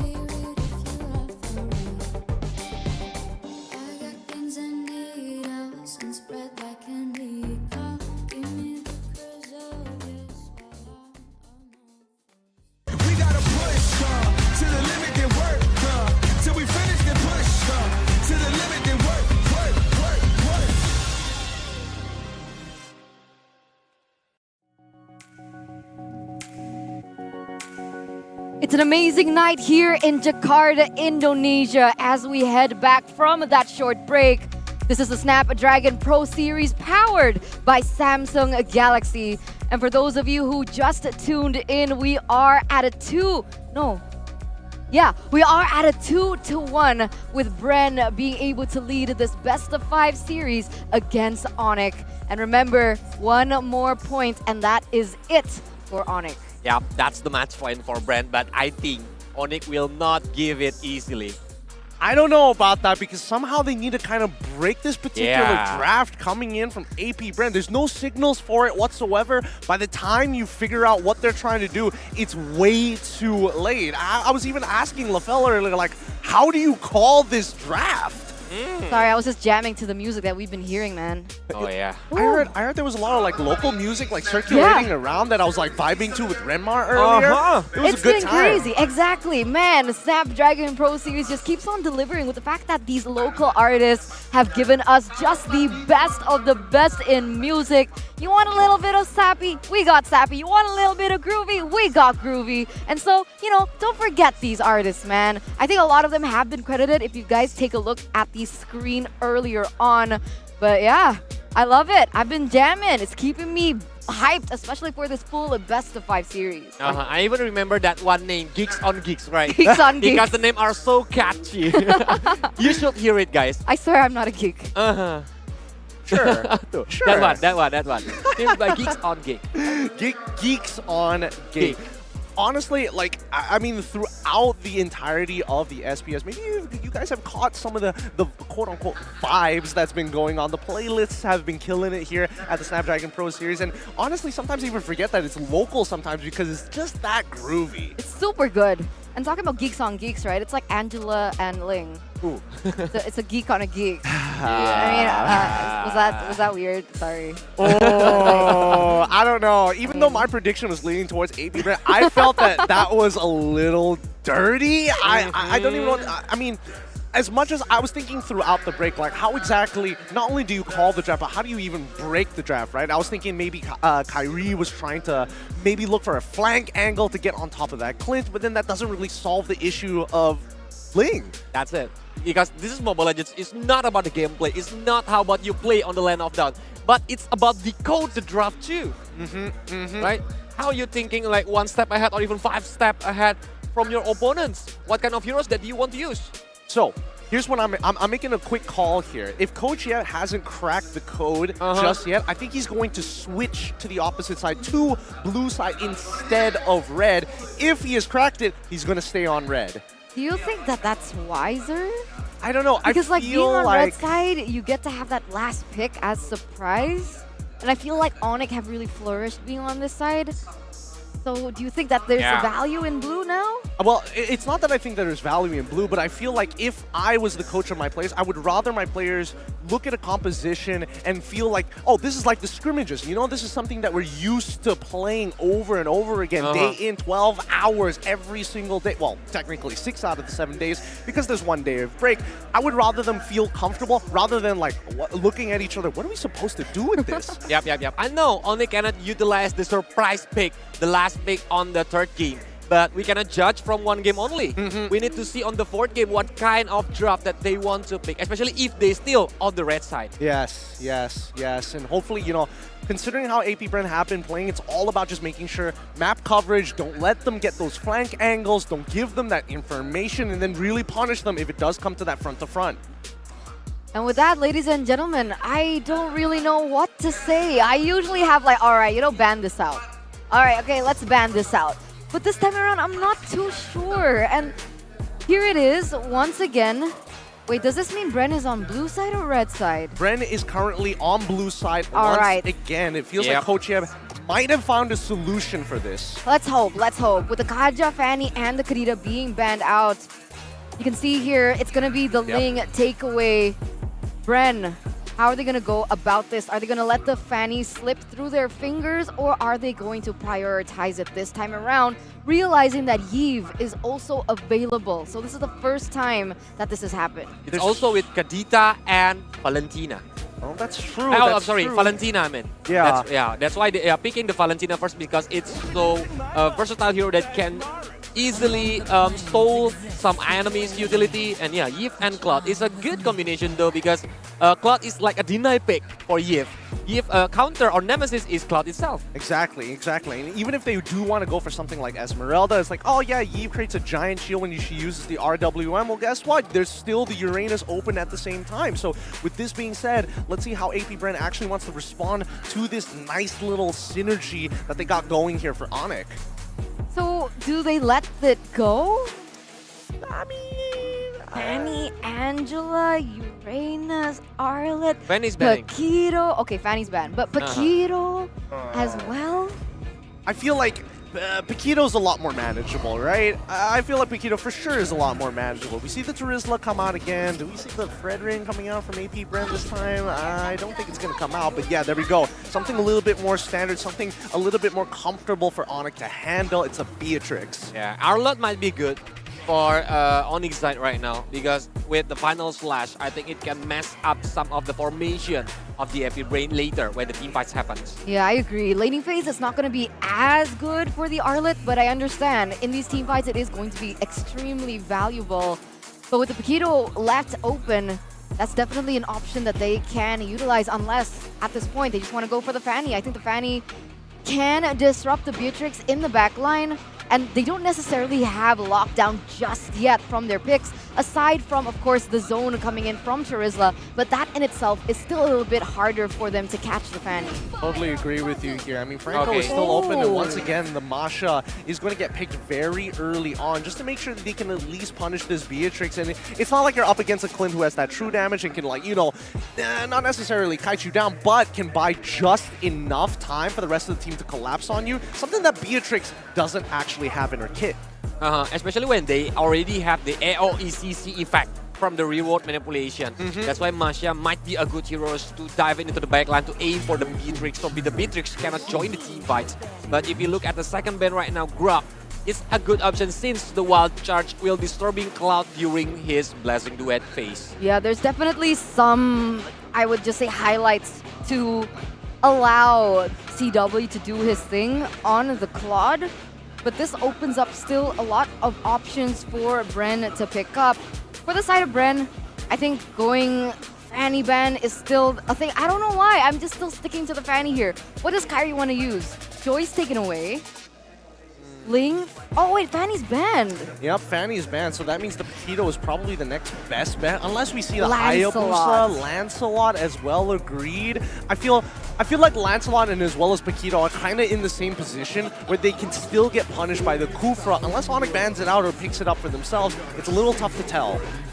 But if they are banning the Kufra right now, I think it's obvious they want to use Lancelot. That's why maybe AP Brain gonna ban the Lancelot. But if they want to use the Viter jungler, I think it still have Bane. Bane is a good one though when it's against the Terizla. Yeah, you look for that penalty zone, next thing you know the Deadly Catch comes out, and Onyx, they decide to go ban out the Hayabusa on top of everything else. So it looks like they're positioning themselves for it. Let's not forget that the Melissa still hasn't been touched just yet, so AP Brain can actually look to respond if we do see Paquito. Oh, I just realized it's almost full house tonight on the venue. Oh my god, so crowded. More than crowded. It's amazing. It's more than crowded. I don't know if the audience, sorry, not the audience, but people who are watching the live stream can actually hear the drums going in the background. I don't know if it's just one set. Nope, that's 2 sets of drums in the background. It's a lot of support. And look at this, Onyx, they're actually opting to take away the Fredrin. So now they're asking a question for Kyle Teasy. What are you going to utilize in that jungle? Last time, he's picked up the Balman, he's picked up the Akai, so these are definitely 2 options that they can go for. But against the real-world manipulation coming in from the Yves, what's the best pick here? Or should they just go Lancelot? I mean, they've already banned out the Kufra, so I feel like both Paquito as well as Lancelot are in a decently good position, and even then, it's still a little iffy, right? Because with the Lancelot, you build that full damage, and then, like, who exactly are you trying to chunk out? Because getting to the quad, not exactly the easiest. Getting towards that backline, okay, sure, there is a potential to actually get the RWM, but instead, they're going to go with the Boxia, stay oppressive. These are some of the thickest lineups we've seen thus far. Another Angela combo Yeah. with Boxia. I know the damage will not be like Angela Ling, But Baxia is really an annoying hero that can mess up the farming pattern on the jungle itself. Yeah, quick rotation, sustainability. There's also the fact that he can dive into the back line as well. It's a headache. It's definitely a headache for sure here for Onyx. What are they gonna do now? Like, it's not like they can't go Esme gold lane at this point, right? They could just go for a way to disengage with Numenon Blast from Lolita, potentially. They could also go... Oh! Okay. Wait. So is Novaria roamer or Yift roamer? Definitely Nova roam, right? Does he? All right, Yep. we see here. It's going to be Keyboy this time. Here is the thing. I am not too worried about Keyboy Novaria. Why do I say this? It's because back in the day, Keyboy was an excellent Selena player. Actually top global at some point. So I think those skills can kind of convert onto the Novaria. I'm being optimistic here. But yeah, all right, this is the draft that we've been set. Let's call the casters once again. Kring, kring, kring. Leo, Mirko. Hello, Leo say Mirko. That's French, by the way. We can't help but nerd out on this draft again with all the previously stated facts. How this Novaria on Keyboy isn't as out of the ordinary as it should be. I don't hate it. I don't Elaborate. hate it. I don't hate Novaria on Keyboy, but I don't love it. It's like, it's an okay, yeah? Because, like, again, Keyboy, very flashy player. Novaria, sure, you can make her flashy. The reason I like it here is because there's no real dive threat. There's no real dive threat for the Novaria, and if they want someone, a roamer that can open up the map without actually having to risk their life, yeah, Novaria. I beg to differ. If anything, Bren here, AP Bren, actually tried to simulate what they did in Game 3. This looks very similar, at least the entry point, right? Ogwen on the Angela, you got a super mobile jungler here in Kyle TZ's Baksha. And then, yeah, it's not a lane bully Valentina in mid, but there's a lot of burst, so it might even go faster. It has a propensity to go faster. Let's see how Game 4 goes. Again, AP Bren at match point, while Onyx, they're putting their eggs in this one basket. Keyboy, you gotta unlock it. You know what the haters said about you not playing setter tanks, man. Absolutely. Let's see here. Oh, Boots already getting chunked very low. Even with another skill shot hitting, he's forced back very early on. And Kyle TZ, the threat, the lingering threat of a shield unity, of a very mobile jungler is here. Good steal away or secured by Keyboy there as he pokes Kyle TZ down. Uh-oh. Kyrie versus Kyle on this leaf though. And popping on strings, pushes Kyrie out of range. So yeah, already early on in the first minute, AP Bren are asserting dominance. Let's take a quick gander at the emblem set here, coming in from both teams. Ooh, double common emblem for Onyx. Yeah, on the Novaria and the Claude. 3 quantum charges, 2 impure rage. Only a mix of 2 key talents here for Onyx. They're very uniform, so this could send a message of them being one in their approach to the game. And right now, they're bearing down a flap. Still has the flicker though, burns it out. Onyx, that's what they sought out for, and they will just be happy with it. Before the turtle spawns, 7 seconds. Perfect time for Onyx to look for these setups once again. It's Super Marco with a cheeky steal there on the gold buff. Ogwen gonna be chunked quite low here. Forced to back away in the mid lane with the 2 mages bullying her. All right, turtle's already up. It's a 3v2 so far with Flappy trying to go for the pull. RWM! No flicker now. He's gonna be trapped there, but the hard guard comes through. And now Kyrie is gonna be the one who's caught. Kyrie's still able to find the retribution, but falls to Few. And the first blood goes to AP Bren. Kill for objective. Boots with a thunderclap onto the back. Few still able to dish out some more damage. Boots now down to his last HP bar. Gets stunned and gets taken out. Few scores 1, and they disperse. Oh. All right, close. Close, very close. But Few, this might be a solo kill. Keyboy taken very low, pops in regen. Wow, daring to go for the Astral Meteor. And now the Astral Sphere. Few doesn't have the flicker. Good shot to Ogwen. Few might just get this kill. Keyboy flickers out. Meteor comes down. And Keyboy decides to stay in. Gets taken out by the buff. He gets taken out by the buff.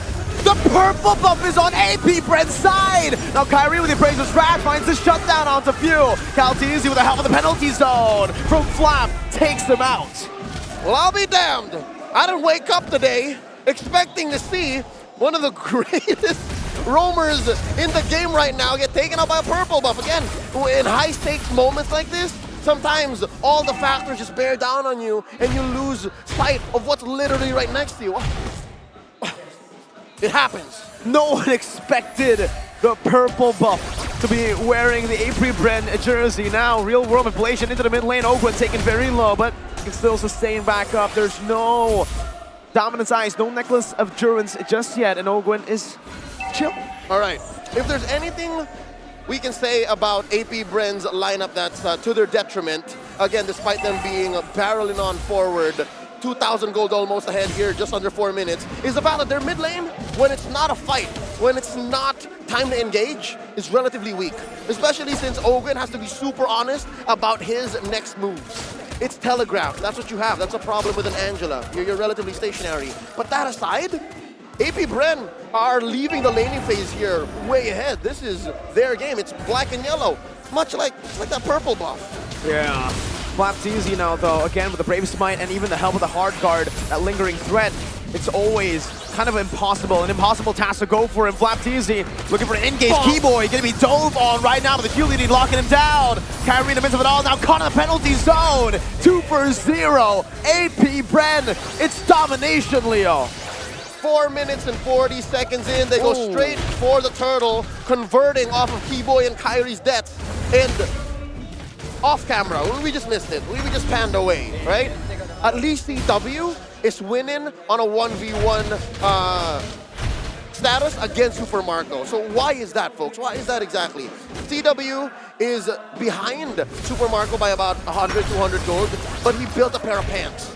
So if it comes down to just plumping yourself down and picking fights, CW knows what's up, and he's also more mobile with the BMI. Yep, not just the BMI, remember the stacks as well, giving him more mobility. He just used the sprint, so that's a resource that is no longer going to be there for Onyx for the next 80 seconds. Now it's all about how Onyx can come back from this, because AP Brent, we've seen this from time to time, even in the group stages, where Onyx unfortunately had to take a big L to Brent. When AP Brent gets the early game, when they have a gold lead, it is almost impossible to turn it around. And that's the last time we saw them in the group stages of the Challenge Finals. It ended in a 2-1. So we've already broken the barrier. This is, again, a best of 5, folks, with AP Brent on match point. 3,000 gold ahead here as we approach this final turtle spawning in just under a minute. What I'm wondering here, Mirko, is why have we not seen a turret go down yet? I might be caster cursing this, but yeah, just now, Super Marco was able to take the turret. Is AP Brent taking their time here? Are they taking it rather slow? Because again, we mentioned how high ahead they are. Are they just managing their expectations? Are they tempering their steel?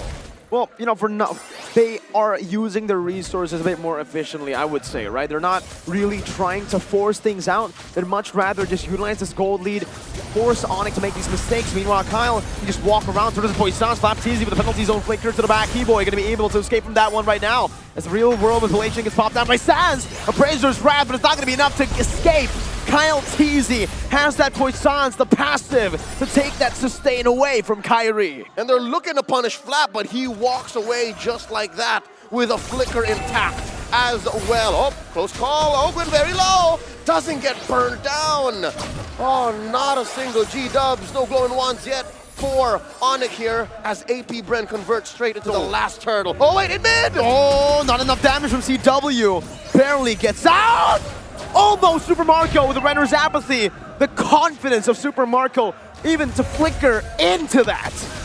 He smelt it, he wanted it, it was so close. But CW, again, you mentioned, stacks on Quantum Charge, stacks on Art of Thievery, able to make him lighter on his feet than usual, which allowed for him to dodge Marco's bullet. So with that being said, Onyx are doing their best to keep their heads above water, to survive the mid-game, the ramp-up into the late game.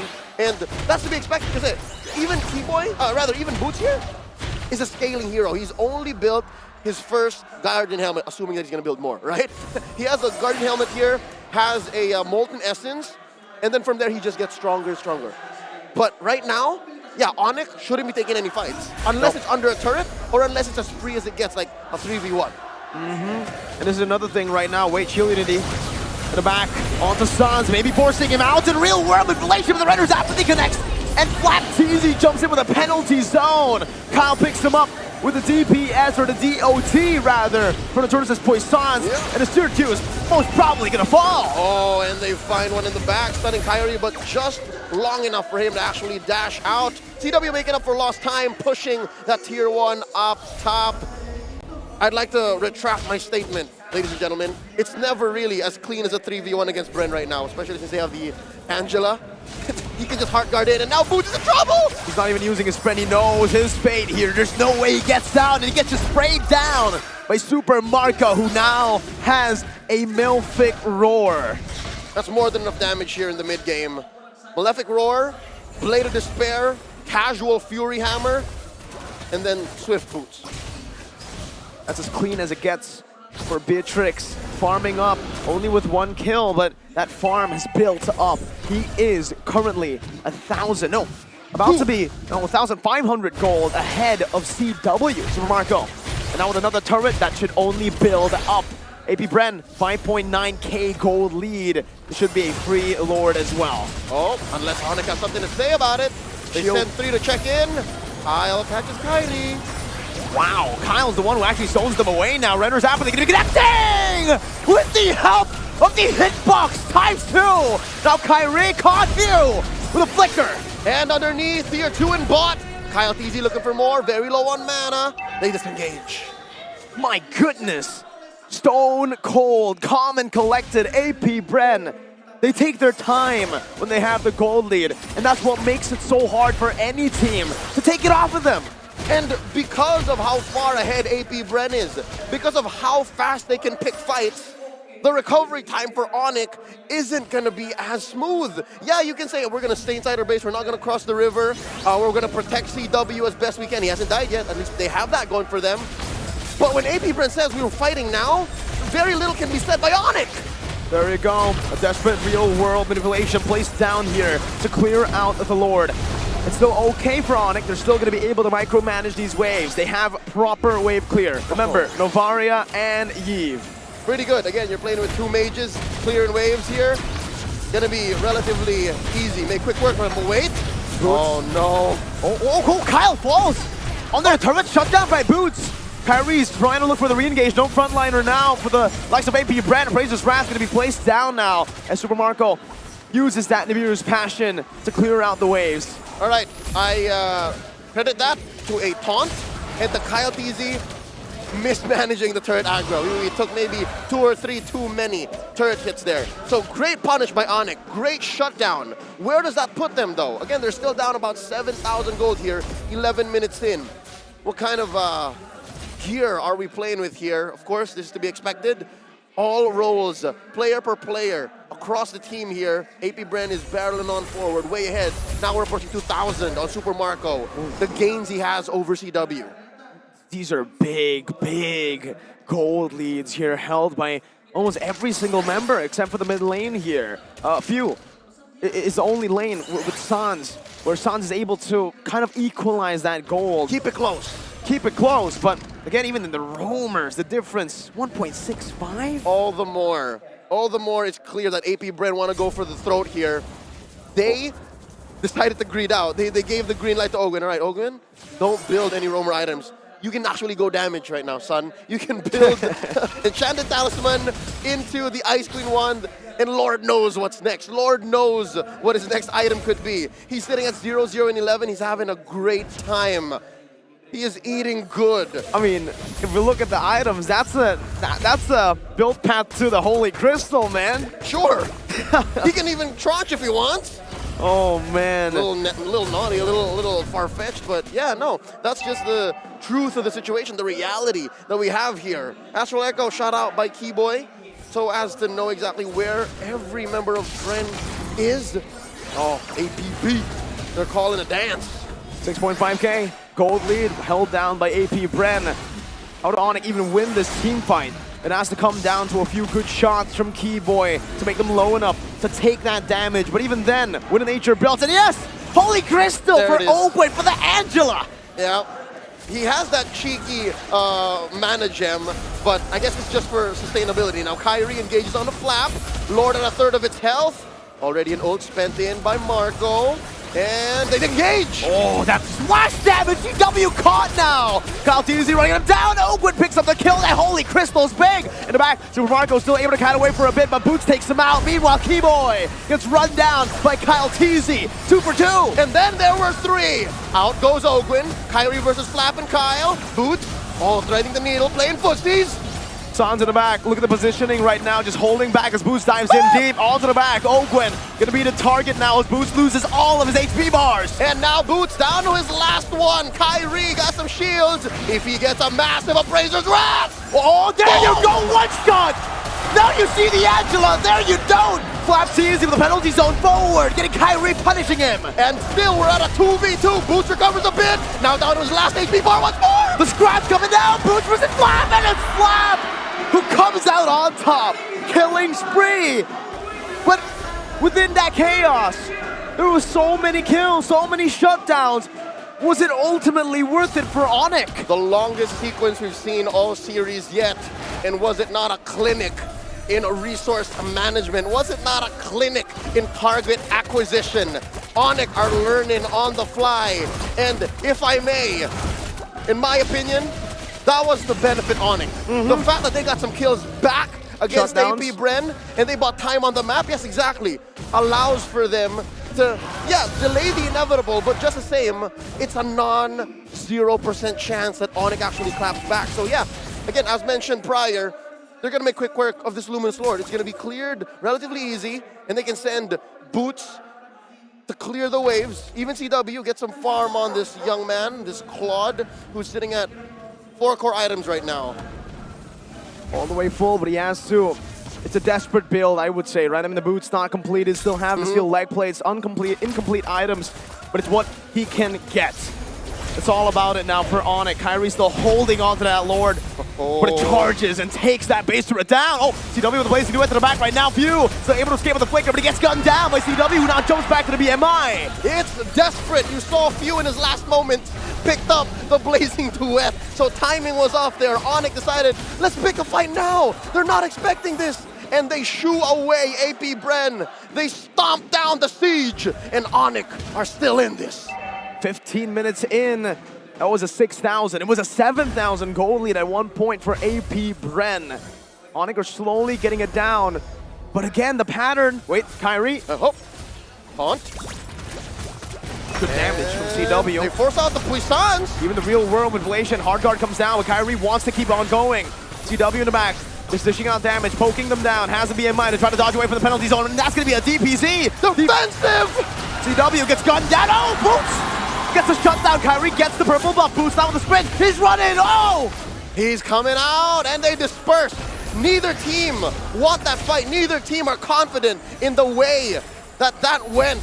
But still, again, every single time that Onyx gets something on the board here, as we approach the post-late game, then yes, I can confidently say Onyx are slowly crawling back. 16 minutes and a half in, they've shrunken the goal lead down to 4,000. Wow. Down to 4,000 gold from 7,000. AP Bren, uncharacteristic from them, knowing that usually when they get that gold lead, it's just a grasp from start to finish. Exactly. Now, all of the questions we asked earlier at the 6-minute marks, 8-minute mark, 10-minute mark, are AP Bren going slow? It all comes back now. Maybe they should have continued the Gator roll. Maybe they should have chomped down and forced more fights. Anytime Heart Guard was off cooldown, anytime you got an APZ, aggressive penalty zone, maybe you should have forced it. Maybe. I mean, they had the gold lead. It kind of felt like AP Bren were a bit gun-shy in that moment, right? They were poked down. Conservative. But with that gold lead, you would have expected, I agree, an APZ, not a DPZ. Well, it's in the name! It's in the name. An aggressive penalty zone, an attacking penalty zone. Oh, now they're hunting for bodies. And they're baiting, though. This is a 4v2. No hard guard. It's a big resource spend already. CW knows it. Onyx knows it. Boots the top side now. Turrets are getting taken down one by one. The gold lead is diminishing. Oh no, Boots is gonna hunt for Ogwin! And there's the actual echoes! Real world manipulation, locking him down. Sans picks the kill up in the back left. Easy now with an aggressive penalty zone. CW gets taken out by Few, the assassin who plays mage in the mid lane. And that's a 1-for-1. They almost pop Flap TZ's immortality too. And there it goes.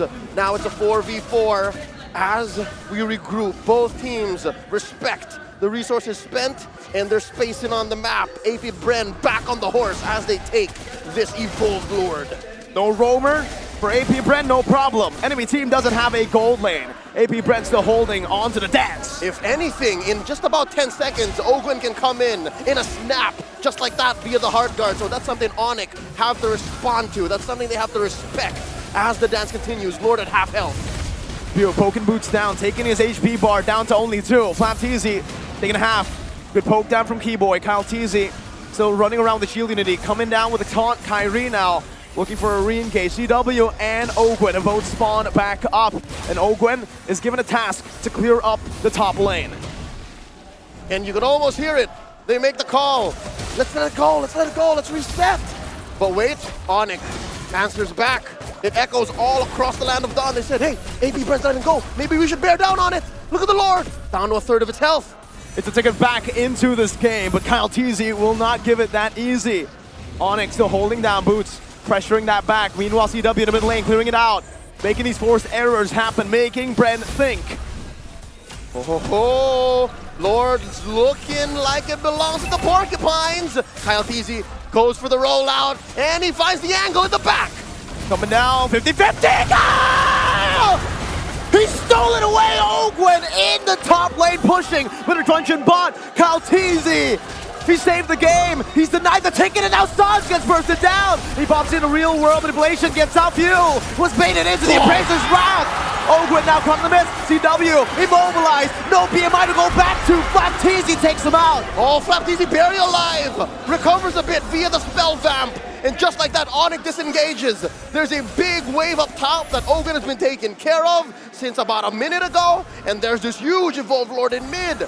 Oh, AP Bren, very, very messy, but just the same, allows for them to inch by inch crawl back into a leading position. This is a very small 3K gold lead they're staring at. But it's still defended. I mean, again, this high ground is disgusting.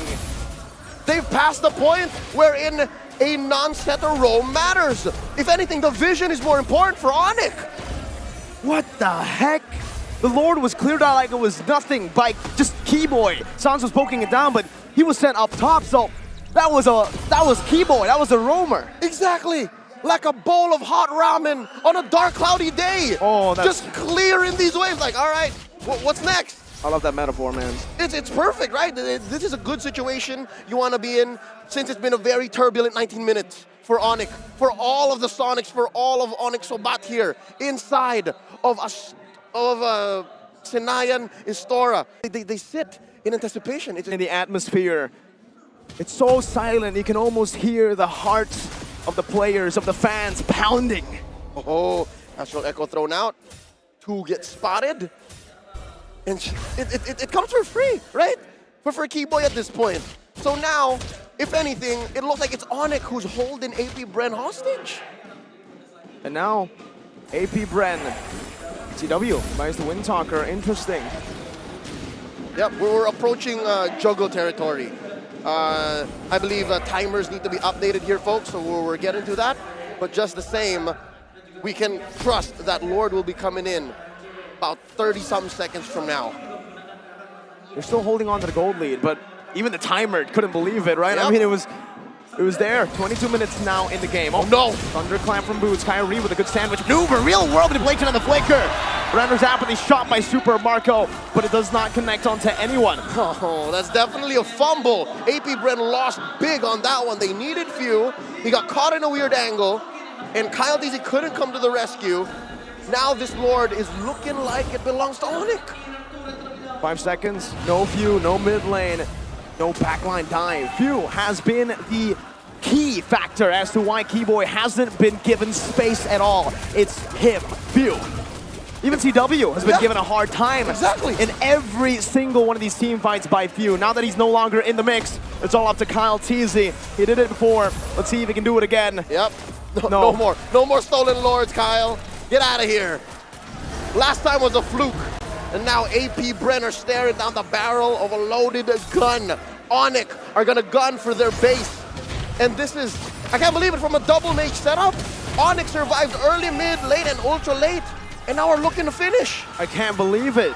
23 minutes in, Istora Sanayan goes wild. AP Bren's gold lead from 7K down to 200. Zero. It's nothing right now. Onyx are in the lead. They're calling the shots. Map is red. One of AP Bren's main strengths of coming in with anticipation. The odd angles is gone. They're inside the base. Evolve Lord now. Help down. Kyle is losing his life. Kyrie with the praises brand new. He stole the real world manipulation. Now CW jumps back to the BMI. Then he plays behind. All the way from behind. Onyx rebuild. Slowly but surely. Game 5. There was no way it was gonna end just like that. There was no way Onyx was not taking us to game 5. Of course. I'm gonna say it, man. I'm gonna say it. Is this not a preview to the grand finals? This is not worthy of a BO7. This feels like the grand finals. I completely forgot there were matches after and even before. I'm just living in the moment. 2 of the best teams in the world going all out. Now, in hindsight, we were in the moment, right? We were calling the action as it happened. All 23 minutes and 51 seconds of it. We're gonna have the opportunity to our lovely and talented analysts to break it down because I'm pretty sure they saw exactly what led to this comeback by Onyx. Thank you, Leo. Thank you, Miracle, for casting that 23-minute game. It all came down to the wire. Bren was able to steamroll all throughout that early game towards that mid-game. But because Onyx had the composition to come back, they are going to force Bren, AP Bren, into the final game of this best of 5. Oh my god. Even the fans are chanting, there is Onyx above the sky right now. Oh. Yeah. I mean, Onyx, they played a phenomenal game here. This is literally Spider-Man holding the train back from falling off the cliff. Yeah. Onyx did the same thing. They held back the express. That's a good picture.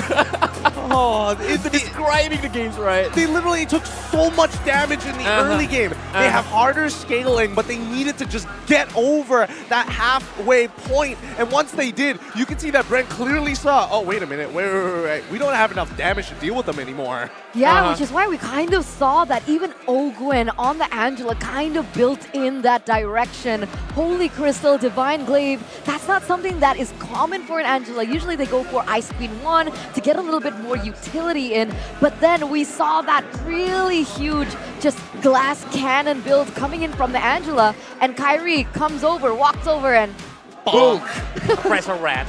Yep. Time and Not time just again. Kyrie, I mean, Keyboy is aiming at Angela too. He's Exactly. always looking for where Angela is. Exactly, and I think, this is one of those clear examples where you have to play front to back each and every time. And Onyx, even though they don't have a lot of dive, CW still was able to save a couple of those situations by taking out few isolated by himself. And Ogwen, he did not want to use that hard guard super early just before the turtle. They picked up on the habits. So let's take a look at the MVP. Happy birthday, Sans. 516 KDA on the eve.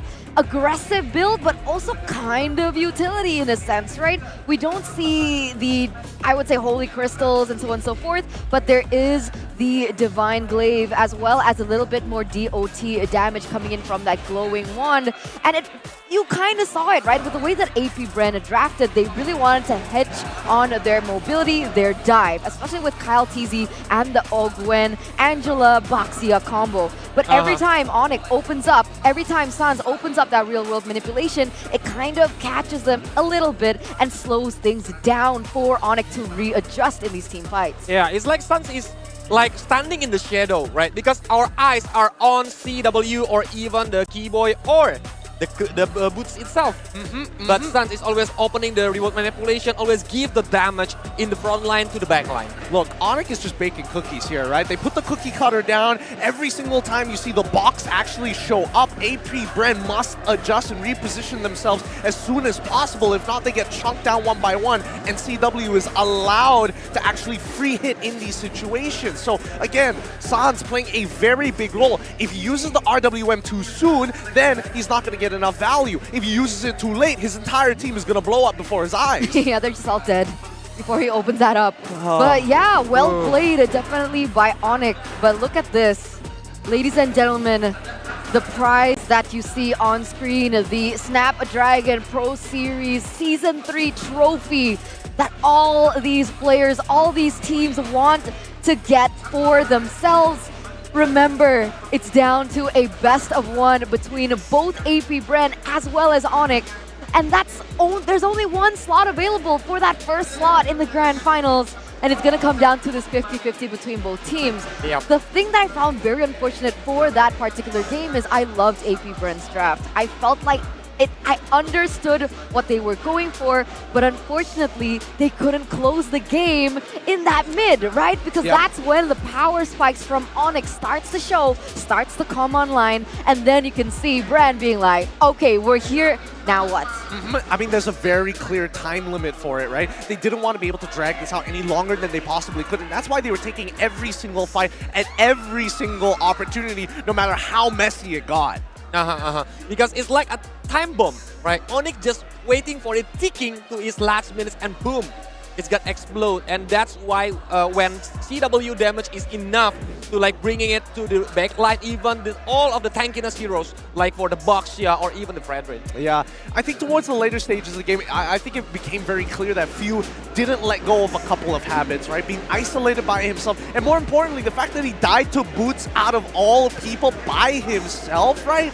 He's got to be wary of those timings. Like, Ogwen knows that this Heart Guard is one of their most valuable ultimates, and if he uses it too early, there's no way they can even contest.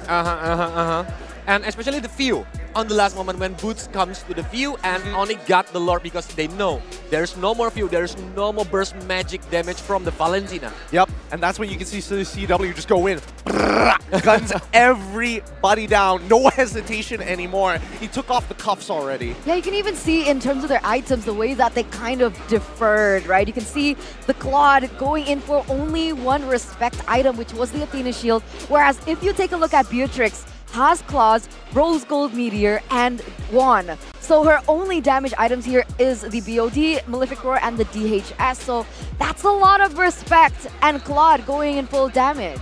Like, which one's better? I think both. I mean, to be fair, you can't say that Beatrix's build, Super Marco's build in this case, was ineffective. The fact that he could just basically, from 60%, Keyboy has taken a couple of really nasty shots from Renner's Apathy. 60% HP, instantly just gone, dead.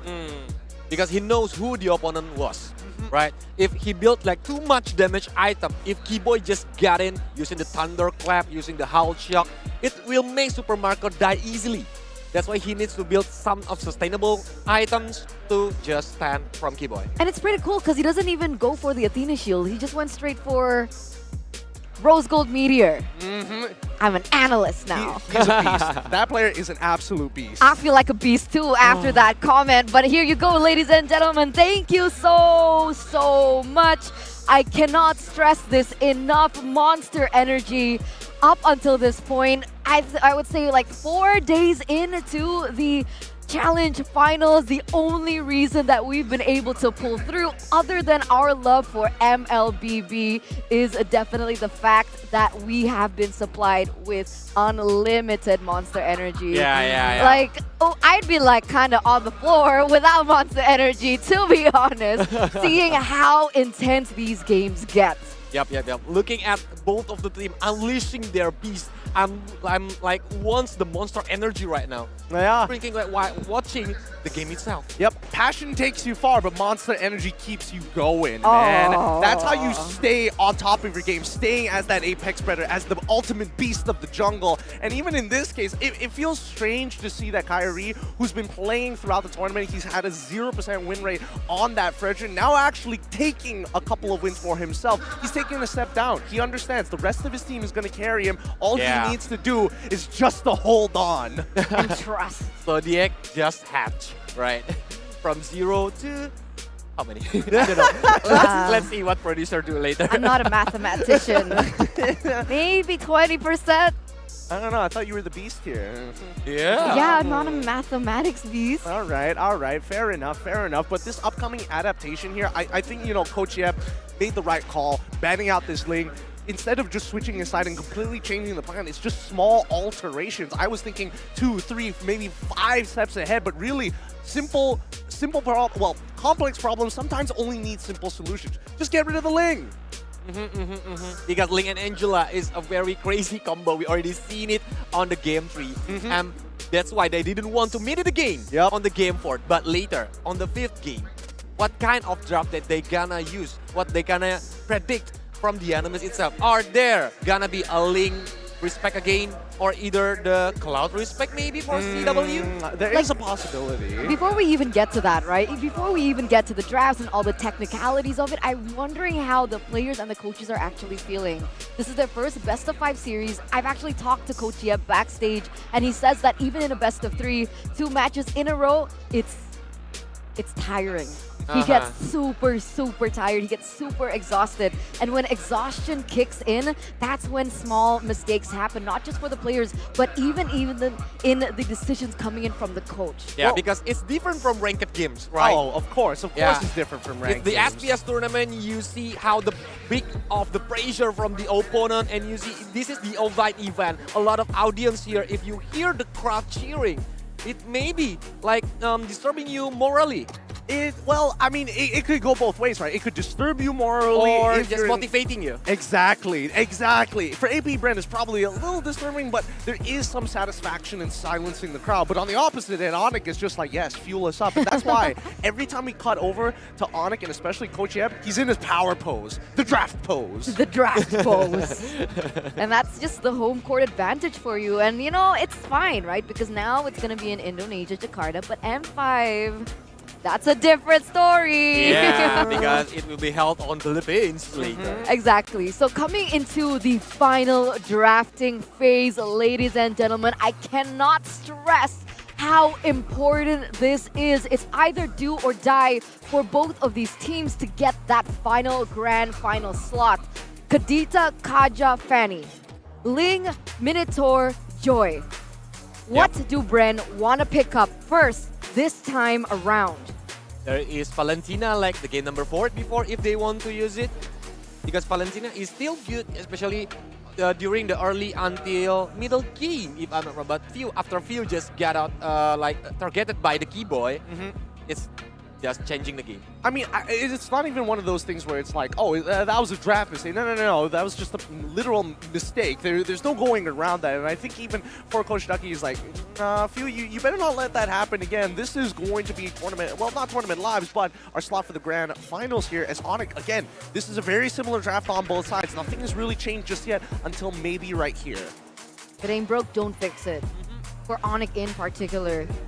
But if Bren want to still go in for that early game dominant draft, things are going to change here. Like you mentioned, last time around, they picked up the Beatrix and the Terizla. What can they go for differently? If they want to play like dive into the enemy's jungle, maybe Baxia can be used by now. Again. I don't think Baxia is a bad idea. I mean, they were winning out in the early game. The question is, how exactly were they supposed to finish it off? But this time, they're going to get the Uranus. So, again, they realized that Terizla, yes, he was good at catching, but when you're up against the Claude, it can be a little frustrating to actually get on top of him. And worst comes to worst, at least the Claude has options of battle spells. Because it have to absorb ability now from Uranus and Angela. Is it a good option to use Esmeralda as the XP laner? That's definitely something they can explore. If they want to go for a 1v1, just eliminate the fact that Uranus can steamroll over you, Esmeralda. If you want to go a different direction and try to win it, Dairoth. Dairoth Paquito is a combination that we've seen at MPL ID. It's worked so well, and there you go, Dairoth in that EXP lane. Oh, thank God it wasn't Esmeralda. Thank God. Why? Oof. I just really don't. The fact is, I don't like Uranus. The one thing that I hate worse than Uranus is an Esmeralda-Uranus matchup. It is just a pillow fight that goes nowhere, and nobody truly wins that battle. Yep. Because both of them are sustainable. The mana regeneration is the same, I think, from both of them. Look, I've quoted this many times, but it's a wet noodle fight that nobody wants to watch. So it's literally Infinity War. I like that. Yeah. That's a good way of putting it. That's a very good way of putting it. But let's look at the second phase, right? Because now the fact that we are seeing the Wanwan, it does mean that Onyx wants to put AP Bren in a position where Super Marco doesn't have a lot of mobility to actually work with, or iframes, in a matter of fact.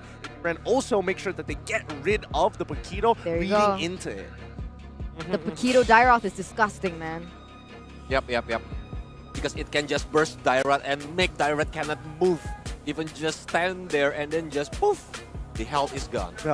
It could disappear faster than what we can expect, in a matter of fact. But let's see here. The second final ban coming in from Onyx side. Do they still want to just focus down on the marksmen, or are they thinking a little bit bigger? Are they thinking further than themselves here? Because Lancelot technically is still open. Whether or not they want to actually go for it could be a different case, or they might just ban out the Hayabusa like they did in the last game. Why not go for the Roamer? All right, they go for the Boxia. Okay, good call. Because I was thinking that, with the Angela being picked up here, Angela's going to be roam because Valentina mid. Is that enough wave clear for them? I think that's more than enough wave clear, in a matter of fact, especially if we're talking about like the early game. If we talk about in the later stages of it, Valentina, yes, maybe not necessarily Angela, because again, you only have so much gold to work with. You're not looking to scale, you're looking to be as utilitarian as possible. And in terms of the sandbag, Uranus can do the job. That's why maybe if they want to pick the Assassin's jungler to aim for the cloud, especially during the early game, I think it's a good idea. Guys, for AP Bren. I just want to put something out there. This Dairoth still can be jungle. Yep. That is a possibility. Yeah, so just watch out for that. Okay. All right.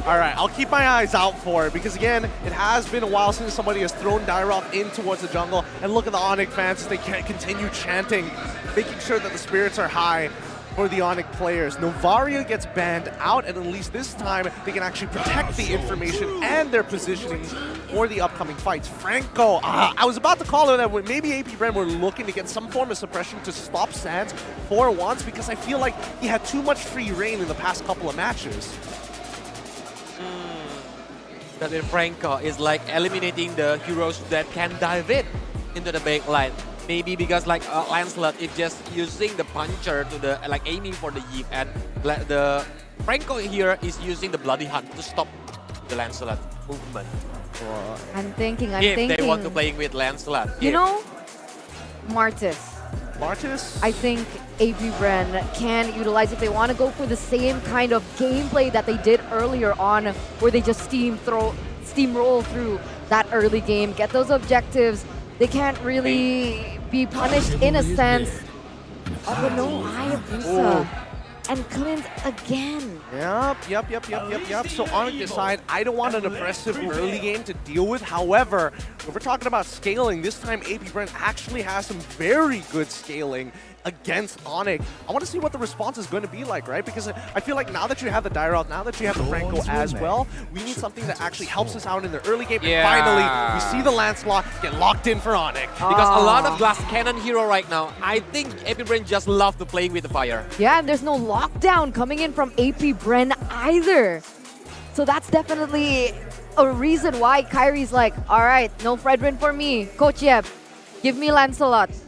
And there you go. Finally a Lancelot game. And with that, ladies and gentlemen, I'm going to leave it to the casters to hype you up for the final game of the series. I don't think the folks at home need help, because they already are hyped up. It's Leo and Mirko bringing you the finale to this Insta Classic between AP Bren and Onyx. This is Game 5. And much like Game 3, these two teams have left us flummoxed. I'd say more AP Bren, given those last two picks in the Clint and the Hayabusa? Clint and the Hayabusa, definitely a very unexpected end to the way that AP Bren were drafting. We did, however, predict exactly what Onyx were going to pick in the last two picks. It right? had to be. It had to be the Lancelot, and they, as seen in the first phase, want to crank down on whoever was going to get in the hard guard. Yeah, so they had to pick up the Franco. And again, they have the Franco and the Eve. So they don't have that odd interaction wherein the hook would interfere with whatever the mid laner was doing. Let's get into the game here. It's a Game 5, and you can see how deep Kiboy is already. Oh, gets a hook onto Kaltizi. A good chunk of damage there as Kaltizi is still able to make it back to his buff. But this does give Kyrie a bit more of an advantage when it comes to this clear game early on. Yep. He's what, ahead by 5-6 seconds? And for junglers, assassin junglers to be specific, that's basically forever in the early game, right? So he'll try to make up for it by going for 2 jungle creeps all at once, talking about Kaltizi, while Kyrie on the other hand is just taking his merry time. Down bottom though. Ooh. Some damage placed down. Boots doesn't want his wave to be cleared out with no punishment like that, but he ends up getting punished instead. Still the sustain from these two, I think a bit too much for him to handle, a bit too much for him to burst alone. That's why Onyx picked up the Lancelot that we actually talked about a lot. I mean, hey, who doesn't remember what Kyrie was able to do at MSC 2023? And now with the killing spree, he's seeking out to do the same. Here's a quick look at what the emblem game is looking like for both these teams. Here in Game 5, you can see Uranus on Flap is actually rocking Brave Smite and Common Emblem. So yeah, he's looking to just out-sustain everybody. Yeah, even with Boots' Quantum Charge Power Dairoth, even with that damage output, besides that, Flap says, you know what, I'll consecrate in your face, I'll just stand here. See if it works out. Look at the emblems. Anything interesting aside from the fact that Kyrie's just been on the killing spree all 5 games? He's playing with flow. He's going with momentum.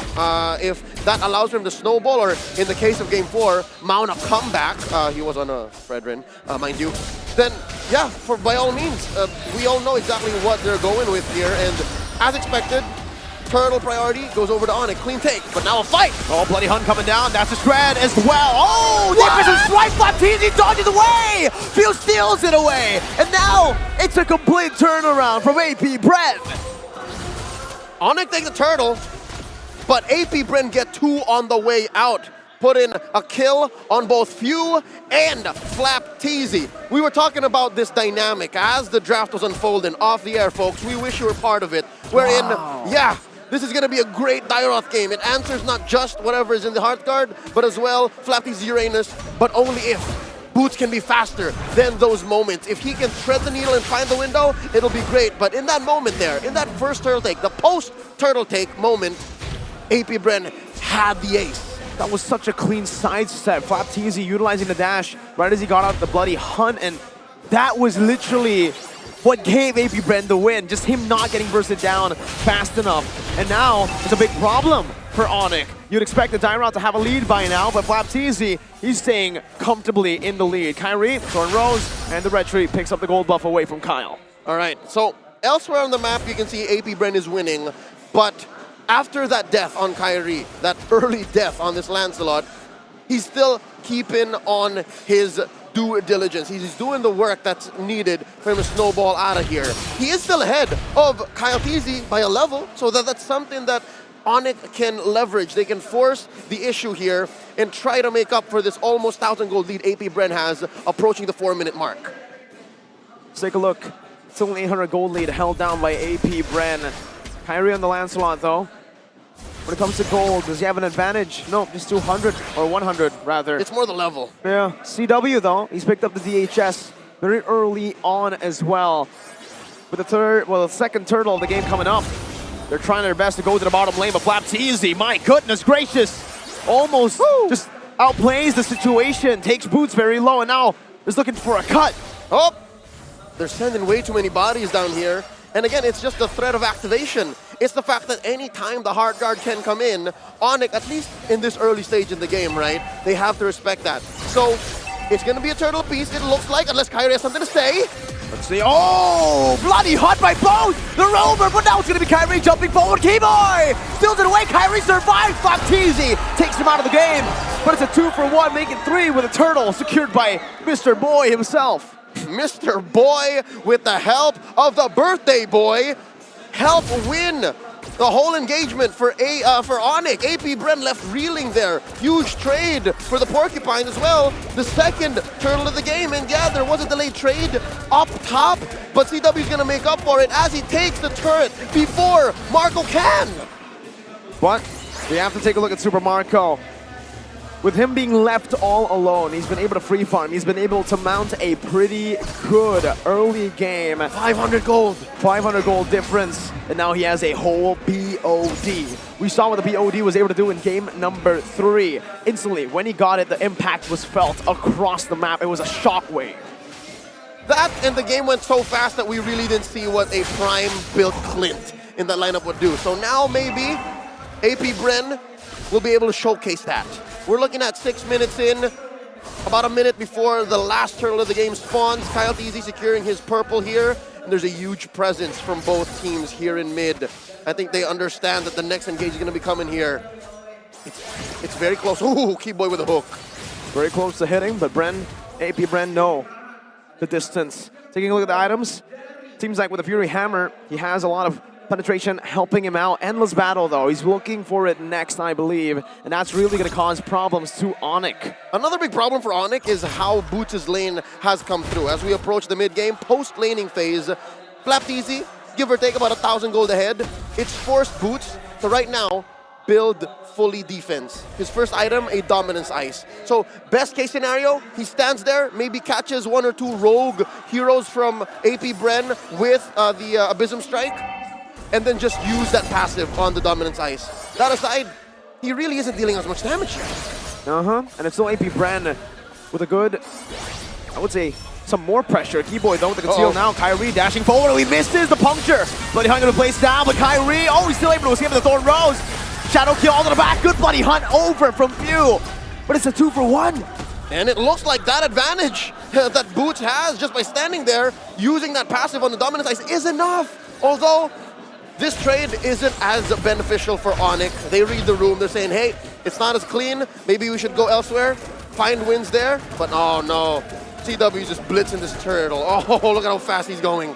No retry though. Kyrie now just joining the fight. Keyboy taking very low. 1 HP, Super Marco, oh, it's a flicker out. Retribution secures it. Oh, CW, he's able to find Few. Now Super Marco with the help of the hard guard. BMI coming back. CW caught in the midst of Flapteasy and Kyle Teasy. And Keyboy falls as well. So the little girl. Woo-wee!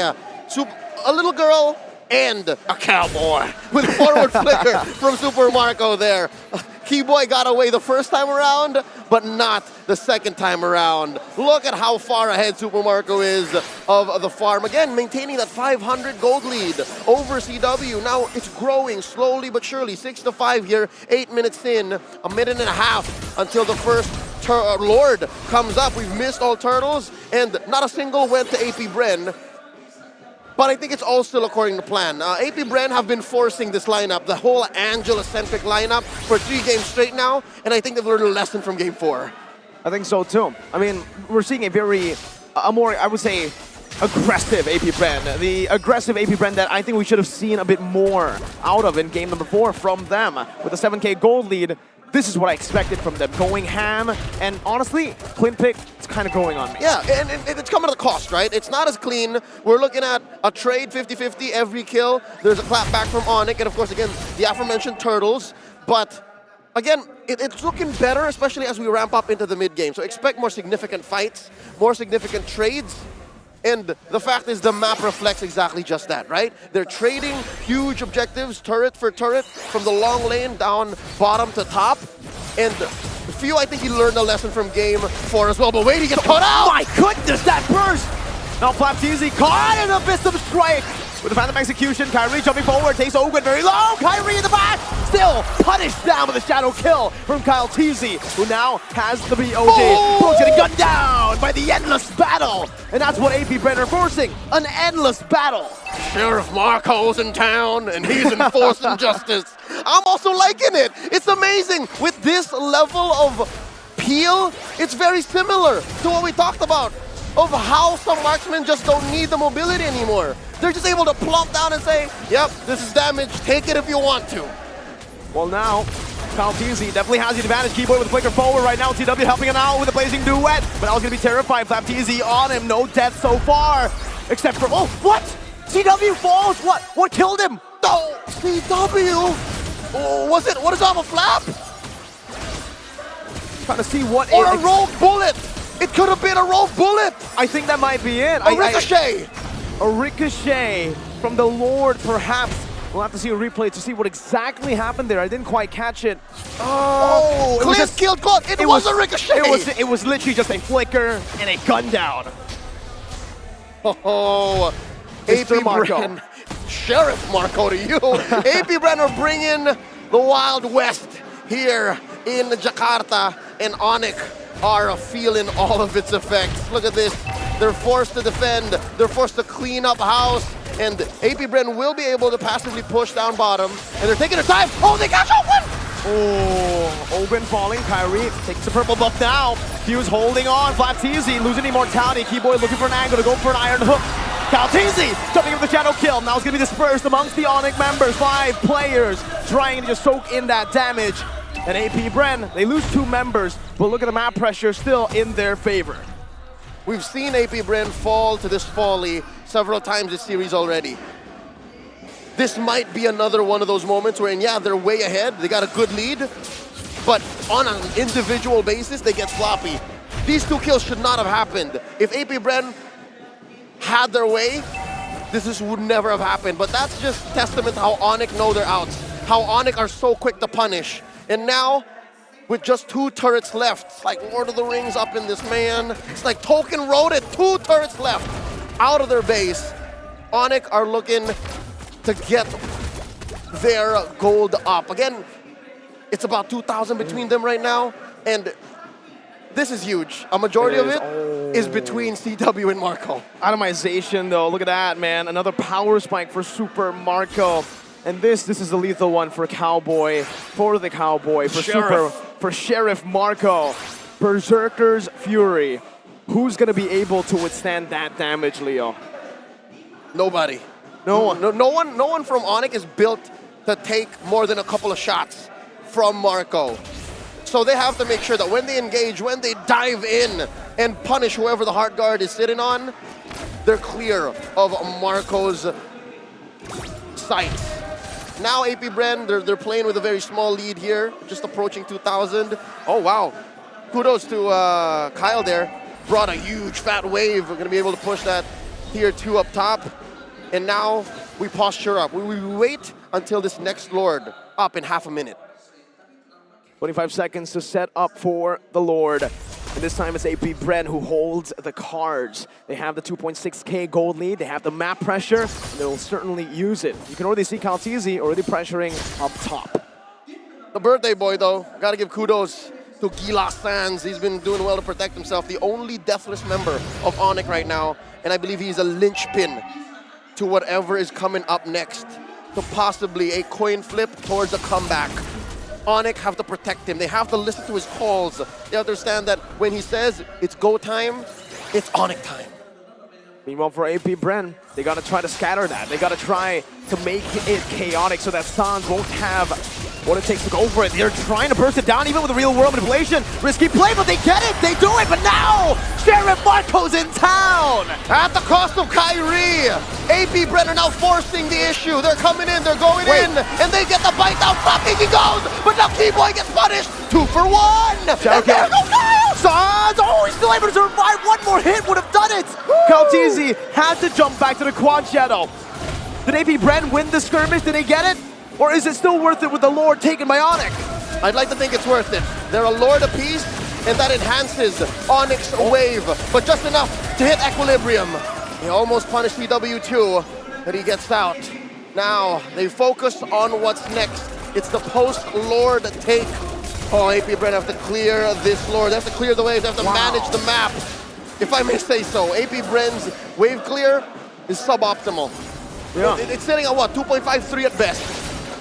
I think with the Clint, you can bump it up to actually a 4. As long as this Clint doesn't get zoned. That's the thing though, it's very situational. It's a 4 when Sans isn't able to pop real world manipulation. Exactly, it's a 4 when you're not in a fight.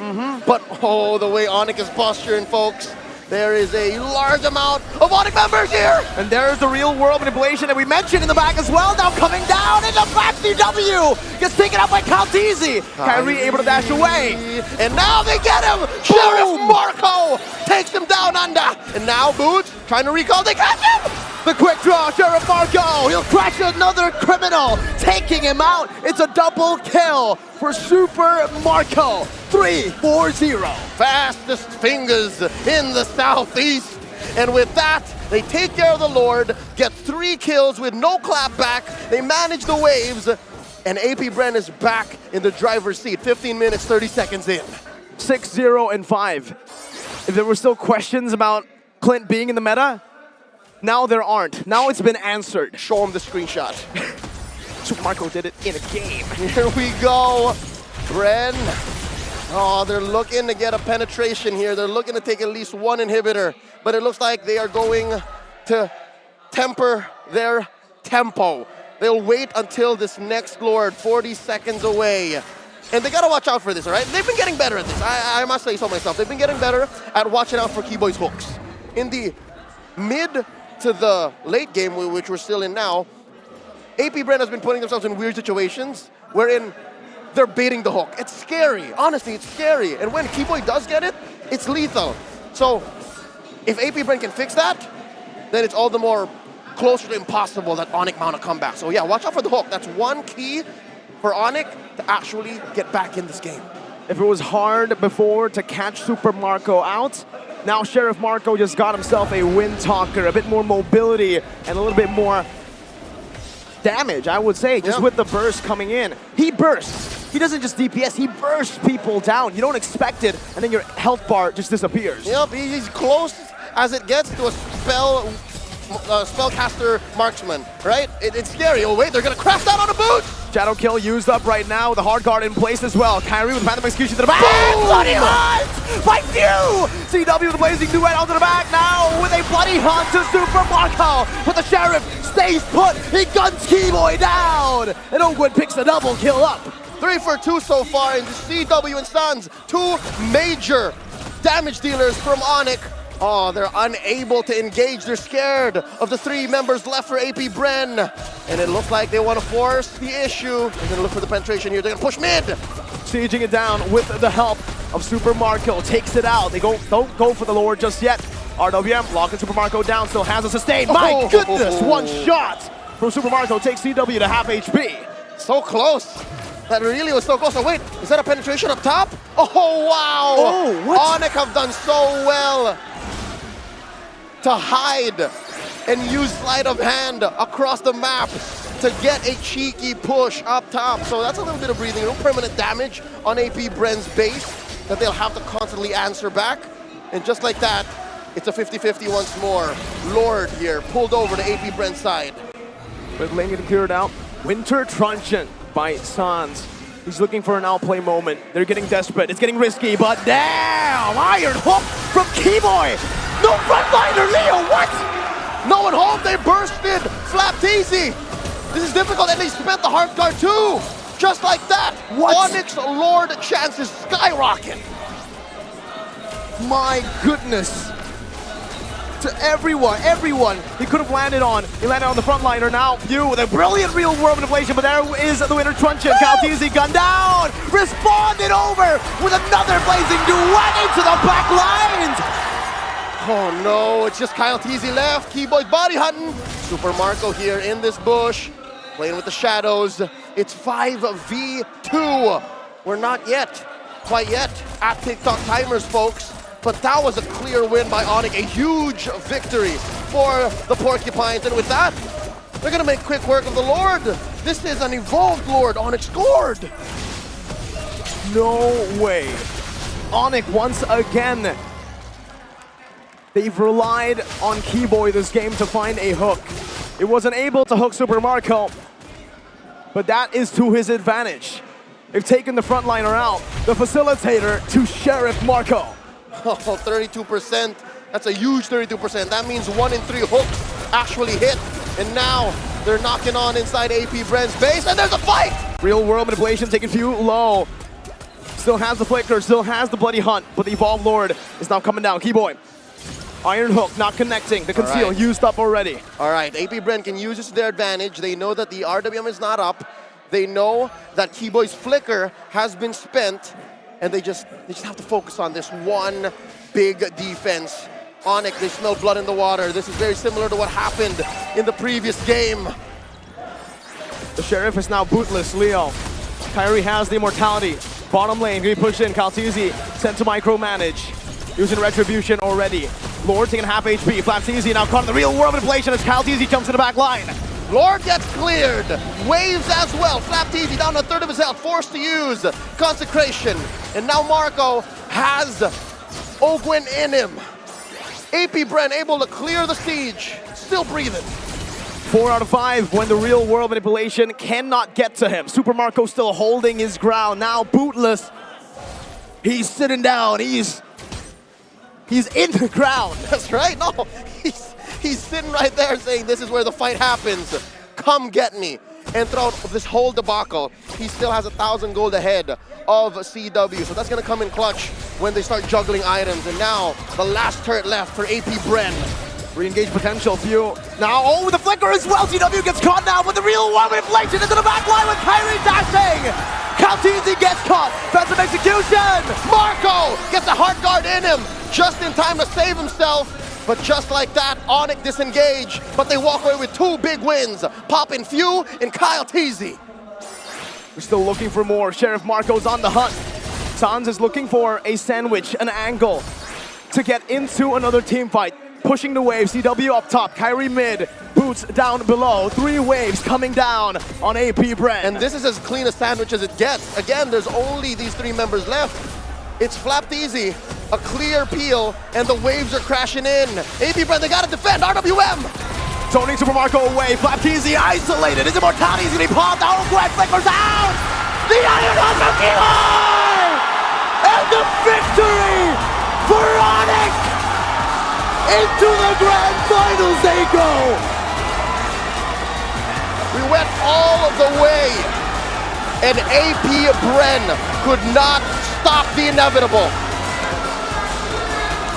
Onyx are the first team in the grand finals of the SBS Challenge Finals playoffs. 3-2-2. An endless battle was built, and an endless battle we got. Key pickoffs, on-point calls, and just an attention to detail you cannot buy. Onyx knows the out at almost every single point in the game, and that's what bought them this victory here. And we got one more BO3, folks. One more. You blink, and you don't miss this game because it's 3-2. It was all out. You could have joined at any moment of the game, of the series, and you would have been surprised. This does not eliminate AP Bren. For all of y'all watching, this sends them to the lower bracket. Whoever wins between Echo and Bigatron Alpha will face the wrath of a scorned AP Bren. But AP Bren was taken a loss. An AP Bren who will be even more motivated. But for now, Onyx, they're the ones up top. Just take it in, folks. We wish you were here with us, here at Astora Sinayan. This is an atmosphere you would not want to miss. Dear Lord, I'm not even sad. I'm actually very impressed, and I'm excited to see how else Onyx evolves, and whoever ends up facing them, what they'll be bringing to the table.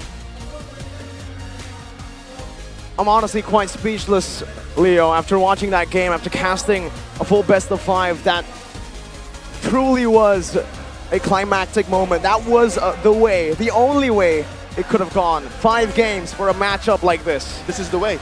This is the way. Oh, we have spoken, and they have won. AP Brand have taken their bow, and they'll have to lick their wounds for tonight, but it seemed like the lessons learned from the previous games, the games they've lost in this series, they'll have to kick in when they play again tomorrow. Absolutely. We'll have to see what happens later on, especially also we'll have to see who wins in the next match to face off against AP Bren tomorrow. Woo! Is it going to be the Red Robots from Indonesia, Bigatron Alpha with their spicy boy Moreno in the mid lane, or will it be the hungry Echo? You know what, on a personal note, I'm a little embarrassed because I was ready to play Gold Lane Clint tonight. Right as we tuck in for bed. I wanted to play some Clint, but here it's not gonna happen. Hey, Alice, break the game down. Oh.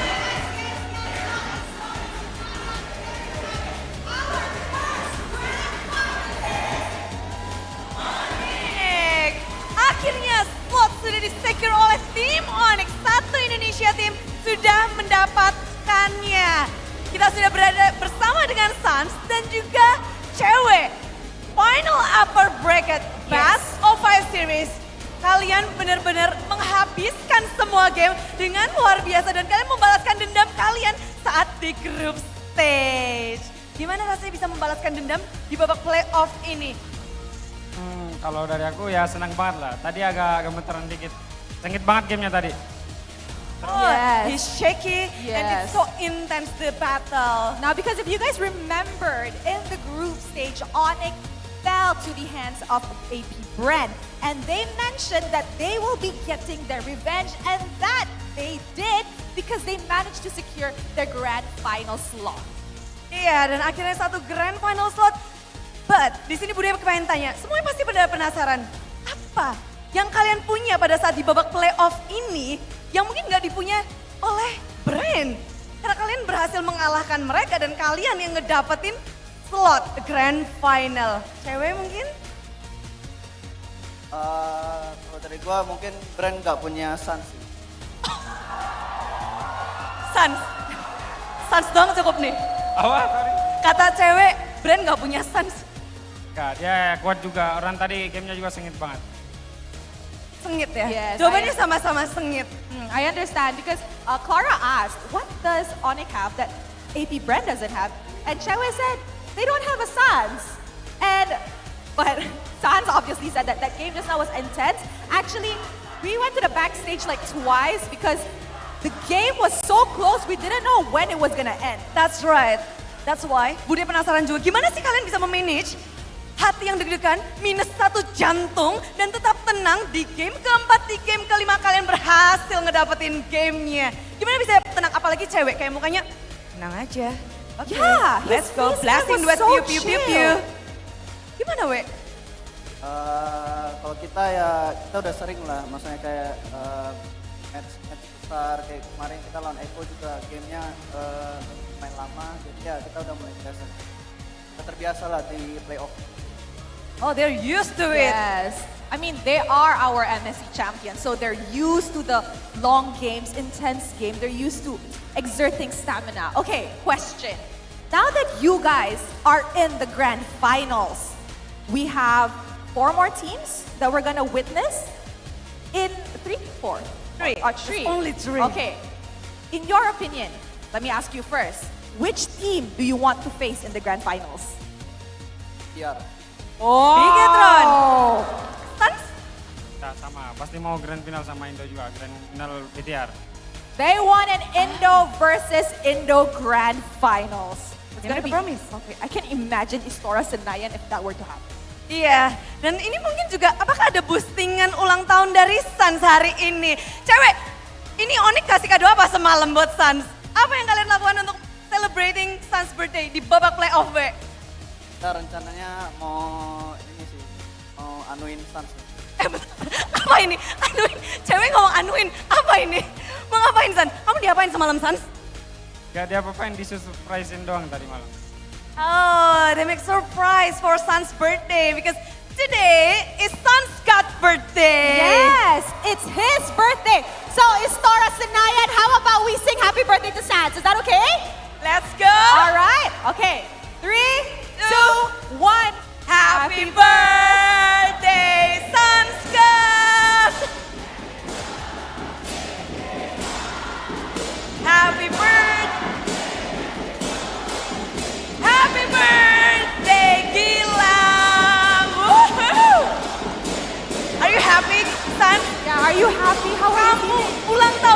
dirayakan oleh satu Istora Senayan San. Ya, senang banget lah. Makasih banyak buat Onyx, kasih energinya. Besok bantu lagi, semangatin kita lagi. Dan ya semoga aja kita angkat champion lagi.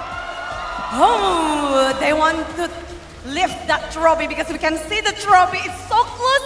But one more step for Onyx. Satu step lagi untuk Onyx, selangkah lagi untuk mengangkat piala yang ada di belakang mereka. I agree. Onyx just needs one more game to actually lift this trophy if it's in their favor. Meanwhile, later on, we will be witnessing another match to know who will be moving on to the lower bracket semifinals for tomorrow.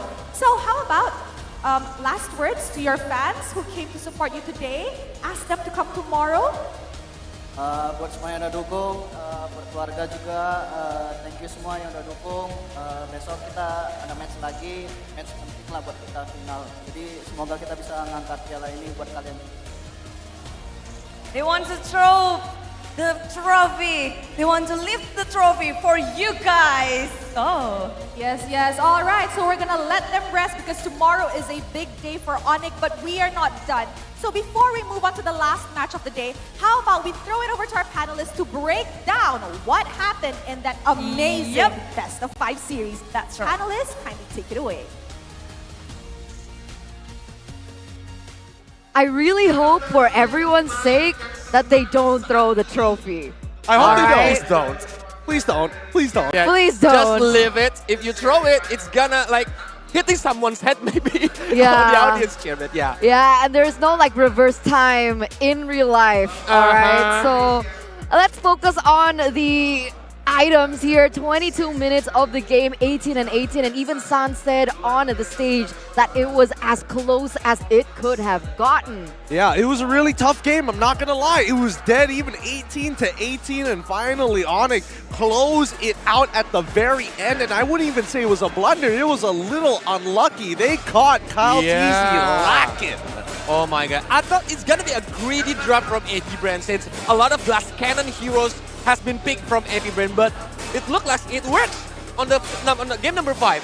Yeah, it worked really, really well. And surprisingly enough, I think they really believe that Flap TZ on this Uranus would have been enough to actually tank through the Bloody Hunt and all the damage that Onyx had to provide. But even Kyrie, still, with the new emblem system, and especially to a couple of changes towards Lancelot's side, he is still very relevant in the meta. And boy, does he hurt. Yeah, but look at the fans here. Look at the support coming in from Onyx. We got a little bit of a sneak peek there. They're turning on all their Samsung phones, just really showing support for Onyx. But back at this again, the MVP for that game has to be Gila Sans 6-0-11. Yves, 94% KP. I mean, like, at this point, do we really want to analyze his talent and his build? I think that's enough because it's a sweet birthday gift for Sans. It's a sweet birthday gift indeed. And honestly, half the items didn't even matter. It only mattered when he popped the RWM. And it's not like he's waiting for people to be in the middle of it. He literally just needs to get people at the edge of it so that Kiboy has an easy target for the Bloody Hunt or even the Iron Hook. His timing, exactly, like you mentioned, his timing was just, it was the cherry on top to the team fight coming in from Onyx. You can see that there were a lot of moments that even Super Marco got caught in the real-world manipulation, and then CW just goes to the back line to finish it off, essentially. That's why AP Brand is banning Sans Yves during the first game until the third game, right? It's a tough decision for Coach Daki, I know. It's an extremely tough decision. If it's not used to isolate Flap TZ from the rest of his team, it's always used. Just look at that. Owen gets absolutely destroyed here with CW and Kyrie. If it's not just Keyboy, there's just so many other combo components because it's so deadly. And these final moments here is when they caught Kyle TZ lacking. Just the momentary stun was all they needed. But if I can say like the MVP of the losing team, I think is the Sheriff Super Marco. Oh yeah. Yeah. This man was a living sentry turret. He just plopped his feet down and he's like, who's ready to quick draw first?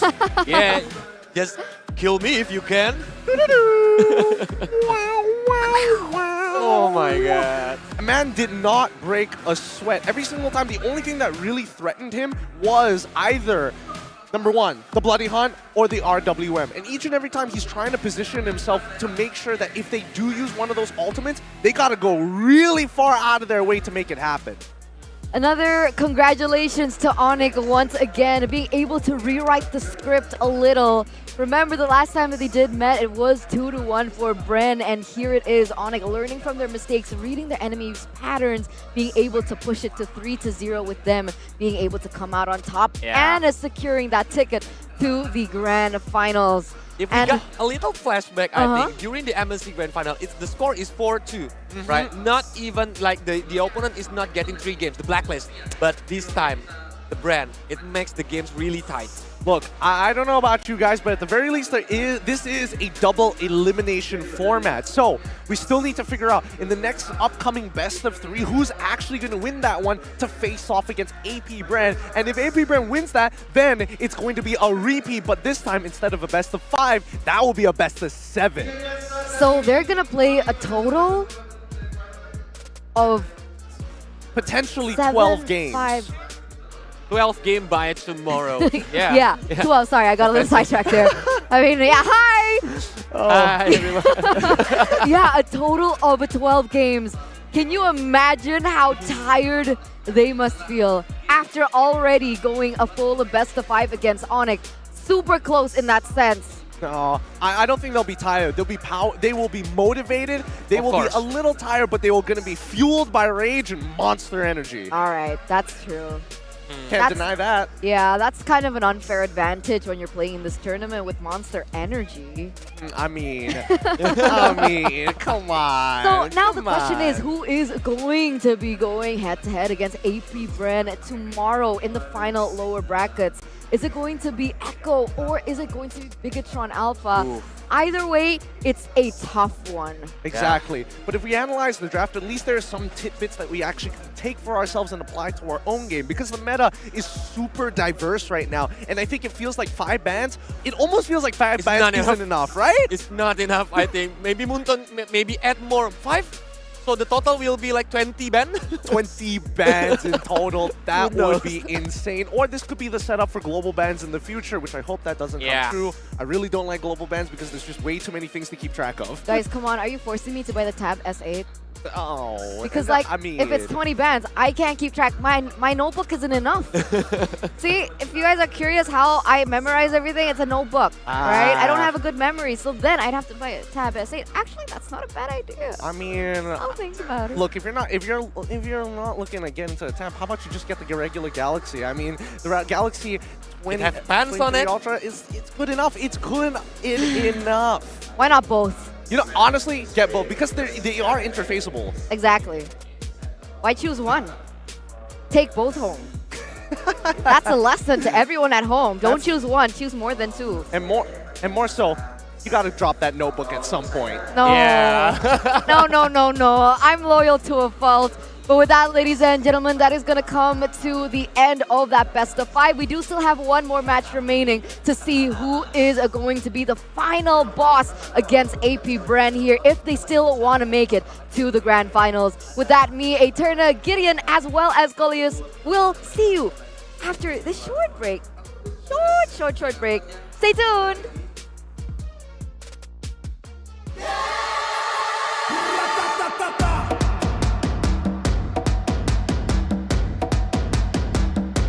I think this event is great because the venue is located in the center of Jakarta. For the F&B booth, I think it's also quite delicious. Menurut saya ini event yang sangat besar ya. Kalau untuk saya sangat merasakan atmosfer hype banget ya gitu. Iya, lebih mewah dan kalian pertama kali datang ke sini tuh tidak akan tersesat gitu. Kayak rapi dan tertata banget lah pokoknya. Yang aku paling suka karena walaupun kita misalnya udah selesai nonton, kita masih bisa ke tempat-tempat lain kayak Glory Area. Ada barang-barang lain kan, kayak ada photo booth, terus ada main basket, lain-lain juga. Jadi seru banget semuanya. Aku lebih suka stage-nya, karena apa, dia full LED. Panggungnya bagus banget. Itu sih yang paling aku highlight ya dari event SPS ini. Terus dari lidah stage-nya untuk jalan itu full LED juga sih. I think the lighting is quite great. Design, I think, is also great.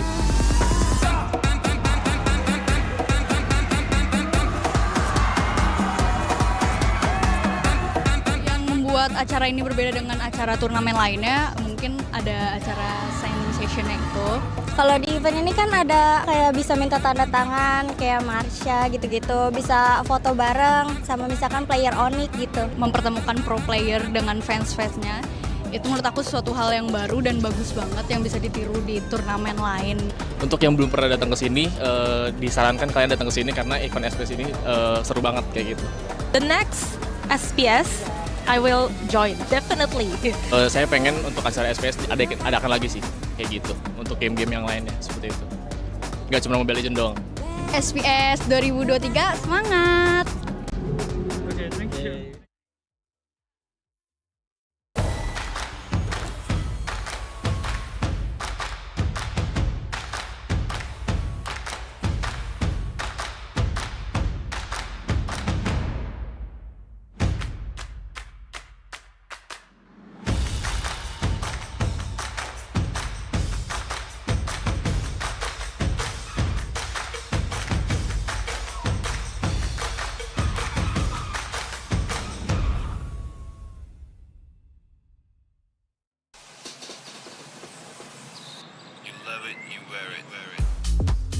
Wear your passion.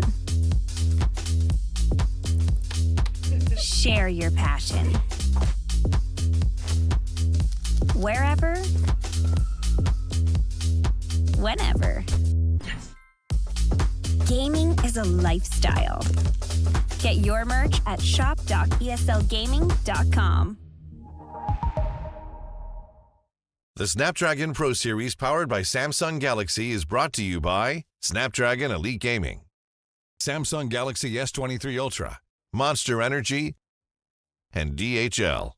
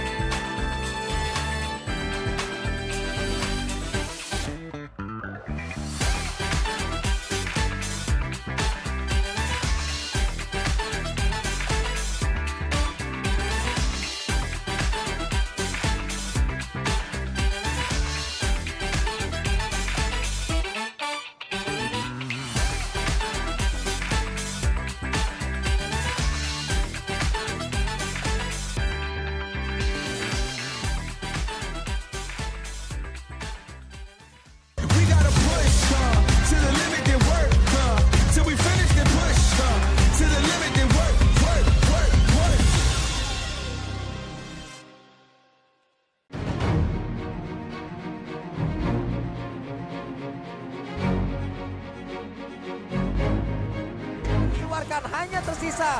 Buat Shadow mungkin masih dalam masa kulit tapi di bagian belakang PDS bahkan pancake kaki Langlordnya didapatkan. Mereka dipertemukan dengan kita sengaja lalu dipisahkan oleh damage yang menyakitkan dan hilanglah sudah satu orang. I feel really great and happy because I thought Red Giants is a really strong team, so I'm just really happy that we won. I think the same plan on how we prepare for one team because our preparation for all of the teams are just the same, so we will just prepare the same for them.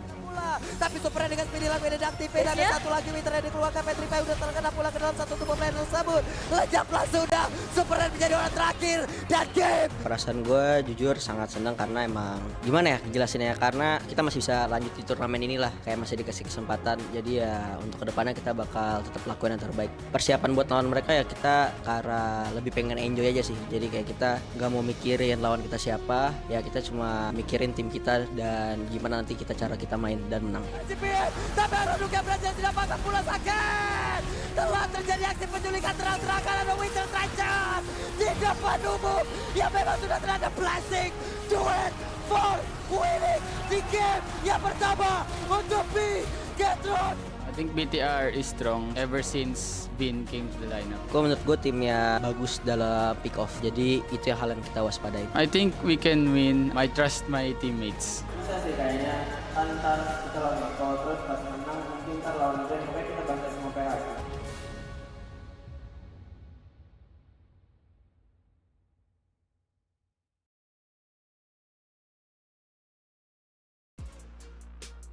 Snapdragon Pro Series Challenge Finals babak playoff hari yang kedua sudah memasuki match terakhir. Oh, yes, yes, yes. We are down to the last match of the day where we will witness Bigetron Alpha going up against the Orcas of the Philippines, Echo. Yap, ini adalah pertarungan yang dinantikan. Tentu saja Bigetron Alpha, perwakilan dari Indonesia, akan melawan Echo, perwakilan dari Philippines. Dan ini adalah pertemuan mereka yang kedua di babak playoff ini. Di match pembukaan kedua tim ini, Bigetron Alpha diturunkan ke lower bracket oleh Echo. Yes, now that they're meeting up once again, I feel like it's gonna be an intense one, definitely. And this is going to be the do or die match in which the team that loses ends their journey at Snapdragon Pro Series Challenge Finals, whereas the winning team advances and will go up against another team in order to try to get that last grand final slot. Yep, perjalanan mereka tentu masih panjang jika ingin memegang piala di depan sana karena kita melihat match ini akan menentukan siapakah yang akan melaju ke final lower bracket untuk melawan Epic Brand yang baru saja diturunkan oleh Onyx. Dan tentu saja ini adalah best of 3 series, jadi siapapun yang menang akan melaju, siapapun yang gak kalah harus berhenti perjalanannya. Yes, yes, yes. Now I see that the fans are seated. They are ready for the last match of the day. You can see them. You can see them waving in the crowd. Hello. Hello. Semuanya udah bersemangat banget pastinya dari kedua fans dan juga pencinta Mobile Legends di Indonesia. I think mereka udah nggak sabar. They want to watch this last match, best of the series on the lower bracket. Yeah, so how about you call on the right, I call on the left. Let's go. Jadi siapkan diri kalian, siapkan lautan merah. Karena kita akan memanggil sang robot. Inilah dia perwakilan dari Indonesia, Bigetron Alpha.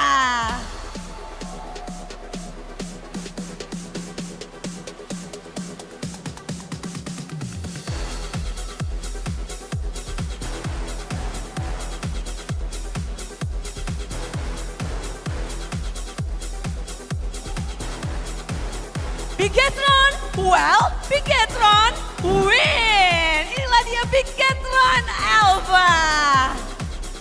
And of course, we gotta bring in the Orcas. Calling up on stage, Echo!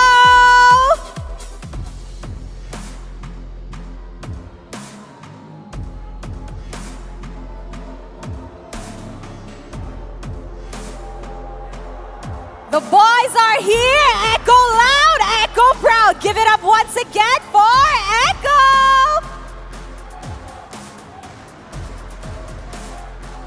Semuanya pasti bertanya bertanya-tanya akan seperti apa match hari ini, match penutupan.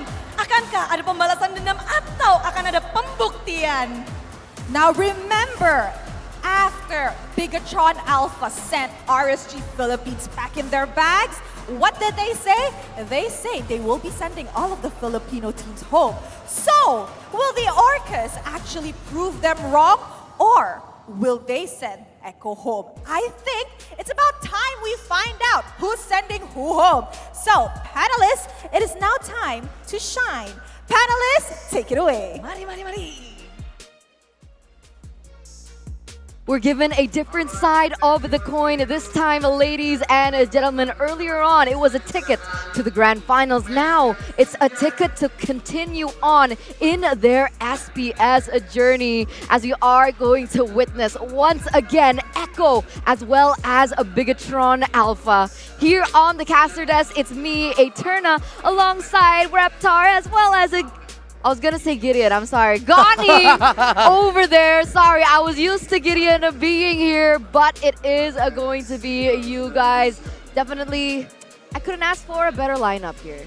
Yeah, man. Miss You you mean guys. us? Oh, Yeah. miss you too, Eterna. Of course. Slow. Anyways, yeah, I'm so excited for this series. It's gonna be a fun one. Hey, Eterna, don't worry, it's okay. Don't worry, you can get me back later. I'm kidding. We're just messing around. I'll get you back when Bigatron wins this. Oh, okay. We're already dropping the predictions. Gone. Oh wait, no, you're also Indonesian. I'm between Indonesians again. It's a 2v1 here, Reptar, and seeing the team here at SPS, you know what? Patterns don't lie. Bigatron sent RSG home. I think Echo is going to be next. Yeah, not just that. Let's talk about patterns even further, right? Because earlier on, we saw Onyx being able to beat Bren, where Bren was able to beat Onyx earlier on. So if Indonesians can learn from their mistakes, this is going to be a game for the Red Robots as we take their official team lineup here. Sorizo, Supercan, Moreno, Saken, as well as a Super Vin, aka Key, is missing. Yeah, it's gonna be Bigatron Alpha, and I love the performance of Super Vin. I know I'm Filipino. I know the Filipinos are there looking for. Hey, come on, man, where's that Filipino bride? But I gotta give the flowers here to Super Vin earlier. Yeah. Yawi said it during the interview. He did. He is one of the reasons why Bigatron improved as a team. But man, his performance against RSG really facilitated the Super Bros duo, Super Ken and Super Vin, with Vin leading the charge.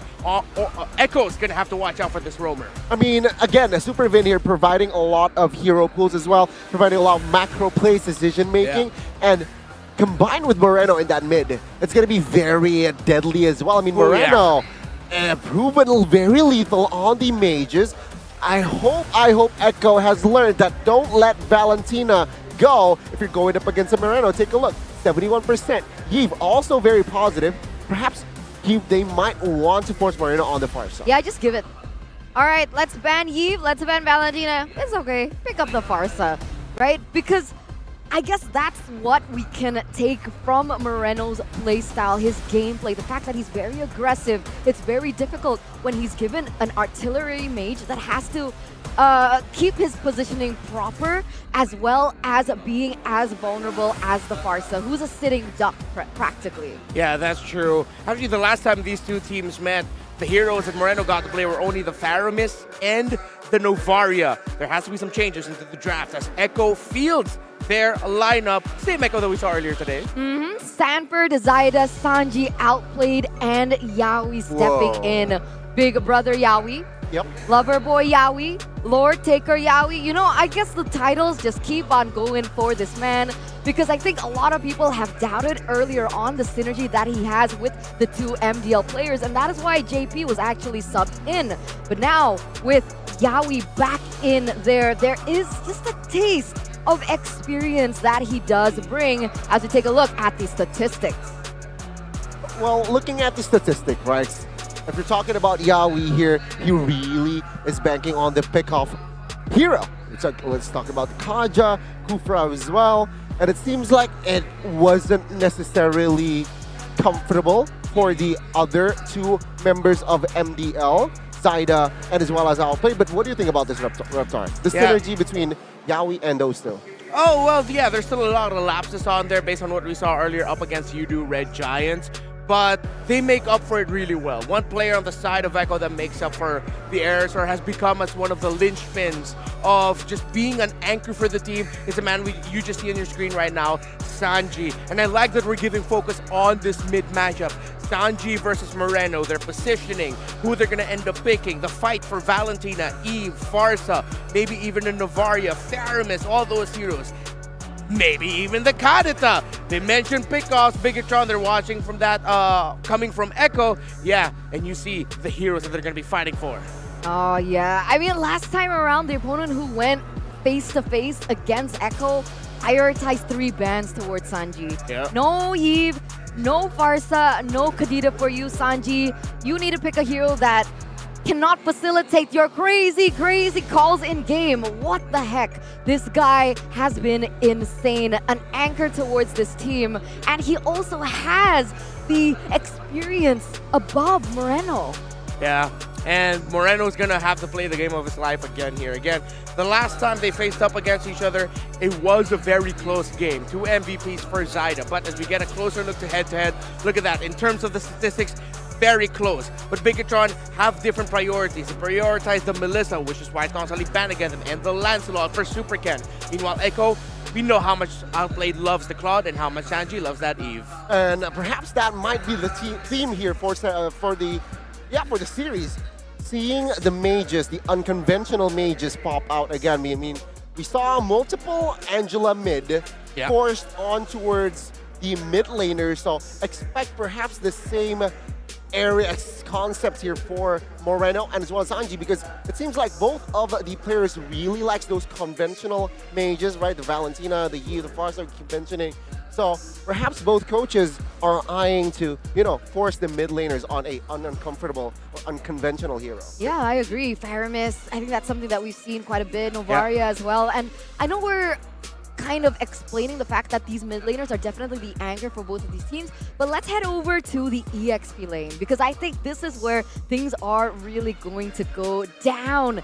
Sanford going against Sorizo. What are we thinking about this matchup? I'm going to be looking out for the Yuzhong versus Paquito option. Yuzhong was whipped out earlier by Echo, and it was one of the key picks. Yeah, exactly. Whoop-pow! One of the key picks that brought them to victory against Yudu Red Giants, and Sorizo earlier on the Paquito was like bam, bam, bam, bam, bam. Very comfortable with that hero. You know what? I do agree with you, right? Perhaps you might see another Uranus pick, though. I know it's very popular, but then again, sometimes teams seeing, Uranus not banned in the first phase, it's an expensive pick, but we all know that Sorizo can pocket that Uranus on his Paquito. For sure, and there's definitely counters towards it. So I've asked you what you guys think more or less on the mid laners as well as the EXP laners. Now, what about you guys at home in the audience right now, especially for those of you at Twitch? Tell us your prediction. Are you guys hitching on the Orcas this time around, or do you feel like this is a Bigatron game to win? Let us know, as we are going to bring out the talent predictions. Here we go. There it is. I'm not even surprised anymore. All right. Okay. You guys do you. You guys do you. Explain. Why? You're the minority here. You explain. Whoa!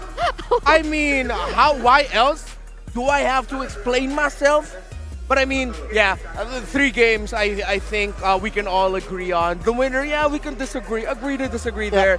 But yeah, it's going to be 3 games. Bigatron was so dominant earlier against RSGPH. I don't see Echo dominating in this game. If they do, it will be surprising. It will be a close one, but I still see Echo going through to the lower bracket finals. All right, and with that, ladies and gentlemen, let's welcome you to the drafting phase here of game number 1 in this best of 3. Looking at the bans already flooding through, Kadita Kaja taken away from Yaoi as well as Sanji. And from the side of Echo, they're going to put respect onto Sorizo, Paquito, as well as the Fanny and the Franco. So already very unique bans here in the first phase.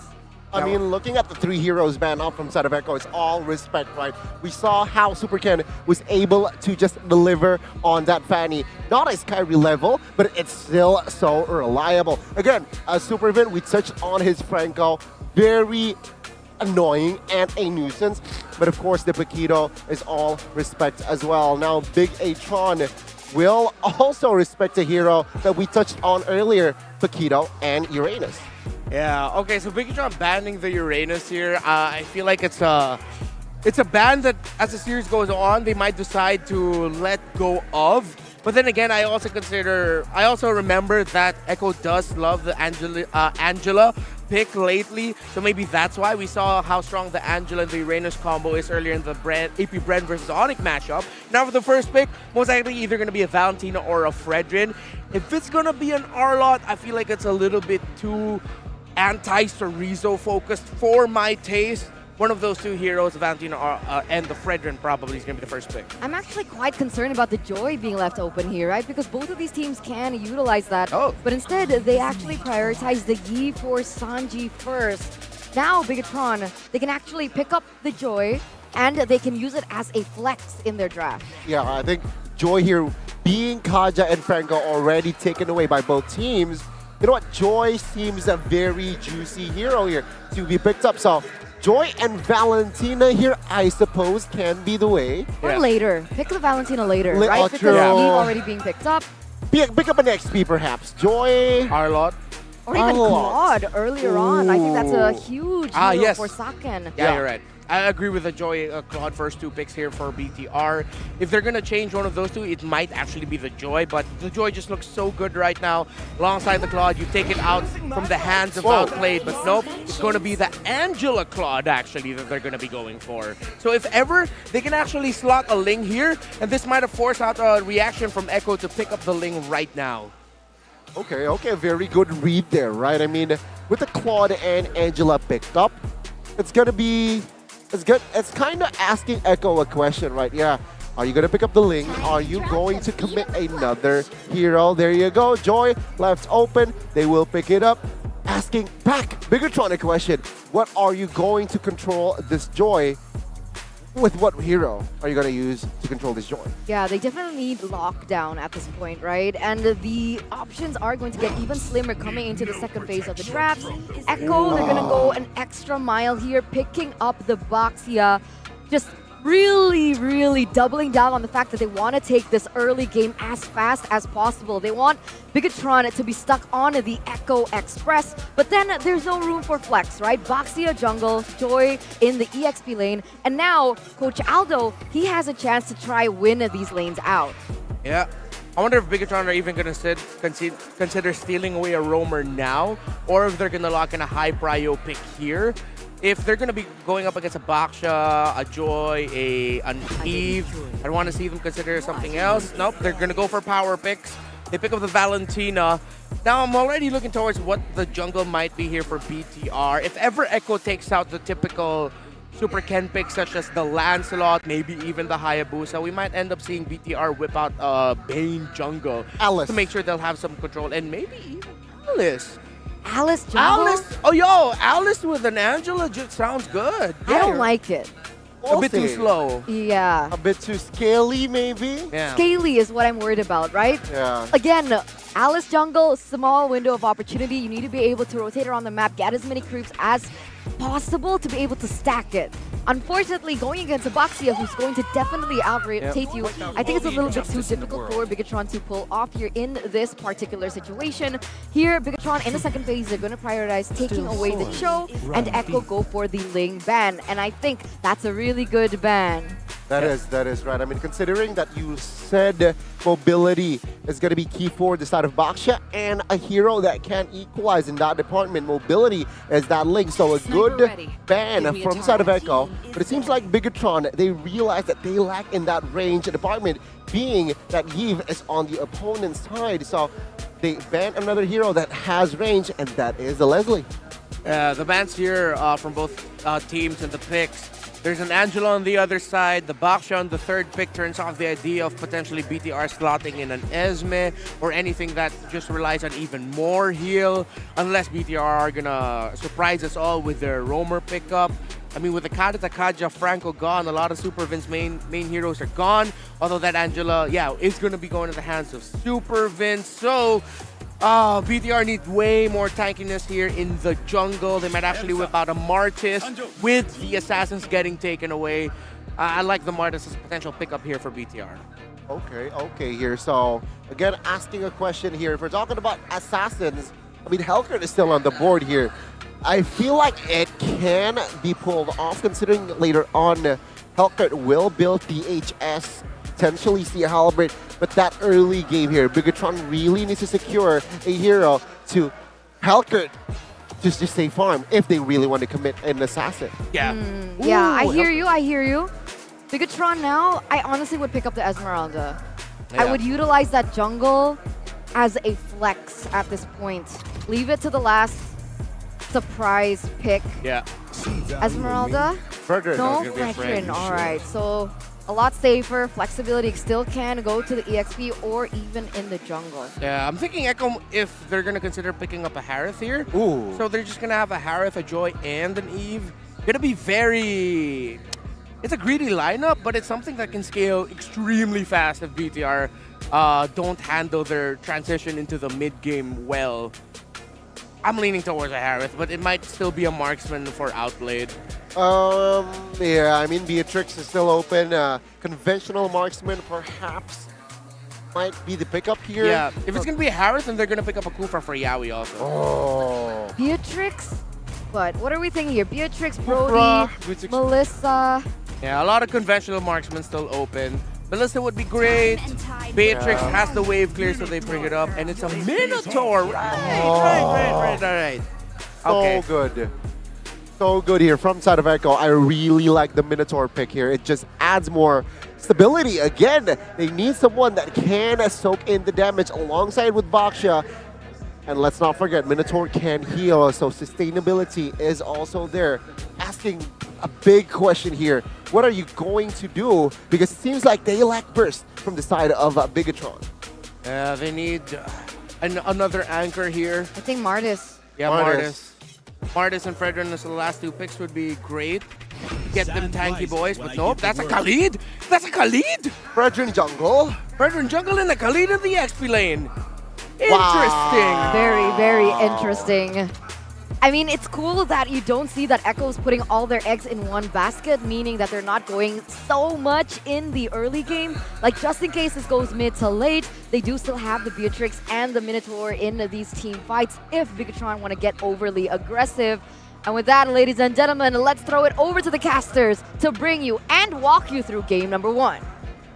Loving that Khalid pick coming in from Bigatron Alpha. And my compatriot here, Mirko, is just doing his best to keep it under wraps. He's been dancing when the Khalid came in. Oh, Sorizo! Yeah, that's literally what I was doing. Sorizo's signature pick. Yeah. Before he was this good, he had to rely on his comfort picks, his pocket picks, and Khalid was one of his comfort and pocket picks that he was able to pull off a couple of times against Joy, against very mobile heroes. They have a very different view of how this game is gonna go. So it's like that, huh? It is like that. It's like that. You gonna call for a sweep? I'm gonna call for a sweep. Especially with the Khalid back in Sorizo's hands? Yeah, especially after Moreno said what he said. He said what he said. We need more of these players, confident Chads. All right, I'm excited to see how well this plays out for both of our teams. And yeah, I respect what Bigatron Alpha did earlier today as they knocked out the MSC 2022 champions in RSGPH. So it's not impossible, all right? So that's why Moreno was on a hot streak and said what he said, but it all comes down to the game. It all comes down to this best of 3. And with that said, we will have to talk about it, exactly what Echo is fielding up against this lineup.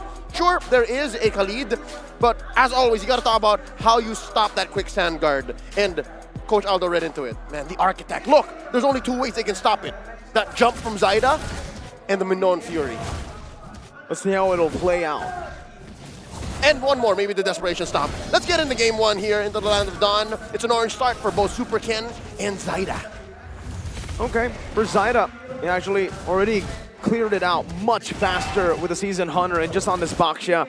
Sublime clearing. Meanwhile, up top, Sorizo already doing his thing on this Khalid, bullying Sanford, and even Sanji taken very low. Now, though, it's going to be the return from Sanford over to Super Vin, who's forced to flicker out. And Yawi coming in maybe 2 seconds too late. If there was a little extra oomph in there, they definitely would have forced the issue up against Super Vin. So yeah, this is a great start for Echo, up by about 200, 300. But wait, how about down here? Oh, Zaida hits level 4 first. Yeah, that was a win for the clearing speed. This is what the Baksha is picked for, right? Just that clear speed, man, and that rotation speed. He can dictate what happens on the map. Meanwhile, Yawi here already punishing Vin. No flicker. This should be first blood as Sanford jumps forward. Echo strikes first.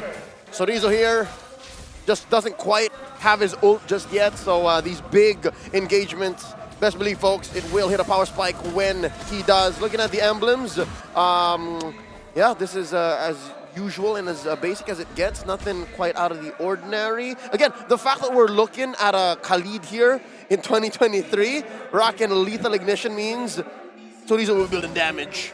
Feels like a Diablo game, right? I mean, with the Khalid, we're just missing a Badang, maybe in game number 2. But right now, Sorizo's doing a good job at Sony side away, taking him to half HP. Good rhythm coming down. Sorizo might be in a bit of trouble here. Supercan resets the turtle.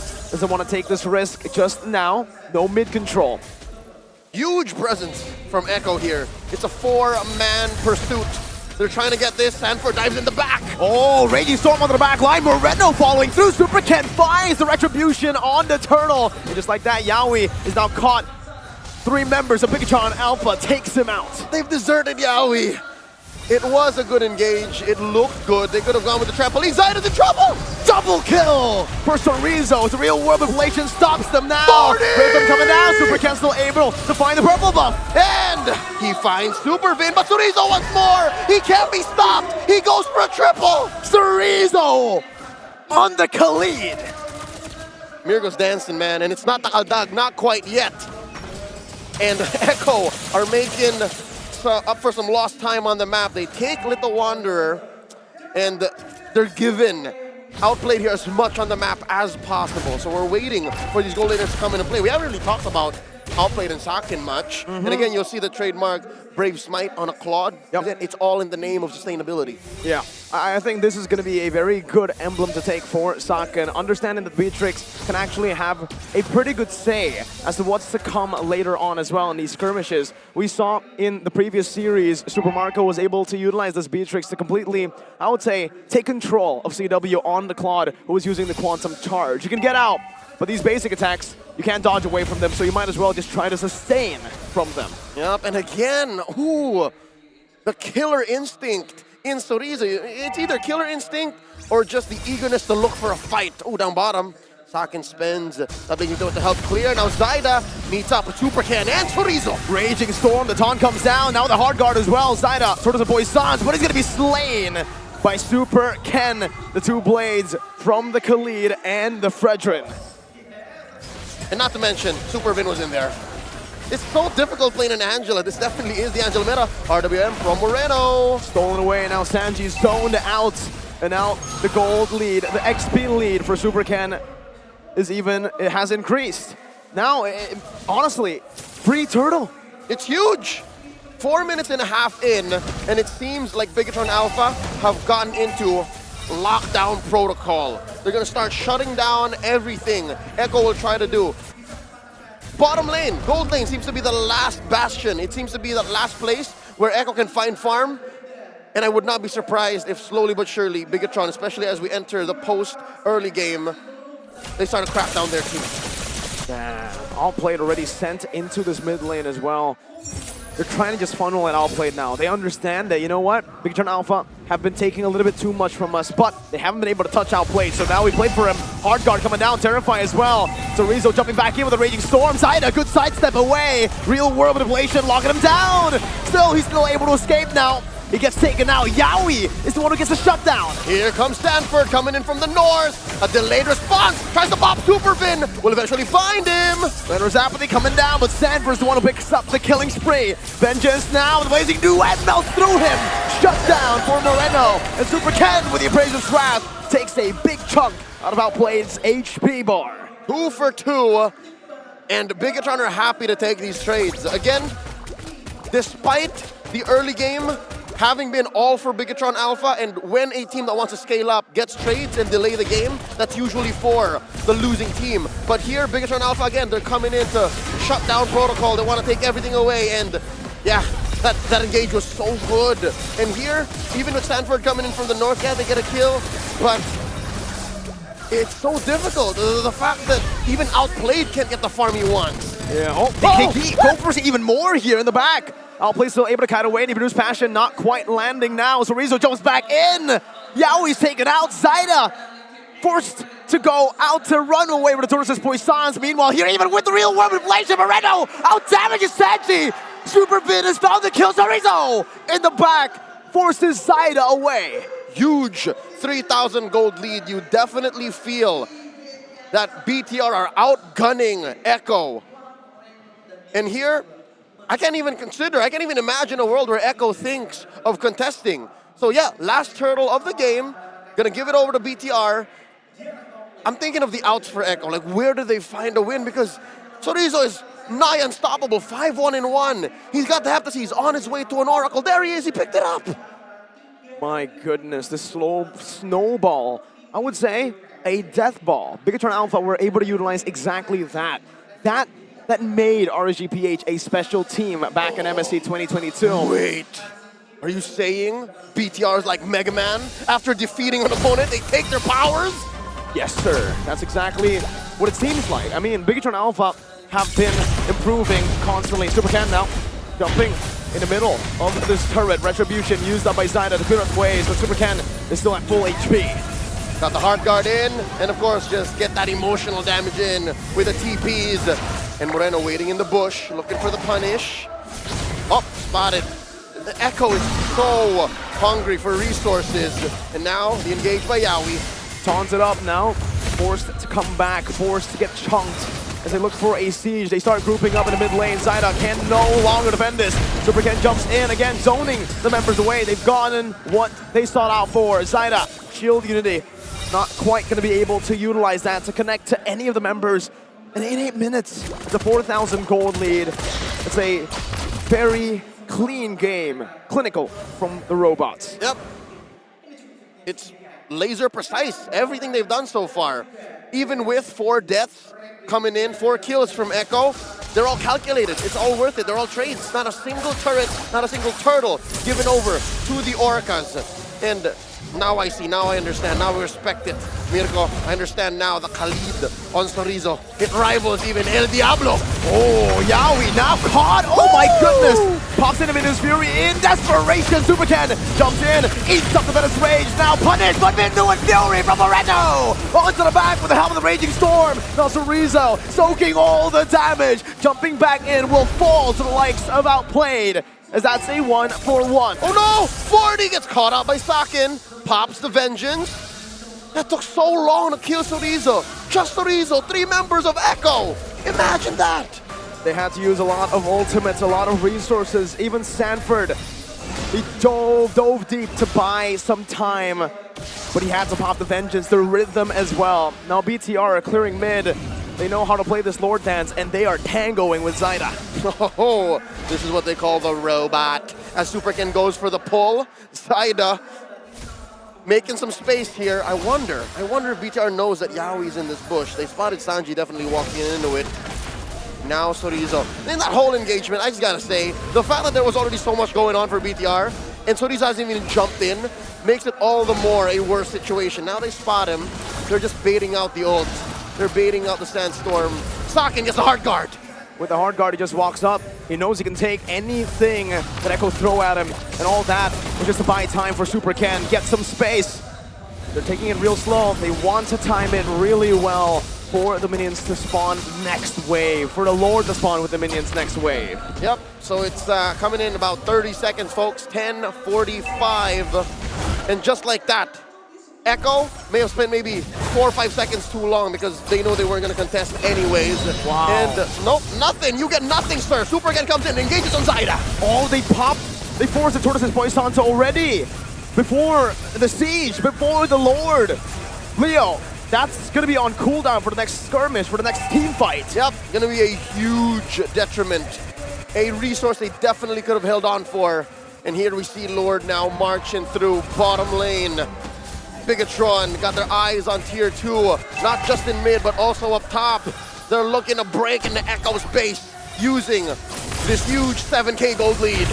Let's see if they can. Supercan just recalling in front of Echo. Sakin moving forward now, baiting out the base turret passive. Moreno going to be chunked quite low. Half HP, forced about that regen. With a nature built up by Sakin. Good clear from Echo.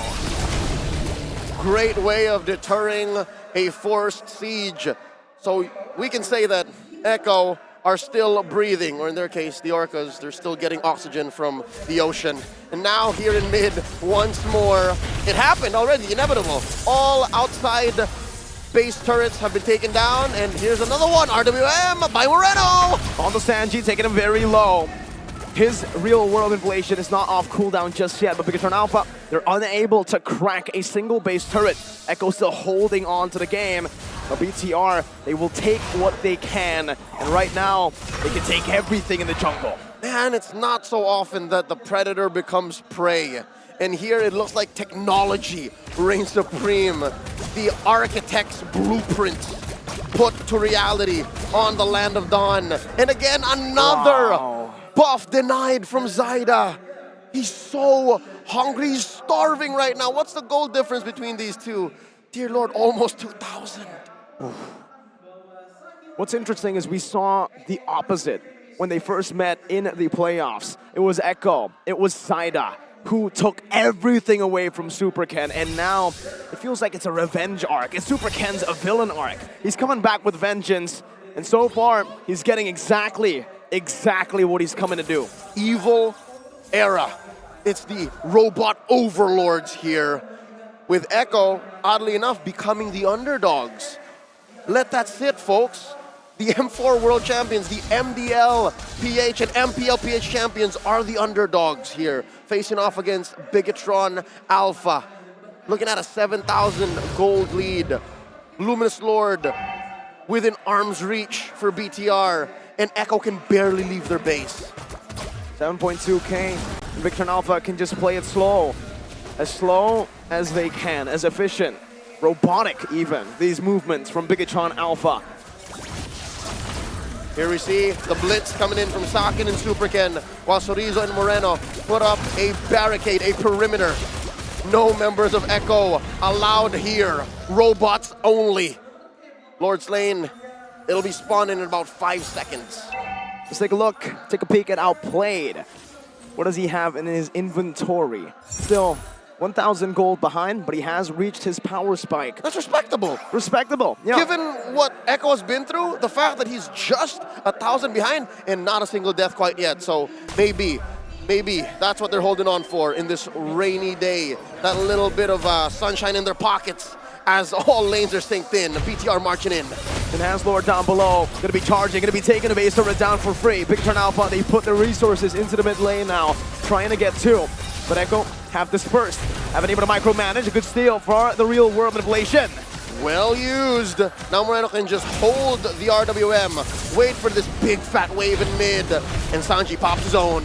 Athena shield popped down, now Moreno with a real world manipulation. Sorizo, wow, outplay with a good flicker out. Now Sorizo's caught between the base turrets. He jumps in, but Fury knocks him up, takes them down. And Echo are showing signs of life. 2 for none. Punished underneath this mid lane inhibitor. Echo are on the board for the first time in what seemed like a long time. I'd say the better part of the past 10 minutes. Echo couldn't do anything to BTR, and now they punish BTR for overstaying their welcome. This is the first time we've actually seen Echo cross the river. And look at that, Zyda now giving Super Ken a taste of his own medicine, taking the purple buff away. Grand Theft Purple here, 15 minutes in. Let's look at the item builds. Hey, Sanford closed the gap. He did. 9k now, and this is the concern for the Khalid pick. Early game, I don't think there are any doubters to the way he can be a bully in lane. Oppressive, aggressive, but towards the later stage, he does fall off. He becomes sort of just a utility XP laner. He sustains and he stuns, but that damage falls off, and that's what we're seeing from Bigatron Alpha now. They're in deep waters. Echo have weathered the storm. And now I'd like to build on that point, right? Sorizo, he's at a crossroads. Do I build more damage, or do I put an immortality on me right now? Because that's what that last item slot is going to be for. For the rest of BTR, it's great. It's a walk in the park up until it's not. And that's when they march into the base. So you're still looking at a very healthy gold lead here. No doubt Bigatron Alpha still in control. 6,000 gold ahead. But this next Lord, I can't help but think that maybe this Lord, especially if this fat wave up top eventually does find a way to break through that tier 1. It's a long lane. I'm wondering if maybe this is the one that Echo contests. I think they have to at this point, right? They can technically turtle in their base, but why not put additional pressure to Bigatron Alpha? If they're somehow able to win a team fight, trade a few kills over for the Lord, or even better, just get the Lord, then they have a chance to completely take control. They're looking for the turn. And boy, oh boy, what a miraculous turn it might be. So these are here. Down to half health. Whoa, whoa, whoa, a lot of damage coming down. So Rizzo not going to be stunned up, he's going to be picked up, but no! He flickers out to safety. Moreno buys the winner truncheon. And he goes and spends this time in the bush to recall home. Look at Super Vin just pushing top lane, forcing a response for Sanford. Heart guard into Sakin. Zaida still with a shield unity. He's trying to look for an opening right now. He goes in. Moreno flickers out of the real world manipulation. Big resources spent already. Bigatron Alpha, do they take this fight? All right, Heart Guard just expired. Lord down to a fifth of its health. They're looking for engage. RWM from Moreno. Yaoi Mini Fury out to 3. So Rizzo jumps in, but Sakin gets gunned down. Now it's Supercan versus Zaida. And it's Zaida who wins it. Now Moreno forced to use the winner truncheon as Echo collapsed on the robots. Remember his name, Zaida, formerly known as Mama Coco, the punish on Sanford. Bigatron Alpha 7K down to 2. Echo are going to utilize it to completely equalize. 2 for 2, but Outplayed is still alive. They've left that Lord up top to push that long lane. And RWM here. Oh no, it's hit critical masters. Way too much firepower coming in from Echo. They're going to penetrate. Base turret down in the mid lane. From nothing to everything. Echo 3.7K Lord advantage. Oh, not to mention that bottom lane too again. The enhanced waves for Echo. And it's scaled up too. I'm wondering if it hit at the evolved state. If it's at 18 minutes, oh Lord, just crashes in. Brazer's Wrath going to be used up. So Rizzo hasn't been able to find any raging sandstorms. And that's why Echo... Whoa! Renner's apathy even used up. Oh, Immortality Pop! Super Ken forced back. Echo are going in. Sakin now. Oh, he's in the midst of it all. Pops into Purify. Gets out. Now Sanford in the back. Dealing a lot of damage, but gets forced back. Moreno pops into real world manipulation and Super Ken jumps forward. But now the base turret down below is at threat. Oh, they're walking on thin ice. Many a team in the SPS Challenge Finals have fallen to this folly, overstaying their welcome. But it looks like Echo, they know how to dance this dance. They know how to temper their expectations. They couldn't push that top lane inhibitor quite yet, but I believe this is to their advantage. This is the first time in a while in this 19-minute game that they're actually the ones in the driver's seat. So they're trying to protect that lead as best they could. It's a big W, a big fat W for Echo right now. I mean, look at the gold lead, completely gone. And speaking of the late game, Bigatron Alpha, what are they going to use Sorizo for? Now his damage has fallen off. Now his dashes, his stun can be dodged. It's very easy to dodge. We've seen it many times from Echo. Yep, he's a sitting duck after that engagement and after he's tried to output the damage he can up until he needs to sit in a corner and think about what he's done with a quick sand guard. Can confirm, folks, he built an immortality. So yeah, this does send the message that, yeah, I just want to be annoying as hell. Super Vin gets jumped on! Oh, Renner's apathy even used up. Now Vin is going to fall. Super Ken tried his best to help his roamer. But with that, Echo have just taken control. Once again, they've taken the roamer. No more global presence. All right, so good news for Echo is he's not rocking pull yourself together. He's actually gonna count up all the death timers here. And we're past TikTok timers. That should have been a life that Bigatron protected all the more because again, Evolved Lord scaled up to 20 minutes, up for taken. 20 seconds on Super Vin. Bigatron Alpha, they can try their best to look for a cancel, to force Echo to reset. But at this point, Echo, they're committing. They do not want to let it go. They want a 50-50. More than just a 50-50. Look at the control that Yaoi has asserted. He really wants this. He gets knocked up.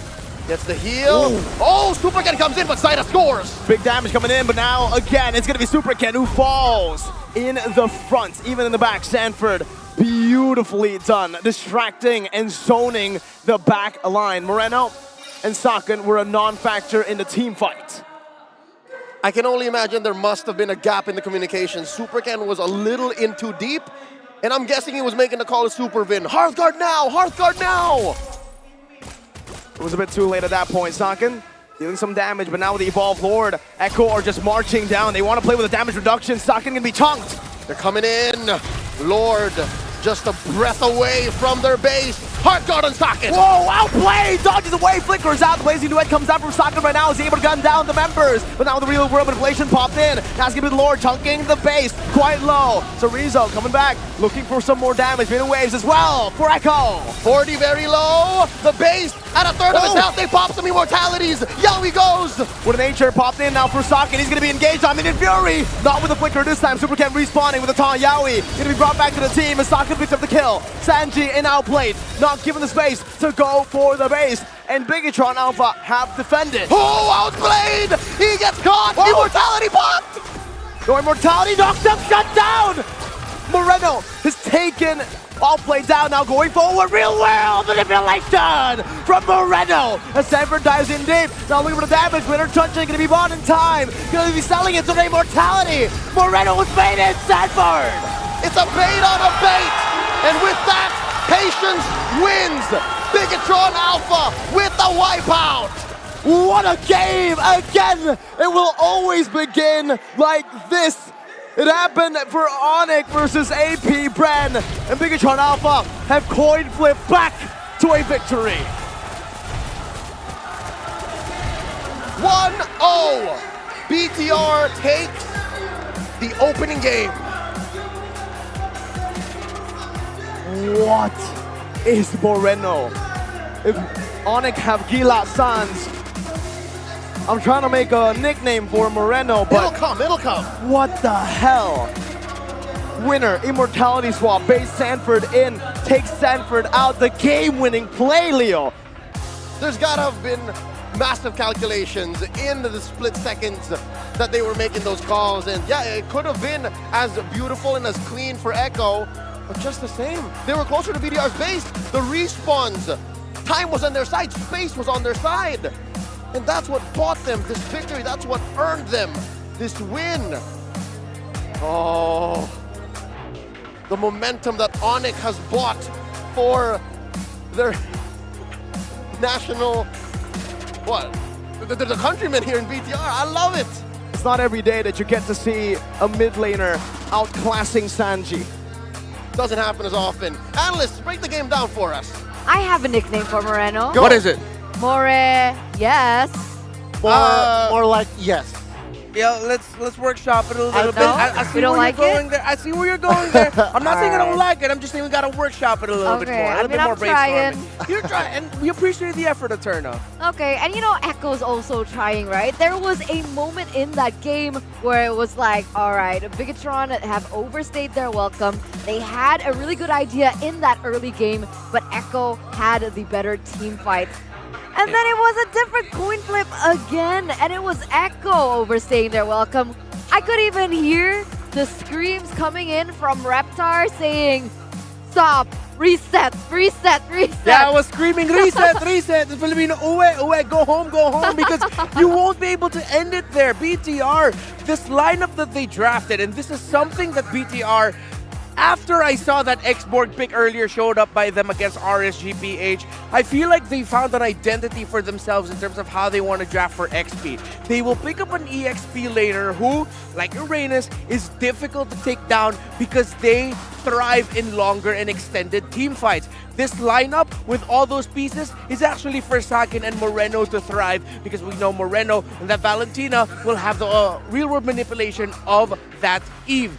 And that's what they did. They waited, they bided their time, they really found and picked their moments, Gani. And looking at the MVP here, I'm quite surprised. It's going to be Super Ken. I like it, sure. Fredrin, very reliable. But I got to give my hats towards Moreno, man. I mean, teams, again, we mentioned pre-drafts that don't give Moreno the Valentina. Don't give Valentina to Moreno. it's gonna cause you problems. And there you go, game one, evident. The play, the sequence towards that late game, and where is what Echo needs to pay in game one. Yeah. I think Super Ken was doing his job, right? Oh, he Reliable, was. objective takes, even though at the end of the day, it was Zyda picking up most of the objectives, Lord, Turtle, and so on and so forth. The X factor is, like you mentioned, two people, Saken as well as Moreno.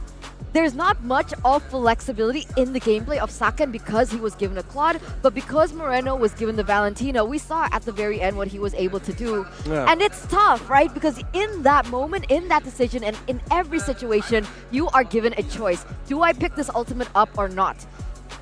Over there, we saw real world manipulation, real quick, open it up, and that was actually the huge turnaround that Bigatron Alpha had in that particular game, and then it was GG. I mean, look at this team fight. It was so close to becoming Echo's game. Yeah, again, overstaying their welcome. And this is something I have to really commend about the top Indonesian teams today, especially how with what Onyx has brought to the table in terms of setting the standard of being the best Indonesian team, is that they've really improved on their decision making in terms of when to bring out their abilities, when to go in. It's ironic that I say that, because the reason why Echo found a turnaround is because Bigatron Alpha were too eager to end it there with Chorizo getting caught alongside Supervin when they went into the base of Echo. But we saw there, they really were super patient. Once they respawned and once their ultimates were back, man, they just went ahead and went forward and chased down the members of Echo. I mean, let's not forget, I do agree with you, Reptar. Let's not forget Chorizo as well, right? We mentioned that if we drafted Alice, maybe their draft is a little bit too scaly, and that is what the Khalid is for. And you can see the early game pressure, the killing pressure that the Khalid provides. It was at 1.411, so again, a good pickup to stabilize in that draft for that early game specifically. Yeah, it shows the flexibility once again of the EXP laner. Who would have thought that they'd pick up something like the Khalid? I was nearly like, Diablo? Is that you? Yeah. Cosplaying. Like, what's going on? And even before with the X work. So now teams need to be aware of the creativity that Aldo has, especially for Chorizo. If he's given that winning lane, then that's the pressure that you can expect, because it does protrude and just kind of echo through. I can't believe I used echo there, but echo through the other lane. Now that was good. That was good. High five. I'm not moving my hand this time. No, I promise. I feel really bad now, dude, that I did that earlier. Yeah, you're gonna regret it for the rest of your life. Yeah, I'm scared. I'm scared now for my life. I forgot for a moment I'm in Indonesia. I am so far from home. You will not go back home. Please help. No, help me. No, Reptar. Reptar is okay. No, she's not. Okay, next, continue. So, okay, I'll just try to do my job.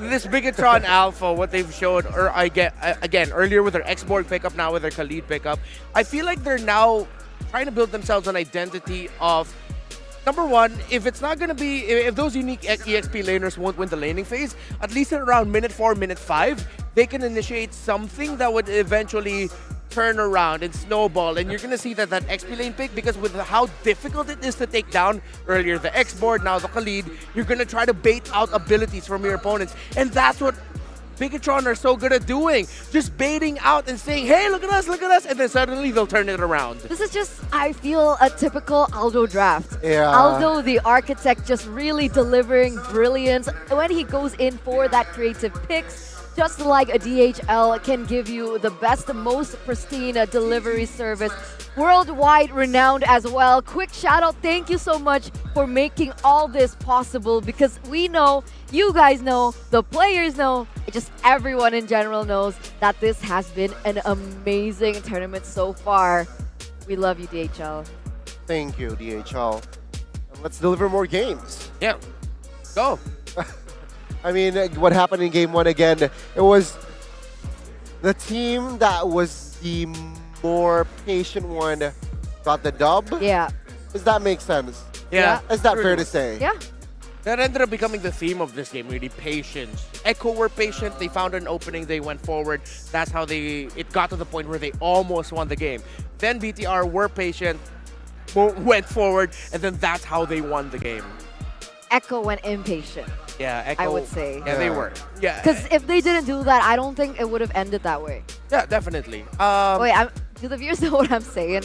I just realized I'm like, if they didn't do that, I mean that last push into that base where they overstayed. Yeah, and I think one of the reasons why Echo were second guessing themselves whether or not they're gonna go back or whether they're gonna try to really end it there is that at that point they really just didn't want to give any more room to Bigatron. They've expanded so many abilities that they thought they could just brute force through it.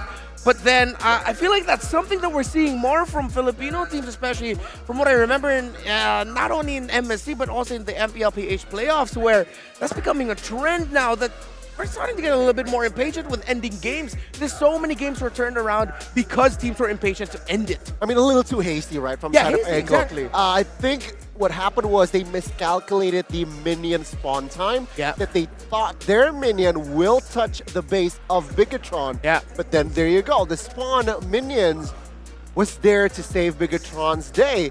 And after that, because they are already there,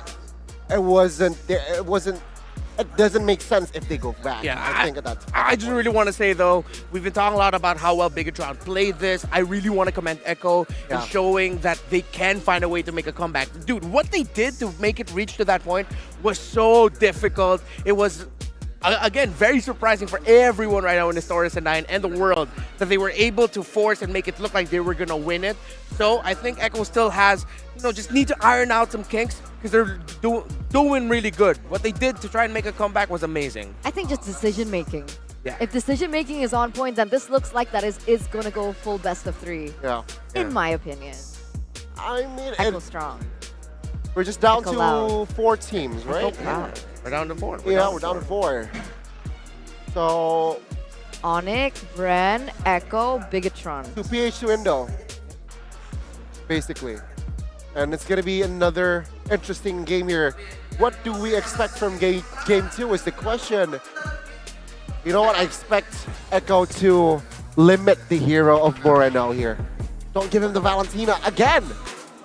Yeah, I agree with that. I think Moreno has found the most success on the Valentina because of his creativity and the way that the Valentina can facilitate just dashing around, the dives, like all those mechanical things. Moreno has it down to a T. So what happens when you force Moreno on a hero like the Farsa, on a Yves that's a little bit more immobile, a little bit more of a sitting duck? I'd like to see that coming through. Let's take a look at the drafting phase here for game number 2 between both of these teams. Kadita, we have Paquito, we have Claude as well being taken out of the board. They're respecting Saken this time around and the flex potential that the Paquito can have. Literally almost everyone can play the Paquito from Bigatron. Yeah, now I'm going to be looking at what else. Honestly, as much as I am scared for it, I am excited to see what what Coach Aldo is cooking up for their EXP lane, if they're going to show any other surprise pickups here. Maybe they're going to hold on to those cards. Potentially they have, the lower bracket finals, maybe even the grand finals. Maybe they'll hold on to some aces up their sleeves. But yeah, Bigatron have really made an identity for themselves as a team that come up with really crafty EXP lane pickups. Now, will Echo ban out the Fanny or pick it up themselves is my biggest question right now. I want to touch on that a little bit. EXP laner and jungler, right? These are the 2 positions that I believe Aldo has the most creativity with. And I think that the players are also able to facilitate and realize the dream of Coach Aldo. But there you go. That's your answer. Fanny is going to be taken out. Yeah. Well, looking at the bans now, right? What are the options for inside of Echo to pick up here? They can definitely take the Valentina here. A very good pickup, taking it away in the hands of Moreno. And again, perhaps with that Valentina pick, what you said, it adds more depth to the hero. But no, they still prio that Yves, so leaving that Valentina open again. But this time, Bigatron, they don't have Claude to pick up. Yeah, that's why I'm okay with Echo picking up the Eve again, even though they're going to be giving a Valentina to Moreno. Because with the Fanny getting taken out, the Claude taken out, Eve would just be too good for any of these 2 teams, so Echo would want to put that as expected. Valentina now going to actually come a little bit earlier for BTR. Earlier it went into the third pick when they had the Claude. Now, they can even pick up the Angela again if they want to. I wouldn't be so remiss. They just go for the Angela again. It seems like they're comfortable playing around it. Or the Ling. Or the Ling, an early Ling pickup as well. We've seen that pop off. But no, the Franco, they want to get the suppressibility right away. Okay, so a very good read there, because if they do really bank on that Angela pick, Joy is still open, right? Which is going to cause problems perhaps later on for inside of Bigatron. Now, Rico, will they commit to a Joy here, realizing that there's a Franco? Is that too risky? Yeah, if I'm Echo here, they can pass on the Joy a little bit. But I wouldn't be surprised if they do pick it up again. They can go ahead and pick up their marksman now, so that their next phase will just be fighting for the picks in the EXP and maybe even the jungle. If ever Bigatron are going to go into the second phase, not picking their marksman as their third pickup here. What am I feeling here? Kufra as Fred. Okay, so Kufra, Fredrin, they secured their roamer here for Echo. It is going to be in the hands of Yawi himself. Fredrin, still a flex, could be jungle, it could also still be in that EXP, and that's gonna keep Bigatron guessing.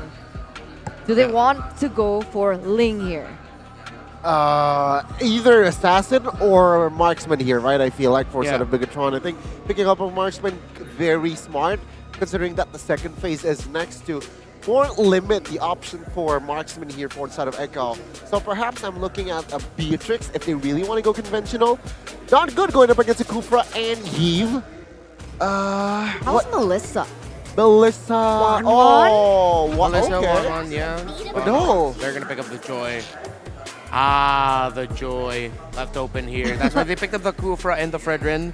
So I think Echo saw this coming. So yeah, we're gonna be fighting for the gold laners here into the second phase. Let's see. Bigatron. But 1-1 open, carry open. First. Either one will find Beatrix. Oh man, too many options here for the marksman. I think Echo is just gonna try to minimize one marksman option and then ban something else. Because you can't focus too much on the marksman bans here. There's just way too many open. That just looks really good for both teams right now. Yeah, I think banking on two marksman ban would be a waste, but Bigatron, they try to limit the Yuzong here, so perhaps the marksman that they're going for is a backline marksman. That and the fact that you got to respect Sanford on the Yuzong. I don't think Yudu Red Giants read into that. They didn't respect that enough. You think that it's a bad matchup for the Yuzong, but Sanford just comes in those team fights and he's like, hey, what's up? I'm gonna petrify you, knock you up, and then you're dead at this point.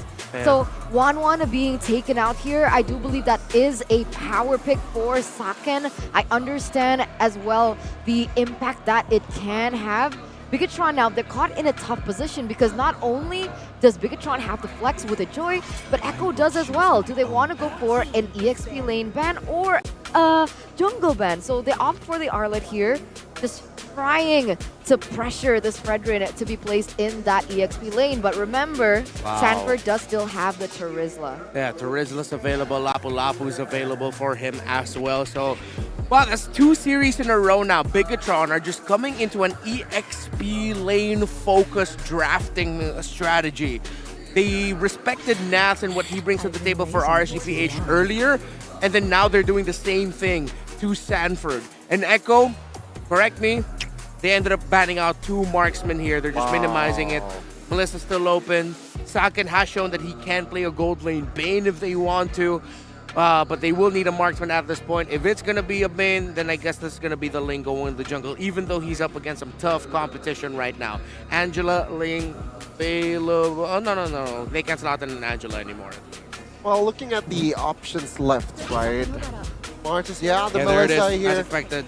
So they're trying to utilize the flex here from that Joy.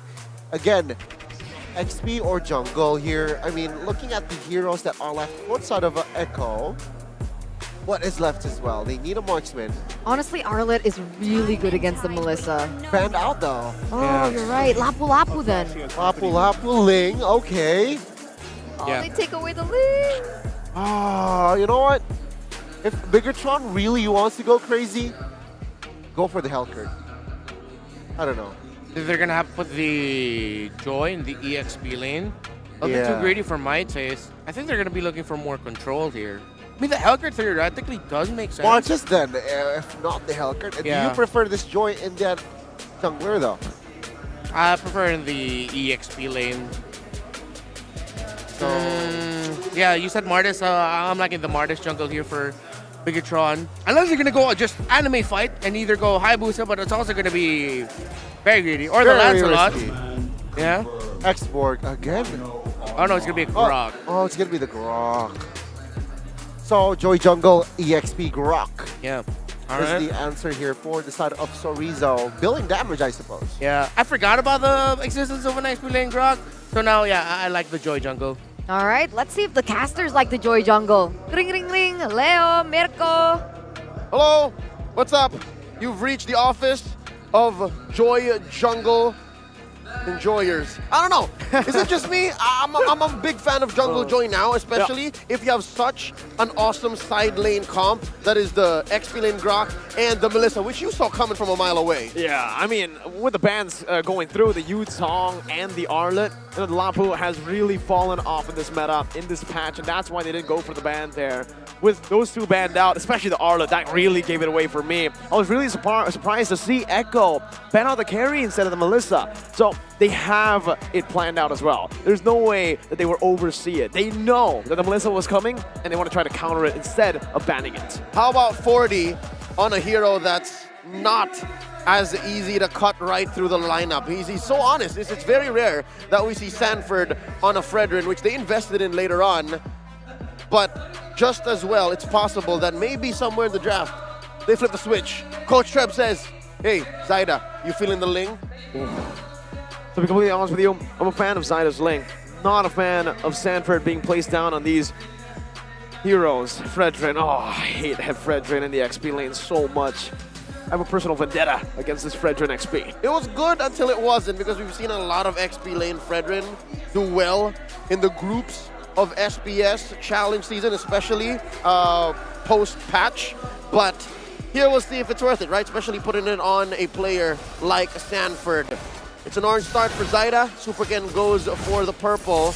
And yeah, here's where I like that Jungle Joy. You reach level 4 reliably, and you're able to output so much damage, especially in those first few fights.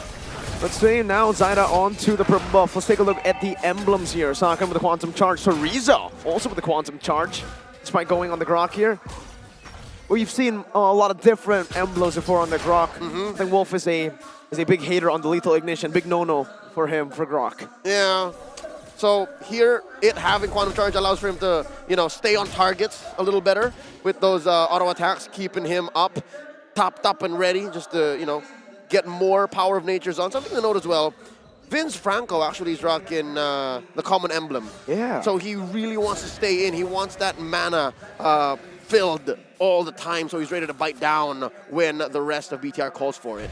He wants to go for the hooks. He wants to constantly just be throwing hooks. Or, well, yeah, I mean, most of the time that. And also just sustaining back up with Adaptive Regen. Yaoi. Damage Revenge over to Super Vin. Good damage on the gold buff from Sakan, but he will not commit onto it. Joy coming back down, 3v3. I mean, now that we're talking about it, right? Super Vin here. Oh, wait. Walks into a bush. 3 in there. Bouncing ball, and that should be first blood over to Zaida in the first minute of the game. Let's take a look at the emblems first here. So, Rupture, Season Hunter, could be expected from a Ling. Miscalculated what Super Vin did there. I was about to say, man, this is Vin. He won an MPL championship while he was playing with RQ with this Franco. Onyx refused then at that time to ban it. That's what gave him the nickname, at least for me, Franco Man. Sanford and Sorizo here looking for the pull. Their junglers, respectively, yet to come to the scene. And Supervin now back in this bush. Big control. He has an Iron Hook and a Bloody Hunt to go. Let's see if it works out. Yaoi's already spotted. Ooh. Iron Hook almost connecting on the Sanji there. Yaoi's charging the Tyrant's Revenge. Going on to, oh! The Flicker dodged away now! It's gonna be Super Ken who secures inside a lockdown and Bloody Hunt. Sorizo able to flicker out now. Super Vin caught in the Appraiser's wrath. And Vin's gonna fall here, but the damage has already been done. Turtle already claimed by BTR, and Super Ken's not done yet. Rhythm coming down. Super Ken, though, doesn't want to commit too much. They've won the objective battle, but they've lost in the kill department. Who's it worth for, Leo? I'd like to think it's a wash. This is the same spot we saw Echo even before the turtle take, and there wasn't much of a conversion from BTR anyways. So I'd say we ended up where we left off. Something to note though, gotta love Super Vin's reflexes. Yep. We saw this earlier in the groups and even a bit in the playoffs here, how he's so quick to go flicker ult, whatever that may be, flicker wild charge, flicker bloody hunt, and that's what stopped Zaida from actually coming in clutch, stealing the turtle away. Yeah, now that you mention it as well, taking a look at the kills, sure, Echo have a gold lead, but we gotta remember that these 2 kills that Echo have been able to pick up, it's only on the Super Vin, the roamer, right? He can afford it. He can afford it, definitely, and it has given so much more space to the rest of the members. Moreno and Saken, even Sorizo has been given enough space to farm up, and do they have a gold lead in their own lanes? Not exactly. Saken's down about 200 gold away from outplayed, and yeah, outplayed. Both of them actually built a pair of pants, so they can trade. It's a matter of who's gonna come in and change that math. Who's gonna come in and try to win an advantage for their gold laners. And it's gonna come in clutch, folks, because 20 seconds from now, there will be a turtle, and it spawned in the gold lane. 40, ooh, playing with fire. I wonder if he knows Ken and Vin are there. I don't think so. Maybe he does. Sorizo up top. Gonna be jumped on by Zaida with that Finch Poise. Sanford now looking for the engage. Sorizo with a wild charge. Power of Nature. Combo together. Gets himself out of there. Gets some vision on the purple. Tries to reset it. And BTR Alpha now know where Zaida is. Yep, this is a clear sign for them to go ahead, maybe blitz this turtle, because Zaida will still go for the purple. Still trying to take it. Moreno scores an RWM. Sanford walks in, and the turtle is reset. No reason to commit for BTR Alpha. They think, take it slow. Super Ken clearing out the mid lane, picking up the Genius one. 5 minutes in, Super Vin caught. Revenge at the rage, Bennett's rage, everything in the kitchen sink thrown, but Vin still survives. Now it's a real world manipulation. Oh, well played. Oh, good flicker out to safety. Wow, ults thrown out on both sides. Battle spells though, kept in check. All this time was bought for Sorizo, space on the map to push that top lane tier 1. I love it. Again, very similar to that last engagement. It's a wash, but I give a slight advantage to BTR. I think BTR played that very well, and now Moreno flickers out, saves himself. Good play by Zaida there. Makes Moreno miss a whole cannon minion in that mid lane. Super Vindo looking for a pin down. Conceal already used up. Super Ken jumping into the conceal as well. Iron Hook not connecting. Good dodge. Sidestep from Yaoi Sanji and outplayed. 3v3. I wonder if Echo are aware that this is a boding 5v5. Oh, yeah, Super Ken leaves the vicinity of the area. I like it. Both teams are actually playing with the space very well. As early as, what, 5-6 minutes? They're seeing parts of the map that, hey, there's an absence of enemy units here. No opponents here. Maybe I should just push, and that's what Zaida tried to do. Both of them respecting each other a whole lot more than game number 1. I think in game number 1, it was a battle of disrespect. It was very playful. Yeah. BTR starts strong, then Echo comes back. And Echo, we're almost able to end, and then BTR comes back again. Yep, that's what made that game so fast and furious, and now this time it's just so calculated, right? 6 minutes in, approaching 7 minutes, and only just 2 kills. Here we go, Echo going for the old-fashioned attempt on the push. Sorizo and Moreno to the rescue. Thou shalt not take our tier 1 down bot.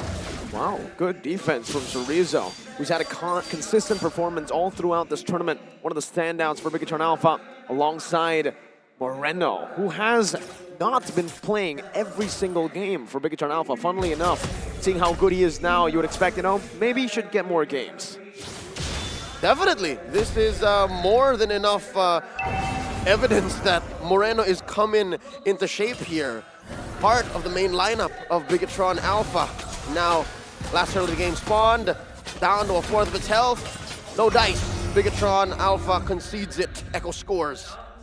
Wow, interesting choice by BTR Alpha.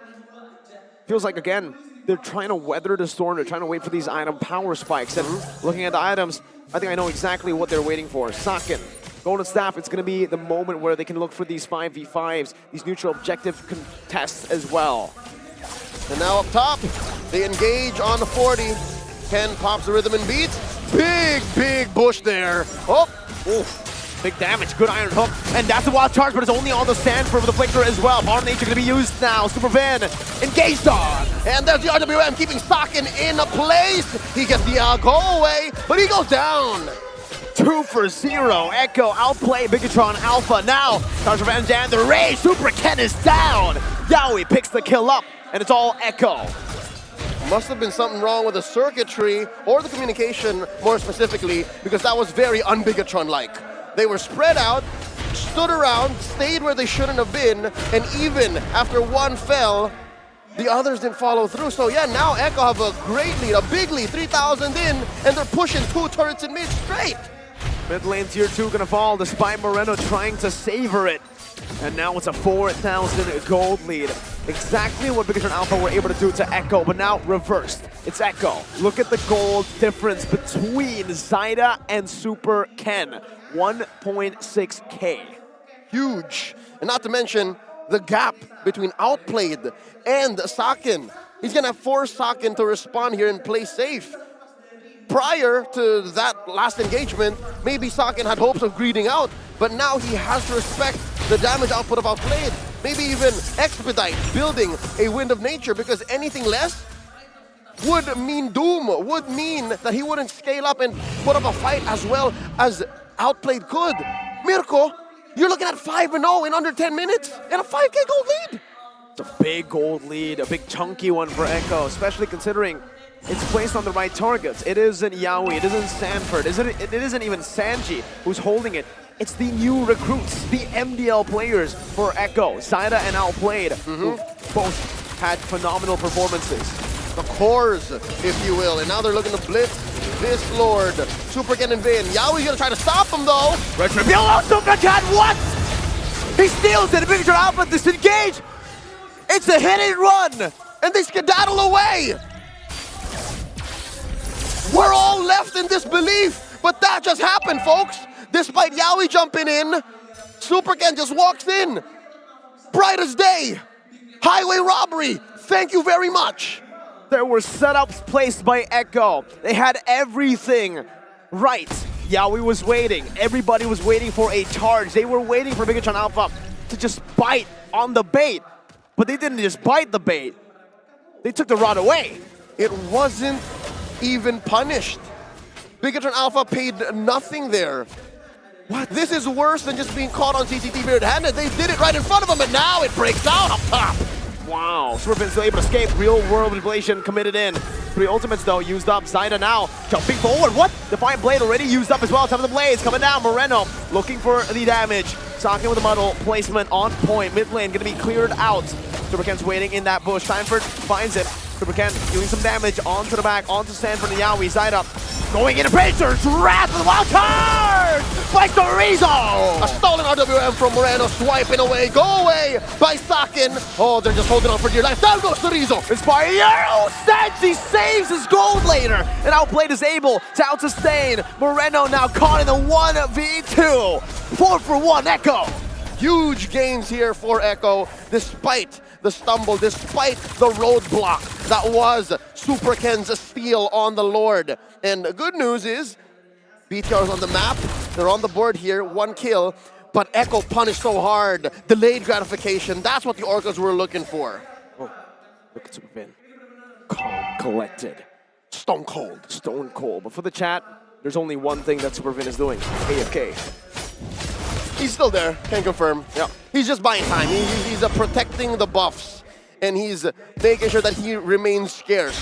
Again, even if you're down, the threat of a single hook, hey, Onyx fans would know, right? The threat of a single hook can change the tides of battle. So that's what Vin was doing there. And Bigatron Alpha, they have to force Echo to slow down. Now, the game gets really slowed down. Meanwhile, Charge Revenge and the Rage Rizzo takes everything. The Bennett's Rage and the RWM takes it to his grave. And what's that gonna lead to here? Super Ken still scores his purple.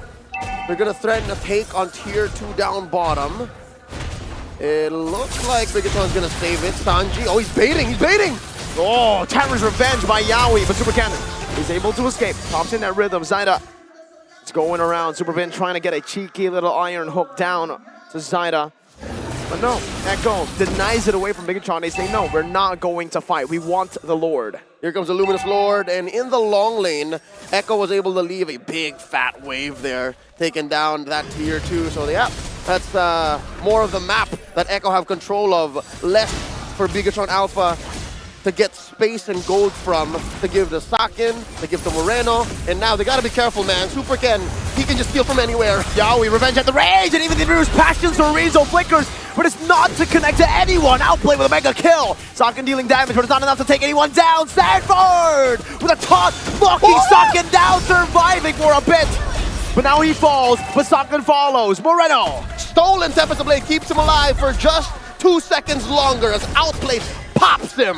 And down bottom, Zaida was able to penetrate. There's a hook and the bite down. The punish from Supervin. I don't think it's going to be enough to save this game, though. 10 seconds on Super Ken. Sanji, oh, he's taking turret shots. No, what? Oh. What? What? What just happened? He must have been thinking, must have been looking at the map. That's the only other explanation I have. Wasn't under any slow, wasn't under any CC. If this happened in the early game, forgivable. But now, at a clutch moment like this, especially with Lord spawning, that's a tough pill to swallow. Bigatron Alpha, they capitalize. Oh my goodness gracious. Bigatron Alpha have just taken back control through that blunder, through that massive blunder. They shrank the gold lead. Almost near them, cut it in half. We're looking at a Luminous Lord marching through bottom lane. What? And Echo have to regroup. Echo have to find it within themselves to communicate and say, hey man, we're going this direction. We're winning. We gotta respect what Bigatron Alpha does, especially inside their base. There's a big disconnect as well from the members of Echo. Do they want to end? Do they want to go for the Lord? Seems like Sanji wanted to make the call, but was forced back. And then it happened. And he backed off too late. Oh, now they're in deep waters, man. Now, remember, these power spikes have suddenly hit for Bigatron Alpha with a sudden goal that they've been able to get with a Lord. 2,000 Lord advantage. All right, all 5 members of Bigatron Alpha here. Contemplating on a recall. Maybe we should send someone back to defend from Zaida.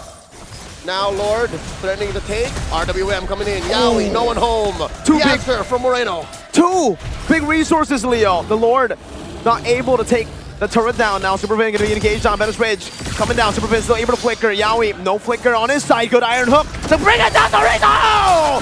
3-man wild charge as Super Ken decimates the back line. And Stanford gets popped as well in a BTR sandwich. 3 for none. The current body count for BTR as they penetrate in mid. 4 members, make it 5. Super Ken coming in a frame. They can threaten a finish here. It's 20 seconds until the next member of Echo spawns. Only the 2 new players, and Outplay gets bursted down by Moreno. Now the backside goes all the way. BTR clean sweep. Knockout protocol engaged. The robots send the Orcas home. Moreno talked the talk, and now he walks the walk. He sends another Filipino team home.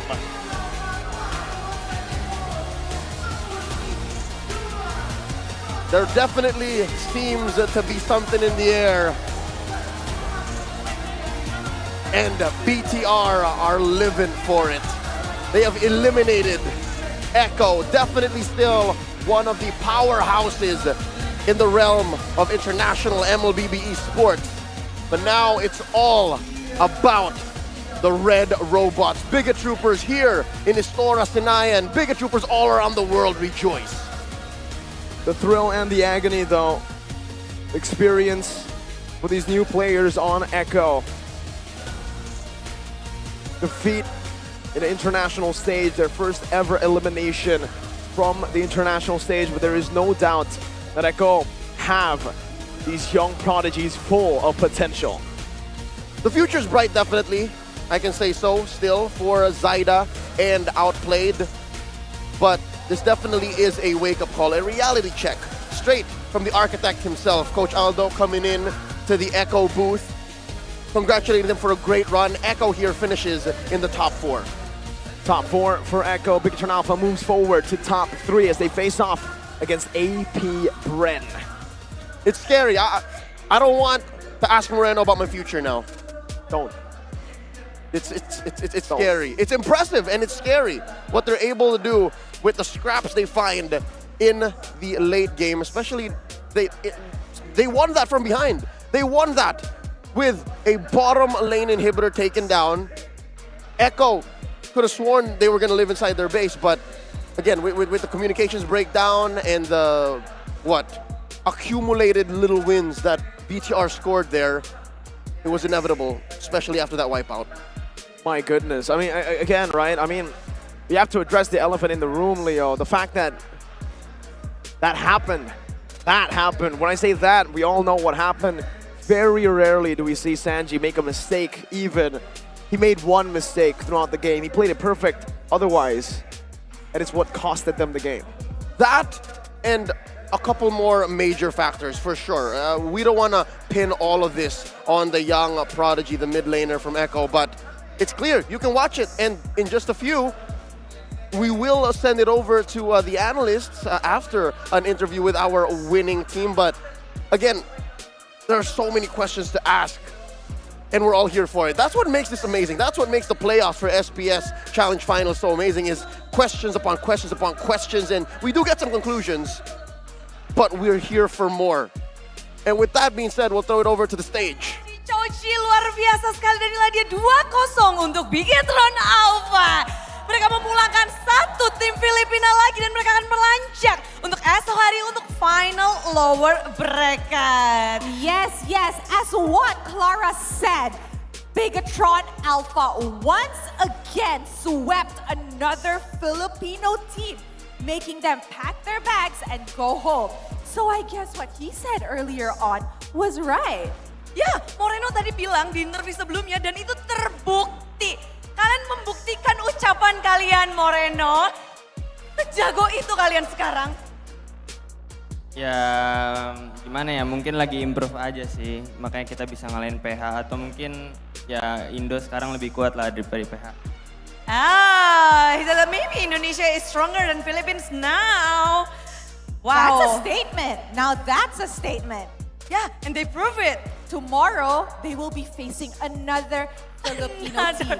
The final Filipino team standing in the Snapdragon Pro Series Challenge Finals, which is AP Bren, that gave Onyx a run for their money just now. So how about Bigatron Alpha? What do you guys have prepared to face against AP Bren tomorrow? Persiapan apa nih untuk besok? Apalagi kita lihat AP Bren tadi ngelawan Onyx udah keras banget. 5 game dibabat habis. Kalian besok juga akan bertarung Best of Series. Persiapan seperti apa yang kira-kira bakal dilakukan nih? Ada persiapan sih, paling enjoy sama have fun aja. Oh, okay. I enjoy understand that. and have fun. Yeah, they do not have any preparations in going up against AP Bren. All they know and all they're gonna do is enjoy and have fun. Ya, tapi ini kayaknya spesial. Moreno jago banget gak sih hari ini? Kayak Moreno ada lagi mode spesial ya. Kamu lagi mode apa sih di turnamen ini, Moreno? Mungkin lagi mode Kyrie, kayak right now I'm loving myself. Oh, wow! He just quoted Kyrie up on stage. I love that. Ya, katanya lagi kayak mode Kyrie nih. Mode sad boy. Oh, sad boy era? Ya bisa dibilang begitu. Oh, he's loving himself now, focusing on himself, and then just like now, he proved himself and also Bigatron Alpha. You know what? I think not everybody needs a girlfriend buff. Sometimes you just need a love yourself buff. Aha! Oh, he agrees. Alright, we good. Banyak orang yang mungkin ada buff cewek. Ini juga ada buff cinta diri sendiri. But semuanya pasti pada penasaran banget gak sih? Momen di game terakhir. Apakah kalian berpikir kalian akan berakhir dengan 2-0? Apa yang terjadi di game kedua tadi? Enjoy sama have fun. That's what? What? Game kedua, enjoy and have fun? Ya enjoy dan have fun, kayak ya takdirnya menang. Okay, so Clara asked him what happened in that second game because I'm pretty sure everybody who was watching thought it would be a 1-1 game. We were in the talent room. We were like, okay, 1-1. And then the comeback happened. We're wearing heels, guys. We ran. Yeah. We got here in 30 seconds, so we ran. And when we got here, they already won. And all he said was, they were just having fun. That's right. Dan kita juga bertanya, mungkin ini lebih spesifik ya, di mana kalian diturunin sama mereka. Turun ke lower bracket dan kalian sekarang balas dendam. Apa yang udah kalian pelajarin? Apa yang sudah kalian miliki di match kali ini dan mungkin enggak di match sebelumnya, Moreno? Moreno pakai Valentina. Moreno pakai Valentina, semua kelar. Gitu ya Moreno ya. Because he's playing Valentina. His Valentina is so good. So I'm pretty sure what he's trying to tell AP Bren is, if you want to beat Bigatron Alpha, you gotta get rid of his Valentina first. Oh, gitu? Buat Bren, kamu mau pesan kayak gitu? Band Valentinanya, nanti mereka pada tahu nih. Terserah sih mau band apa aja, yang penting good luck, have fun aja. Oh, okay, he doesn't care. Whatever AP Bren bans, as long as they're having fun and good luck, you know? That's all. That's all. So, mau ngomong sesuatu nggak sih? Mungkin untuk tim Filipina yang mungkin akan kalian hadapin untuk esok hari bisa aja kamu pulangin atau Pokoknya mah well. Tapi buat tim Filipina grand final tetap full Indo sih. Oh, the same statement. Yeah, same bold statement he has is he still wants a Indo versus Indo grand finals. They are one step away because Onyx is already at the grand final slot waiting for the next team to come on in. So now we know that the Bigatron fans have been here since this morning cheering you guys. Yes. What do you want to say to everybody who stayed and supported you guys today? Betul, nggak cuma Bigatroopers, ada tante juga. Banyak sekali orang tua yang hadir di sini untuk Bigatron Alpha nih. Mau ngomong apa Moreno? Semoga sehat selalu buat kalian semuanya, buat Bigatroopers. Ya makasih banyak udah dukung kita kayak pas kita mungkin lagi down, pas kita lagi lagi naik-naiknya. Makasih banyak udah dukung terus. Besok kita ada match lawan Brand. Jangan lupa doain kita biar kita bisa masuk final dan dukung terus aja. Thank you. Oh, that was a very sweet message. Ya, karena mereka bener-bener ini yang mereka bikin, wow. Gimana gayanya Moreno? Well. Wow. So in case anyone did not understand what he said, Moreno said that he wants to thank the Bigatroopers for always supporting them whenever they fall down, whenever they rise back up. They're always there for them. And I think that's actually really, really sweet. It's a really cute fandom that I get to witness here. My first time in Indonesia as well. Okay, so now I'm pretty sure Moreno is super duper tired, but we still want to throw it over to our panelists to break down what happened in this best of 3. So, panelists, for the last time today, kindly take it away. Bigatron Rain. Thank you once again, Rose. The downfall of the Apex Predators in Echo. The Orcas is nigh, ladies and gentlemen. Apparently now, the new Apex Predators are the robots. The question is, with them moving forward, will they be able to gain the title of PH Slayers? Because Moreno earlier on, very confident in that interview, he's saying that he's definitely sure it's going to be an Indo-Indo Grand Final. Yeah, man, you got to respect the confidence coming out from Moreno and BTR. They're running on the power of good luck, have fun. Just have fun. And you can see it in their gameplay, man. It seems like there's something about this BTR team, just even though they started off this campaign in the playoffs with a loss to Echo, they always find ways. They find ways. BTR, we find ways. What the heck? A very crazy game as well. 16 minutes game, 15-6. Bigatron, they were just, I don't know, I have no words here. They were able to find the openings sequence to their success. And unfortunately, Zyda lane game here wasn't really shining in this current game. We really just got to see BTR make the most out of punishing Echo errors. I think at this point, that's already a given. It was evident, it was the story of this game, first in that Lord. But before we drill on that even further, we have to talk about how Echo took control of this game. Sanji, Yawi just on point with their rotation. Sanford on this EXP lane. Fredrin showing how to still make this work. I know in MPL Indonesia and even here it struggles and teams look down upon picking it, but Sanford still making that pick work, and of course outplayed. Great positioning as always. I mean, going up against Grok, that's a tough matchup as well. I feel like Sorizo here is the right element. Again, that was utilized the last pick, that Grok, and it worked out very well for Aldo and his team. And you know what, MVP, I still gotta give it towards Superken here. I mean, he was able to find that Lord, but no, it's a Grok. Sure, I'm happy too. Yeah, 133 stat on this Grok, so Rizzo takes that MVP. And you can even tell from his item build that he went a little 50-50 here. He went in a little bit for damage, but the Heptases, the BOD, even a Legion Sword, maybe building up to something else in that damage department, but also Radiant Armor. So still respecting that damage output coming in from his team, from the opposing team, and the emblems, right? All penetration, you have a little bit of a movement speed going on with the agility as well as that core emblem. Yeah, his late entries were absolutely clutch here for BTR to find the wins that they eventually found. Of course, that first Lord there, Zaida not able to get his retribution off, but then at the same time was a great block by Supervin to block the entry of Yawi. Then of course, we all know what happened here.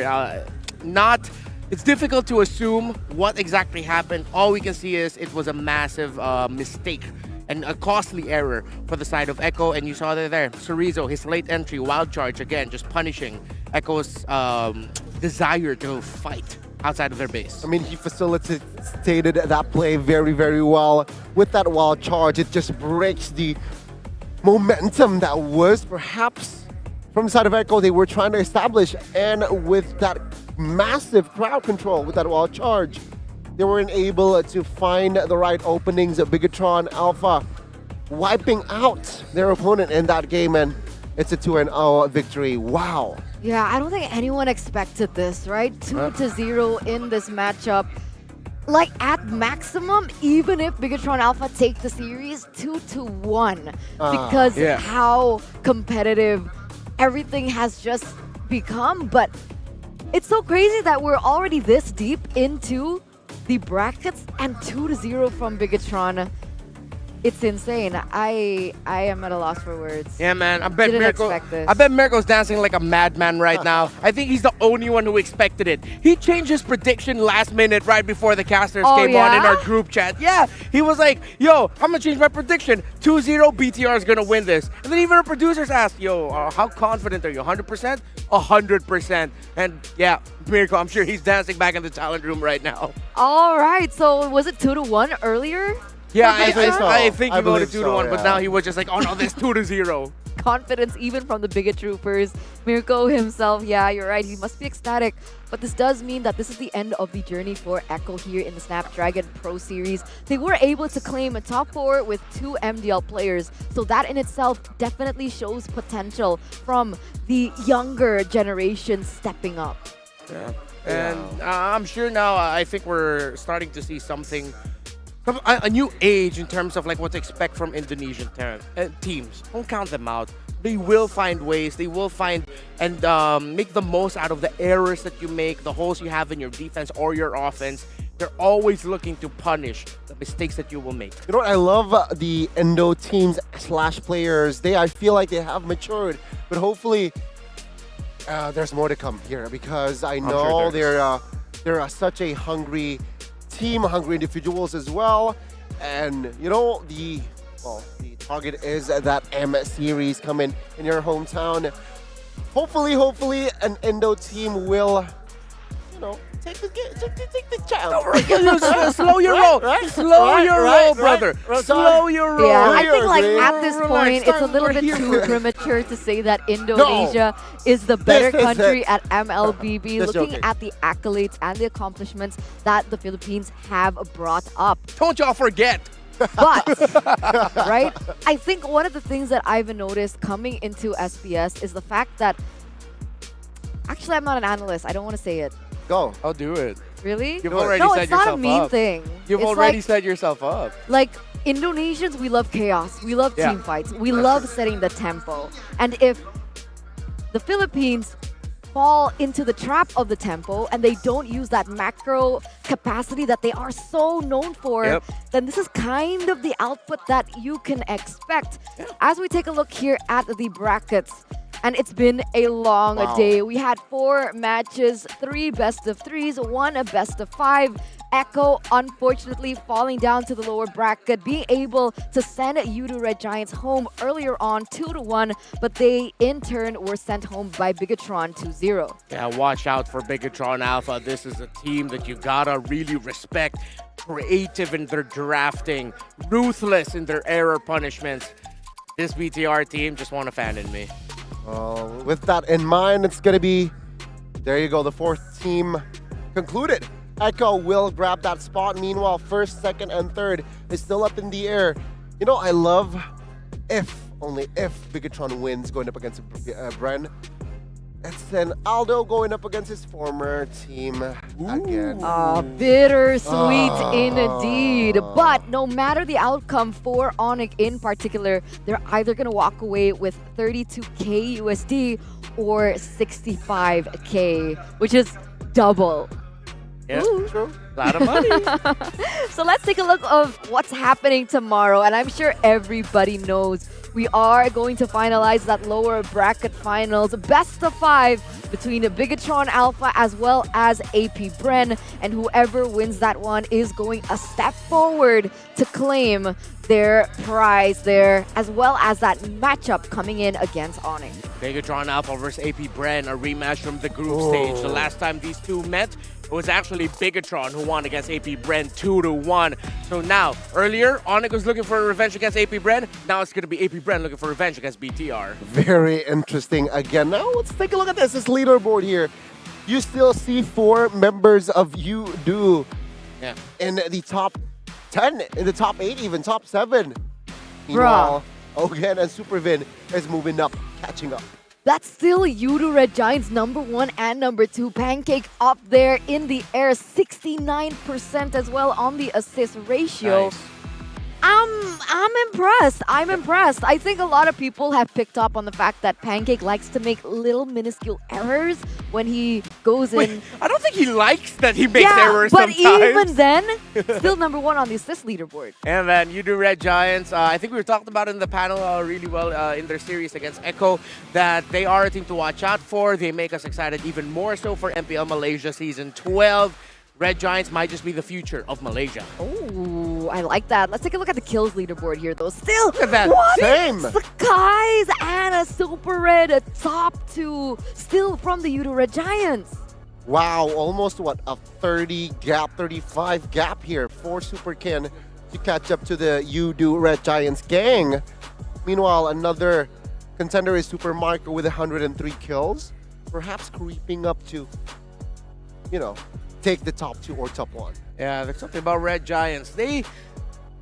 When I see them play, I just think, yeah, that's a Malaysian team. And I mean that with all the best qualities possible. The excitement, the surprise, the drama. Red Giants brings that to the table. So let's take a look at the top 3 plays of the day. We see Sakai's here earlier on making this play on the Fanny. Oh, we're going to slow it down a little bit. Look at the slow-mo. Slow it down. Oh, stealing the Lord away. #2, Super Ken. We're not going to see it just yet because we want to keep you guys on your toes. But that was insane, right? With so much lockdown from the enemy, Sakai's was able to cable in, take the Lord, and get out untouched. That was kind of a weird sound. I kind of want to hear that sound effect again. That was pretty cool. No, that was pretty cool. No. It was like a Spider-Man flip. It's only for the viewers. All right, okay. Guess I'm not a viewer then. Oh, wait, I am. No. Yeah, I'm not. Fine. Maybe when you get home. Yeah, thank you. So let's take a look at that again. Superkin does take one of the top plays of the day here when he was on the Paquito. Yeah, the lockdown on towards Eman here. Wow, the calculation wasn't that, I don't know. What? It was like, I feel like Superkin with the calculation was just able to take down Eman. Yeah, that was really good. And this was Cerezo, his entry Last with game. the Wild Charge play. I don't know what to pick. All three plays were great. Maybe recency bias. I'm leaning a little bit more towards Chorizo here. But yeah, Sekais and Super Ken also brought up some great plays. I'm a little disappointed. Why? There's no Lord. Ah, yeah, we got I enjoyed the Lord. We saw that yesterday. And Lord lost, you know. Yeah, but hey, Ogwin won. I'm happy for Ogwin Yeah, for true. getting play of the Minotaur. day yesterday. But the Lord, man, feel bad for the Lord. He never gets the highlight. I thought you all are better than that. So if you guys want to still see a Lord on the top 3 plays of the day, please let us know in the survey. Let us know what we could do better. Let us know what you loved about the Snapdragon Pro Series so far in the link down below. You filled it in? Right there. You guys filled it in already? Yep. You have to fill it in. Well, like we can. All right, I'll Like, join why in. I'll join not, in. I'll join in. right? Yeah. You know. Check it out. one. Check it out. Day 2. Though. Tomorrow is the last day. Oh, I'm so sad. Can't believe it. It's been such a journey, guys. It's been wild. 12 days. 12 days. From Malaysia to Oh, here. yeah. Aw. You're right. It's more than 12 days, rather. It feels like we're a bunch of old people reminiscing about their past now.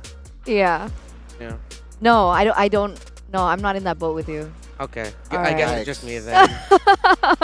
But with that, ladies and gentlemen, despite this being the second last day of the Snapdragon Pro Series, if you guys don't want to miss out on important information, and if you guys want to be the first to know, don't worry, we got you covered. Register for the newsletter in that link down below for updates on memes, brackets, information, a player history, relationships of the players, relationships of Renmar or Ooh. Reptar, depending on who you want to call him by, or maybe if we want to know the faces of the production at home, because they've done such an amazing job so far. And of course, we do want to shout out YouTube here. If you guys want to follow the action, don't forget to follow us on our YouTube channel, our official YouTube channel. It's youtube.com, that one, at ESL Mobile. Yep. Dash. Check it out. Dash. Or was it slash? Slash.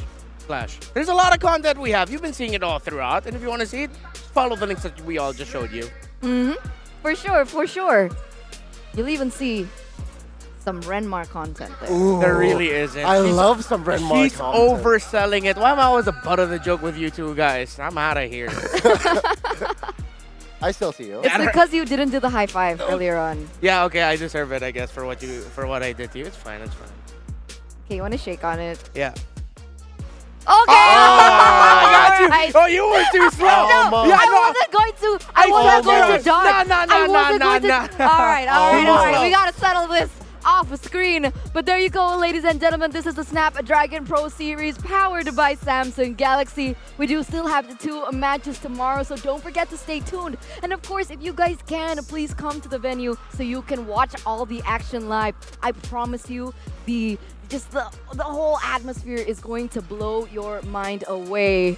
And with that, we're gonna sign out. Me, Eterna. We do have a Reptar as well as Goni. We'll see you tomorrow. Have a nice day. Have a nice rest for another day of epic Mobile Legends. Bye.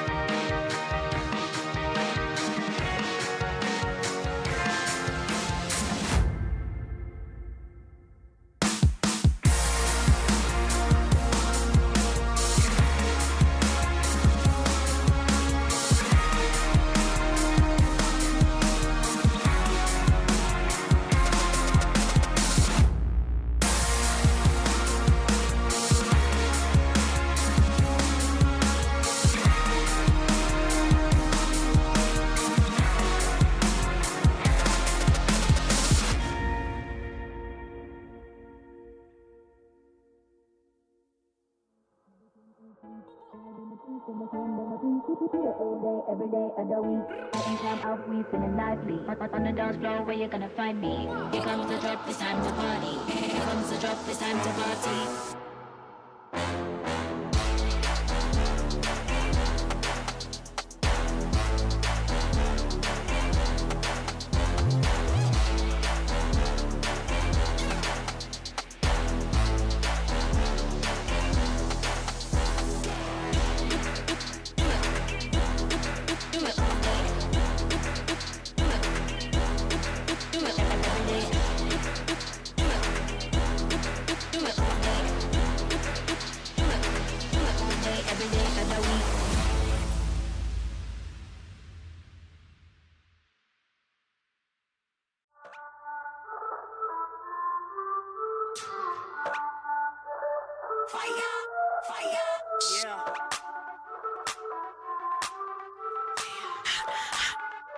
Yeah.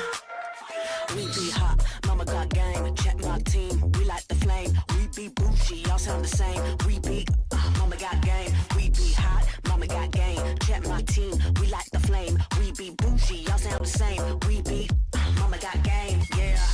We be cooking something new. Hear us knocking, coming through. Push the limit on them rolls, cause we don't do it like you do. We be cooking something new. Hear us knocking, coming through. Push the limit on them rolls. Yeah, mama got game. Mama got game. Yeah, mama got game. Yes. Yeah, mama got game.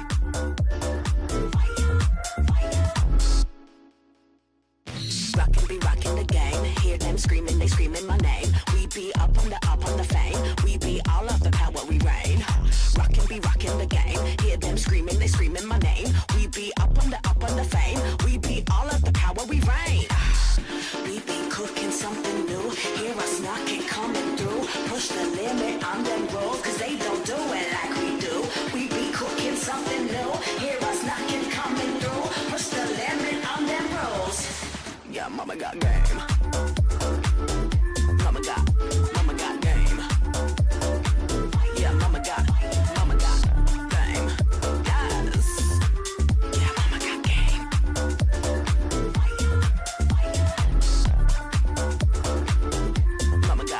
Mama got game. Yeah, mama got game. Yes. Yeah, mama got game.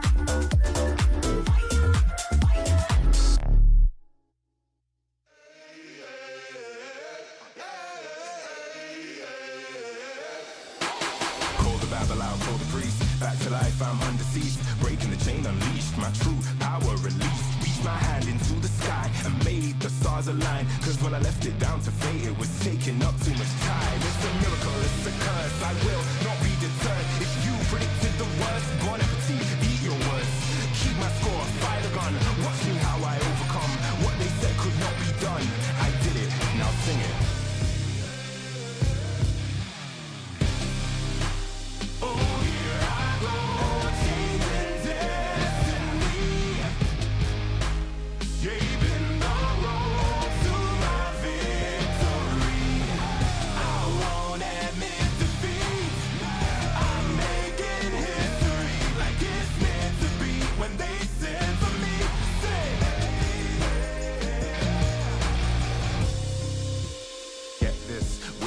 The birth of a legend, the past tried to trap me too bad. My future beckoned, I crashed, and yes, I burned. Hardest lesson that I learned was how to take a fall and crawl back out the dirt. Now I'm back from the grave, revived. Time after time, they tried to take my life, and still I wouldn't die. Survive, now come salute him. No man can dispute him. Back and I am biting, street fighting, Ryu Hadouken. What they said could not be done, I did it. Now sing it. Oh, here I go, changing destiny, paving the road to my victory. I won't admit defeat. I'm making history like it's meant to be. When they said to me, say, no man can dispute him. is written isn't done. Watch me how I overcome.